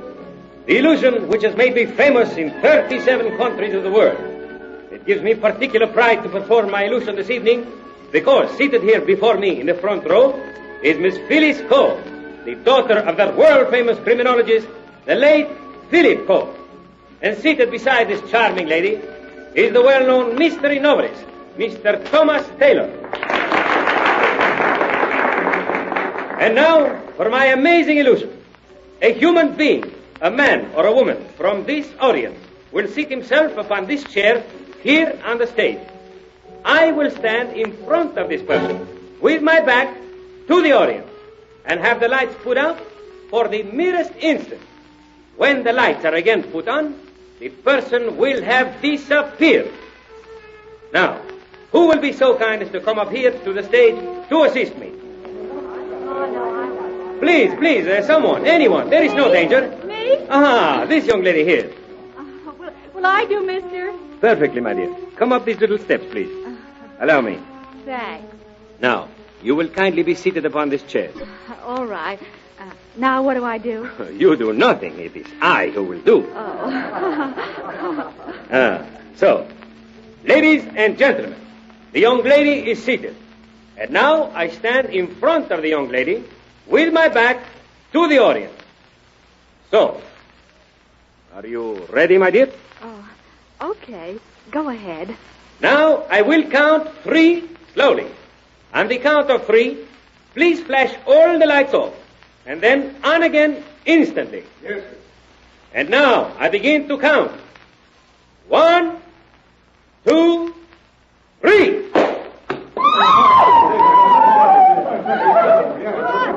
Will everyone please remain seated? Umberto is dead! Quiet, please. Quiet, everybody, quiet. Oh, that magician's been murdered. whether he's been murdered or not, madam, but he has been shot. Oh. Now, can all of you ushers and stage hands hear me? Yes. My name is Phyllis Cole. I'm a criminologist, an amateur, but still I've had experience with these cases. I want you ushers and stage hands to guard all the exits. All right. Don't let anyone leave the theater. One of you, please go out and get the police. Okay, I will. Now, is there a doctor in the audience? Yes, Miss Cole, I'm a doctor. Oh, please come up here and examine this man. Of course, immediately. Phil. What, Tom? You sure you want to get mixed up in this? Of course I do. It's my duty. Well, I might get another novel out of this, but don't do anything rash. I won't, don't worry. Well, Doctor, what about it? This man is dead. Yes. The bullet entered his chest on the right side. Who could have done it, Miss Cole? Entered the front of the body on the right side. Well, that girl could have done it. She was rather close to the magician, you'll remember. The girl. Of course, it must have been the girl. But where is she? She must have run away. You over there. Are you one of the stage hands? Yes, ma'am. I'm Eddie Daniels, the property man. All right, Eddie. Stand by, will you please? Sure. I may want to ask you a few questions. Yes, ma'am. Tom. Yes, Phil? Right after the shot, I heard a gun thrown on the stage. Will you look for it, please? Sure. It's probably under that black curtain at the back of the stage. Yep, you're right. It is here. Shall I pick it up? Yes, but do it with a handkerchief. And examine the gun for fingerprints. Righto. Doctor, have you found anything of interest? Not much, Miss Cole. As I told you, the bullet entered the right side of his chest. Yes. And there are no powder marks or burns on the dress shirt or coat. Thank you very much, Doctor. Oh, this is simply awful. Oh, please, you'll have to be quiet, miss. I'm not a miss, I'm a widow. I'm Mrs. R.J. Brown. Well, Mrs. Brown, I must ask you to be quiet. How can I be quiet? Oh, Phil, look out! Oh! Boy, that was close. You're telling me. Hey, I'll say it was close, Miss Cole. That sandbag fell all the way down from the fly loft over the stage. Where are the ropes that control these sandbags? They're backstage. Come on back and I'll show you. All right. Lead the way, please. I'm tagging along, Phil. All right, Tom. Well, Miss Cole, here are the ropes. I see. And here's the one that dropped the sandbag after it was loosened. Well, whoever did it must be backstage here somewhere. Who's back here? You may as well come out and show yourself. All right. Line up the three of you. Look out, Tommy has a gun. I'll drill the first one of you that moves. Get me? Cut it out, Sam. Shut up, Eddie. This is my business. Eddie, do you know this man? Why, sure. It's Sam Bolivar, who plays a trombone in the orchestra. Okay, Sam, hand over that gun. No, you don't. Get away, Eddie. Eddie! Now, don't worry, Miss Cole. That gun's loaded with blanks for one of the dramatic sketches on this week's bill. Sam must have swiped it out of my property room here. One move out of you, Sam, and I'll slug you. Let's all go into your property room, Eddie. Yeah, sure, Miss Cole. All right, Sam, you first. Okay, I'm going. You come in too, Eddie. Yeah, sure. And you, Tom. And how? Now, Sam, why did you drop that sandbag? Well, I wanted to scare you out of the theater. Why? Did you shoot Umberto? What if I did? Did you or didn't you? Yeah, I shot him, the dirty skunk. He deserved worse than that. Shooting was too good for him. Never mind that. Where were you standing when you shot him? Right behind him, down in the orchestra pit. I see. And then you threw the gun up on the stage? Yeah. Then I ducked out under the stage, through the door in the orchestra pit. Tom, are there many fingerprints on the murder gun? As a matter of fact, darling, there don't seem to be any. The murderer probably wore gloves. Thanks. Now, Eddie, Yeah? I'd like to ask you a few questions. Sure. You were backstage when the shooting occurred, so you might be able to help us clear up a few points. Okay, Miss Cole. What's the use of wasting any more time? I told you I shot the guy, didn't I? Yes, but I still want to talk to Eddie. Now, Eddie, you said you're the property man, didn't you? Yeah, that's right. Just what are your duties? Well, it's my job to take care of the props. You know, anything that an actor handles on stage is called a prop. It may be a pack of cigarettes, a cane, a bunch of flowers, or anything. For instance, those gloves that Umberto threw to me. I see. Where were you when Umberto was shot? I was in the wings. I was waiting to take that chair off after his act. You were there when the lights went out? Yes, ma'am. I heard Umberto count 3, and then the shot was fired. I see. All right, Eddie, thank Let you. me go. I didn't do it. I tell you, I didn't do it. Let me that's go. what you Now, say. Hey, Captain, bring that girl in here, will you? Okay, come on, you. I didn't do it. Let me go. I didn't do it. this girl running down 13th Street with a stage doorman chasing her. So I nabbed her and brought her back Thanks, officer. Go out on the stage, will you? You might be able to help. Okay. Sam, what are you doing here? Well, Glenda, I shot Umberto, and they caught me. Oh, no, Sam, you didn't do it. You didn't. Now, wait a minute, Glenda. How do you know Sam? Well, he's my boyfriend. We're going to be married. But he didn't do it. I did it. I shot Umberto. Glenda, what are you saying? Mother! Mrs. Brown. I heard what she just said. But she didn't do it, I tell you. I did shoot him, Mom. I did. They're both crazy, Miss Cole. I told you I did it. Ain't that enough? Well, this is the craziest murder I ever heard of. Everybody wants to go to jail. Be quiet, Tom. Yes, dear. Now, Mrs. Brown, I tell you, my daughter didn't do it. I shot Umberto. Why? Because Because 3 years ago I had another daughter, Glenda's younger sister. She met Umberto and fell in love with him. And one night they ran away together and got married. Then I began to get letters from my baby. Heartbreaking letters. She said that her husband mistreated her, beat her terribly. Several months later, they sent her back to me. She had taken poison. I swore then that I'd get the man who killed my baby, and now I've had my revenge. That man's dead, and I killed him. I was sitting in the front row, and when the lights went out, I shot him and threw the gun up on the stage. I was sitting in the audience, too, Mrs. Brown. But I didn't see any flash when the shot was fired. Of course you didn't. I tell you, I shot him because of what he did to my sister. I held the gun right against his chest, and I fired. You did not, Glenda. Sam, I tell you, I did. You women are both lying to save each other. And Sam, you're lying to save Glenda. Oh, why don't you children stop it? I shot that beast, and I'm ready to take the consequences. Mrs. Brown, there are no fingerprints on the gun. Well, I wrapped a handkerchief around the gun, yes. Yes, that's what I did. You see, Miss Coe, you can see that my mother's lying. I did it, I tell you. I did it. Now, wait. Be quiet, all of you. Tom. Yes, Phil. Since you're holding the murder gun in your hand, I suggest you aim it at Eddie Daniels, the property man. Huh? It's loaded, you know. Of course. And if Eddie makes a move, you'd better pull the trigger. Hey, wait a minute. What's the idea? My friends, Eddie Daniels is the only one in this room who could possibly have killed Umberto. Are you going to tell us about it, Eddie? Yes, ma'am. I guess I might as well. Now that I look back on what I've said during the past 10 minutes, I can see that I made enough mistakes to hang an army. Yeah, I stood in the wings and shot that rat Umberto and chucked the gun out toward those curtains on the stage. Umberto seemed to have a way with young girls, and like Mrs. Brown here, I once had a daughter, too. Well, come on. What are we waiting for?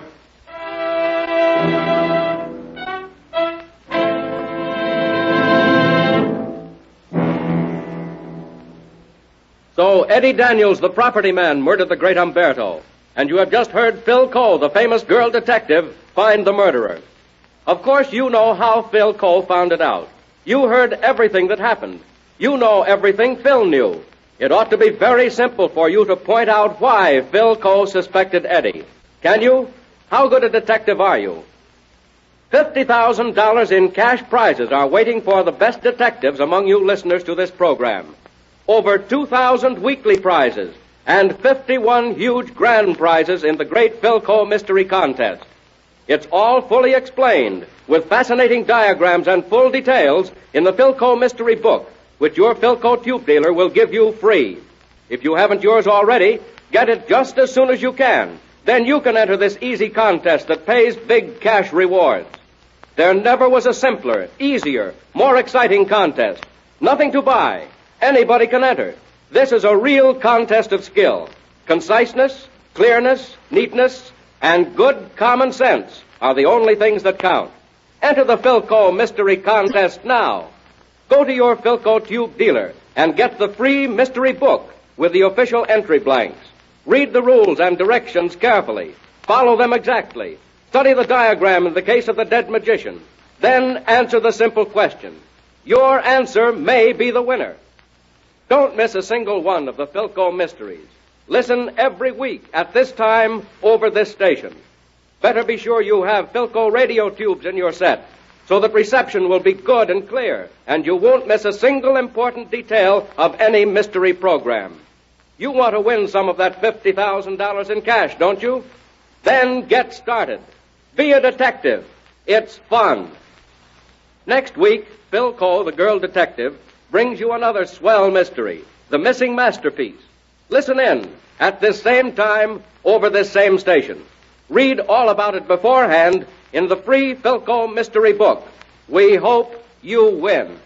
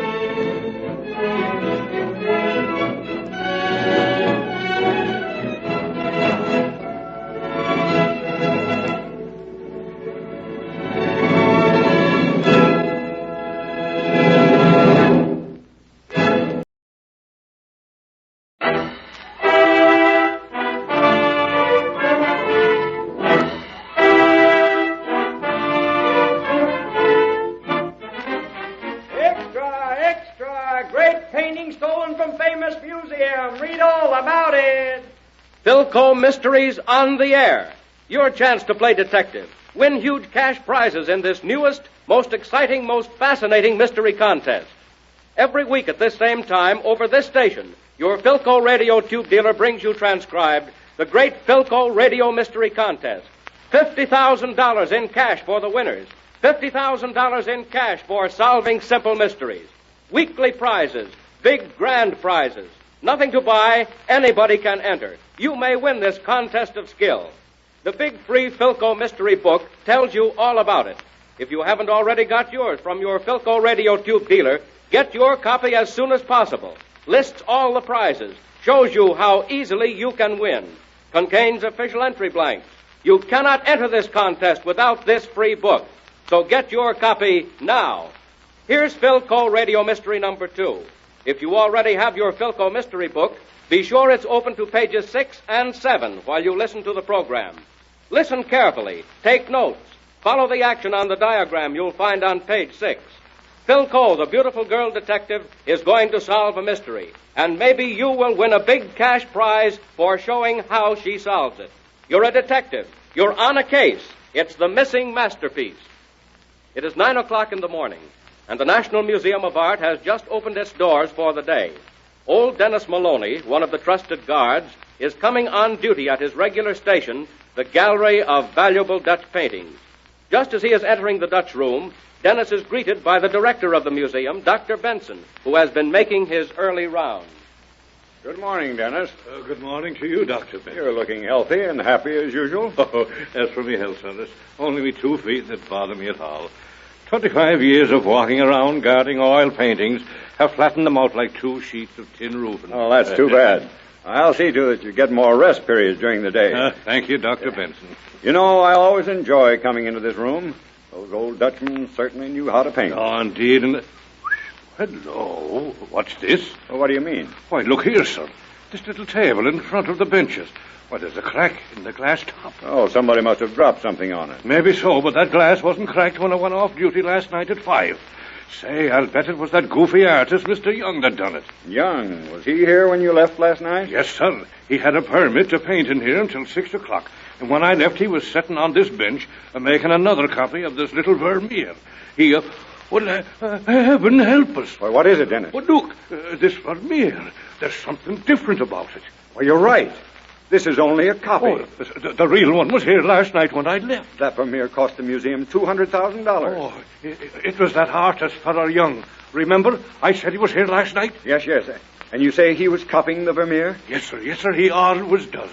He's made more than one copy, too, during the past year. Maybe this is one of them. Has any other artist made a copy lately? No, sir. Not in the last 5 years. Shall I go into the hall and phone the police? No, wait, Dennis. I'll do the phoning myself. We can't accuse Mr. Young hastily. We won't call the police, though, just yet. I'll get a friend who'll work quietly. Yes, sir. Oh, here's the phone, sir. Oh, thanks. Dennis, have you ever heard of Phil Cole? Cole? Oh, wasn't there a Detective Cole some years ago? That's the one. He was famous the world over for his work in crime detection. Phyllis is his daughter. Since his death, Phil has been carrying on her father's work. Hello? Is this Phyllis Cole? Hello, Phil. This is Dr. Benson at the museum. Someone has stolen our Vermeer. Yes, the woman baking bread. Can you come now? Splendid. Goodbye.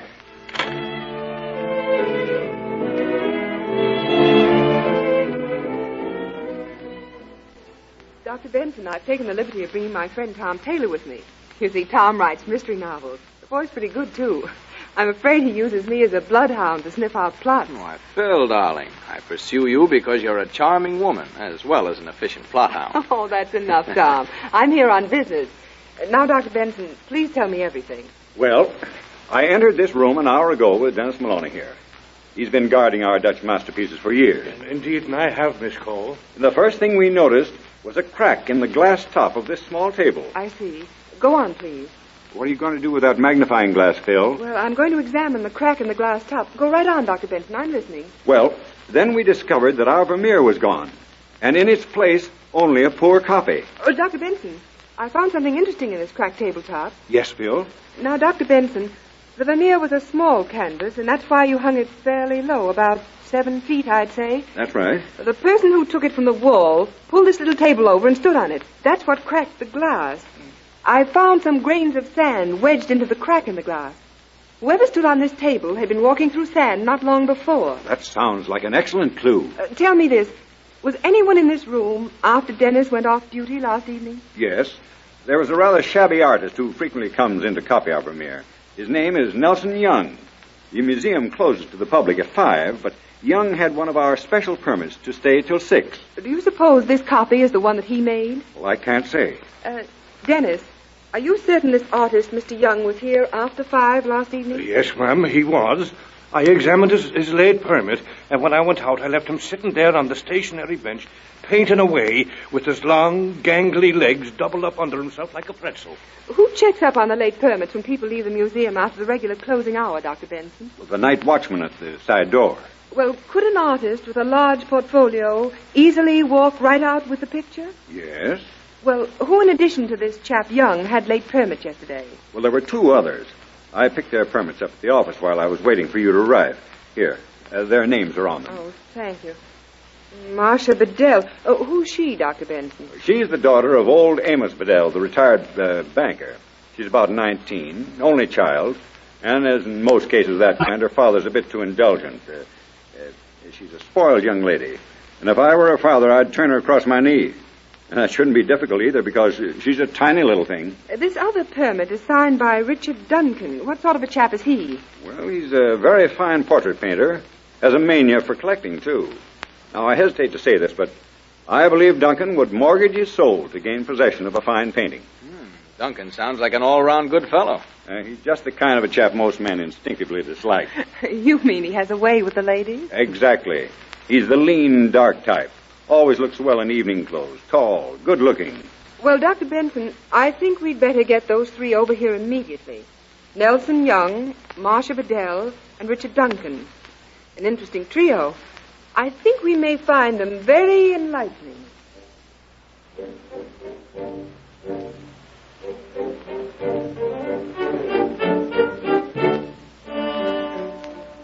Please don't be so impatient, Mr. Duncan. We'll be finished here as soon as possible. But, Miss Coe, I tell you I left an important client to answer this insulting summons. And I had to give up an appointment with my hairdresser. Don't worry, Miss Bedell. Your hair looks lovely. Well, maybe it does, but I got it full of salt water yesterday at the beach, and it feels very uncomfortable. You know what sand and salt water do to a girl's hair? Or don't you remember? Yes, I think I do. Now, I'll be as speedy as I can. Well, Mr. Young, you've had sufficient time to examine that copy of the Vermeer. Is it one of yours? Yes. Yes, it is one of mine.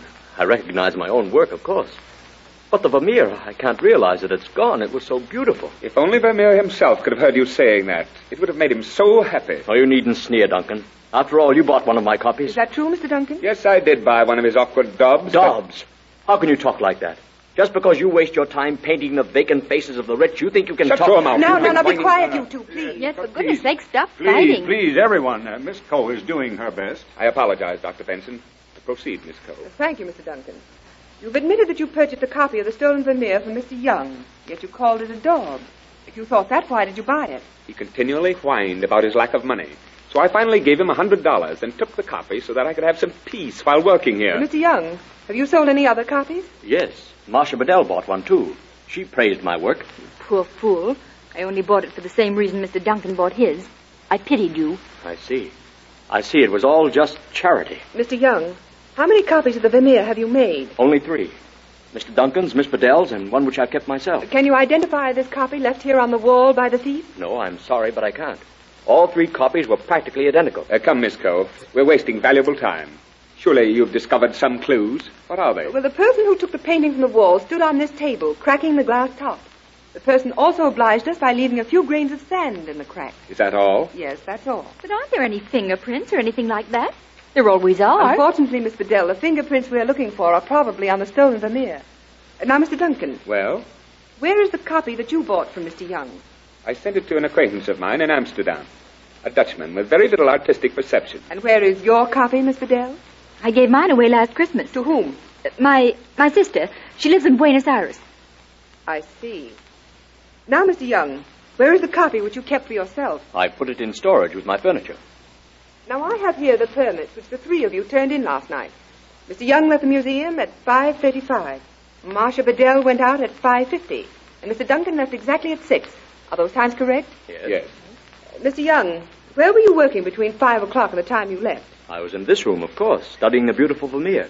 I was here all afternoon. And you, Miss Bedell, were you in the museum all afternoon, too? Oh, no. I didn't feel very well yesterday, so I stayed in bed at home until about 2 o'clock in the afternoon. Then I got up and had lunch, wrote some letters, and came here in a taxi. I got here about 4 and spent the whole time in the room across the hall, sketching some Rodin figures. There, you have my entire day. Thank you. Mr. Duncan, you were the last to leave here. How dramatic. I suppose you want an account of my actions? If you please. I worked at my studio until noon. After luncheon, I came here to the museum and spent the balance of the time studying the Matisse in the French gallery. Voila. Doubtless you will now proceed to turn me over to the police. No, Mr. Duncan. For today at least, the police will not be interested in you. My job is finished. It's quite obvious who took the Vermeer from this room. Who, Miss Cole? Who is the thief? Perhaps Miss Marcia Bedell can explain her motive more clearly than I can. Oh! Marcia? Bedell. Well, Miss Bedell? Yes, I took it. But I still have it. I'll bring it back. I swear I will. Only don't have me arrested. It would kill my father. I only took it to save him. He's lost everything. He needed money so desperately. Give me a chance to bring it back. Please bring me a chance. Give me a chance.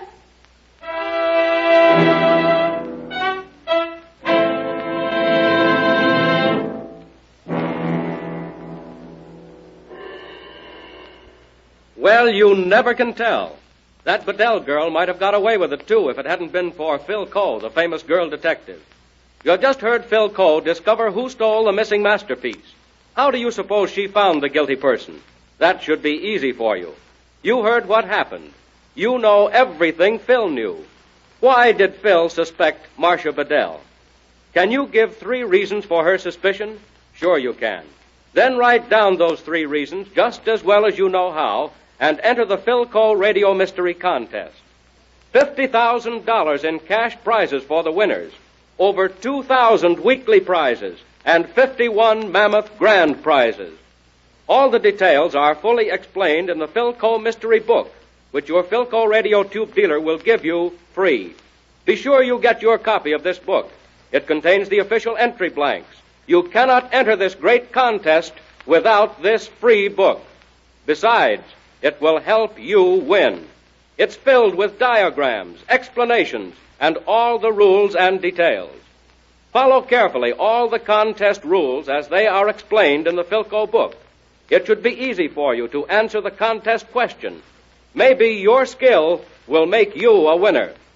Listen every week at this time over this station to Phil Coe Radio Mysteries. Don't miss a single program. Ask your Phil Coe radio tube dealer for any other contest information you want. While you're there, too, better have him check up on your radio tubes. $50,000 in cash. That's a lot of money. Next week, you have another opportunity to win your share of it. Phil Coe, the girl detective, is going to solve the mystery of the death ray tube. Listen and see how good a detective you are.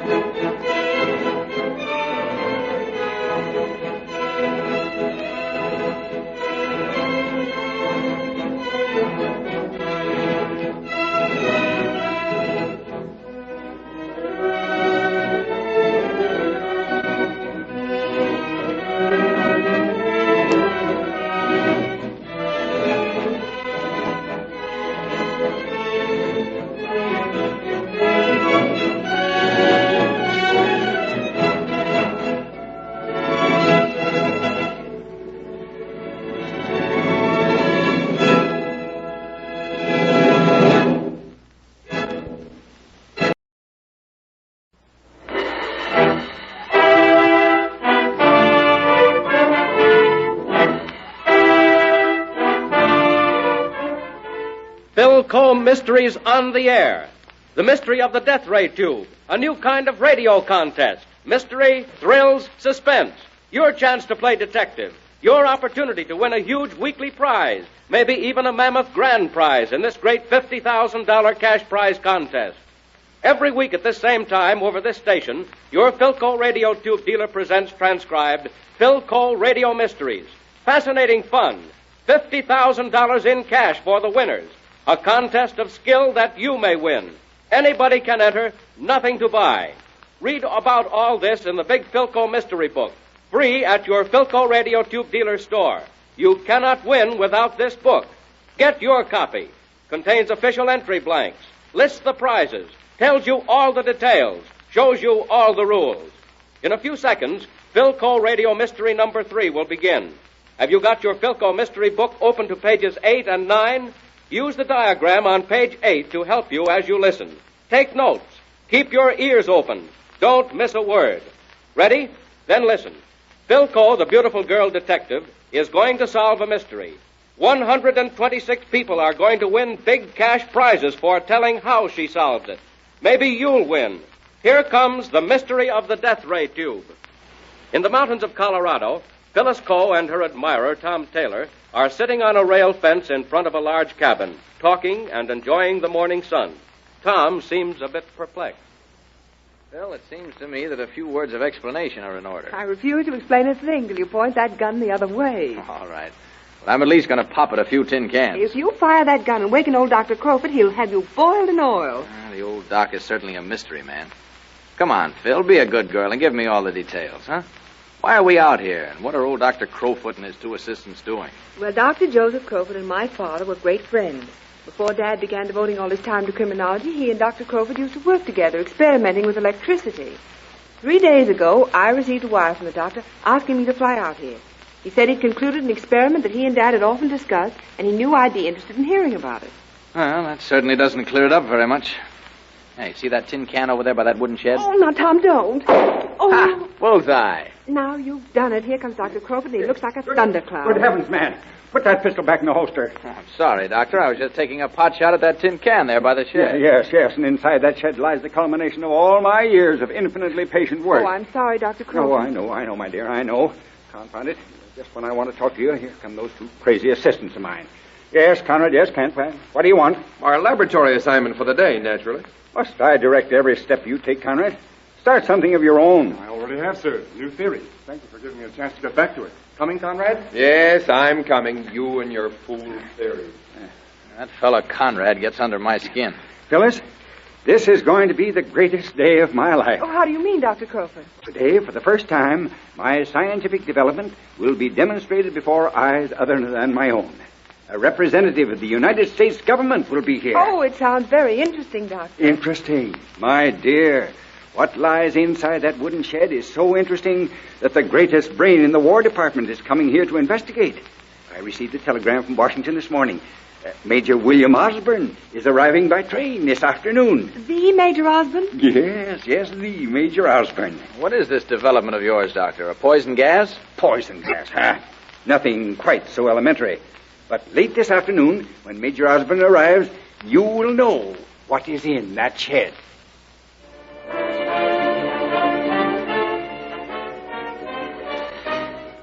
Well, Major Osborne, are you ready? Yes, Doctor, quite. Now, come then. Let's all get over to the shed.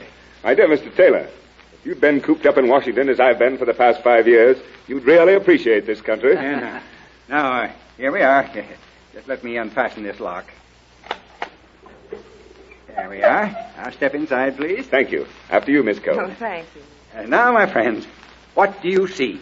Well, I see a guinea pig in a cage. The only thing out of the ordinary, Doctor, is that odd-looking glass cylinder resting on the bed of cotton. Out of the ordinary, you say? Let's see. Now, my friends, this is a death ray tube. A death ray? But, Doctor, for years men have been trying to... Of course, Major, of course. But it remained for me, Joseph Crowfoot, to discover the secret. Dr. Crowfoot, if that glass tube really does produce a death-dealing ray, your invention will be the most dangerous weapon in the world. Exactly. There will be enough energy stored within my death ray machine to destroy the entire race of man. Does the model function, Doctor? Have you put it to the test? Oh, yes, on small animals. Of course, you must realize that this is only a working model of the death ray machine I hope to build. Still, it has power enough to kill a man. My friends, the government in whose hands my machine is placed would be omnipotent. Of course it would. Dr. Crowfoot, Assuming the efficiency of your invention, are you planning to turn it over to the United States government? Yes. Dr. Crowfoot, who else knows of your invention? Well, my 2 assistants, of course. Could they replace it? They know nothing of its vast intricacies. They have merely helped me in general details of the construction. I am the only man living who can replace it. May I have a look at the tube, Doctor? Stay away from it. Don't touch it. Why, if it dropped only 2 feet, it would shatter and its energies be lost forever. Is it simple to operate? Yes, Major. Now, you notice this platinum key at the base of the tube? Yes, Doctor. 1 turn of this key forms an electrical contact, releasing the lethal energy from the opposite end. 1 turn would snuff out life. The large machine, when completed, will be able to wipe out whole armies. But, Doctor... But for the present, we shall have to be content with this guinea pig. Now, don't worry, my dear. The ray is quick, deadly, and painless. Stand aside, please. Stand here, Phil. Oh, yeah. Ready now? I turn the platinum key. Dr. Crowfoot, I congratulate you. What will the government say to that, Major Osborne? The answer is obvious, my dear sir. You have succeeded. But now it's growing dark. In the morning, we shall have a further demonstration. Come, everybody. It's time for dinner. You know, we go to bed early in the mountains.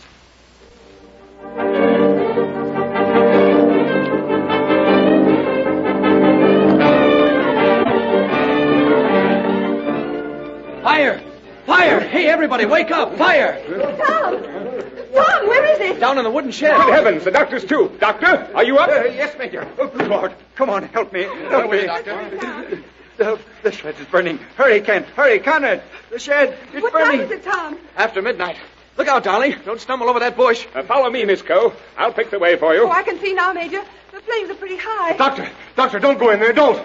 Conrad, he's gone in. Better come out, Doc. It's pretty hot in there. Dr. Crowfoot, come out. Here he comes. Oh, thank goodness. Are you all right, Doctor? It's gone. What? My tube is gone. Doctor, are you sure? Yes. Here is the box of cotton, but my tube has disappeared. Someone has stolen my death ray. Oh. Look. The fire's died out suddenly. Yes. You think I've not installed protection? An automatic carbon dioxide extinguisher. But my tube is gone. It's gone. Which of you has it? Who is the thief? Just a moment, Doctor. I found something. My tube? Quickly. Is it my tube? No. A rag soaked in kerosene. Then this fire was set deliberately. Yes. Apparently by someone who didn't know about your extinguisher. Well, that could be any one of you. Nobody knew of that automatic system but myself. Who is the thief? Which one of you? Now, please be calm, Doctor, and let's go at this quietly. Come, everybody. I think we'd better all get back to the large cabin. You want me, Miss Cole? Yes, Mr. Kent. And you too, Mr. Conrad. Don't worry, little lady. I'm tagging along. Boy, I wish I'd had time to put on my slippers. Can't say I like this barefoot boy business. Hurry up, Phyllis. Now, you're a detective. Find the thief. I'll do my best, Dr. Crowfoot. But you must be calm. Well, here's the cabin. Come on, get inside, all of you. Come on. Don't anybody try to sneak away. All right. Let's all gather right inside the door. Light that kerosene lamp, Mr. Kent. Okay, Miss Cole. Ouch! Oh, holy Moses. What is it, Tom? I stepped on something hot. What in the world? Hold that lamp over, will you? Oh, now I see what it is. Here you are, Major Osborne. It's your pipe. I'm so sorry, Mr. Taylor. I probably dropped it in all that excitement. Yes, and the ashes fell out. They're still glowing. Well, come on. Who has my tube? Hand it over. Wait a moment, Doctor. Now, everyone in this room and everyone in the world would have a motive for stealing Dr. Crowfoot's glass tube. It means power. The person who opened that shed and took the tube started the fire as a blind. He hoped everything would be consumed so that we'd think the tube had also been destroyed. Remarkable. Oh, you shut up, Conrad. Go ahead, Phyllis. Excuse me, Miss Coe, but I noticed that Mr. Taylor is suffering from his burned foot. Yeah, that's right, Major Osborne. It hurts pretty much. I have some ointment on the dresser in my room. Why don't you go in and use it? Well, thanks, I will. Give me a match, will you, Kent? You won't need it, Taylor. I left the candle burning in there. Oh, all right, Major, thanks. I'll be right back as soon as I put some stuff on my foot. Come, Phyllis, hurry. Don't waste any more time. All right, Doctor. Now, according to the French law, a man is guilty until proven innocent. I think that's the way we'd better proceed. The French method works pretty well, too. I had occasion to study it in action last winter in Paris. Oh. And now, Mr. Kent, where were you when the alarm was given? Well, next door in my cabin. I was sound asleep. You share the cabin with Mr. Kent, don't you, Mr. Conrad? Yes, and I can assure you I was asleep, too. And you, Major? I was in a deep sleep. I'd had a long journey, you remember. And you didn't awaken until Tom shouted. That's correct. Somehow, in the pitch dark, I found my slippers and dressing gown and dashed from my room. Oh, come now. This is all foolishness. We're not getting anywhere. On the contrary, Dr. Crowfoot, I know who stole your tube. Who? Who is he? This gentleman was also stolen the real Major Osmond's credentials. Oh, what? The Major? Say, are you sure? Stay where you are.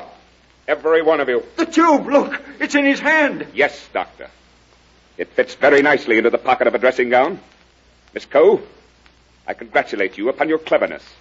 As a matter of fact, you are far too clever. For heaven's sake, don't prop my tube. No fear of that. I've traveled halfway around the world to obtain this weapon. It seems that my government had an interest in it also. What are you going to do? There is only one thing I can do, with all of you. To borrow the expression of Dr. Crowfoot, the ray will be quick, deadly, and painless. You can't do this. It's my life's work. Here, give it to me. Doctor, come back. The doctor. You see? It really works on larger game than guinea pigs. And now, let's make it short. Ladies first, as usual. Tom! Good shot, Taylor. I'll say. I came back just in time. Look, the platinum key is still in his right hand, and the tube is smashed to bits. Poor old Dr. Crowfoot. If only I'd come a minute sooner. Oh, Tom, you know, somehow I'm glad you didn't.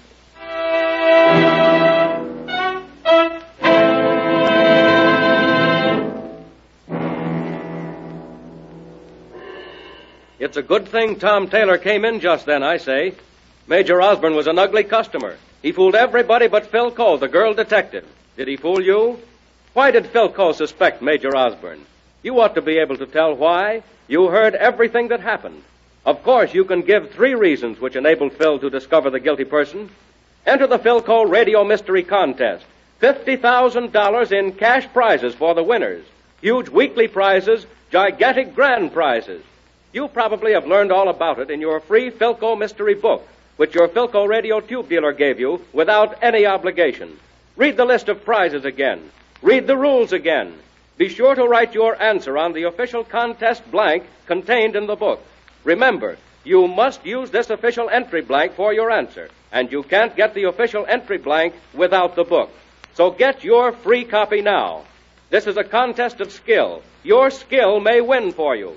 Names of the major winners in this week's contest will be broadcast as soon as possible on a following Philco Radio Mystery program. Listen for Philco Radio Mysteries every week at this same time over this same station. Listeners with Philco radio tubes in their sets are going to have an advantage. Did you stop to think of that? In this contest, you will need to get good reception so that you won't miss anything that is done or said.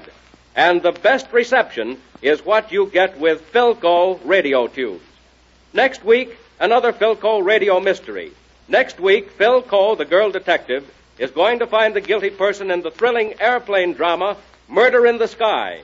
Next week, another opportunity to win your share of $50,000 in cash prizes.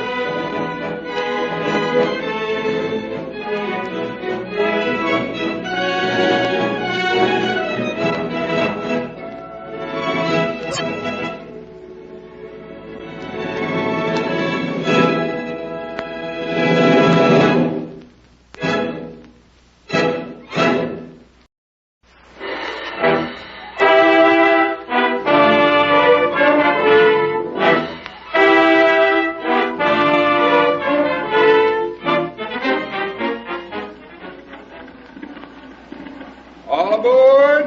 Plane now leaving for Omaha on the east. All aboard. All aboard. Philco Radio Mysteries on the air. The Philco Radio Mystery Contest with $50,000 in cash prizes, huge weekly prizes, mammoth grand prizes, a thrilling new contest of skill. Every week at this same time over this station, your Philco radio tube dealer presents transcribed Philco Radio Mysteries. Fun, excitement, suspense, and an opportunity to win your share of $50,000 in cash prizes. Anybody can enter. Nothing to buy. If you haven't already done so, learn all about it in the big free Philco Mystery book. Free without any obligation whatsoever at your Philco radio tube dealer store. You need the book to enter this contest. It contains official entry blanks, lists all the prizes, tells you what to do to win. Be sure you have a free book. I'll wait a moment while those of you who already have your Philco Mystery book open it to pages 10 and 11. Watch the diagram on page 10 as you listen to the program. Take notes. Listen carefully. All ready? Philco, the beautiful girl detective, is going to find the murderer in Murder in the Sky. See if you can tell how she finds the guilty person. Our scene opens in the waiting room of the airport of a western city. Philco and her novel-writing friend, Tom Taylor, are returning to New York from their adventure in the West. As we meet them today, they are having their tickets and sleeping accommodations examined by the airline official at the desk. Is the plane on time tonight? Yes, Mr. Taylor. She'll be landing any minute now. Is the plane full this trip? No, it isn't, Miss Cole. There'll be only 6 passengers. Oh, you hear that? She's coming in right on schedule. Want to go outside and watch her land, Phil? Oh, I don't think so, Tom. Let's wait in here till the porter gets our bags aboard. Okay, darling.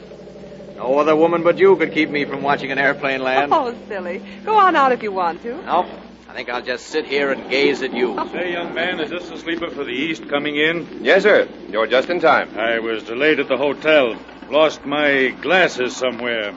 Are you Mr. Guy Johnson? Hope so. If I'm not, I've been lying for years. I guess the 3 of us are going to be sleeping companions, eh? Well, not exactly. But we're all going on this plane, if that's what you mean. Mr. Johnson, you'll be in lower 6. Thank you, my boy. By the way, can you tell me whether or not Miss Rita Rogers and her brother will be on this plane? Is that Miss Rita Rogers, the new movie star? Yes, it's Rita Rogers, the great, big, wonderful star. Everybody knows Rita Rogers, but nobody knows her husband. Oh, are you? I say, Mr. Taylor, Tom Taylor. Take my advice, Mr. Taylor, and never marry a famous woman. Well, that settles it, Phil. Now, I'll never marry you no matter how hard you coax. Oh, Tom, you're breaking my heart. Oh, dear. Now I'm in for another boring night in the air. You like this humorous magazine, Mr. Johnson? Might cheer you up. Thanks, old man, but I couldn't read tonight even if I tried. Unfortunately, I'm far-sighted, and I've mislaid my glasses. Well, the best thing for you to do, then, is go to sleep. That's exactly what I propose to do. This way, everyone. Plane's waiting. Mind if I take your arm, old man? Without those blasted glasses of mine, I'll probably fall in the dark out here and break my neck. Oh, hang right on. You all right, Phil? Yes, Tom. I have regular cat's eyes. Hey, what a swell-looking plane. Oh, yes, it's a beauty, isn't it? How do you do, everyone? I'm Helen Drake, your stewardess. Oh, how do you do? How do you do? You're Miss Cole, Mr. Taylor, and Mr. Johnson. Is that correct? That's right, Miss Drake. Well, the other 3 passengers are already asleep. Now, won't you step aboard? Be careful of those steps, Miss Cole. Oh, by the way, Miss Drake, is Rita Rogers among those other 3 passengers? Yes, she's across the aisle in lower 2. And her brother David Rogers is in lower 3. Dr. John Baker is in lower 5. Dr. John Baker, the well-known surgeon? Yes, a movie star and a famous doctor. Now, if you want anything, just ring the bell. Oh, thank you, Miss Drake, but I think I'll turn in right away. Yeah, me too. And so will I. You all right, Mr. Johnson? Yes, thanks. Fine. Good night. Good night, Mr. Taylor. Can I get you anything, Phil? No, thanks, Tom. Good night. Night.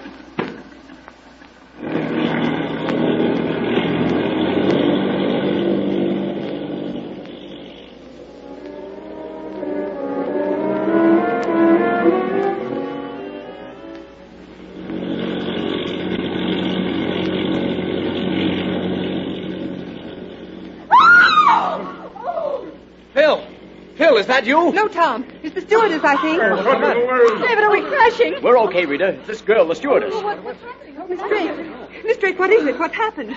Oh, it's Mr. Johnson. Mr. Johnson? Mr. Johnson. Hey, Johnson. Johnson. Wake up. Hey, something's wrong, all right. Here, let me have a look. I'm a doctor. Guy, it's Rita. What's the matter? Well, Doctor? This man is dead. What? Oh, dead. Guy dead. Now, try to steady yourself, Miss Rogers. Now, what happened, Miss Drake? Well, Mr. Johnson wanted some coffee, and when I brought it, I found him this way. But, I'm forgetting my duties. I should get coffee for all of you. Swell idea.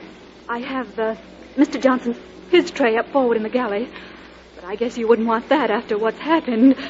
Excuse me, I'll go up and get some fresh coffee. Please. Well, Dr. Baker, have you found anything of interest? Nothing special, except that this man has been dead for at least a half hour. Hand me that instrument bag under my berth, will you please? Here you are, Doctor. Thank you. Oh, perfectly awful. Come on, sis. Quiet down. Well, look here. Well, this is very strange. What is it, Dr. Baker? Someone's had this instrument bag open. What? Here, you see, everything's been disarranged. Good heavens. What's wrong? Well, this bottle. It's been half emptied. It contained a deadly poison. You mean he committed suicide? No, I've already examined his lips and mouth. He couldn't have drunk it, but the poison could have been administered by... Here, let me examine his arms. This is incredible. One drop of that poison would have been sufficient to... Yes, you see, it's just as I feared. What do you mean, Dr. Baker? Here, it's quite obvious. This tiny mark on the arm. The poison was injected by a hypodermic needle while the man was sleeping. You mean he was murdered? Yes, murdered. Well, look here. One of my hypodermic needles is missing from its case. But where is the needle? I certainly don't see it in Mr. Johnson's berth. Well, here's your coffee, everyone. Won't you please help yourselves? One moment, Miss Drake. Dr. Baker thinks that Mr. Johnson's been murdered. Murdered? Good heavens, Miss Cole, but how? Poison injected by a hypodermic needle.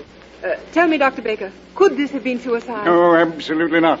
This poison takes effect almost instantaneously. If this were suicide, the needle would still be in the man's hand. Miss Drake, may we search the other berths? Why, of course. Then, Tom, will you look for the needle in the berths on this side? Yes, Phil. Miss Drake, you examine those on the opposite side. Yes, Miss Cole. What are you trying to do, blame one of us? Yes, what's the idea? You can't go poking into our property. Oh, you're wrong there, Mr. Rogers. No one else on the plane is better equipped to handle a case. Miss Coe is Phyllis Coe, the criminologist. Well, how extraordinary. Why, Miss Coe, your late father and I were very close friends. Yes, Dr. Baker, I know. Ladies and gentlemen, we could hardly be in more capable hands. This young lady's father, Philip Coe, was one of the world's most brilliant criminal investigators.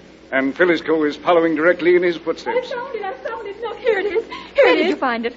At the foot of your berth, Miss Rogers. Rita, you couldn't have. Of course I didn't, David. What are you people trying to do to me? Here, Miss Drake. I'll take that hypodermic needle. But, Rita, why was it in your berth? I tell you, I don't know a thing about it. You dare accuse me, David? My own brother? No one is accusing you, Miss Rogers. That hypodermic needle could easily have been thrown into your berth by someone else. David? Why? Why did you? Say, Rita, wait a minute. You don't think I killed him? Well, why not? You often threatened to. Shut up, Rita. I won't. Why, even tonight, when Guy came and woke me up, Miss Coe asked the stewardess. She saw the three of us talking together. Go on, ask her. Ask her. Is this true, Miss Drake? Yes. About a half hour after you boarded the ship and went to bed. I was up forward in the galley when I heard voices. I looked into the corridor, and Mr. Johnson was standing by Miss Rogers' berth. They seemed to be arguing. Yes, but he started it. Please, Miss Rogers. Well, then Mr. Rogers opened his curtains and stood up in the corridor, and he began to argue. I went to them quickly to ask them to quiet down, and I heard Mr. Rogers saying... I didn't mean it. I only wanted to scare him. What did you hear him saying, Miss Drake? He said, Guy, if you bother us again, so help me, I'll kill you. Do you admit that, Mr. Rogers? Yes, I did say that, but only to frighten him away.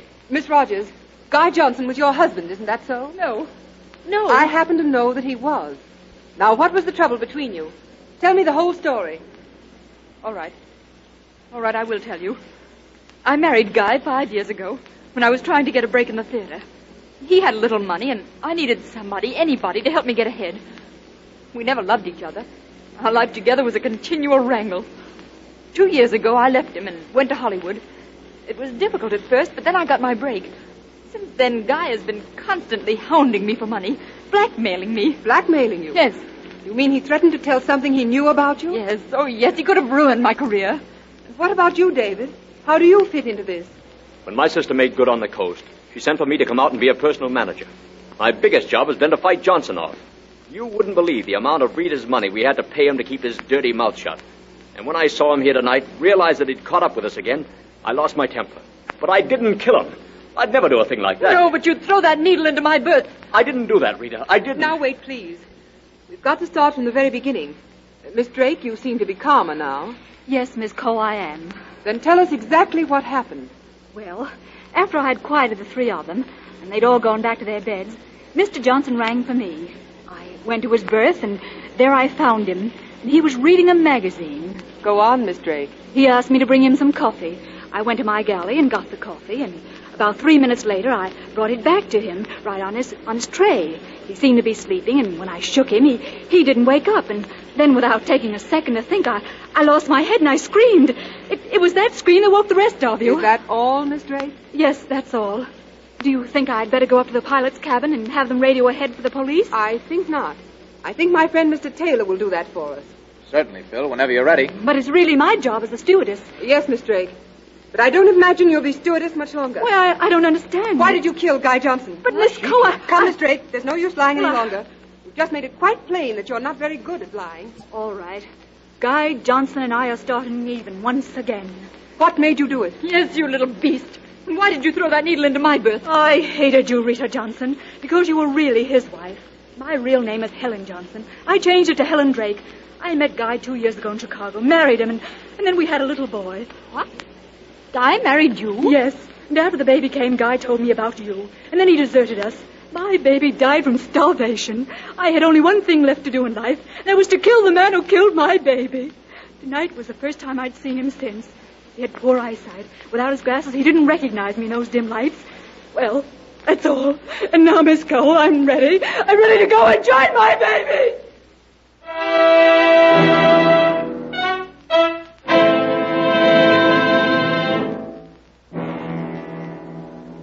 It's a lucky thing Phil Cole, the girl detective, was in that airplane.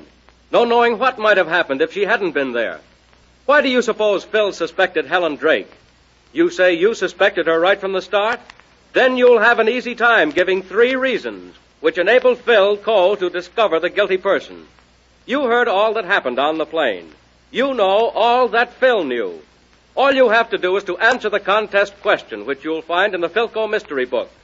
$50,000 in cash prizes, weekly prizes, big grand prizes. Everything is explained fully in the book. All the rules, regulations, what to do and how to do it. If you haven't secured a free copy of the Philco mystery book from your Philco radio tube dealer, get one right away. You must have this book to enter this great contest. Your answer must be written on the official entry blank. Get in this contest of skill now. Your skill may win for you. Names of major winners in this week's contest will be broadcast as soon as possible on a following Philco Radio Mystery program. Listen each week for Philco Radio Mysteries at this time over this station. This is a good time to have your radio tubes tested. You want good reception so that you will not miss anything in any Philco Mystery broadcast. Install Philco tubes. Then you know you'll get good reception.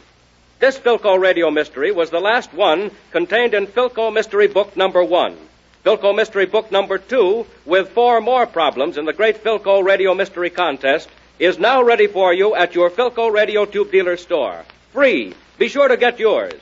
Next week, another Philco Radio Mystery, and another opportunity to win a huge cash award. Get your share of that $50,000 in prizes. Hear Phil Cole, the girl detective, solve another baffling mystery.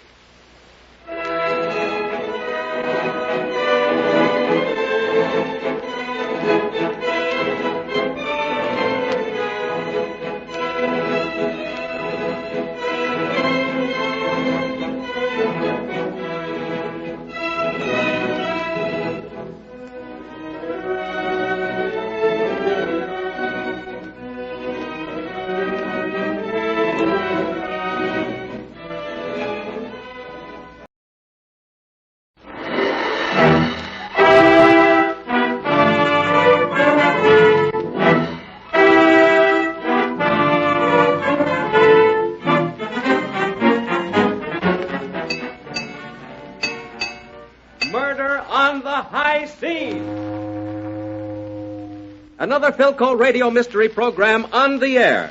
Another chance for you to win your share of $50,000 in cash prizes. Have you entered the Philco Radio Mystery Contest yet? Do it now. Everybody's excited about this great contest of skill that rewards the winners with $50,000 in cash prizes. Every week at this same time over this same station, your Philco Radio Tube dealer brings you transcribed the Philco Radio Mystery Contest. Fascinating mysteries for you to help solve.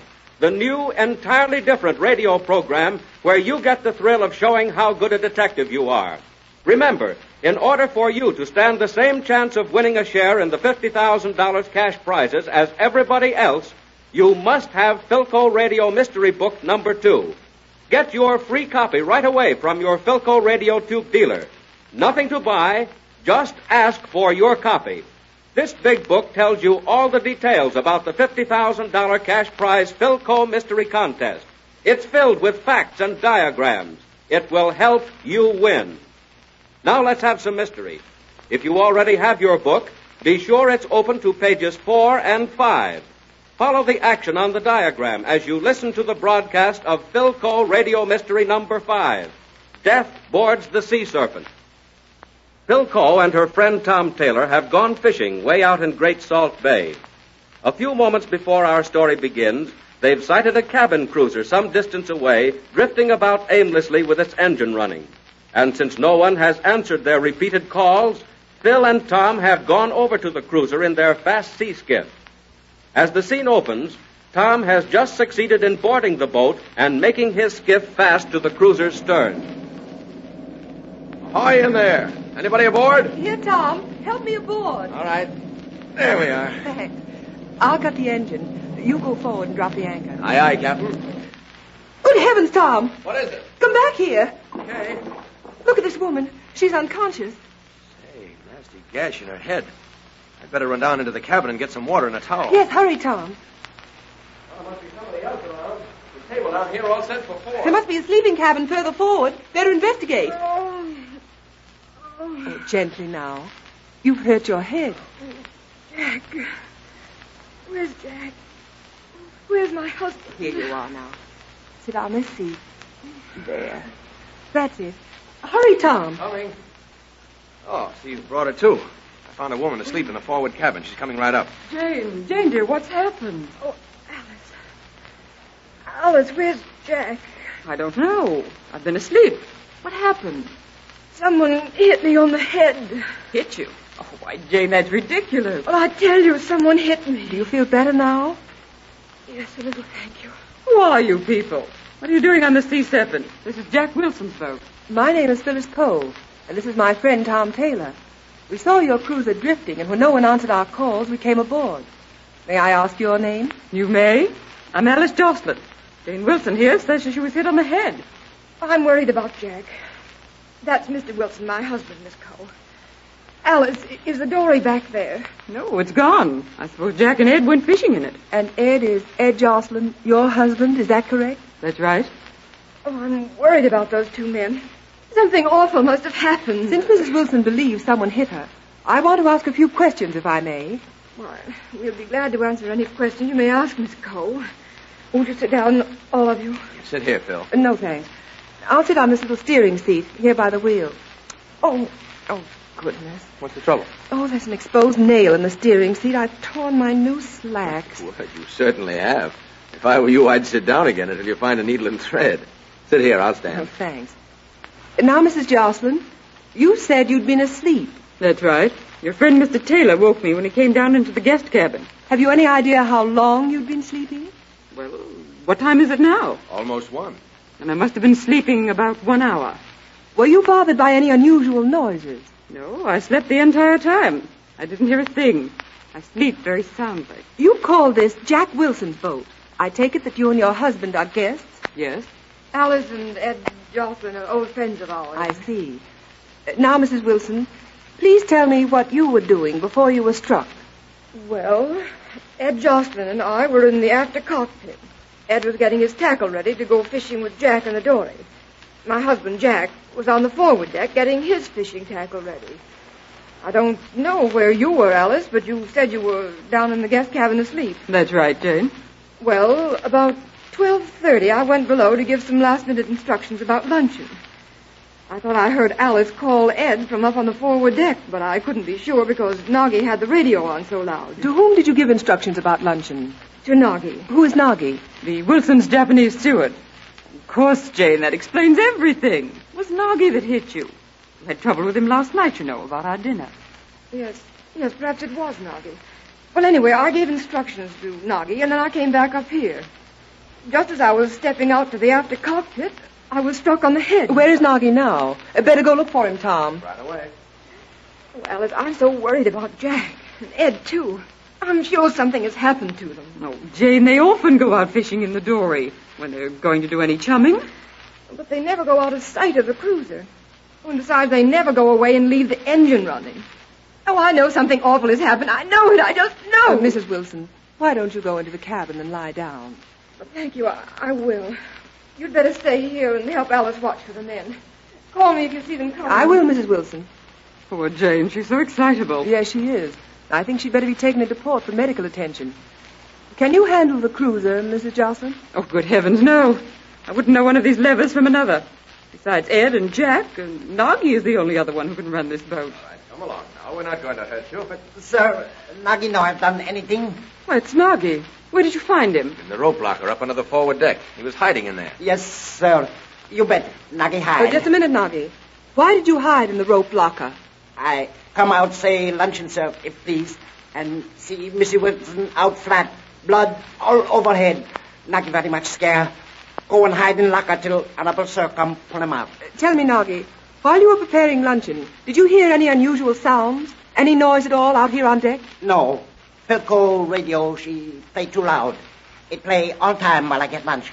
Noggy like keep radio loud.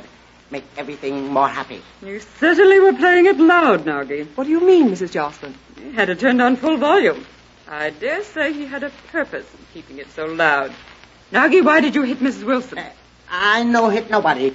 What you mean, Mr. Jocelyn? Let's not be hasty, Mrs. Jocelyn. After all, we don't know that Noggy did hit Mrs. Wilson. Well, if you're going to defend that steward, I'm not going to stay here another minute. You'll find me in the guest cabin.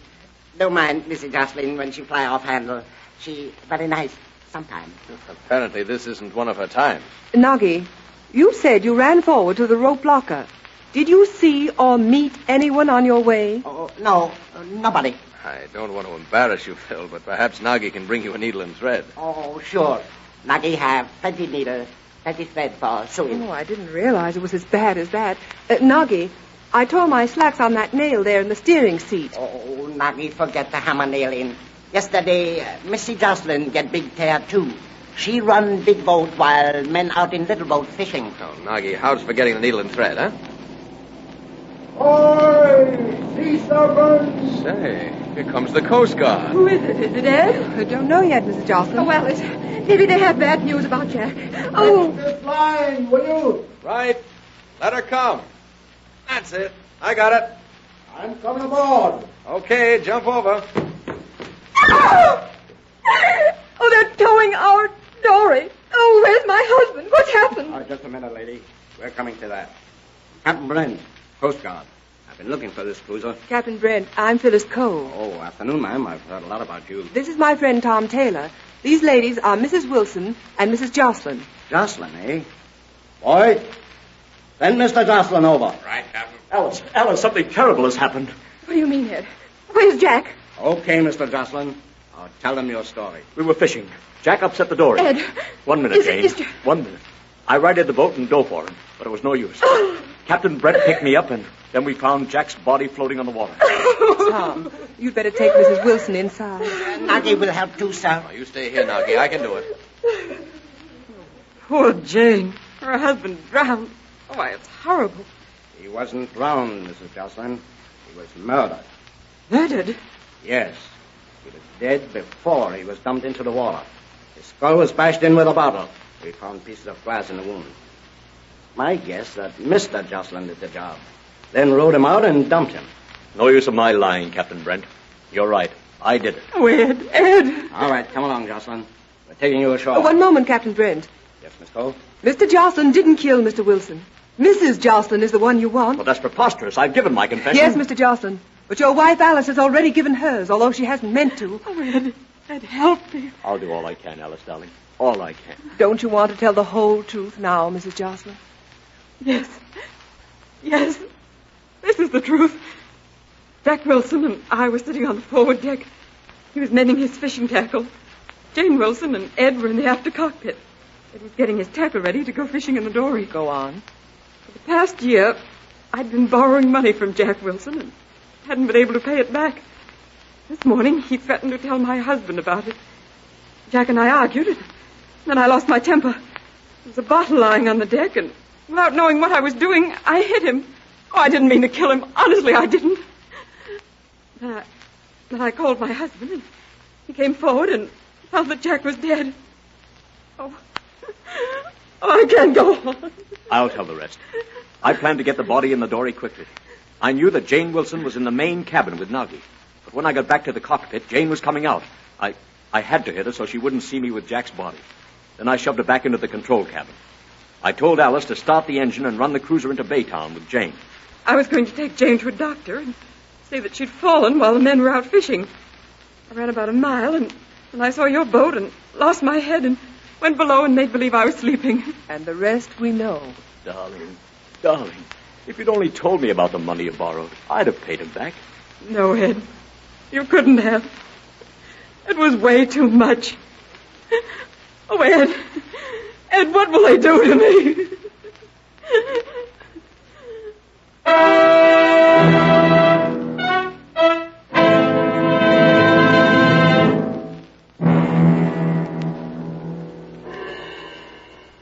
Did you know it was Alice Jocelyn all the time? Then it ought to be the easiest thing in the world for you to write down 3 reasons why Phil Cole, the famous girl detective, suspected Alice too. It certainly pays to listen carefully to every one of the Phil Cole radio mystery programs. $50,000 in cash prizes in this easy, spectacular contest. Huge weekly prizes, mammoth grand prizes, just for answering the contest questions asked in Phil Cole Radio Mystery Book number 2. Of course, you have your copy. If you haven't, get it now from your Philco Radio Tube dealer. It's free, nothing to buy, and you must have this book to enter the contest. It contains the official entry blanks on which you must write your answers. Listen to Philco Radio Mysteries every week at this same time over this same station. Don't miss one of them. Don't miss any detail of any program either. Have Philco radio tubes in your set so that reception will be clear and good. Names of the major winners in this week's contest will be broadcast as soon as possible on a following Philco mystery program. Next week, another chance to win your share of the $50,000 cash prizes in this mammoth radio contest. Next week, another Philco mystery program. Next week at this same time over this station, hear Phil Cole, the girl detective, solve the Double X mystery.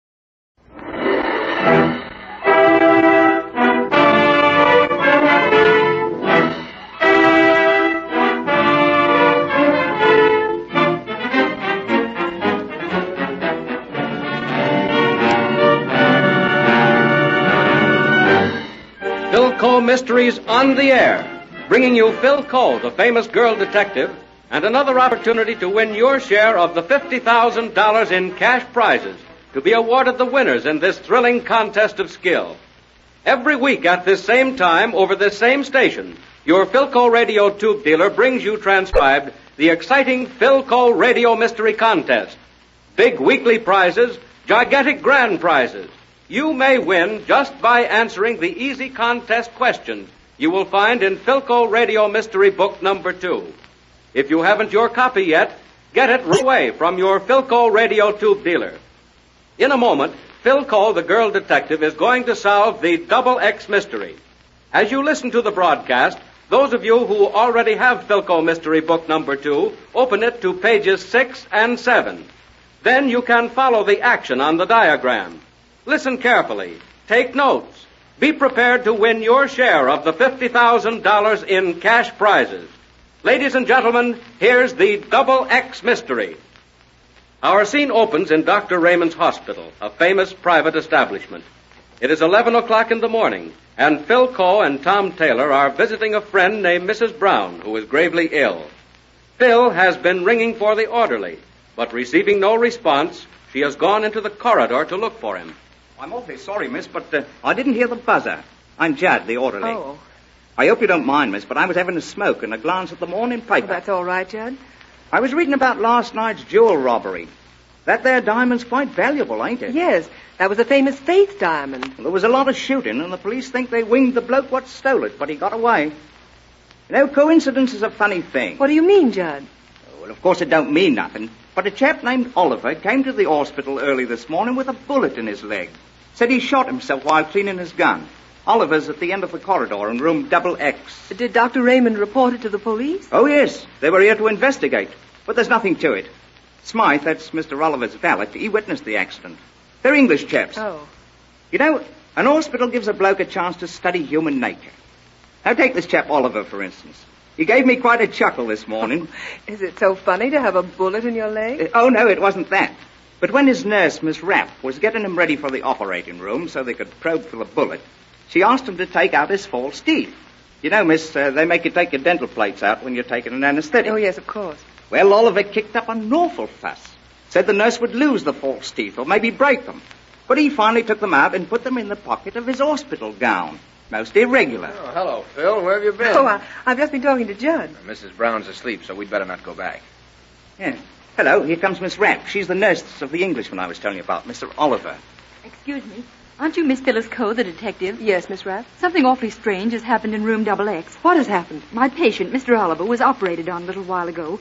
Before they brought him back, I went into the room to get it ready and found everything all torn up. What do you mean by torn up? There'd been a thief in the room. Before I could finish getting things in order, Mr. Oliver arrived. Even in his drowsy condition from the anesthetic, he noticed the state of the room and became very excited. Was anything missing? Only a pair of silver-backed military brushes. I'm worried, Miss Coe. Won't you come into room double X and have a look around? All right, I'll come. Is double X this next room on the right? No, that's room Z. The one right beyond it is double X. Come right away, will you please? Of course. And Judd? Yes, miss. You better go down and report this to Dr. Raymond. Right away, miss. And I was planning a lovely luncheon for just the two of us. Hey, what's going on out here? Sounds like Tom Taylor. Harry! You look like a spook in that hospital gown. I feel like little Eva. Phil, this is Harry Jewett. We were classmates at dear old Montague. Harry, this is Phyllis Coe, who loves me dearly. Oh, I moved that last to be stricken from the record. How do you do, Mr. Jewett? How do you do? You remember Harry? He was one of the best guards that ever broke a setter's neck. Well, what about you, Tom? You did some mean tackling yourself. You don't look very ill, Mr. Jewett. No, Miss Coe, but I suppose my address will be room Z for the next week or so. My doctor insisted that I come here for observation. The old football injury to my stomach is kicking up again. Well, when did you get here, invalid? Just this morning. This is the first time I've had my door open. Just opened it. But the guy next door has been raising Cain, and I heard footsteps scurrying around here in the corridor, so I thought I'd open the door and investigate. What's it all about? No, you tell him, Tom. I'll go next door to double X and do a little investigating myself. All right. If you need any help, give a war whoop. All right. May I step in, Miss Rapp? Oh, just a minute, Miss Coe. Mr. Oliver, this is Miss Coe. I don't care who she is. Why don't people leave me alone? I just want to ask a few questions, Mr. Oliver. Who is this other gentleman? I am Smythe, Mr. Oliver's valet. Oh, of course.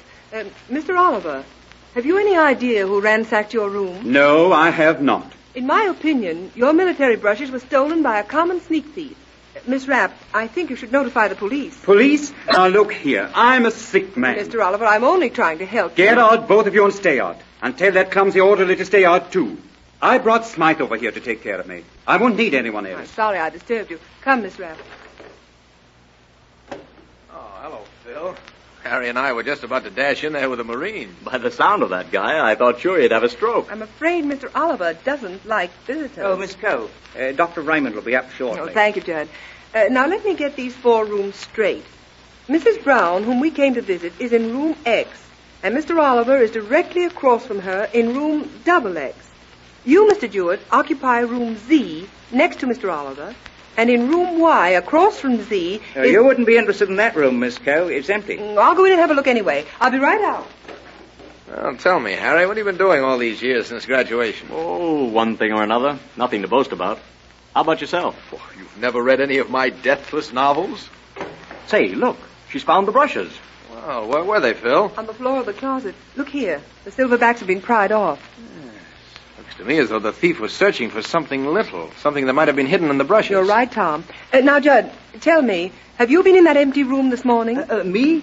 Oh, no, Miss Coe. Oh, come now, Judd. Why don't you tell the truth? What do you mean, Mr. Jewett? Well, I was sitting in my room about an hour ago when I saw Judd come out of room Y. It's directly across the hall, so naturally I would see it. He's right, miss. I was in there. But just to sneak a smoke and look at the morning paper. But I didn't take those brushes, no, so help me. Here comes Dr. Raymond, Miss Coe. Oh, well, how do you do, Dr. Raymond? Oh, good morning, Miss Coe. It's been a long time since I've had the pleasure of giving medical testimony in one of your court cases.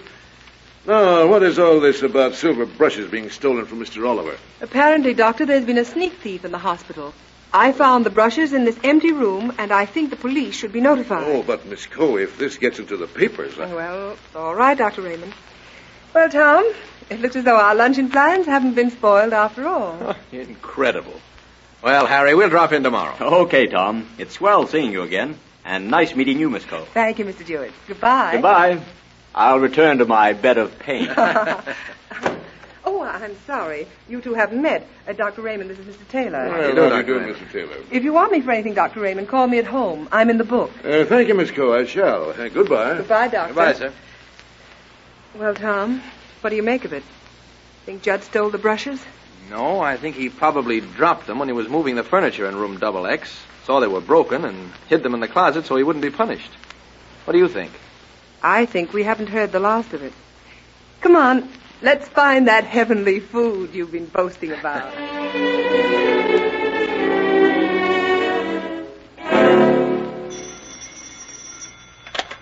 Phyllis Coe speaking. This is Dr. Raymond at the hospital. Oh, yes, Doctor. My patient, Mr. Oliver, he's been murdered. What? Yes, strangled to death. Judd, the orderly, I found him just a moment ago, about 1:30, about 2 hours after you left. Was anything stolen? No, but the body is lying on the floor. The bandage is brutally torn from his leg. The bedclothes are all torn apart. Had he been dead long when Judd discovered him? No, only a few minutes. Please come over, Miss Coe. All right, Dr. Raymond. I'll be right over.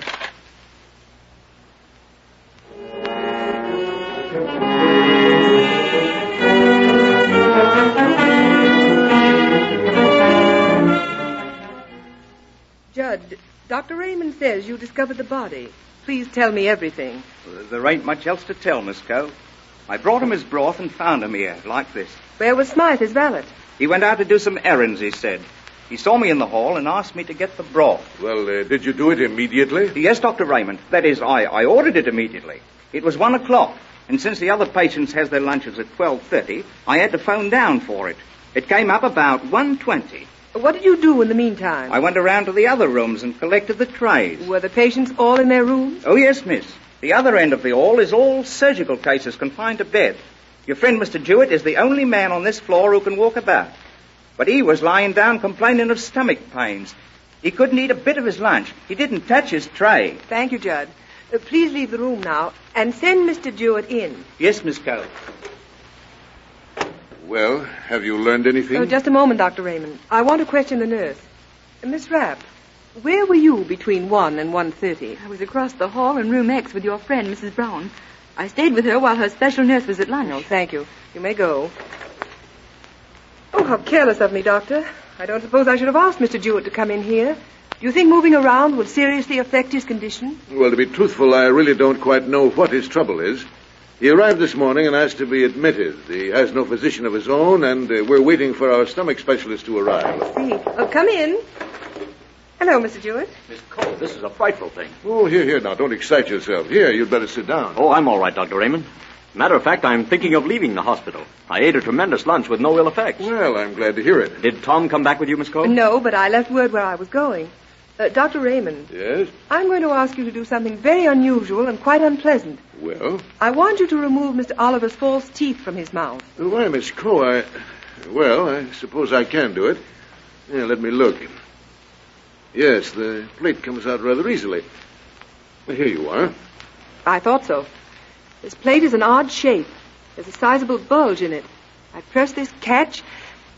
The plate swings open on a tiny gold hinge. And here's what the thief was looking for when he murdered Oliver. A diamond? Yes, Doctor. The faith diamond. Now you'll have to call the police. And then they can arrest you, Mr. Jewett, for murder. Sorry, but I won't be here. I'll take charge of that diamond, Miss Cole.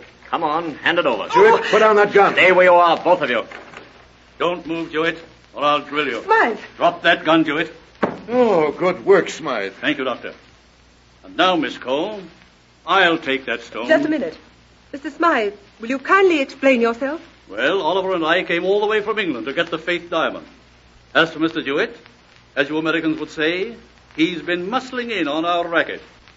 And now, Miss Cole, if you haven't thrown that stone onto the bed within 5 seconds, I shall be forced to mess things up a trifle with this little pop gun. 1, 2, 3. Tom! Why, Tom, have you forgotten that tackling from behind is illegal? I'm afraid you've knocked Smythe out. Phil, are you all right? Oh, yes, I'm quick. Get Jewett. Stop him. Stop him. So long, Cole. Oh, he's jumped through the window. Take care of Phil, Doctor. I'll run down. No need to, Taylor. This is the top floor.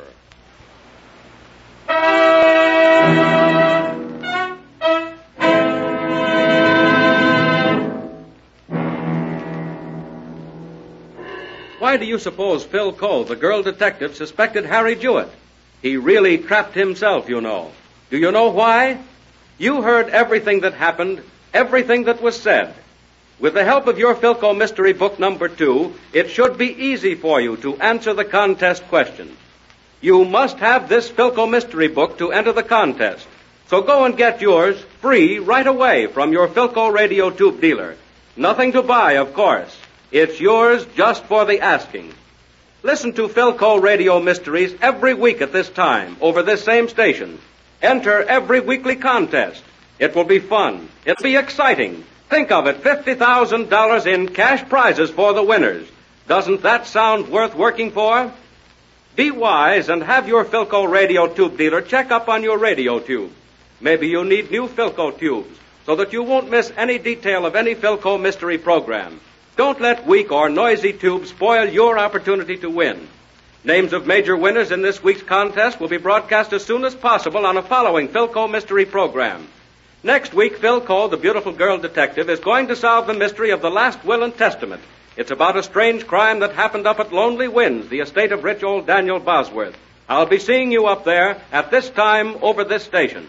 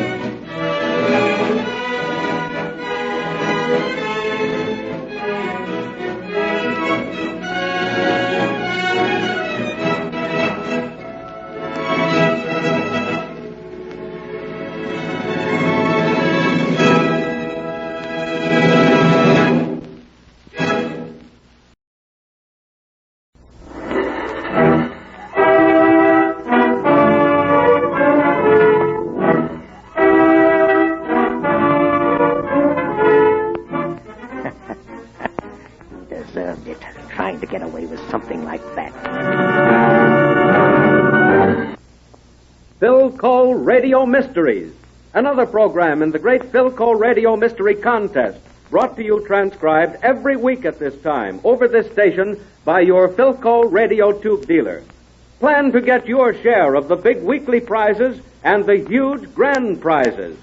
Philco Mystery Book number 2 gives you all the details. It contains the official entry blanks on which your entries must be written. Ask your Philco Radio Tube dealer as soon as possible for your free copy of Philco Mystery Book number 2. It's yours just for the asking. Open your Philco Mystery Book, those of you who have copies, to pages 8 and 9. Follow the action of the program on the diagram as you listen and hear Phil Cole, the girl detective, find the guilty person in her newest case, Last Will and Testament. here's another opportunity for you to win some of that $50,000 in cash prizes. As our scene opens, Philco is just receiving a long-distance telephone call. Yes, I'm Phyllis Cole. Who's calling, please? Phil, this is Barbara. What is it, Barbara? I'm up at Lonely Wind. My Uncle Daniel's dead. Oh, Phil, you've got to help me. Barbara, what's happened? It's Uncle Daniel. I can't talk on the phone any longer. But please come. All right, dear. I'll get Tom Taylor to drive me right up.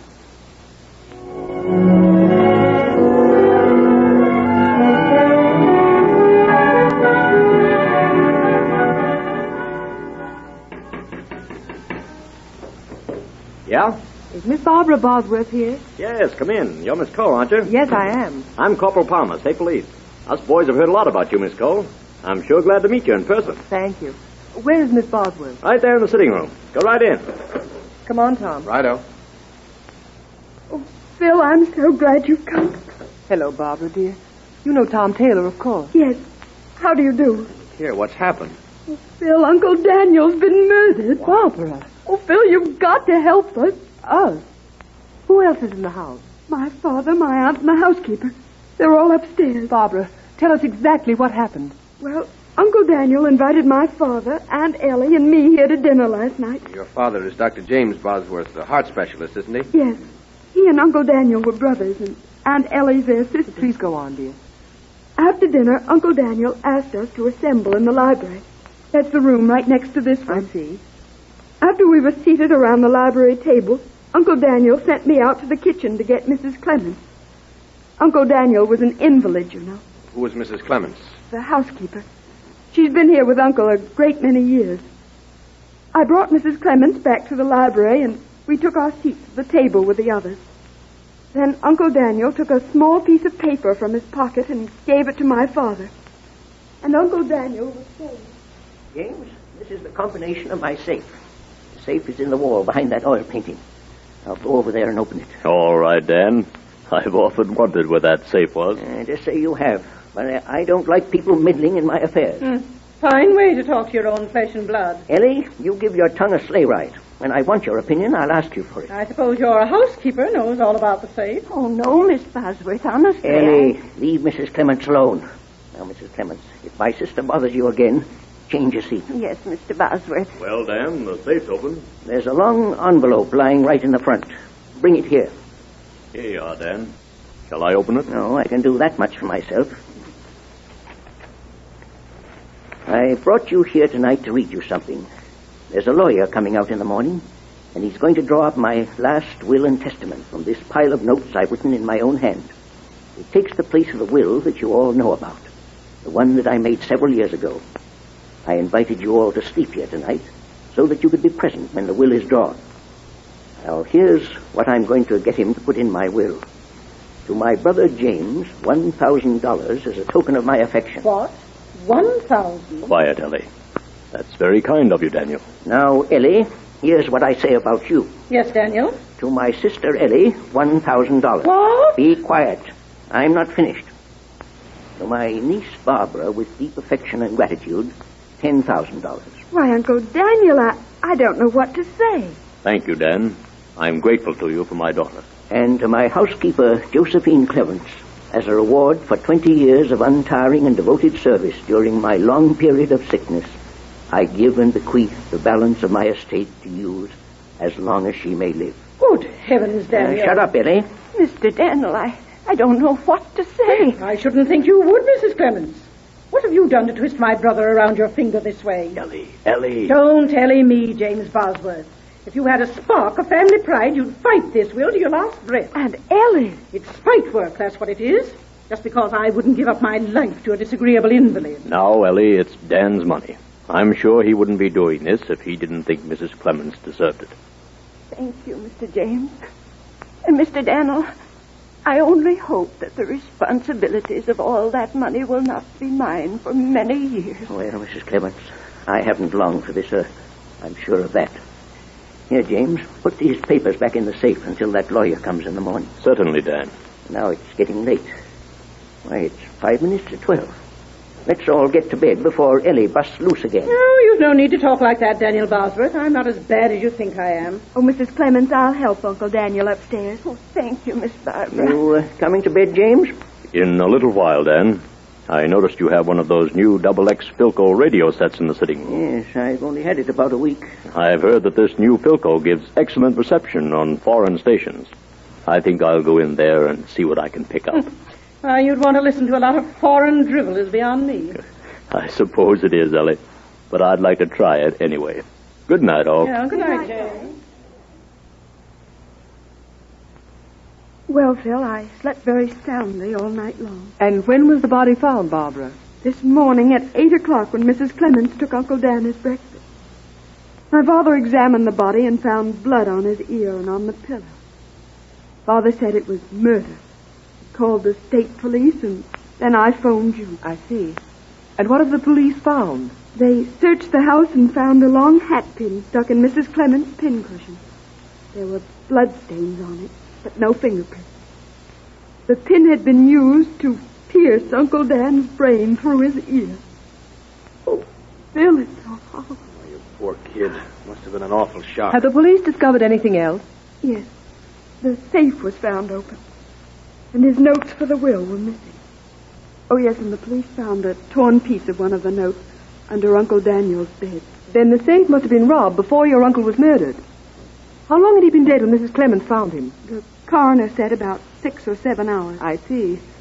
The murder must have taken place around 1 or 2 o'clock in the morning. Barbara, will you please ask Mrs. Clemens and the rest to come here? All right, Phil.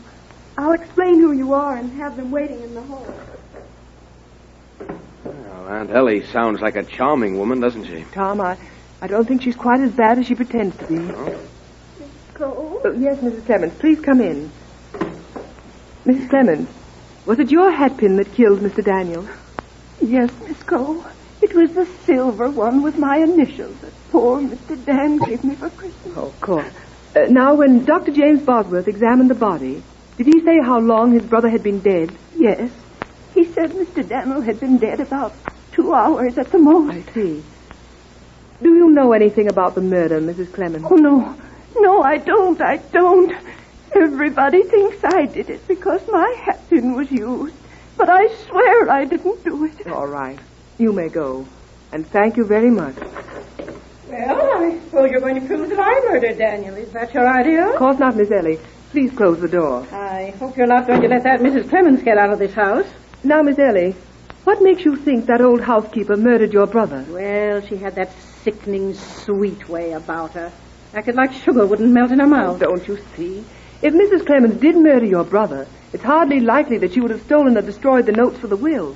Those notes were her only proof that she was included in the bequest. I believe she's feeble-minded enough to have destroyed the notes. So she'll never get a cent. And who will get the estate? Those who have a right to it. Daniel's own flesh and blood, James, Barbara, and me. Now, I'm not going to stay here another minute. You have no right to butt in. Oh, here's my brother James. He'll tell you the same thing. Come in, Dr. Bosworth. Thank you, Miss Cole. It's awfully kind of you to come all the way out here to help us. I'm glad to help Barbara any way I can. Oh, this is Mr. Taylor. How do you do, Dr. Bosworth? How do you do? Now, Doctor, how long did you stay down here in the sitting room last night after the others had gone to bed? Oh, about 2 hours, I should say. I was very much interested in this new radio set. I was listening to an interesting program from London. I turned off the radio and went to bed right after the announcer said goodnight and the station signed off. Now, that door at the side of this room is the only entrance to the library. Therefore, the person who opened the safe and took the notes must have passed through this room. That's correct. When you were here listening to this radio, did you see or hear anyone passing into the library? No, indeed. And obviously I'd have seen anyone who entered. Have you ever had the combination of that safe, Doctor? Oh, dear me, no. No one other than my brother Dan has ever opened that safe until the robbery. Unless, of course, the housekeeper was entrusted with the combination. For an educated man, Dr. Bosworth, you're an awful fool. My dear lady. Oh, please, Doctor. Your attempts at lying have been pitiful and childish. Oh, I dread telling Barbara the ghastly truth. Why on earth did you do this thing? Yes. Yes, I did it. All the world, including my own daughter Barbara, thinks I'm a very rich man. But I'm not. I've incurred the most serious obligations. I owe to men you probably never heard of. Criminals, some of them. I wasn't frightened, though. I knew that someday at my brother's death, my inheritance from him would enable me not only to clear off these debts, but guarantee that Barbara's future would be safe and secure. Last night, when I realized that Daniel's new will shattered all my dreams, I was terrified. Then, all alone here, I brooded over this thing till nothing else mattered. I decided I must make those dreams of mine come true. And this was the only way.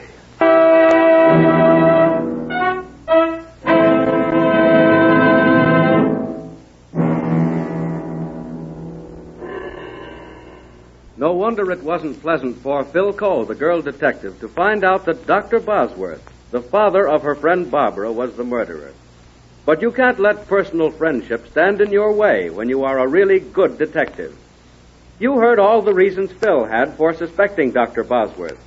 Surely you can list 3 of them in answer to the contest question in Philco Mystery Book number 2, which you can get free from your Philco radio tube dealer. In this contest, you must have good reception. The tubes in your set must work perfectly so that you will not miss one important detail in any program. One sure way to get good radio reception is to use Philco radio tubes. Have the tubes in your set checked up. Names of the major winners in this week's Philco Radio Mystery Contest will be broadcast as soon as possible on a following program. Listen every week at this time over this station. Next week, another opportunity for you to win a big weekly cash prize and become eligible for a mammoth grand prize. Next week, another Philco Radio Mystery. Listen to the case of the stolen sables.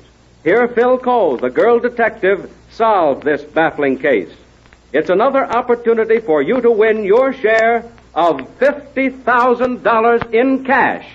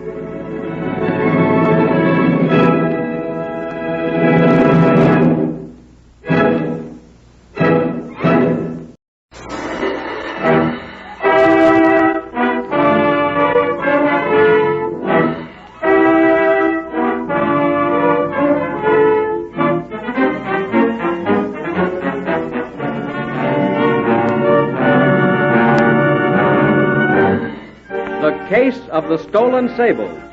Here's another transcribed program in the Philco Radio Mystery Contest, brought to you each week at this same time over this station by your Philco Radio Tube dealer. Here's another opportunity for you to win your share of $50,000 in cash prizes, awarded to the winners in this entirely new kind of radio contest. Big weekly cash prizes, tremendous grand prizes, cash, $50,000. Anybody anywhere can enter this Philco Radio Mystery Contest.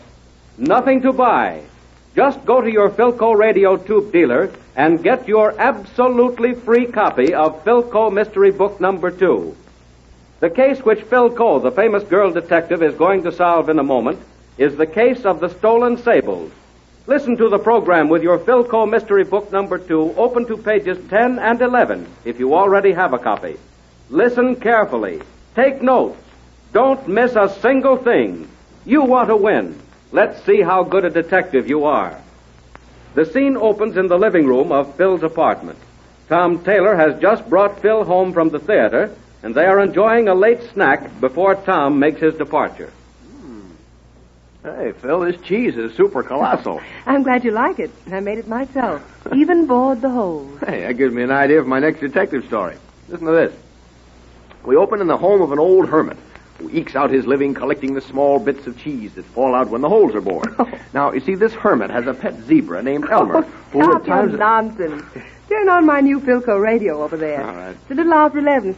Get Stephen Gilbert's news broadcast. All right. Your own fault if you don't want to hear the plot of the great American novel. Will not defend his title again this year. Good. A baffling robbery took place this evening at the Wallace Fur Shop. $50,000 worth of sable coats was said to be missing. The crime was discovered by the owner of the shop, Mr. Theodore Wallace Sr., who returned at 9 o'clock for some letters he had forgotten to mail. That his wife made him go back. As yet, the police have discovered no clues. The shop was protected by a burglar alarm, but no alarm was sounded. Detectives who made a thorough search failed to discover anyone lurking in the building. Are you planning a winter holiday? If so, don't fail to... That's very curious. I buy from Wallace's every now and then. All right. You don't have to tell me. I can read your mind. You're going to be at Wallace's Fur Shop in the morning. And you won't have to use force, Sheriff. I'll go along quietly.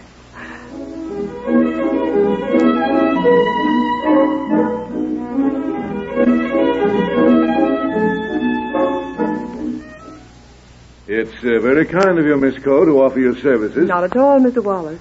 My son, Theodore Jr., will be here in just a few moments. He and I share this second-floor office. I'll be glad to see him.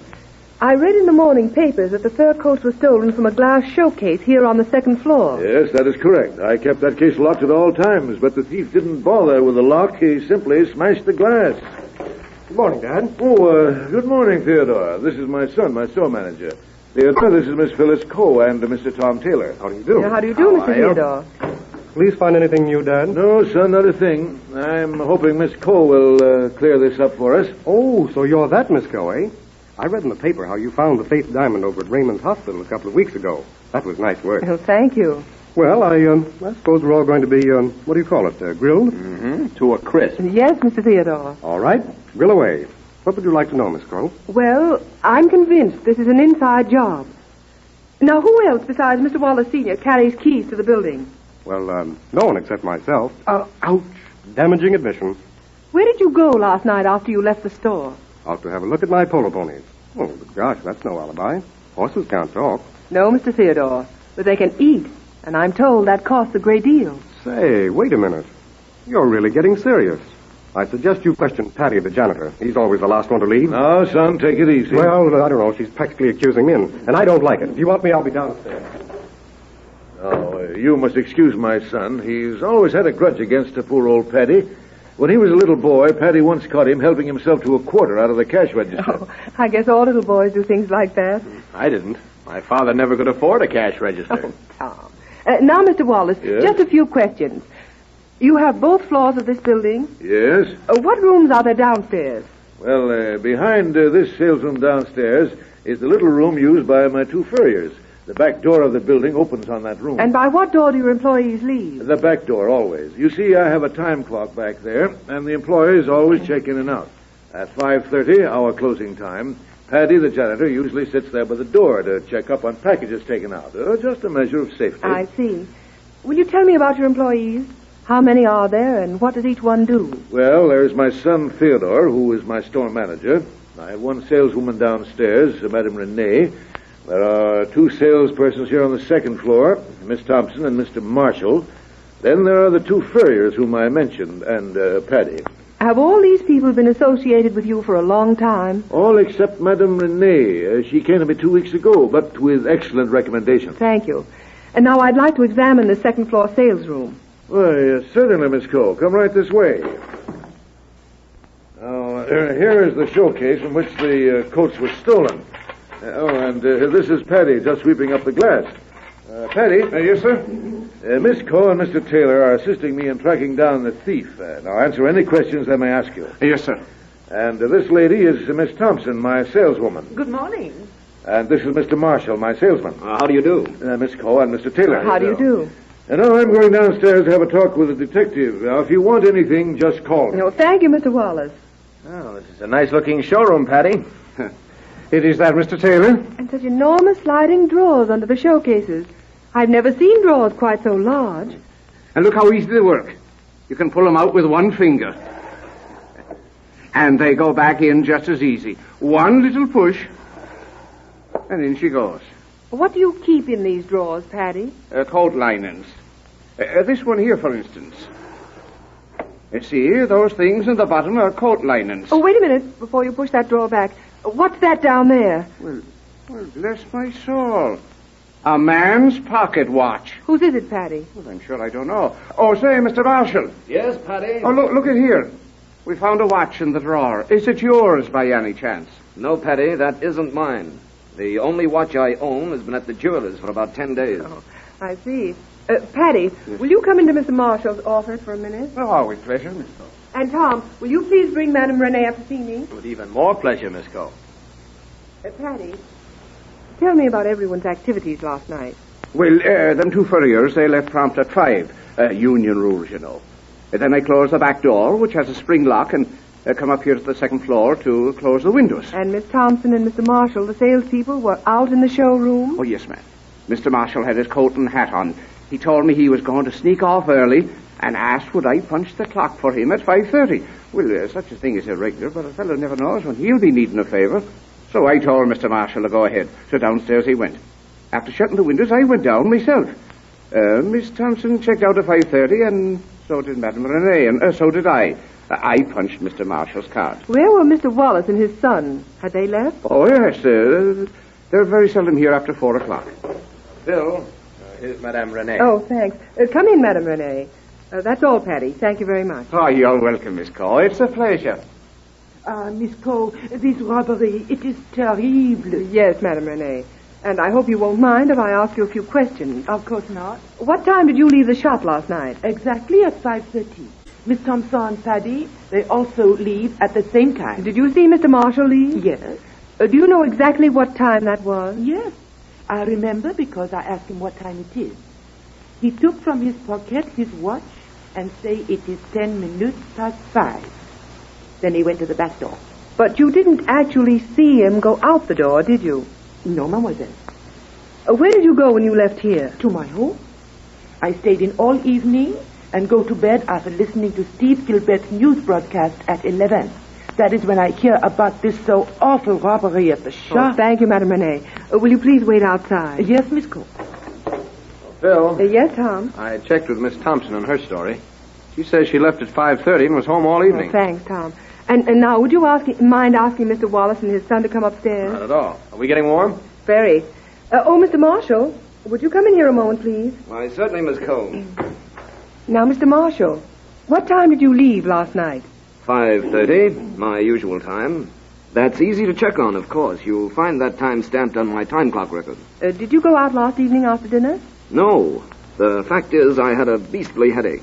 I simply lounged around the house. What time did you go to bed? Gosh, I don't know. Oh, yes, I do, too. I remember turning on the radio to catch Steve Gilbert's news broadcast. Same old dull stuff. After it was over, I went to sleep. And this morning, when I read about the robbery, I was shocked beyond words.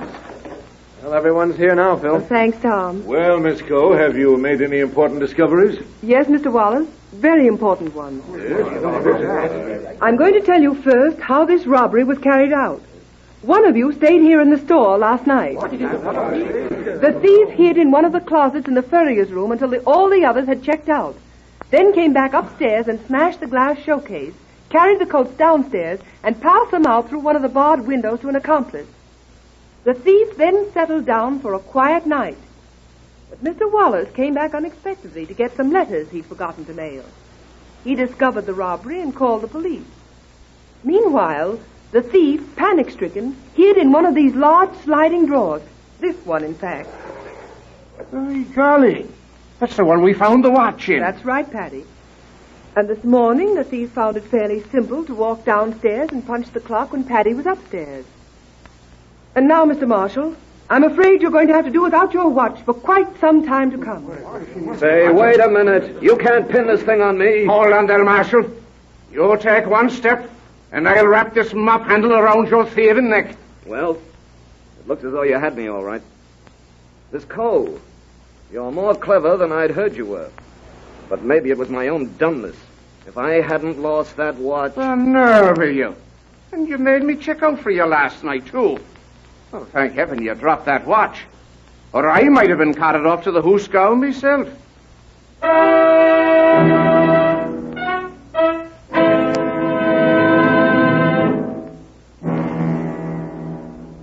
Things looked pretty dark there for young Ted Wallace, didn't they? Even Phil Coe, the girl detective, was a little suspicious of him at first, until that fellow marshal started making mistakes.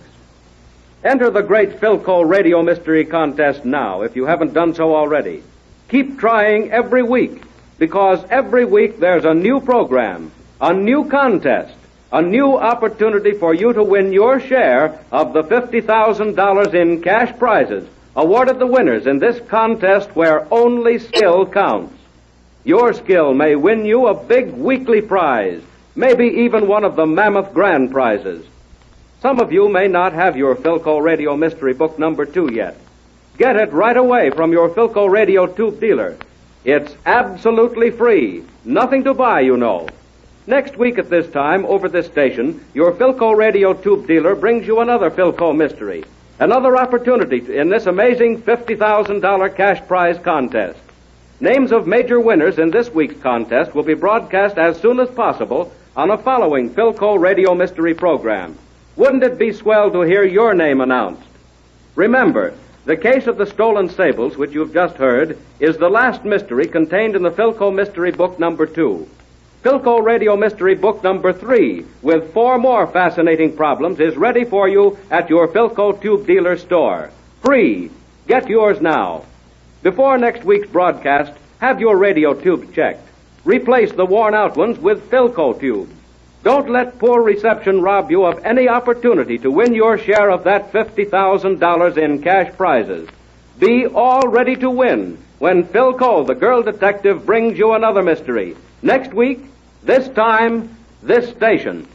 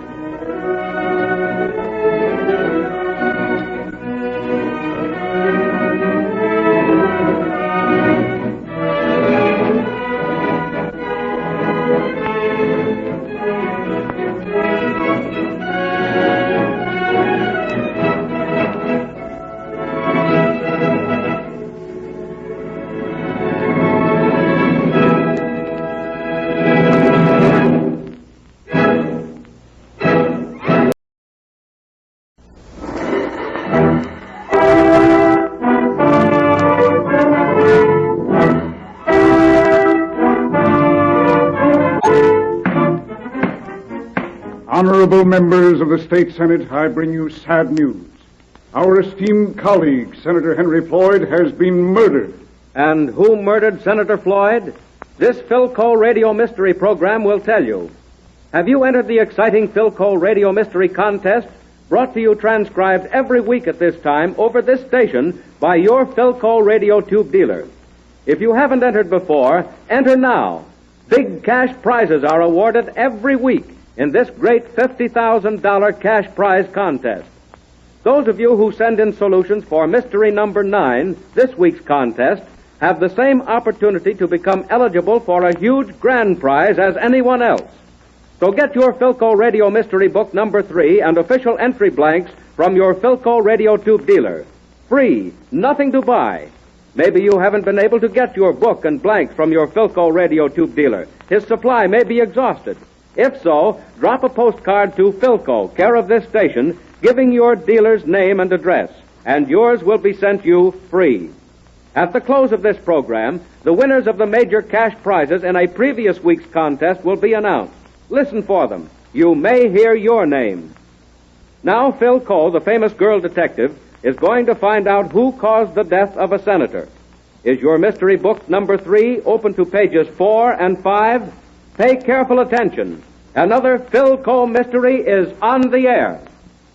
Our drama takes place in the compartment car of a crack train from the state capital. It is midnight, and Philco and Tom Taylor have boarded the train at a small junction. The conductor has assigned Phil to compartment B and Tom to compartment F. As the scene opens, we find Phil, Tom, and the porter just arriving at the door of Phil's compartment. Here's compartment B, miss. I'll open the door and switch the light on. Thank you, Porter. Now I'll just set the bags inside and... Lord sake, look here. Good heavens. What is it, Phil? Come in, Tom. Look. Dead. Lordy, lordy. That's Senator Floyd. He done shot himself. Yep. Right through the head. Did Senator Floyd have a compartment in this car? Yes, ma'am. He was riding next door in room A with another gentleman.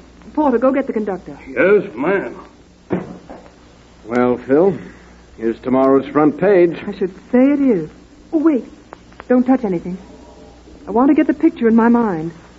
Pistol in right hand. Bullet entered left temple. Blue serge suit. Patent leather shoes. Tom, look at the soles of these shoes. Funny, they look as though they've never been walked in. There isn't the slightest scratch on the soles. And no creases across the toes. Oh, the shoes don't fit him either. They're much too big.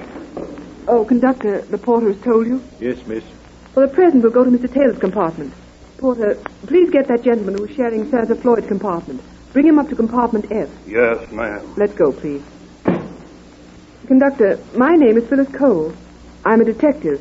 And in the absence of the police, I think I'd better take charge here. That's right, miss. As we walk forward, will you please tell me who's occupying these compartments? Well, the senator was in compartment A back there.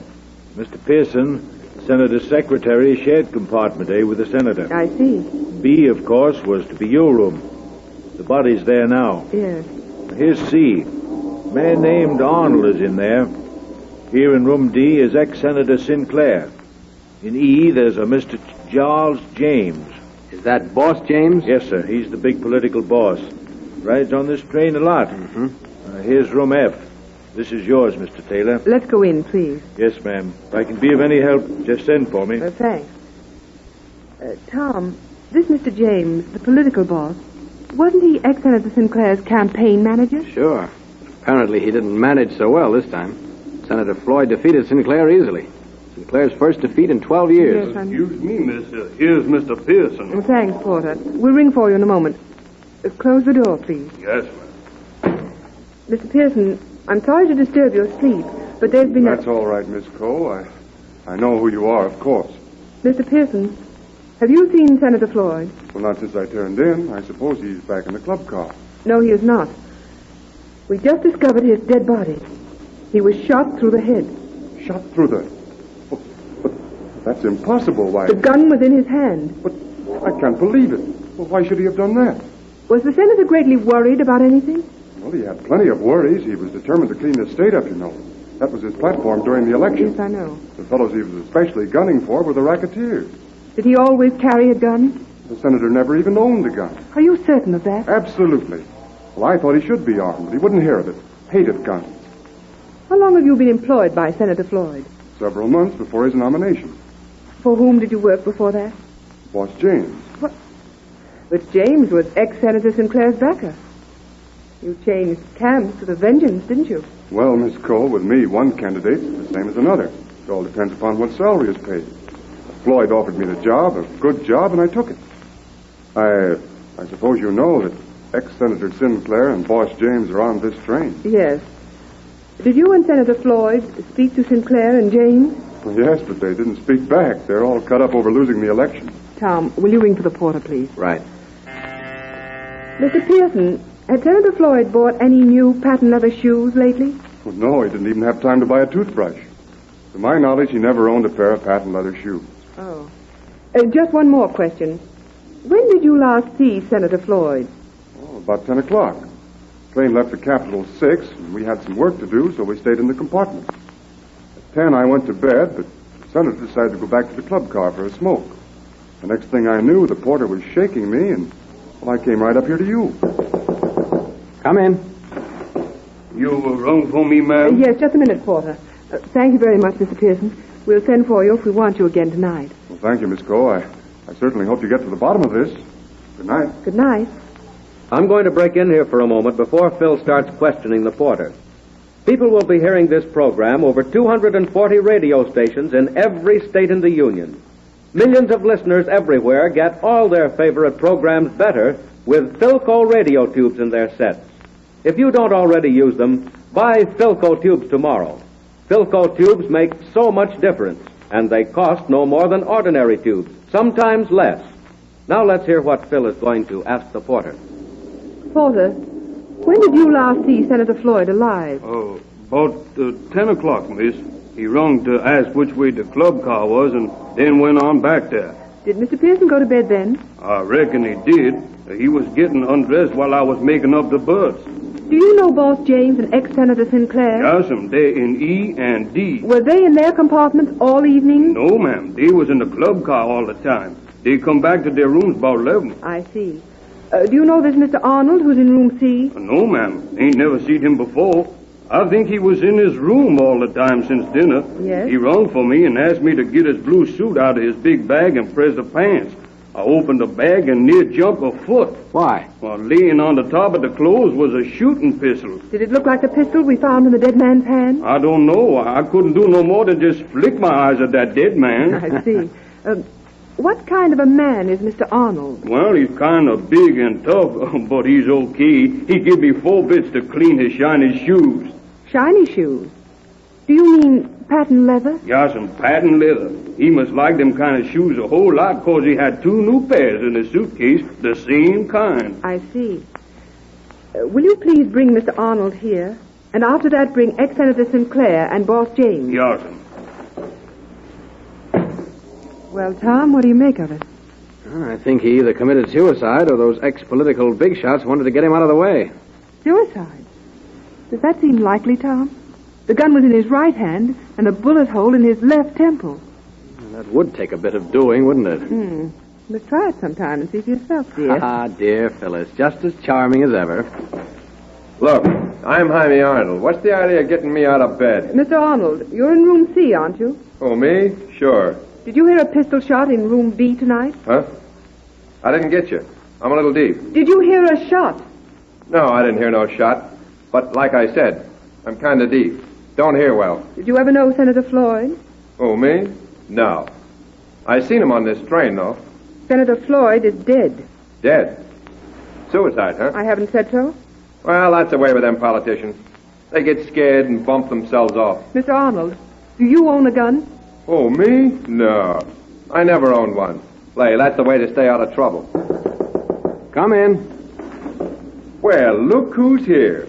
Boss James and ex-Senator Sinclair. Pinhead Arnold. Why, this is a surprise. A surprise for me, too, Sinclair. How's the cabbage racket, Pinhead? What's it to you, Boss James? Gentlemen, I'm Phyllis Coe. We know you, of course, Miss Coe. I'm sorry to disturb your sleep, Mr. Sinclair, but I want to ask you a few questions about the late Senator Floyd. The late Senator? What do you mean? He's been found dead in compartment B. Dear, this is shocking No news. kidding. Mr. Sinclair, did either you or Mr. James speak with Senator Floyd tonight? Why, no. We had no opportunity to speak with him. Wait a second.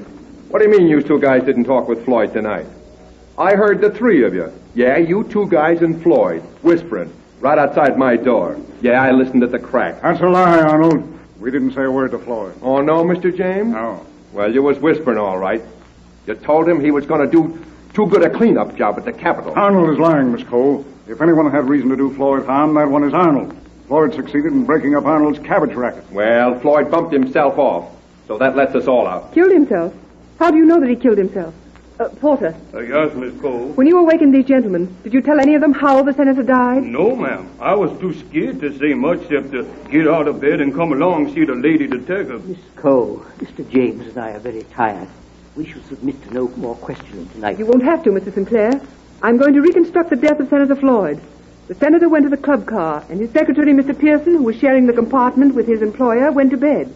An hour or so later, Senator Floyd returned to compartment A, and finding his secretary asleep, he said, Are you awake, Pearson? Guess the poor boy's tired out. I won't turn the light on. Might wake him up. Feels kind of good to get these shoes off. Come on out, Floyd. I want to see you. Get away from here. I'm going to bed. Come on out, I said. And don't wake Pearson, that secretary of yours, or I'm liable to pull this trigger. Now stand up. Okay, that's better. Shut the door. Now get into the next room. Come on, step into it. Inside. Now, you dirty heel. Let's talk it over. Put that gun down, you fool. Shut up. I'm doing the talking. I'll see that you go to jail for life. Oh, no, you won't. You've done enough to me since you've been elected. Now it's my turn. No, stop. Don't. You've guessed it, gentlemen. The man who murdered Senator Floyd is Pinhead Arnold.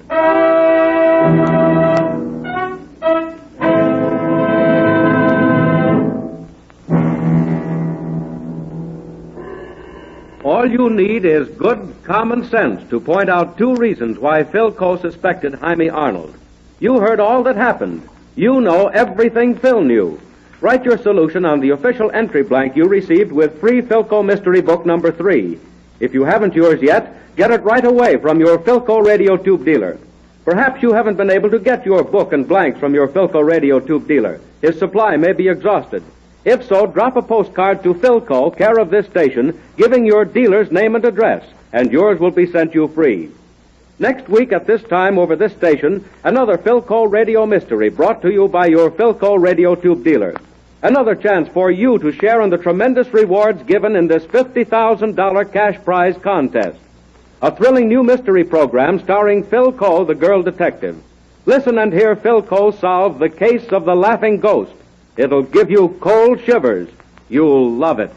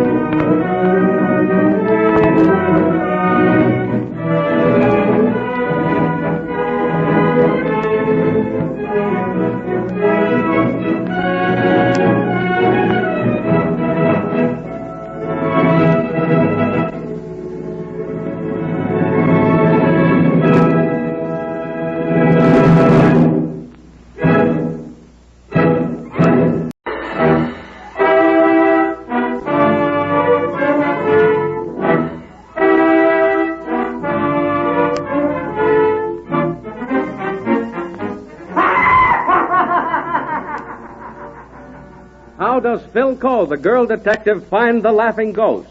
How does she discover the bloody mystery of the East Woods? Listen to the case of the laughing ghost. Listen every week at this time over this station to Philco Radio Mystery Program, the thrilling transcribed mystery broadcast over this station and more than 240 other radio stations under the sponsorship of Philco Radio Tube dealers. If you haven't entered the great Philco Radio Mystery Contest, enter now. Share in the huge cash rewards given in this $50,000 cash prize contest. Weekly prizes, big grand prizes. Enter this week. You don't need to have entered before. Winning a prize this week, any week, makes you eligible to compete for the grand prizes. Go to your Philco Radio Tube dealer now and get your free copy of Philco Radio Mystery Book number 3 with official entry blanks. Maybe you haven't been able to get your book and blanks from your Philco Radio Tube dealer. His supply may be exhausted. If so, drop a postcard to Philco, care of this station, giving your dealer's name and address, and yours will be sent you free. You must submit your entries on official entry blanks, so be sure to get yours. Listen at the close of this program for announcement of cash prize winners in a previous week's contest. You may hear your name. Now, with Philco Mystery Book number 3, open to pages 6 and 7, listen carefully while Philco solves the case of the laughing ghost.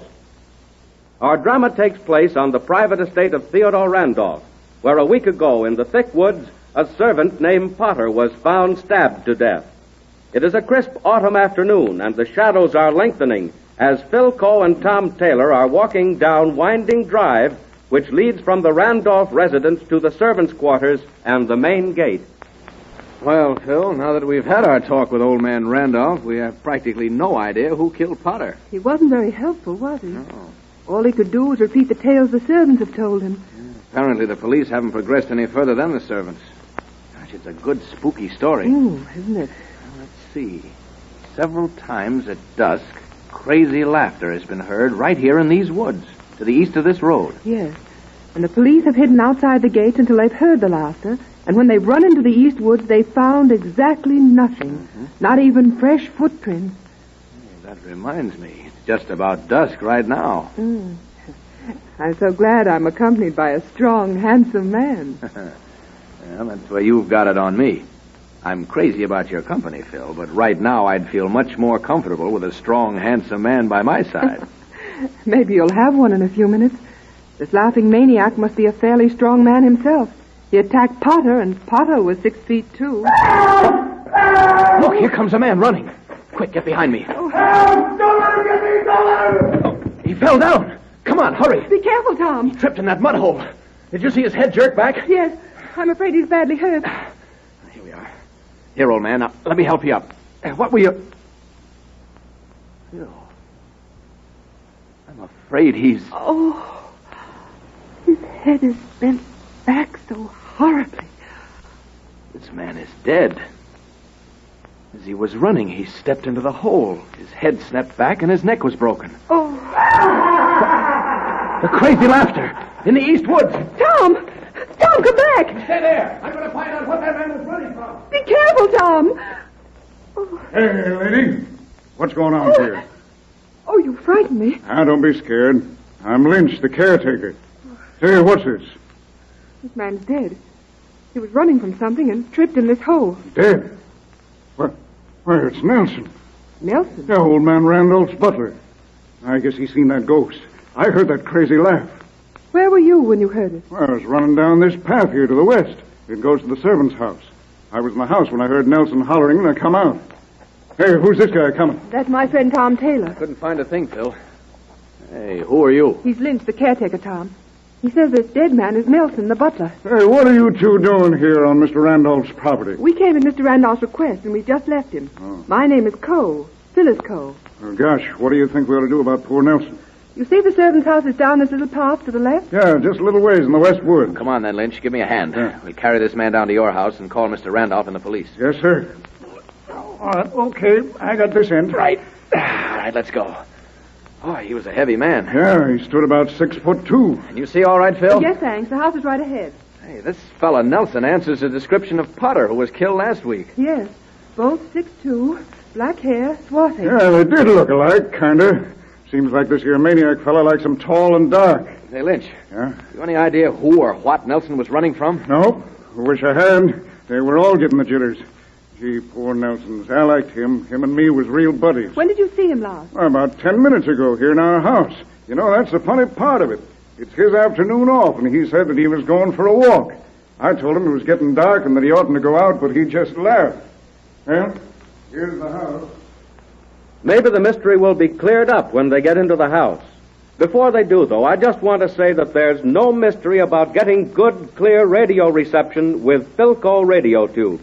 They're built better, they work better, and they cost no more than ordinary tubes, sometimes less. Use Philco tubes in your set. Always buy Philco tubes. Listen, hear the house door open? A woman stands there. Who is it? What's Now, happened? don't get upset, Anna. It's Nelson. He's dead. Dad! Oh, Nelson! No. Now, come on, Mr. Taylor. You're right inside here. Okay. Was he killed like Potter? No, Anna. He wasn't stabbed. He fell and busted his neck. This is my wife. Anna, these are friends of Mr. Randolph's. Oh, it's Nelson. Is he sick? Hush, Paula, hush. No, Nelson is sick, yes. Here, take him into the bedroom. Yeah, sure. Here, right through here, Mr. Taylor. Easy now, Lynch, easy. I'll phone the police, Phil. All right, Tom. Mama, is Nelson awful sick? Yes, Paula, yes. Hush now. Mama wants to talk to the lady. My name is Phyllis Cole, Mrs. Lynch. Can you tell me anything about this? No. Only my poor husband was out there, too, at the same time. He might have... Did he go out with Nelson? No, but right afterwards. Oh. Poor Nelson. My husband should not have sent him down to the hen house to get fresh eggs. I told him that, but he asked Nelson to go anyway. It's so awful to think that it might have gotten my husband, too. It? What do you mean by it? Something mysterious. Something evil. No one can see it. It's a ghost with a terrible laugh. Mama, I'm scared. Stay close to me, Paula. Nothing will hurt you.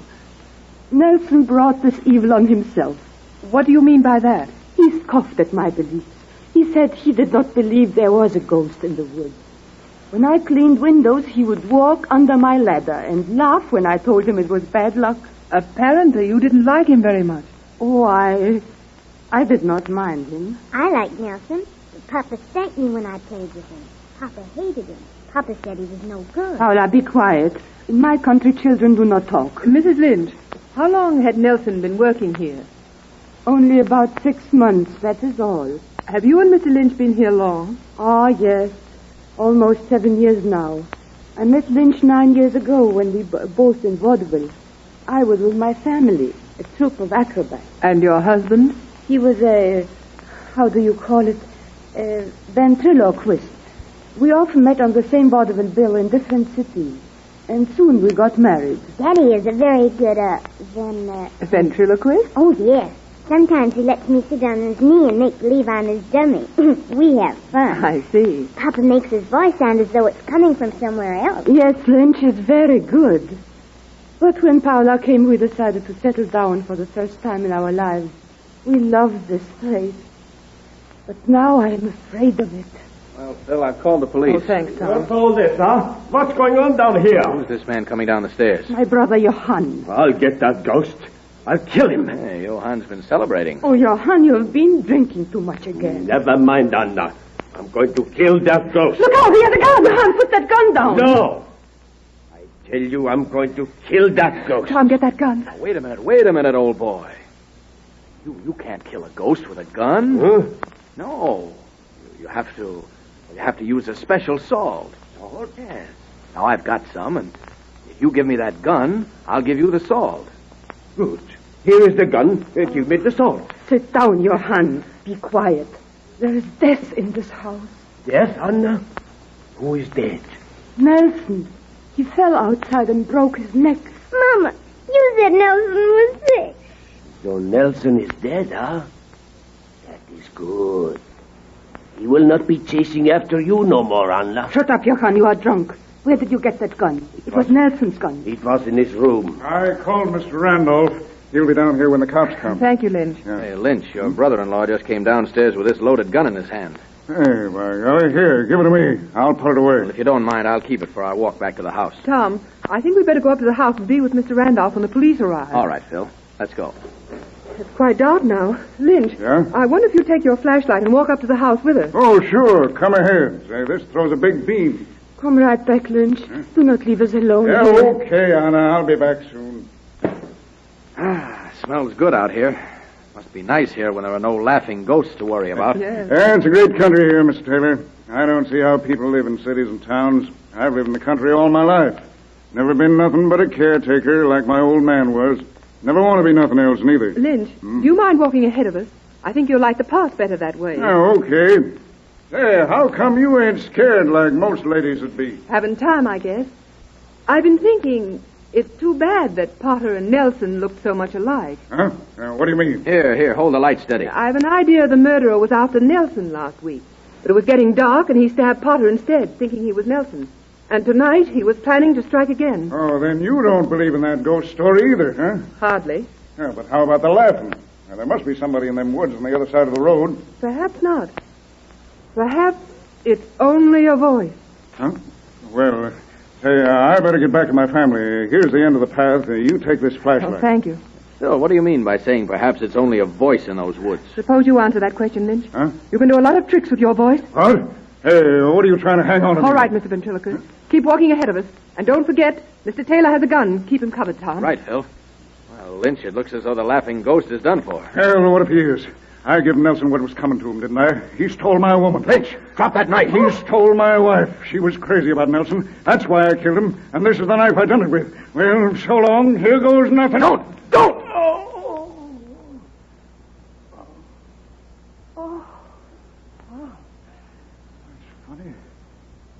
hurt half as much as I always thought. I guess I made it too easy for Nelson.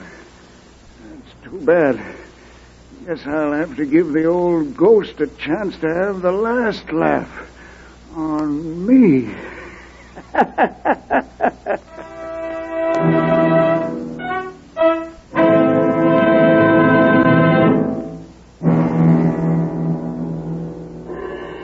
So the laughing ghost wasn't a ghost at all. Did you know it wasn't before Philco found out? Do you know how Philco discovered the guilt of Peter Lynch?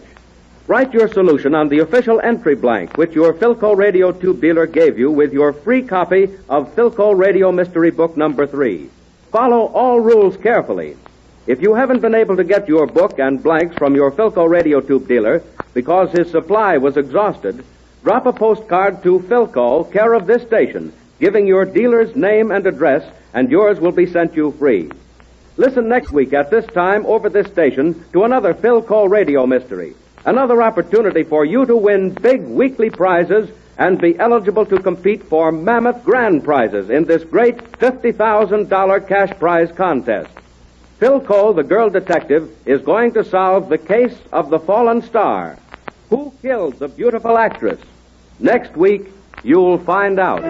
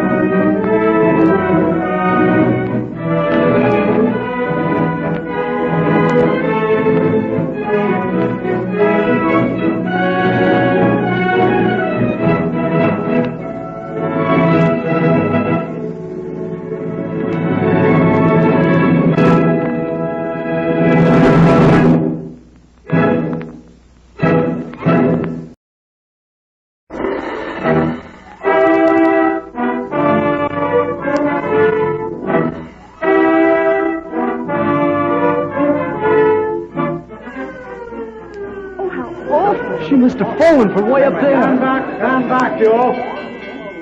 Once more, your Philco radio tube dealer brings you transcribed a Philco radio mystery.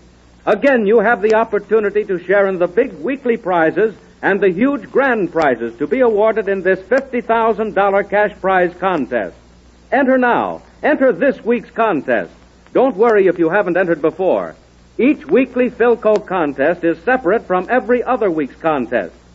Winners of prizes this week have the same opportunity to share in the mammoth grand cash prizes as those who have won weekly prizes before.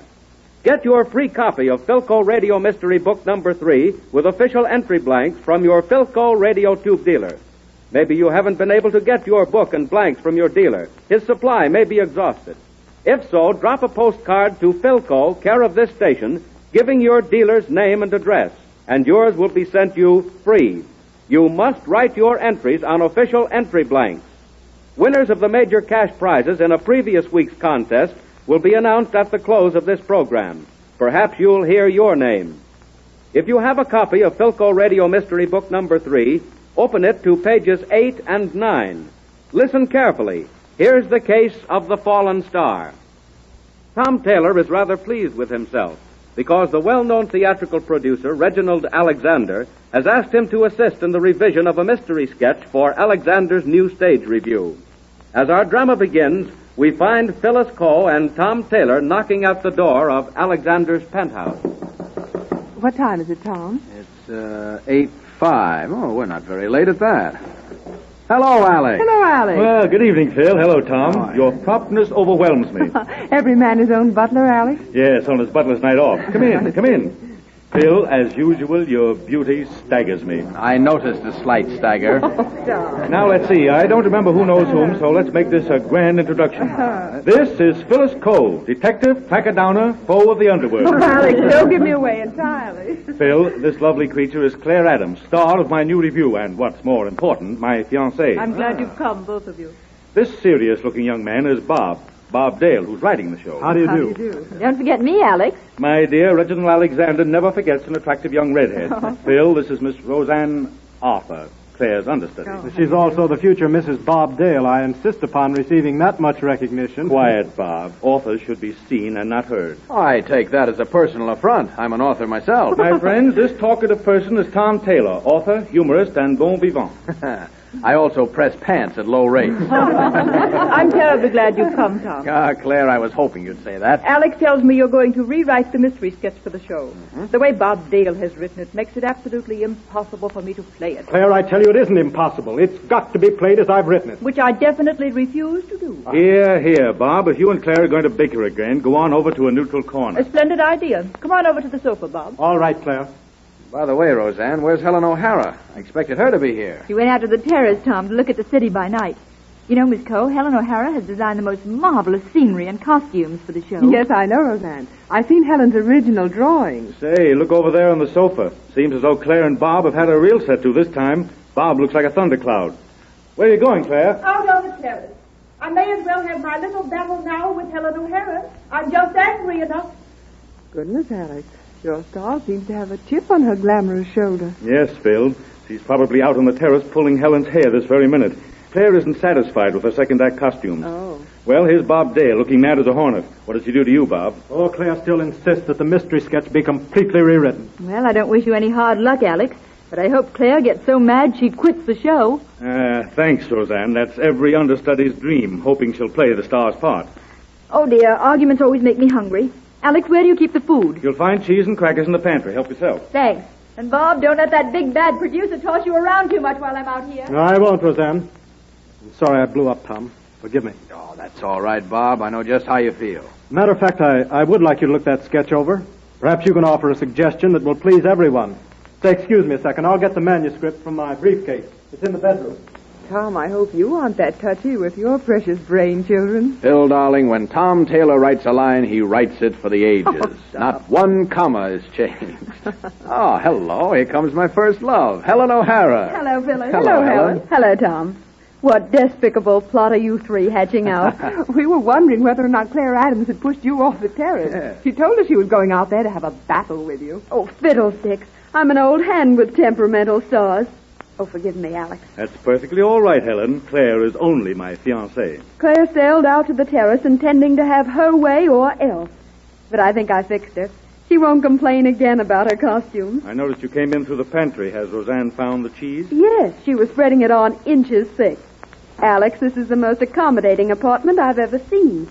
Every room has a door leading onto the terrace. Yes, if one suddenly gets that terrace feeling, he can step right out from either the pantry, the living room, or the bedroom. Well, this penthouse would make a perfect setting for a French farce.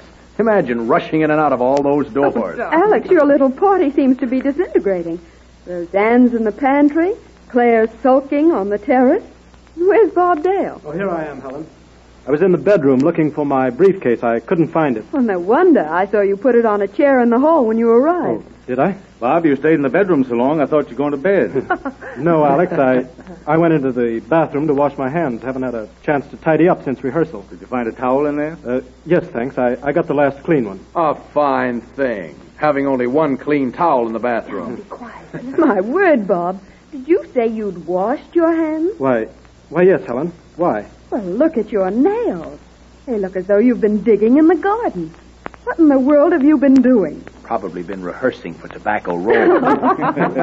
Do you know, ever since I saw Roseanne eating that cheese, I've been dying for a taste. If you'll excuse me, I'll go out and steal some from her. Don't eat it all, Helen. I was saving it for a late snack for the rest of us. I won't. Oh, good heavens. Come here, quickly. Roseanne's lying on the pantry. Quiet. What happened? Roseanne, darling. What's the matter? Look out, Bob. She's fainted. Tom, get a towel. Soak it in cold water. Right, Phil. You'll find clean towels in the bathroom closet. Now, here's some brandy. Make her drink it. What's the matter, darling? Bob. You'll be all right in a minute, dear. Tell us what happened. I started to walk out on the terrace, and I've always been afraid of high places, and I just got dizzy, that's all. I got dizzy. That's all I know, do you hear me? That's all I remember. Tom, did you find the towels in the closet? Didn't have to look in the closet, Alex. There were plenty of clean ones hanging on the rack. Excuse me, that's the front door. Coming. Don't knock the door down. Mr. Alexander, excuse me, sir. Did you have an accident up here? One of my guests fainted, that's all. But how did you know? No, sir, I don't mean that. It was a girl. I brought her up in my elevator an hour ago. She landed on the pavement in front of the building. She either fell or jumped. Good Lord. Claire! Claire! Are you on the terrace? Claire! Oh, my God. Oh.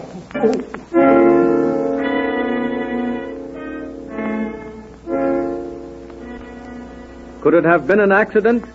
Listeners to this program over more than 240 radio stations in every state in the Union will not want to miss a single word of this mystery. If you want always to get good radio reception, use Philco radio tubes in your set. Buy Philco tubes. Remember, they cost no more than ordinary tubes, sometimes less, and they pay premiums in pleasure.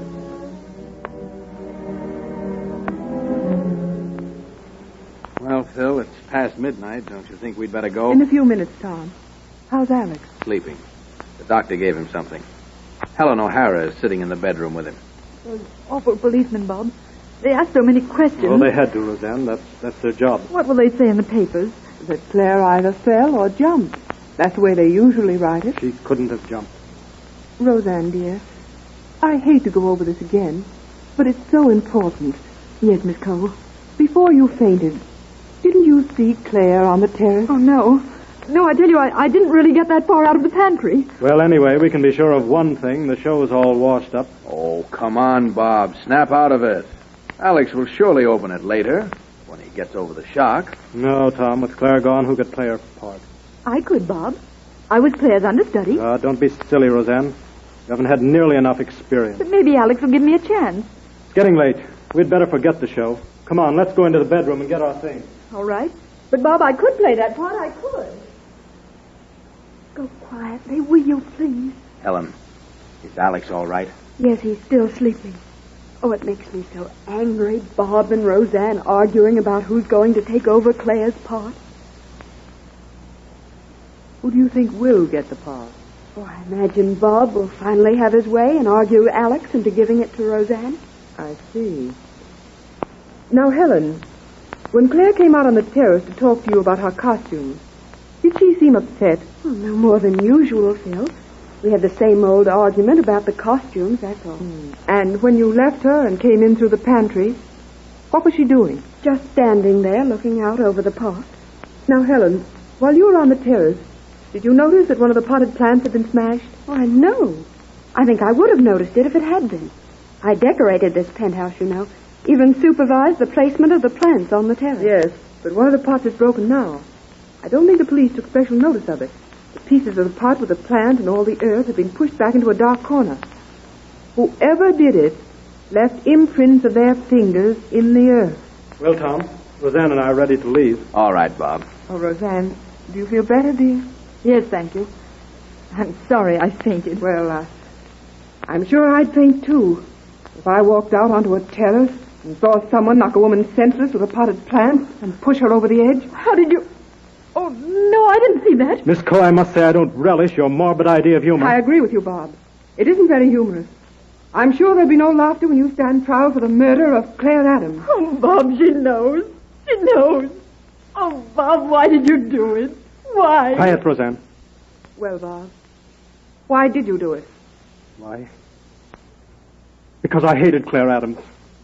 She'd been blackmailing me for a long time. 10 years ago, I went to prison for a crime I'd committed during a drunken brawl. I served part of my sentence and then was let out on parole. Somehow Claire found out about my prison record. She held it over me always, even for small, petty things. Tonight she threatened to tell everyone the truth. I saw all my success, all my happiness gone. Suddenly, while Claire was alone in the balcony, I felt a mad impulse. I couldn't resist my chance to be free forever. I went into the bedroom, then out to the terrace. Oh, why did I do it? Why did I do it?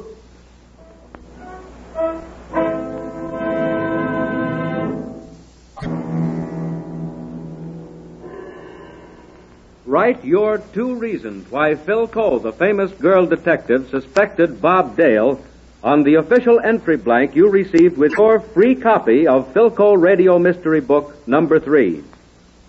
Maybe you haven't been able to get your book and blanks from your Phil Cole radio tube dealer.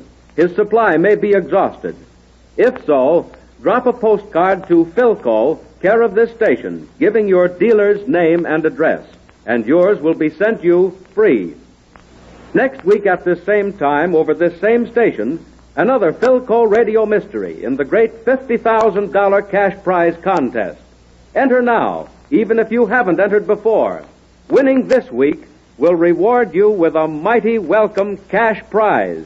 Besides, you will be eligible to compete for the grand prizes. Listen next week for the Jagged Rock mystery.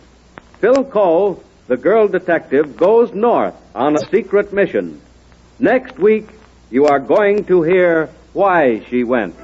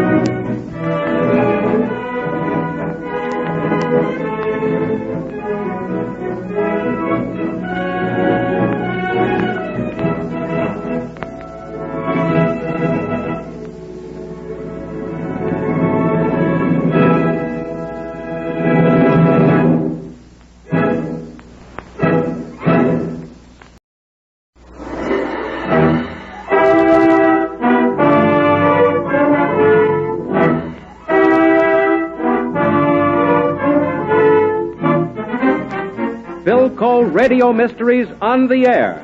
The Jagged Rock Mystery, again starring Phil Cole, the famous girl detective. Have you entered the Phil Cole Radio Mystery Contest? The fascinating $50,000 cash prize contest brought to you every week at this time over this station by your Phil Cole radio tube dealer. More than 240 radio stations in every state in the Union are broadcasting these transcribed mystery programs. You want to enter the contest. You want to win a big weekly cash prize, perhaps even a gigantic grand prize. Get your Philco Radio Mystery Book number 3 with official entry blanks free from your Philco Radio Tube dealer. Maybe you haven't been able to get your book and blanks from your dealer. His supply may be exhausted. If so, drop a postcard to Philco, care of this station, giving your dealer's name and address, and yours will be sent you free. And while you are at your dealer's, ask him, too, for Philco Radio Mystery Book number 4. It is now ready. Winners of a previous week's cash prizes will be announced at the close of this program. What if you should hear your name? Here's Philco, the girl detective. She's going to solve the Jagged Rock mystery. Listen. Today, Philco and Tom Taylor are off on a skiing trip just above the Canadian border. They are being driven in a sleigh from border town to a small inn about 10 miles to the north. As the scene opens, they have already driven about a mile toward their destination. Hey, look up there, Phil. You wanted to see a ski jump. There's a beauty. Oh. Say, driver, does anyone ever dare make that jump? Only the best ski jumpers, monsieur. That is called Jagged Rock jump. Look, Tom. There's someone up there now coming down the hillside. That must be Monsieur Stevenson. He is guest at the inn where you are going. You mean to say he's going to jump right off the edge of Jagged Rock? Now he must do it. He's far too late to change the mind. There he goes. Whoa, right over the road. Oh, that was the most beautiful ski jump I've ever seen. I was right. It was Monsieur Stevenson. I know him by that red knapsack.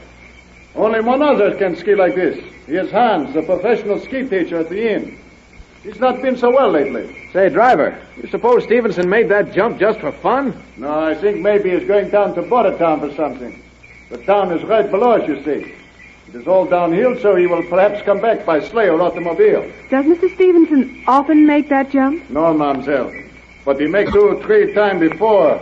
Last year in our silver ski contest, he make it as the winning jump. Well, Stevenson is as good as any professional I've ever seen. But he is not professional, monsieur. Last year he skied in the Winter Olympics at Garmisch. It will take Phil and Tom a few minutes to reach the inn. That gives me a chance to remind you that you may enter this contest any time, any week. Whenever you enter, you have an equal opportunity to win a cash weekly prize and be eligible to compete for the big grand prizes. Another thing, Always use Philco tubes in your set. Buy Philco tubes if you really want the best radio reception at a cost no higher than you would pay for just ordinary tubes. Here Phil and Tom are at the inn. I wonder what that sound of a girl sobbing means. Ah, bonjour. I'm Pierre, the proprietor. You are Miss Cole and Mr. Taylor, n'est-ce pas? Yes, Pierre.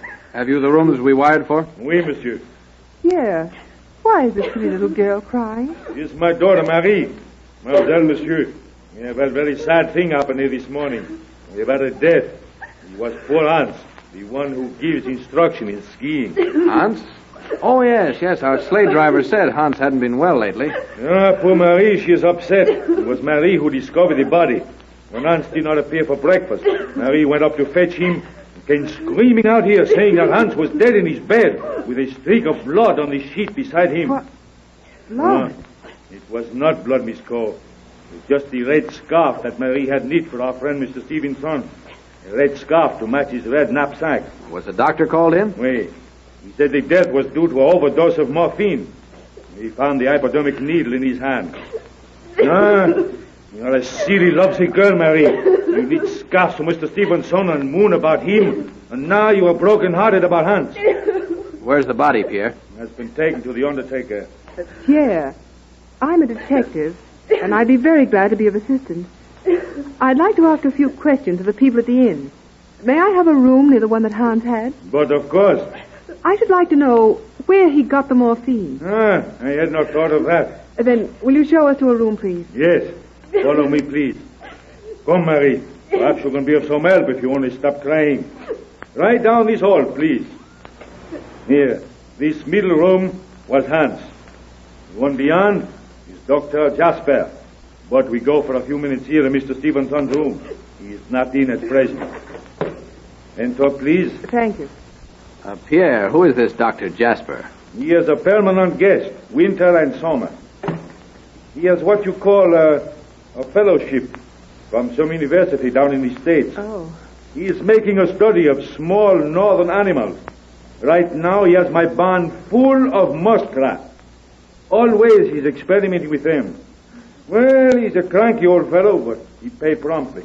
Have you any other guests at present besides Mr. Stevenson? Only Miss O'Neill, Mr. Stevenson's fiancée. This is the first time he has had her here. Oh, it is so terrible. You hear that? Once Marie thought Mr. Stevenson was making eyes at her. I'm not crying for Monsieur Stevenson. I'm crying for poor Anne. I lost him, Papa. Mon Dieu, you all mix up in your silly heart. Yeah. Is Miss O'Neill in the hotel at present? Oui. Would you mind asking her to come here? I shall get her immediately, mademoiselle. Oh, don't go, Marie. I'd like to talk to you. Oui, mademoiselle. Now, Marie, tell me, dear, were you very much in love with Hans? Oh, yes, oui. Then why are you upset about Mr. Stevenson being here with his fiancée? I do not know. He treated me very nice. Sometimes he would bring me presents. But I really loved Hans. That is why Hans and we had last night such a terrible fight. Oh, Marie, what caused this fight? Hans, he was flirting with Mademoiselle O'Neill last night at supper. He thought she was beautiful and, how you say, sophisticated. Hans, he met Miss O'Neill when they were all in Garmisch last year. I was so angry with Hans last night. Oh, but now I'm so sorry. Come in, please. You may go, Marie. Miss Cole, I'm Miss O'Neill. Miss O'Neill, how long had you known Hans? We met in Garmisch last year, but I hadn't seen him since last night. I was astounded at the change in him. According to the doctor, Hans had become a morphine addict. Miss O'Neill, I understand Hans thought you very attractive. Yes, Miss Cole, that's true, but then all men seem to find me attractive. Oh. Don't look at me, Phil. I haven't said a word. As a matter of fact, Marie and Hans had quite a spat about me last night. Oh? How did you know that? Well, I came here to Mr. Stevenson's room for a book. Arthur and Mr. Stevenson was out skiing, so I stayed here quite a while. These walls were very thin, and Hans' room was right next door, so I couldn't help overhearing the argument. I see. As I went out into the hall, I saw Marie come out of Hans' room in tears and go into Dr. Jasper's room. You ski, Miss O'Neill? No, not at all. Why Arthur ever brought me here, I don't know. I've been thoroughly bored. Arthur left early this morning, saying he wouldn't be back for lunch. Marie packed him a lunch, but he left it with me. Said he never stops to eat while on the ski trails. Miss Cole? Yes? I'm Dr. Jasper. Used to know your father. You can't possibly be as good a detective as he was. Oh, I admit that, Dr. Jasper. Well, Miss Cole, if you want me, I'll be in my room. Well, thank you, Miss O'Neill. Dr. Jasper, I understood that Hans took an overdose of morphine. Sound just like your father. Always looking for trouble where there isn't any. Who's this young man, your husband? No. Thank you, Dr. Jasper, but no such luck. I'm just a friend of Phil's. My name is Taylor. Dr. Jasper, did Marie come to your room last night? Yes. Poor girl was crying. She had a quarrel with Hans about O'Neill. Hans had several quarrels last night. Later on, I heard Stevenson in there. Couldn't understand what they said, but there was a lot of loud talk. Where do you suppose Hans got hold of that morphine? I don't know. How should I? Doctor, in your work with animals, have you any occasion to use the drug? Yes. The government allots me a small quantity monthly. Received my allowance a few days ago. Hey, look, there's a car arriving. I can see it from the window. That's the mail from Bordertown. There's Arthur Stevenson getting out. I wonder what brought him in from his precious skiing. Seems to be in a great hurry. Dr. Jasper, I'm interested in the morphine you use. Would you show it to me? Well, I suppose so. I keep it in my room. Come along and I'll show you the morphine. No more curious than your father ever was. Well, what's going on in here? This is my room. Now, take it easy, Stevenson. This is Miss Phyllis Coe and her friend, Mr. Taylor. She's attempting to discover the source of Hans' morphine. Is that such a deep mystery, Dr. Jasper? I'm told you use quite a bit of it on your animals. Stevenson, you're an ill-mannered boor. I shall be in my room. Well, Miss Coe, since you're using my room as a police station, I suppose I shall have to submit. What's next? Mr. Stevenson, you returned unexpectedly from your skiing, didn't you? Yes. I decided that my fiancée, Miss O'Neill, might be pining for my presence. So I begged a ride back here in a sleigh. Where are the best ski trails around here, Mr. Stevenson? To the north of here. They're the ones I always use. Never go south at all. I've heard a good deal about the Jagged Rock jump. Where's that?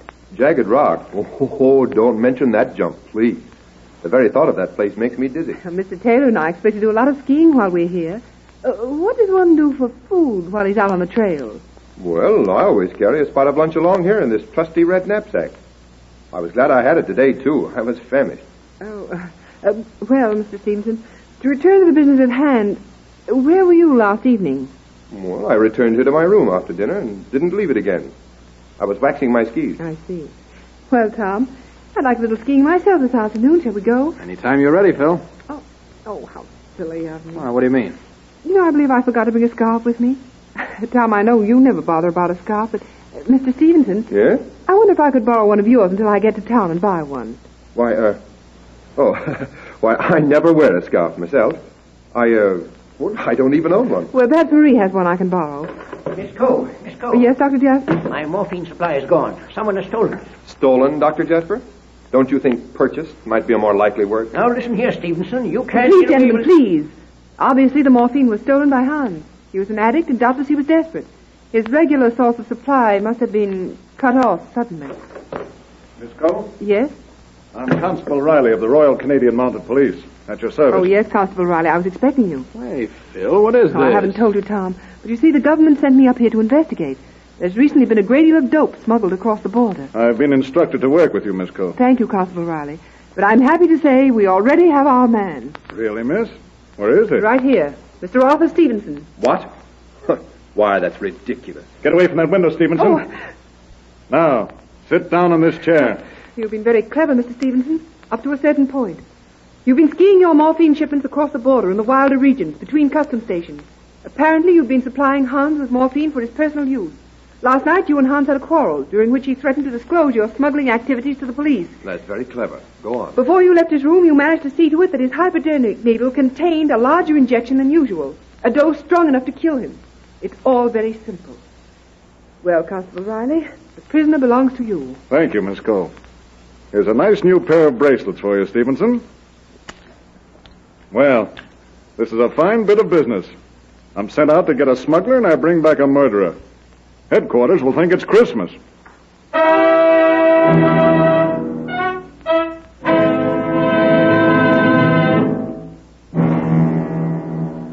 Send your solution to the Jagged Rock mystery written on the official entry blank to the address indicated in Philco Radio Mystery Book number 3. Remember, you can get Mystery Book number 3 from your Philco Radio Tube dealer.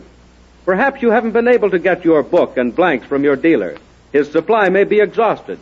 If so, drop a postcard to Philco, care of this station, giving your dealer's name and address, and yours will be sent you free.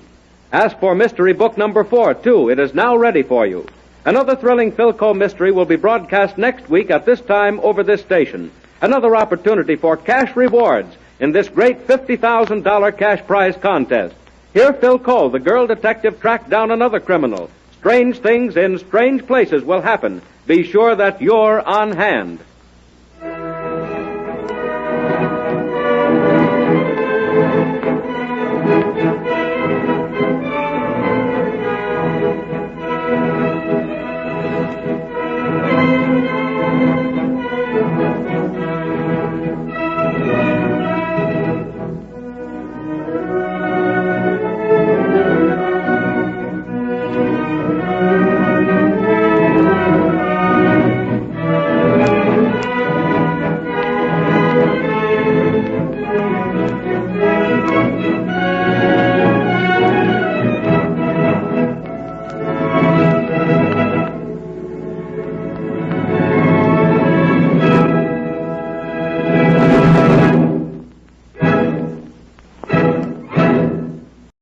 Courts.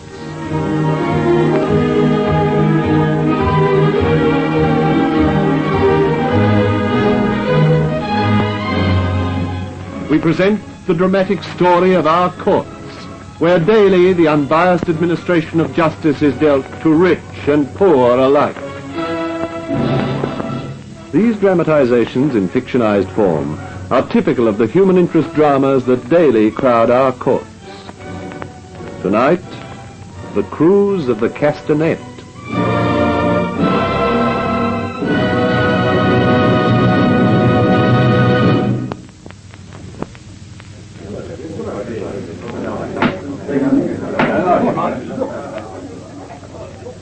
Gentlemen of the jury, the administration of good government is based on sound judicial system.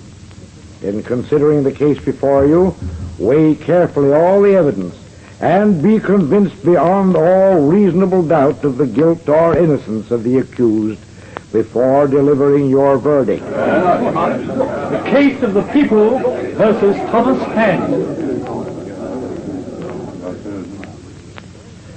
This story, from the trial records of the United States grand jury history, is based upon fact, but names have been changed because some of the characters may still be living. The story begins in Boston, in the Circuit Court of the United States. With a relentless examination of the evidence, the District Attorney, Sherman Willis, is addressing the jury. In this courtroom, you have seen a murderer. For everyone left alive aboard the sailing ship Castanet has appeared in this court to give evidence. The state contends that the murderer now stands there, beside the counsel for defense.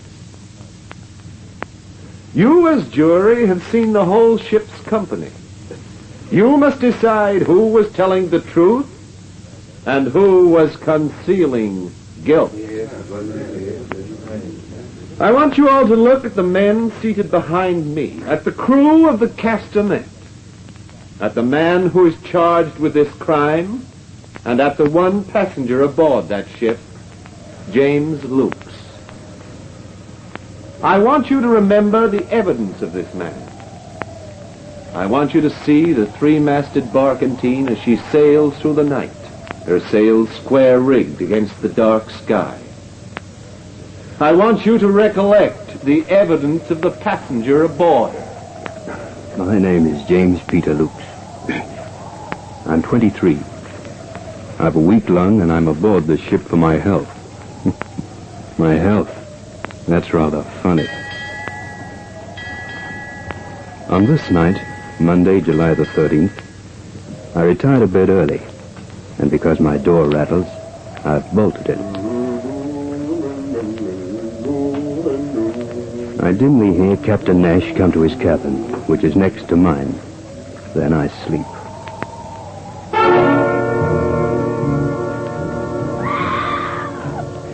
I can dimly hear the echoes of the sound that wakened me. It seems like the voice of the captain's wife, the only woman aboard. Then, another sound. Coming from the captain's cabin. I reach under my bunk for the revolver I have there in a case. Then I go to the door.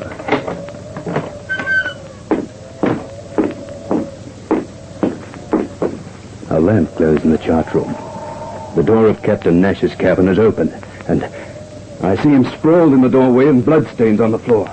I run to the door of Mrs. Nash's cabin to call her to aid her husband, but the murderer has been there too.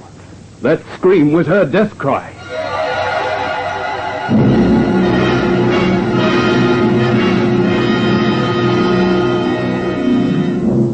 Such was the discovery of the passenger. He investigated further and found the first mate also dead in his cabin. And then he knew, unmistakably, that aboard the Castanet in the ebbing hours of the first watch was a murdering maniac. With his revolver, he hastened up on deck and found the first mate, Thomas Han, walking the deck. Mr. Han! Mr. Han!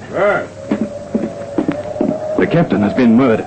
Captain murdered? No. No. I'm going to wake Mason, the steward. You better come with me. Who's at the wheel? Charles Jones. Look there. Look. There's the axe that did it. There on the deck. I can't see anything. Here, under this plank. What's all that noise there? Oh, that's Mason. Oh, Mason, come forward. Oh, it's you, Mr. Luce. Didn't recognize you in the dark. What are you doing up? Hey, and what's the mate got that axe? This is the axe that did it. This is the axe that killed the captain. Killed the captain? Yeah. And I am going to throw it overboard, or the murderer may use it against No, us. Mr. Han, too late. You shouldn't have done that. It's terrible. The poor captain. Who could have done it? Whoever did it must be still aboard. We'll go forward and ask the watch. If Charlie Jones has been at the wheel all the time, he may have seen someone. The wheelhouse faces the hatchway over the cabin. That's a good idea. Oh, the poor captain. The poor captain. For heaven's sake, brace up, Mr. Han. Could I have died for Captain Nash? Charlie. Charlie Jones. Aye. Did you see anyone come up that companionway? Can't see nothing in this darkness. So it's getting lighter now. The captain and Mrs. Nash and the first mate have all been murdered. Murdered? They have? Yes. The wheel, man, the wheel. You'll have her up into the wind. Oh, what's to be done now? Best call all the crew and kill them. No. Wait till daylight. Yeah, that might be best. We don't know who's a friend or who's a foe.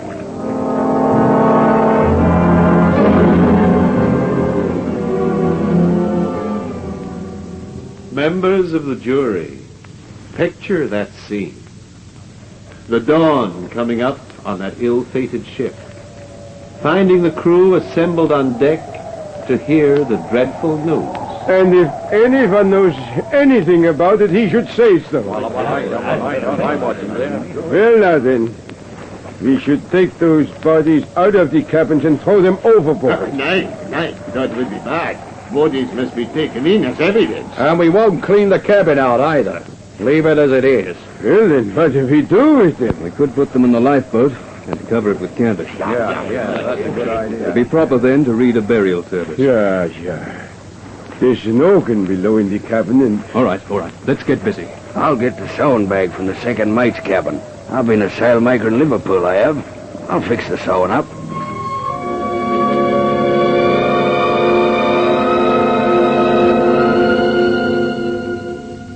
Gentlemen of the jury, was there ever a stranger scene than this of the crew standing about the lifeboat while the order of the burial of the dead at sea was read? And what was the atmosphere which followed as the Castanet changed course for Halifax, when everyone aboard believed himself in danger, when each man except the murderer feared to sleep, when the fog came down about the ship, blanketing the sea, sealing her inside a threatening gray envelope.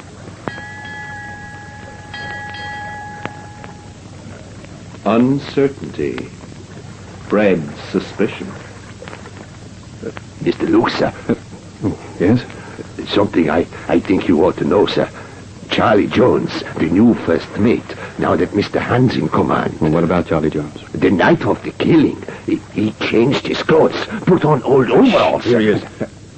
Mr. Jones. What's it now? More talk about murder? We've talked enough of it. Let's make port. How can we in the fog? The fog. Shutting us in. Aye. And those bodies in the lifeboat to bring home to us if the dead are still with us. That's enough on any man's mind, that is. We'd better talk this over with Mr. Han and the steward. Then maybe put Charlie Jones in irons.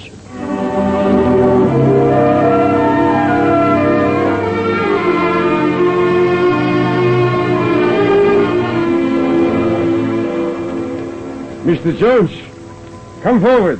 When he comes out the companionway, I'll grab him and you clap on the irons, Mr. Mate. Then we'll have the murder. We don't know that yet. What do you want, Mr. Mate? You! What's this for? We think maybe you killed those people. Oh, no, sure, that's wrong. Send the mate away and I'll tell you for why. I've no wish to hear. Take him down below. Well, what have you to say, Charlie? That night, when I was at the wheel, I heard a noise in the chart room. I looked down through the little window in the hatch of the aft house, and there I seen Mate Ann striking at the captain. What? Why didn't you say this before? And have him kill me? I heard her shriek, Mrs. Nash, and the mate come up the companion. Holy mother, I was in terror of my life. Mr. Lukes, if there's anything in this, the mate should go in irons too. He threw away the axe and wanted to do away with the bodies. And he talked a lot of wild talk. Best put the mate in irons for our own protection. We can't take any risks. Alive! Alive on the port bow! God be praised. Maybe it's a ship. Or secure the mate first. Then we can talk about rescue. Down below with you, Mr. Jones. You stay in irons till we make port. There's the mate. We sighted a lighthouse. We're off Viva Island. Come with me, Mr. Mason. I'll take those spare irons. We're going to arrest the mate. We think he did the murders. Mate Han? Yes. He was sitting on the aft-house deck when I passed him. You seize him from behind. I'll cover him with a revolver. You ready now? Yes. Well, Mate Han. Aye. Take him back. Damnation, what does this mean? Charlie saw you kill the captain. Oh, he could not have. I had nothing to do with it. Hand him to the mainmast. No, let me go. If he's innocent, then the law will decide that when we make port. No. And I hope to heaven that soon, or we'll all be mad.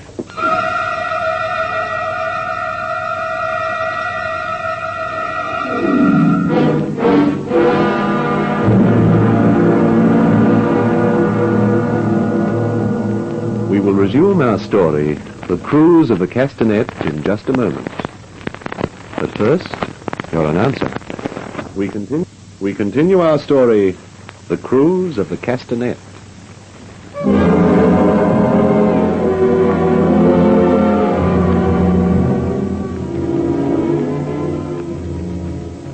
The First Circuit Court in Boston is in the last days of a trial which created extraordinary interest through the United States and became a crime extraordinary in the history of the sea.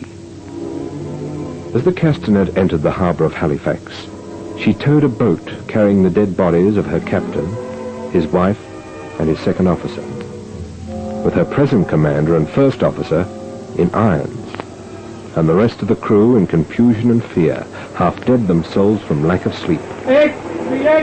The murder on the high seas, sensational sea killing, X-Men terrorizes brigantines, paper, read all about it,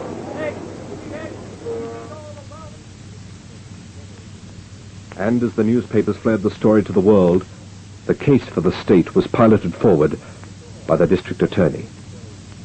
I remind the jury that a grand jury found an indictment against Mate Han, but not against Charlie Jones, who has become a witness for the state.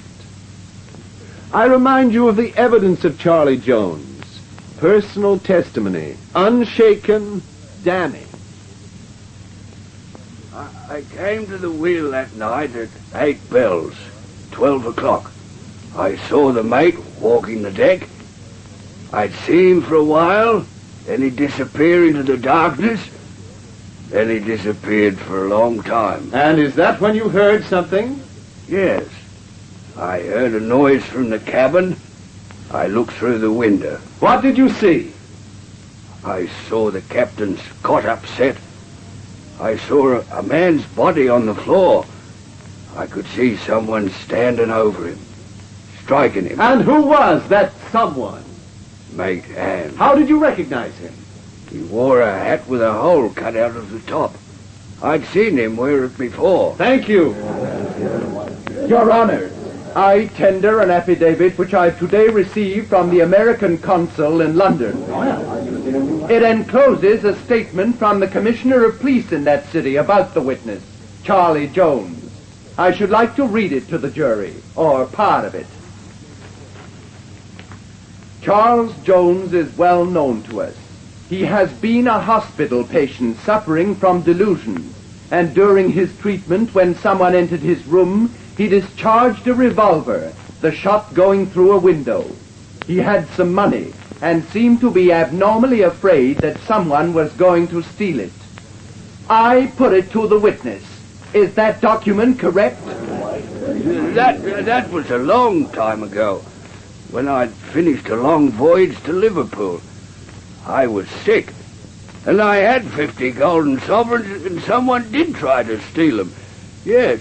Your Honor, I urge that this document indicates the witness has a mania for persecution, that he could behave, in fact, as a homicidal maniac, alone of all on board the Castanet. He is capable of committing this crime.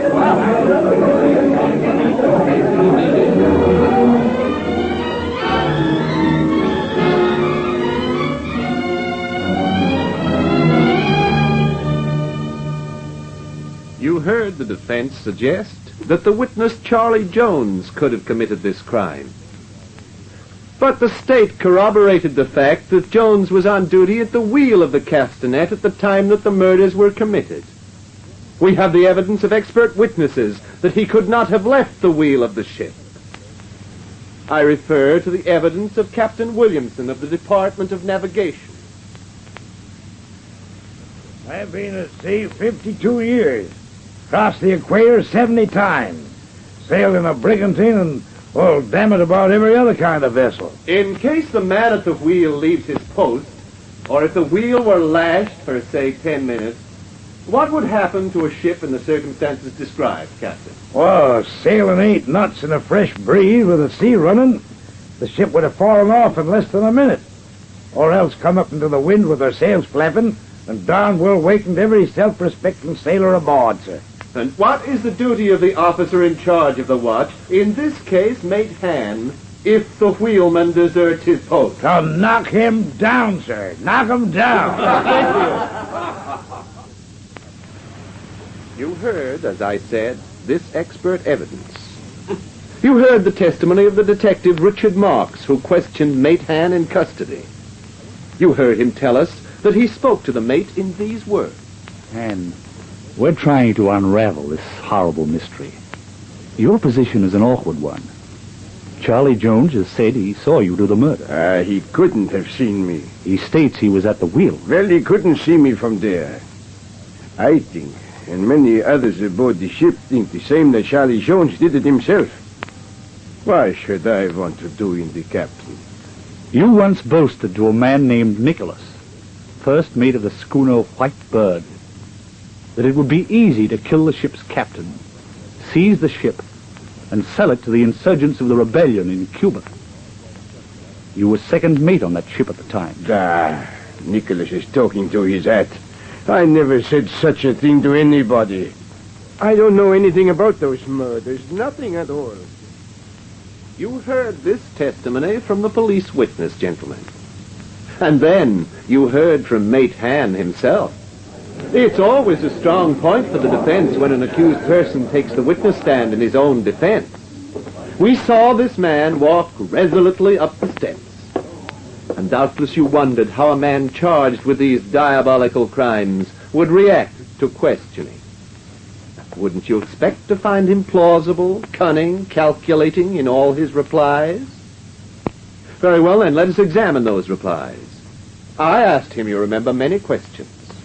But it was left to my learned friend of the defense to explain the meaning of the prisoner's answers. Mr. Han, at 2 a.m. on the morning of July 14, you said you saw the man named Charlie Jones at the Missing Peak Jig, some distance from the wheel. Yeah. I saw him at the wheel putting on his slippers. You mean he'd been walking about in his stocking feet? Yeah.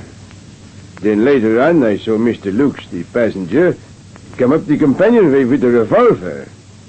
Then we went down to the cabin and found the captain. The state has made much of the fact that you seemed in a kind of hysterical condition. Well, it was the sight in the cabins. I was upset. Naturally. A most affecting sight. You see, the captain and I, we belong to the same Masonic fraternity. I would have died for him. The accused offer has come somewhat late.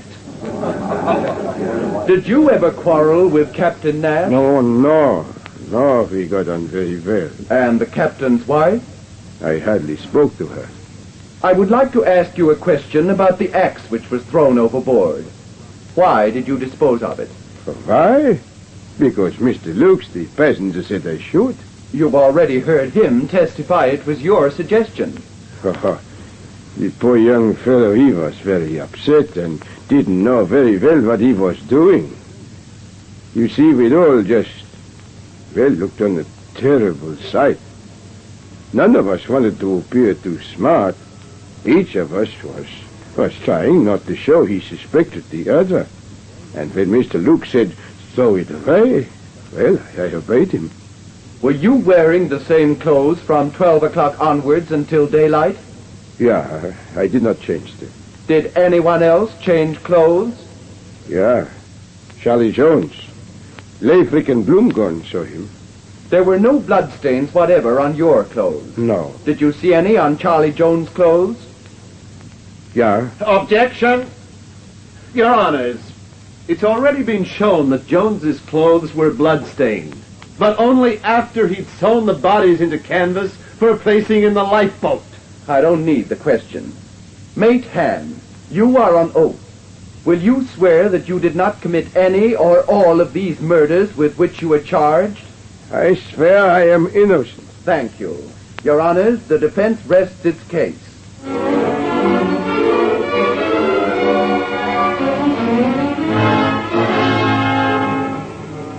Mate Han, did you make this statement to Rufus Nicholas aboard the Whitebird schooner 16 days before you sailed with Captain Nash of the Castanet? What statement? If you don't kill this particular captain, let us go aboard a Norwegian vessel where they have fewer men before the mast. Give the crew knockout drops, then kill the captain, and the crew will then obey our orders. Well? No, of course I did not. But you were aboard the Whitebird before you joined the crew of the Castanet. Yeah, I was aboard the Whitebird. Your Honors, unless this Rufus Nicholas can be produced in court, this kind of evidence is objectionable. Stand. Mate Han, I've one last question to ask you. Was it not your intention, in killing Captain Nash, his wife, and the first mate, to pirate the Castanet? No! I did not touch the captain or his wife or the mate.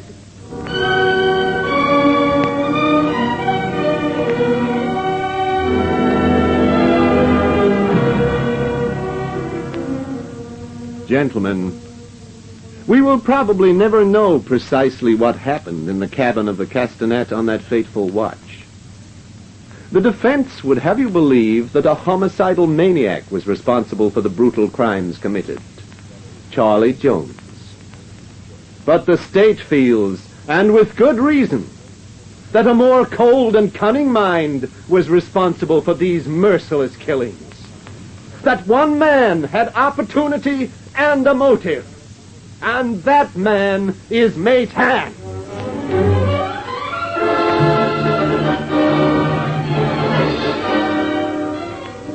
Jury still out? Yeah. It said they're taking their 50th ballot. Any news? None. Feel confident, Mr. Willis? Oh, I never feel confident of anything, gentlemen. And this is a case where there's only one example of direct testimony from Charlie Jones. And the defense has suggested he's not responsible for his actions. Jury's coming back. Where's the district attorney? Here.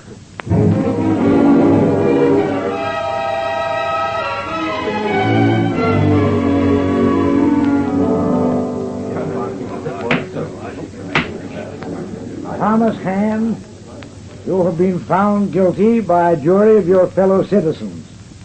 Have you anything to say before passing sentence upon you? Your Honor, I am innocent of this crime.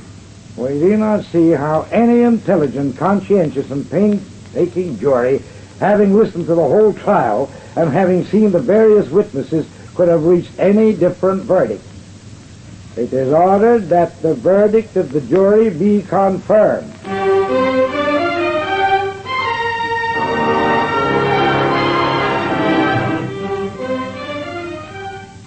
Mate Thomas Han was sentenced to 15 years imprisonment, 5 years for each crime.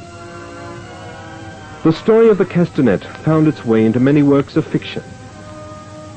And of the castanet herself, well, she became a lady with a past. And under another name ended her life in the Mediterranean, victim of a German torpedo, as violently as the crimes committed aboard her.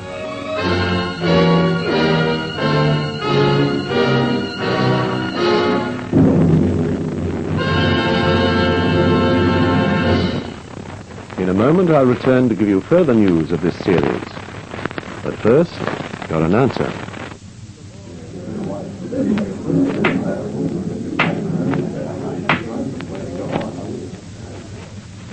The court is adjourned till next week. Be listening next week, same time, same station, when we present another real-life story in Dramas of the Court.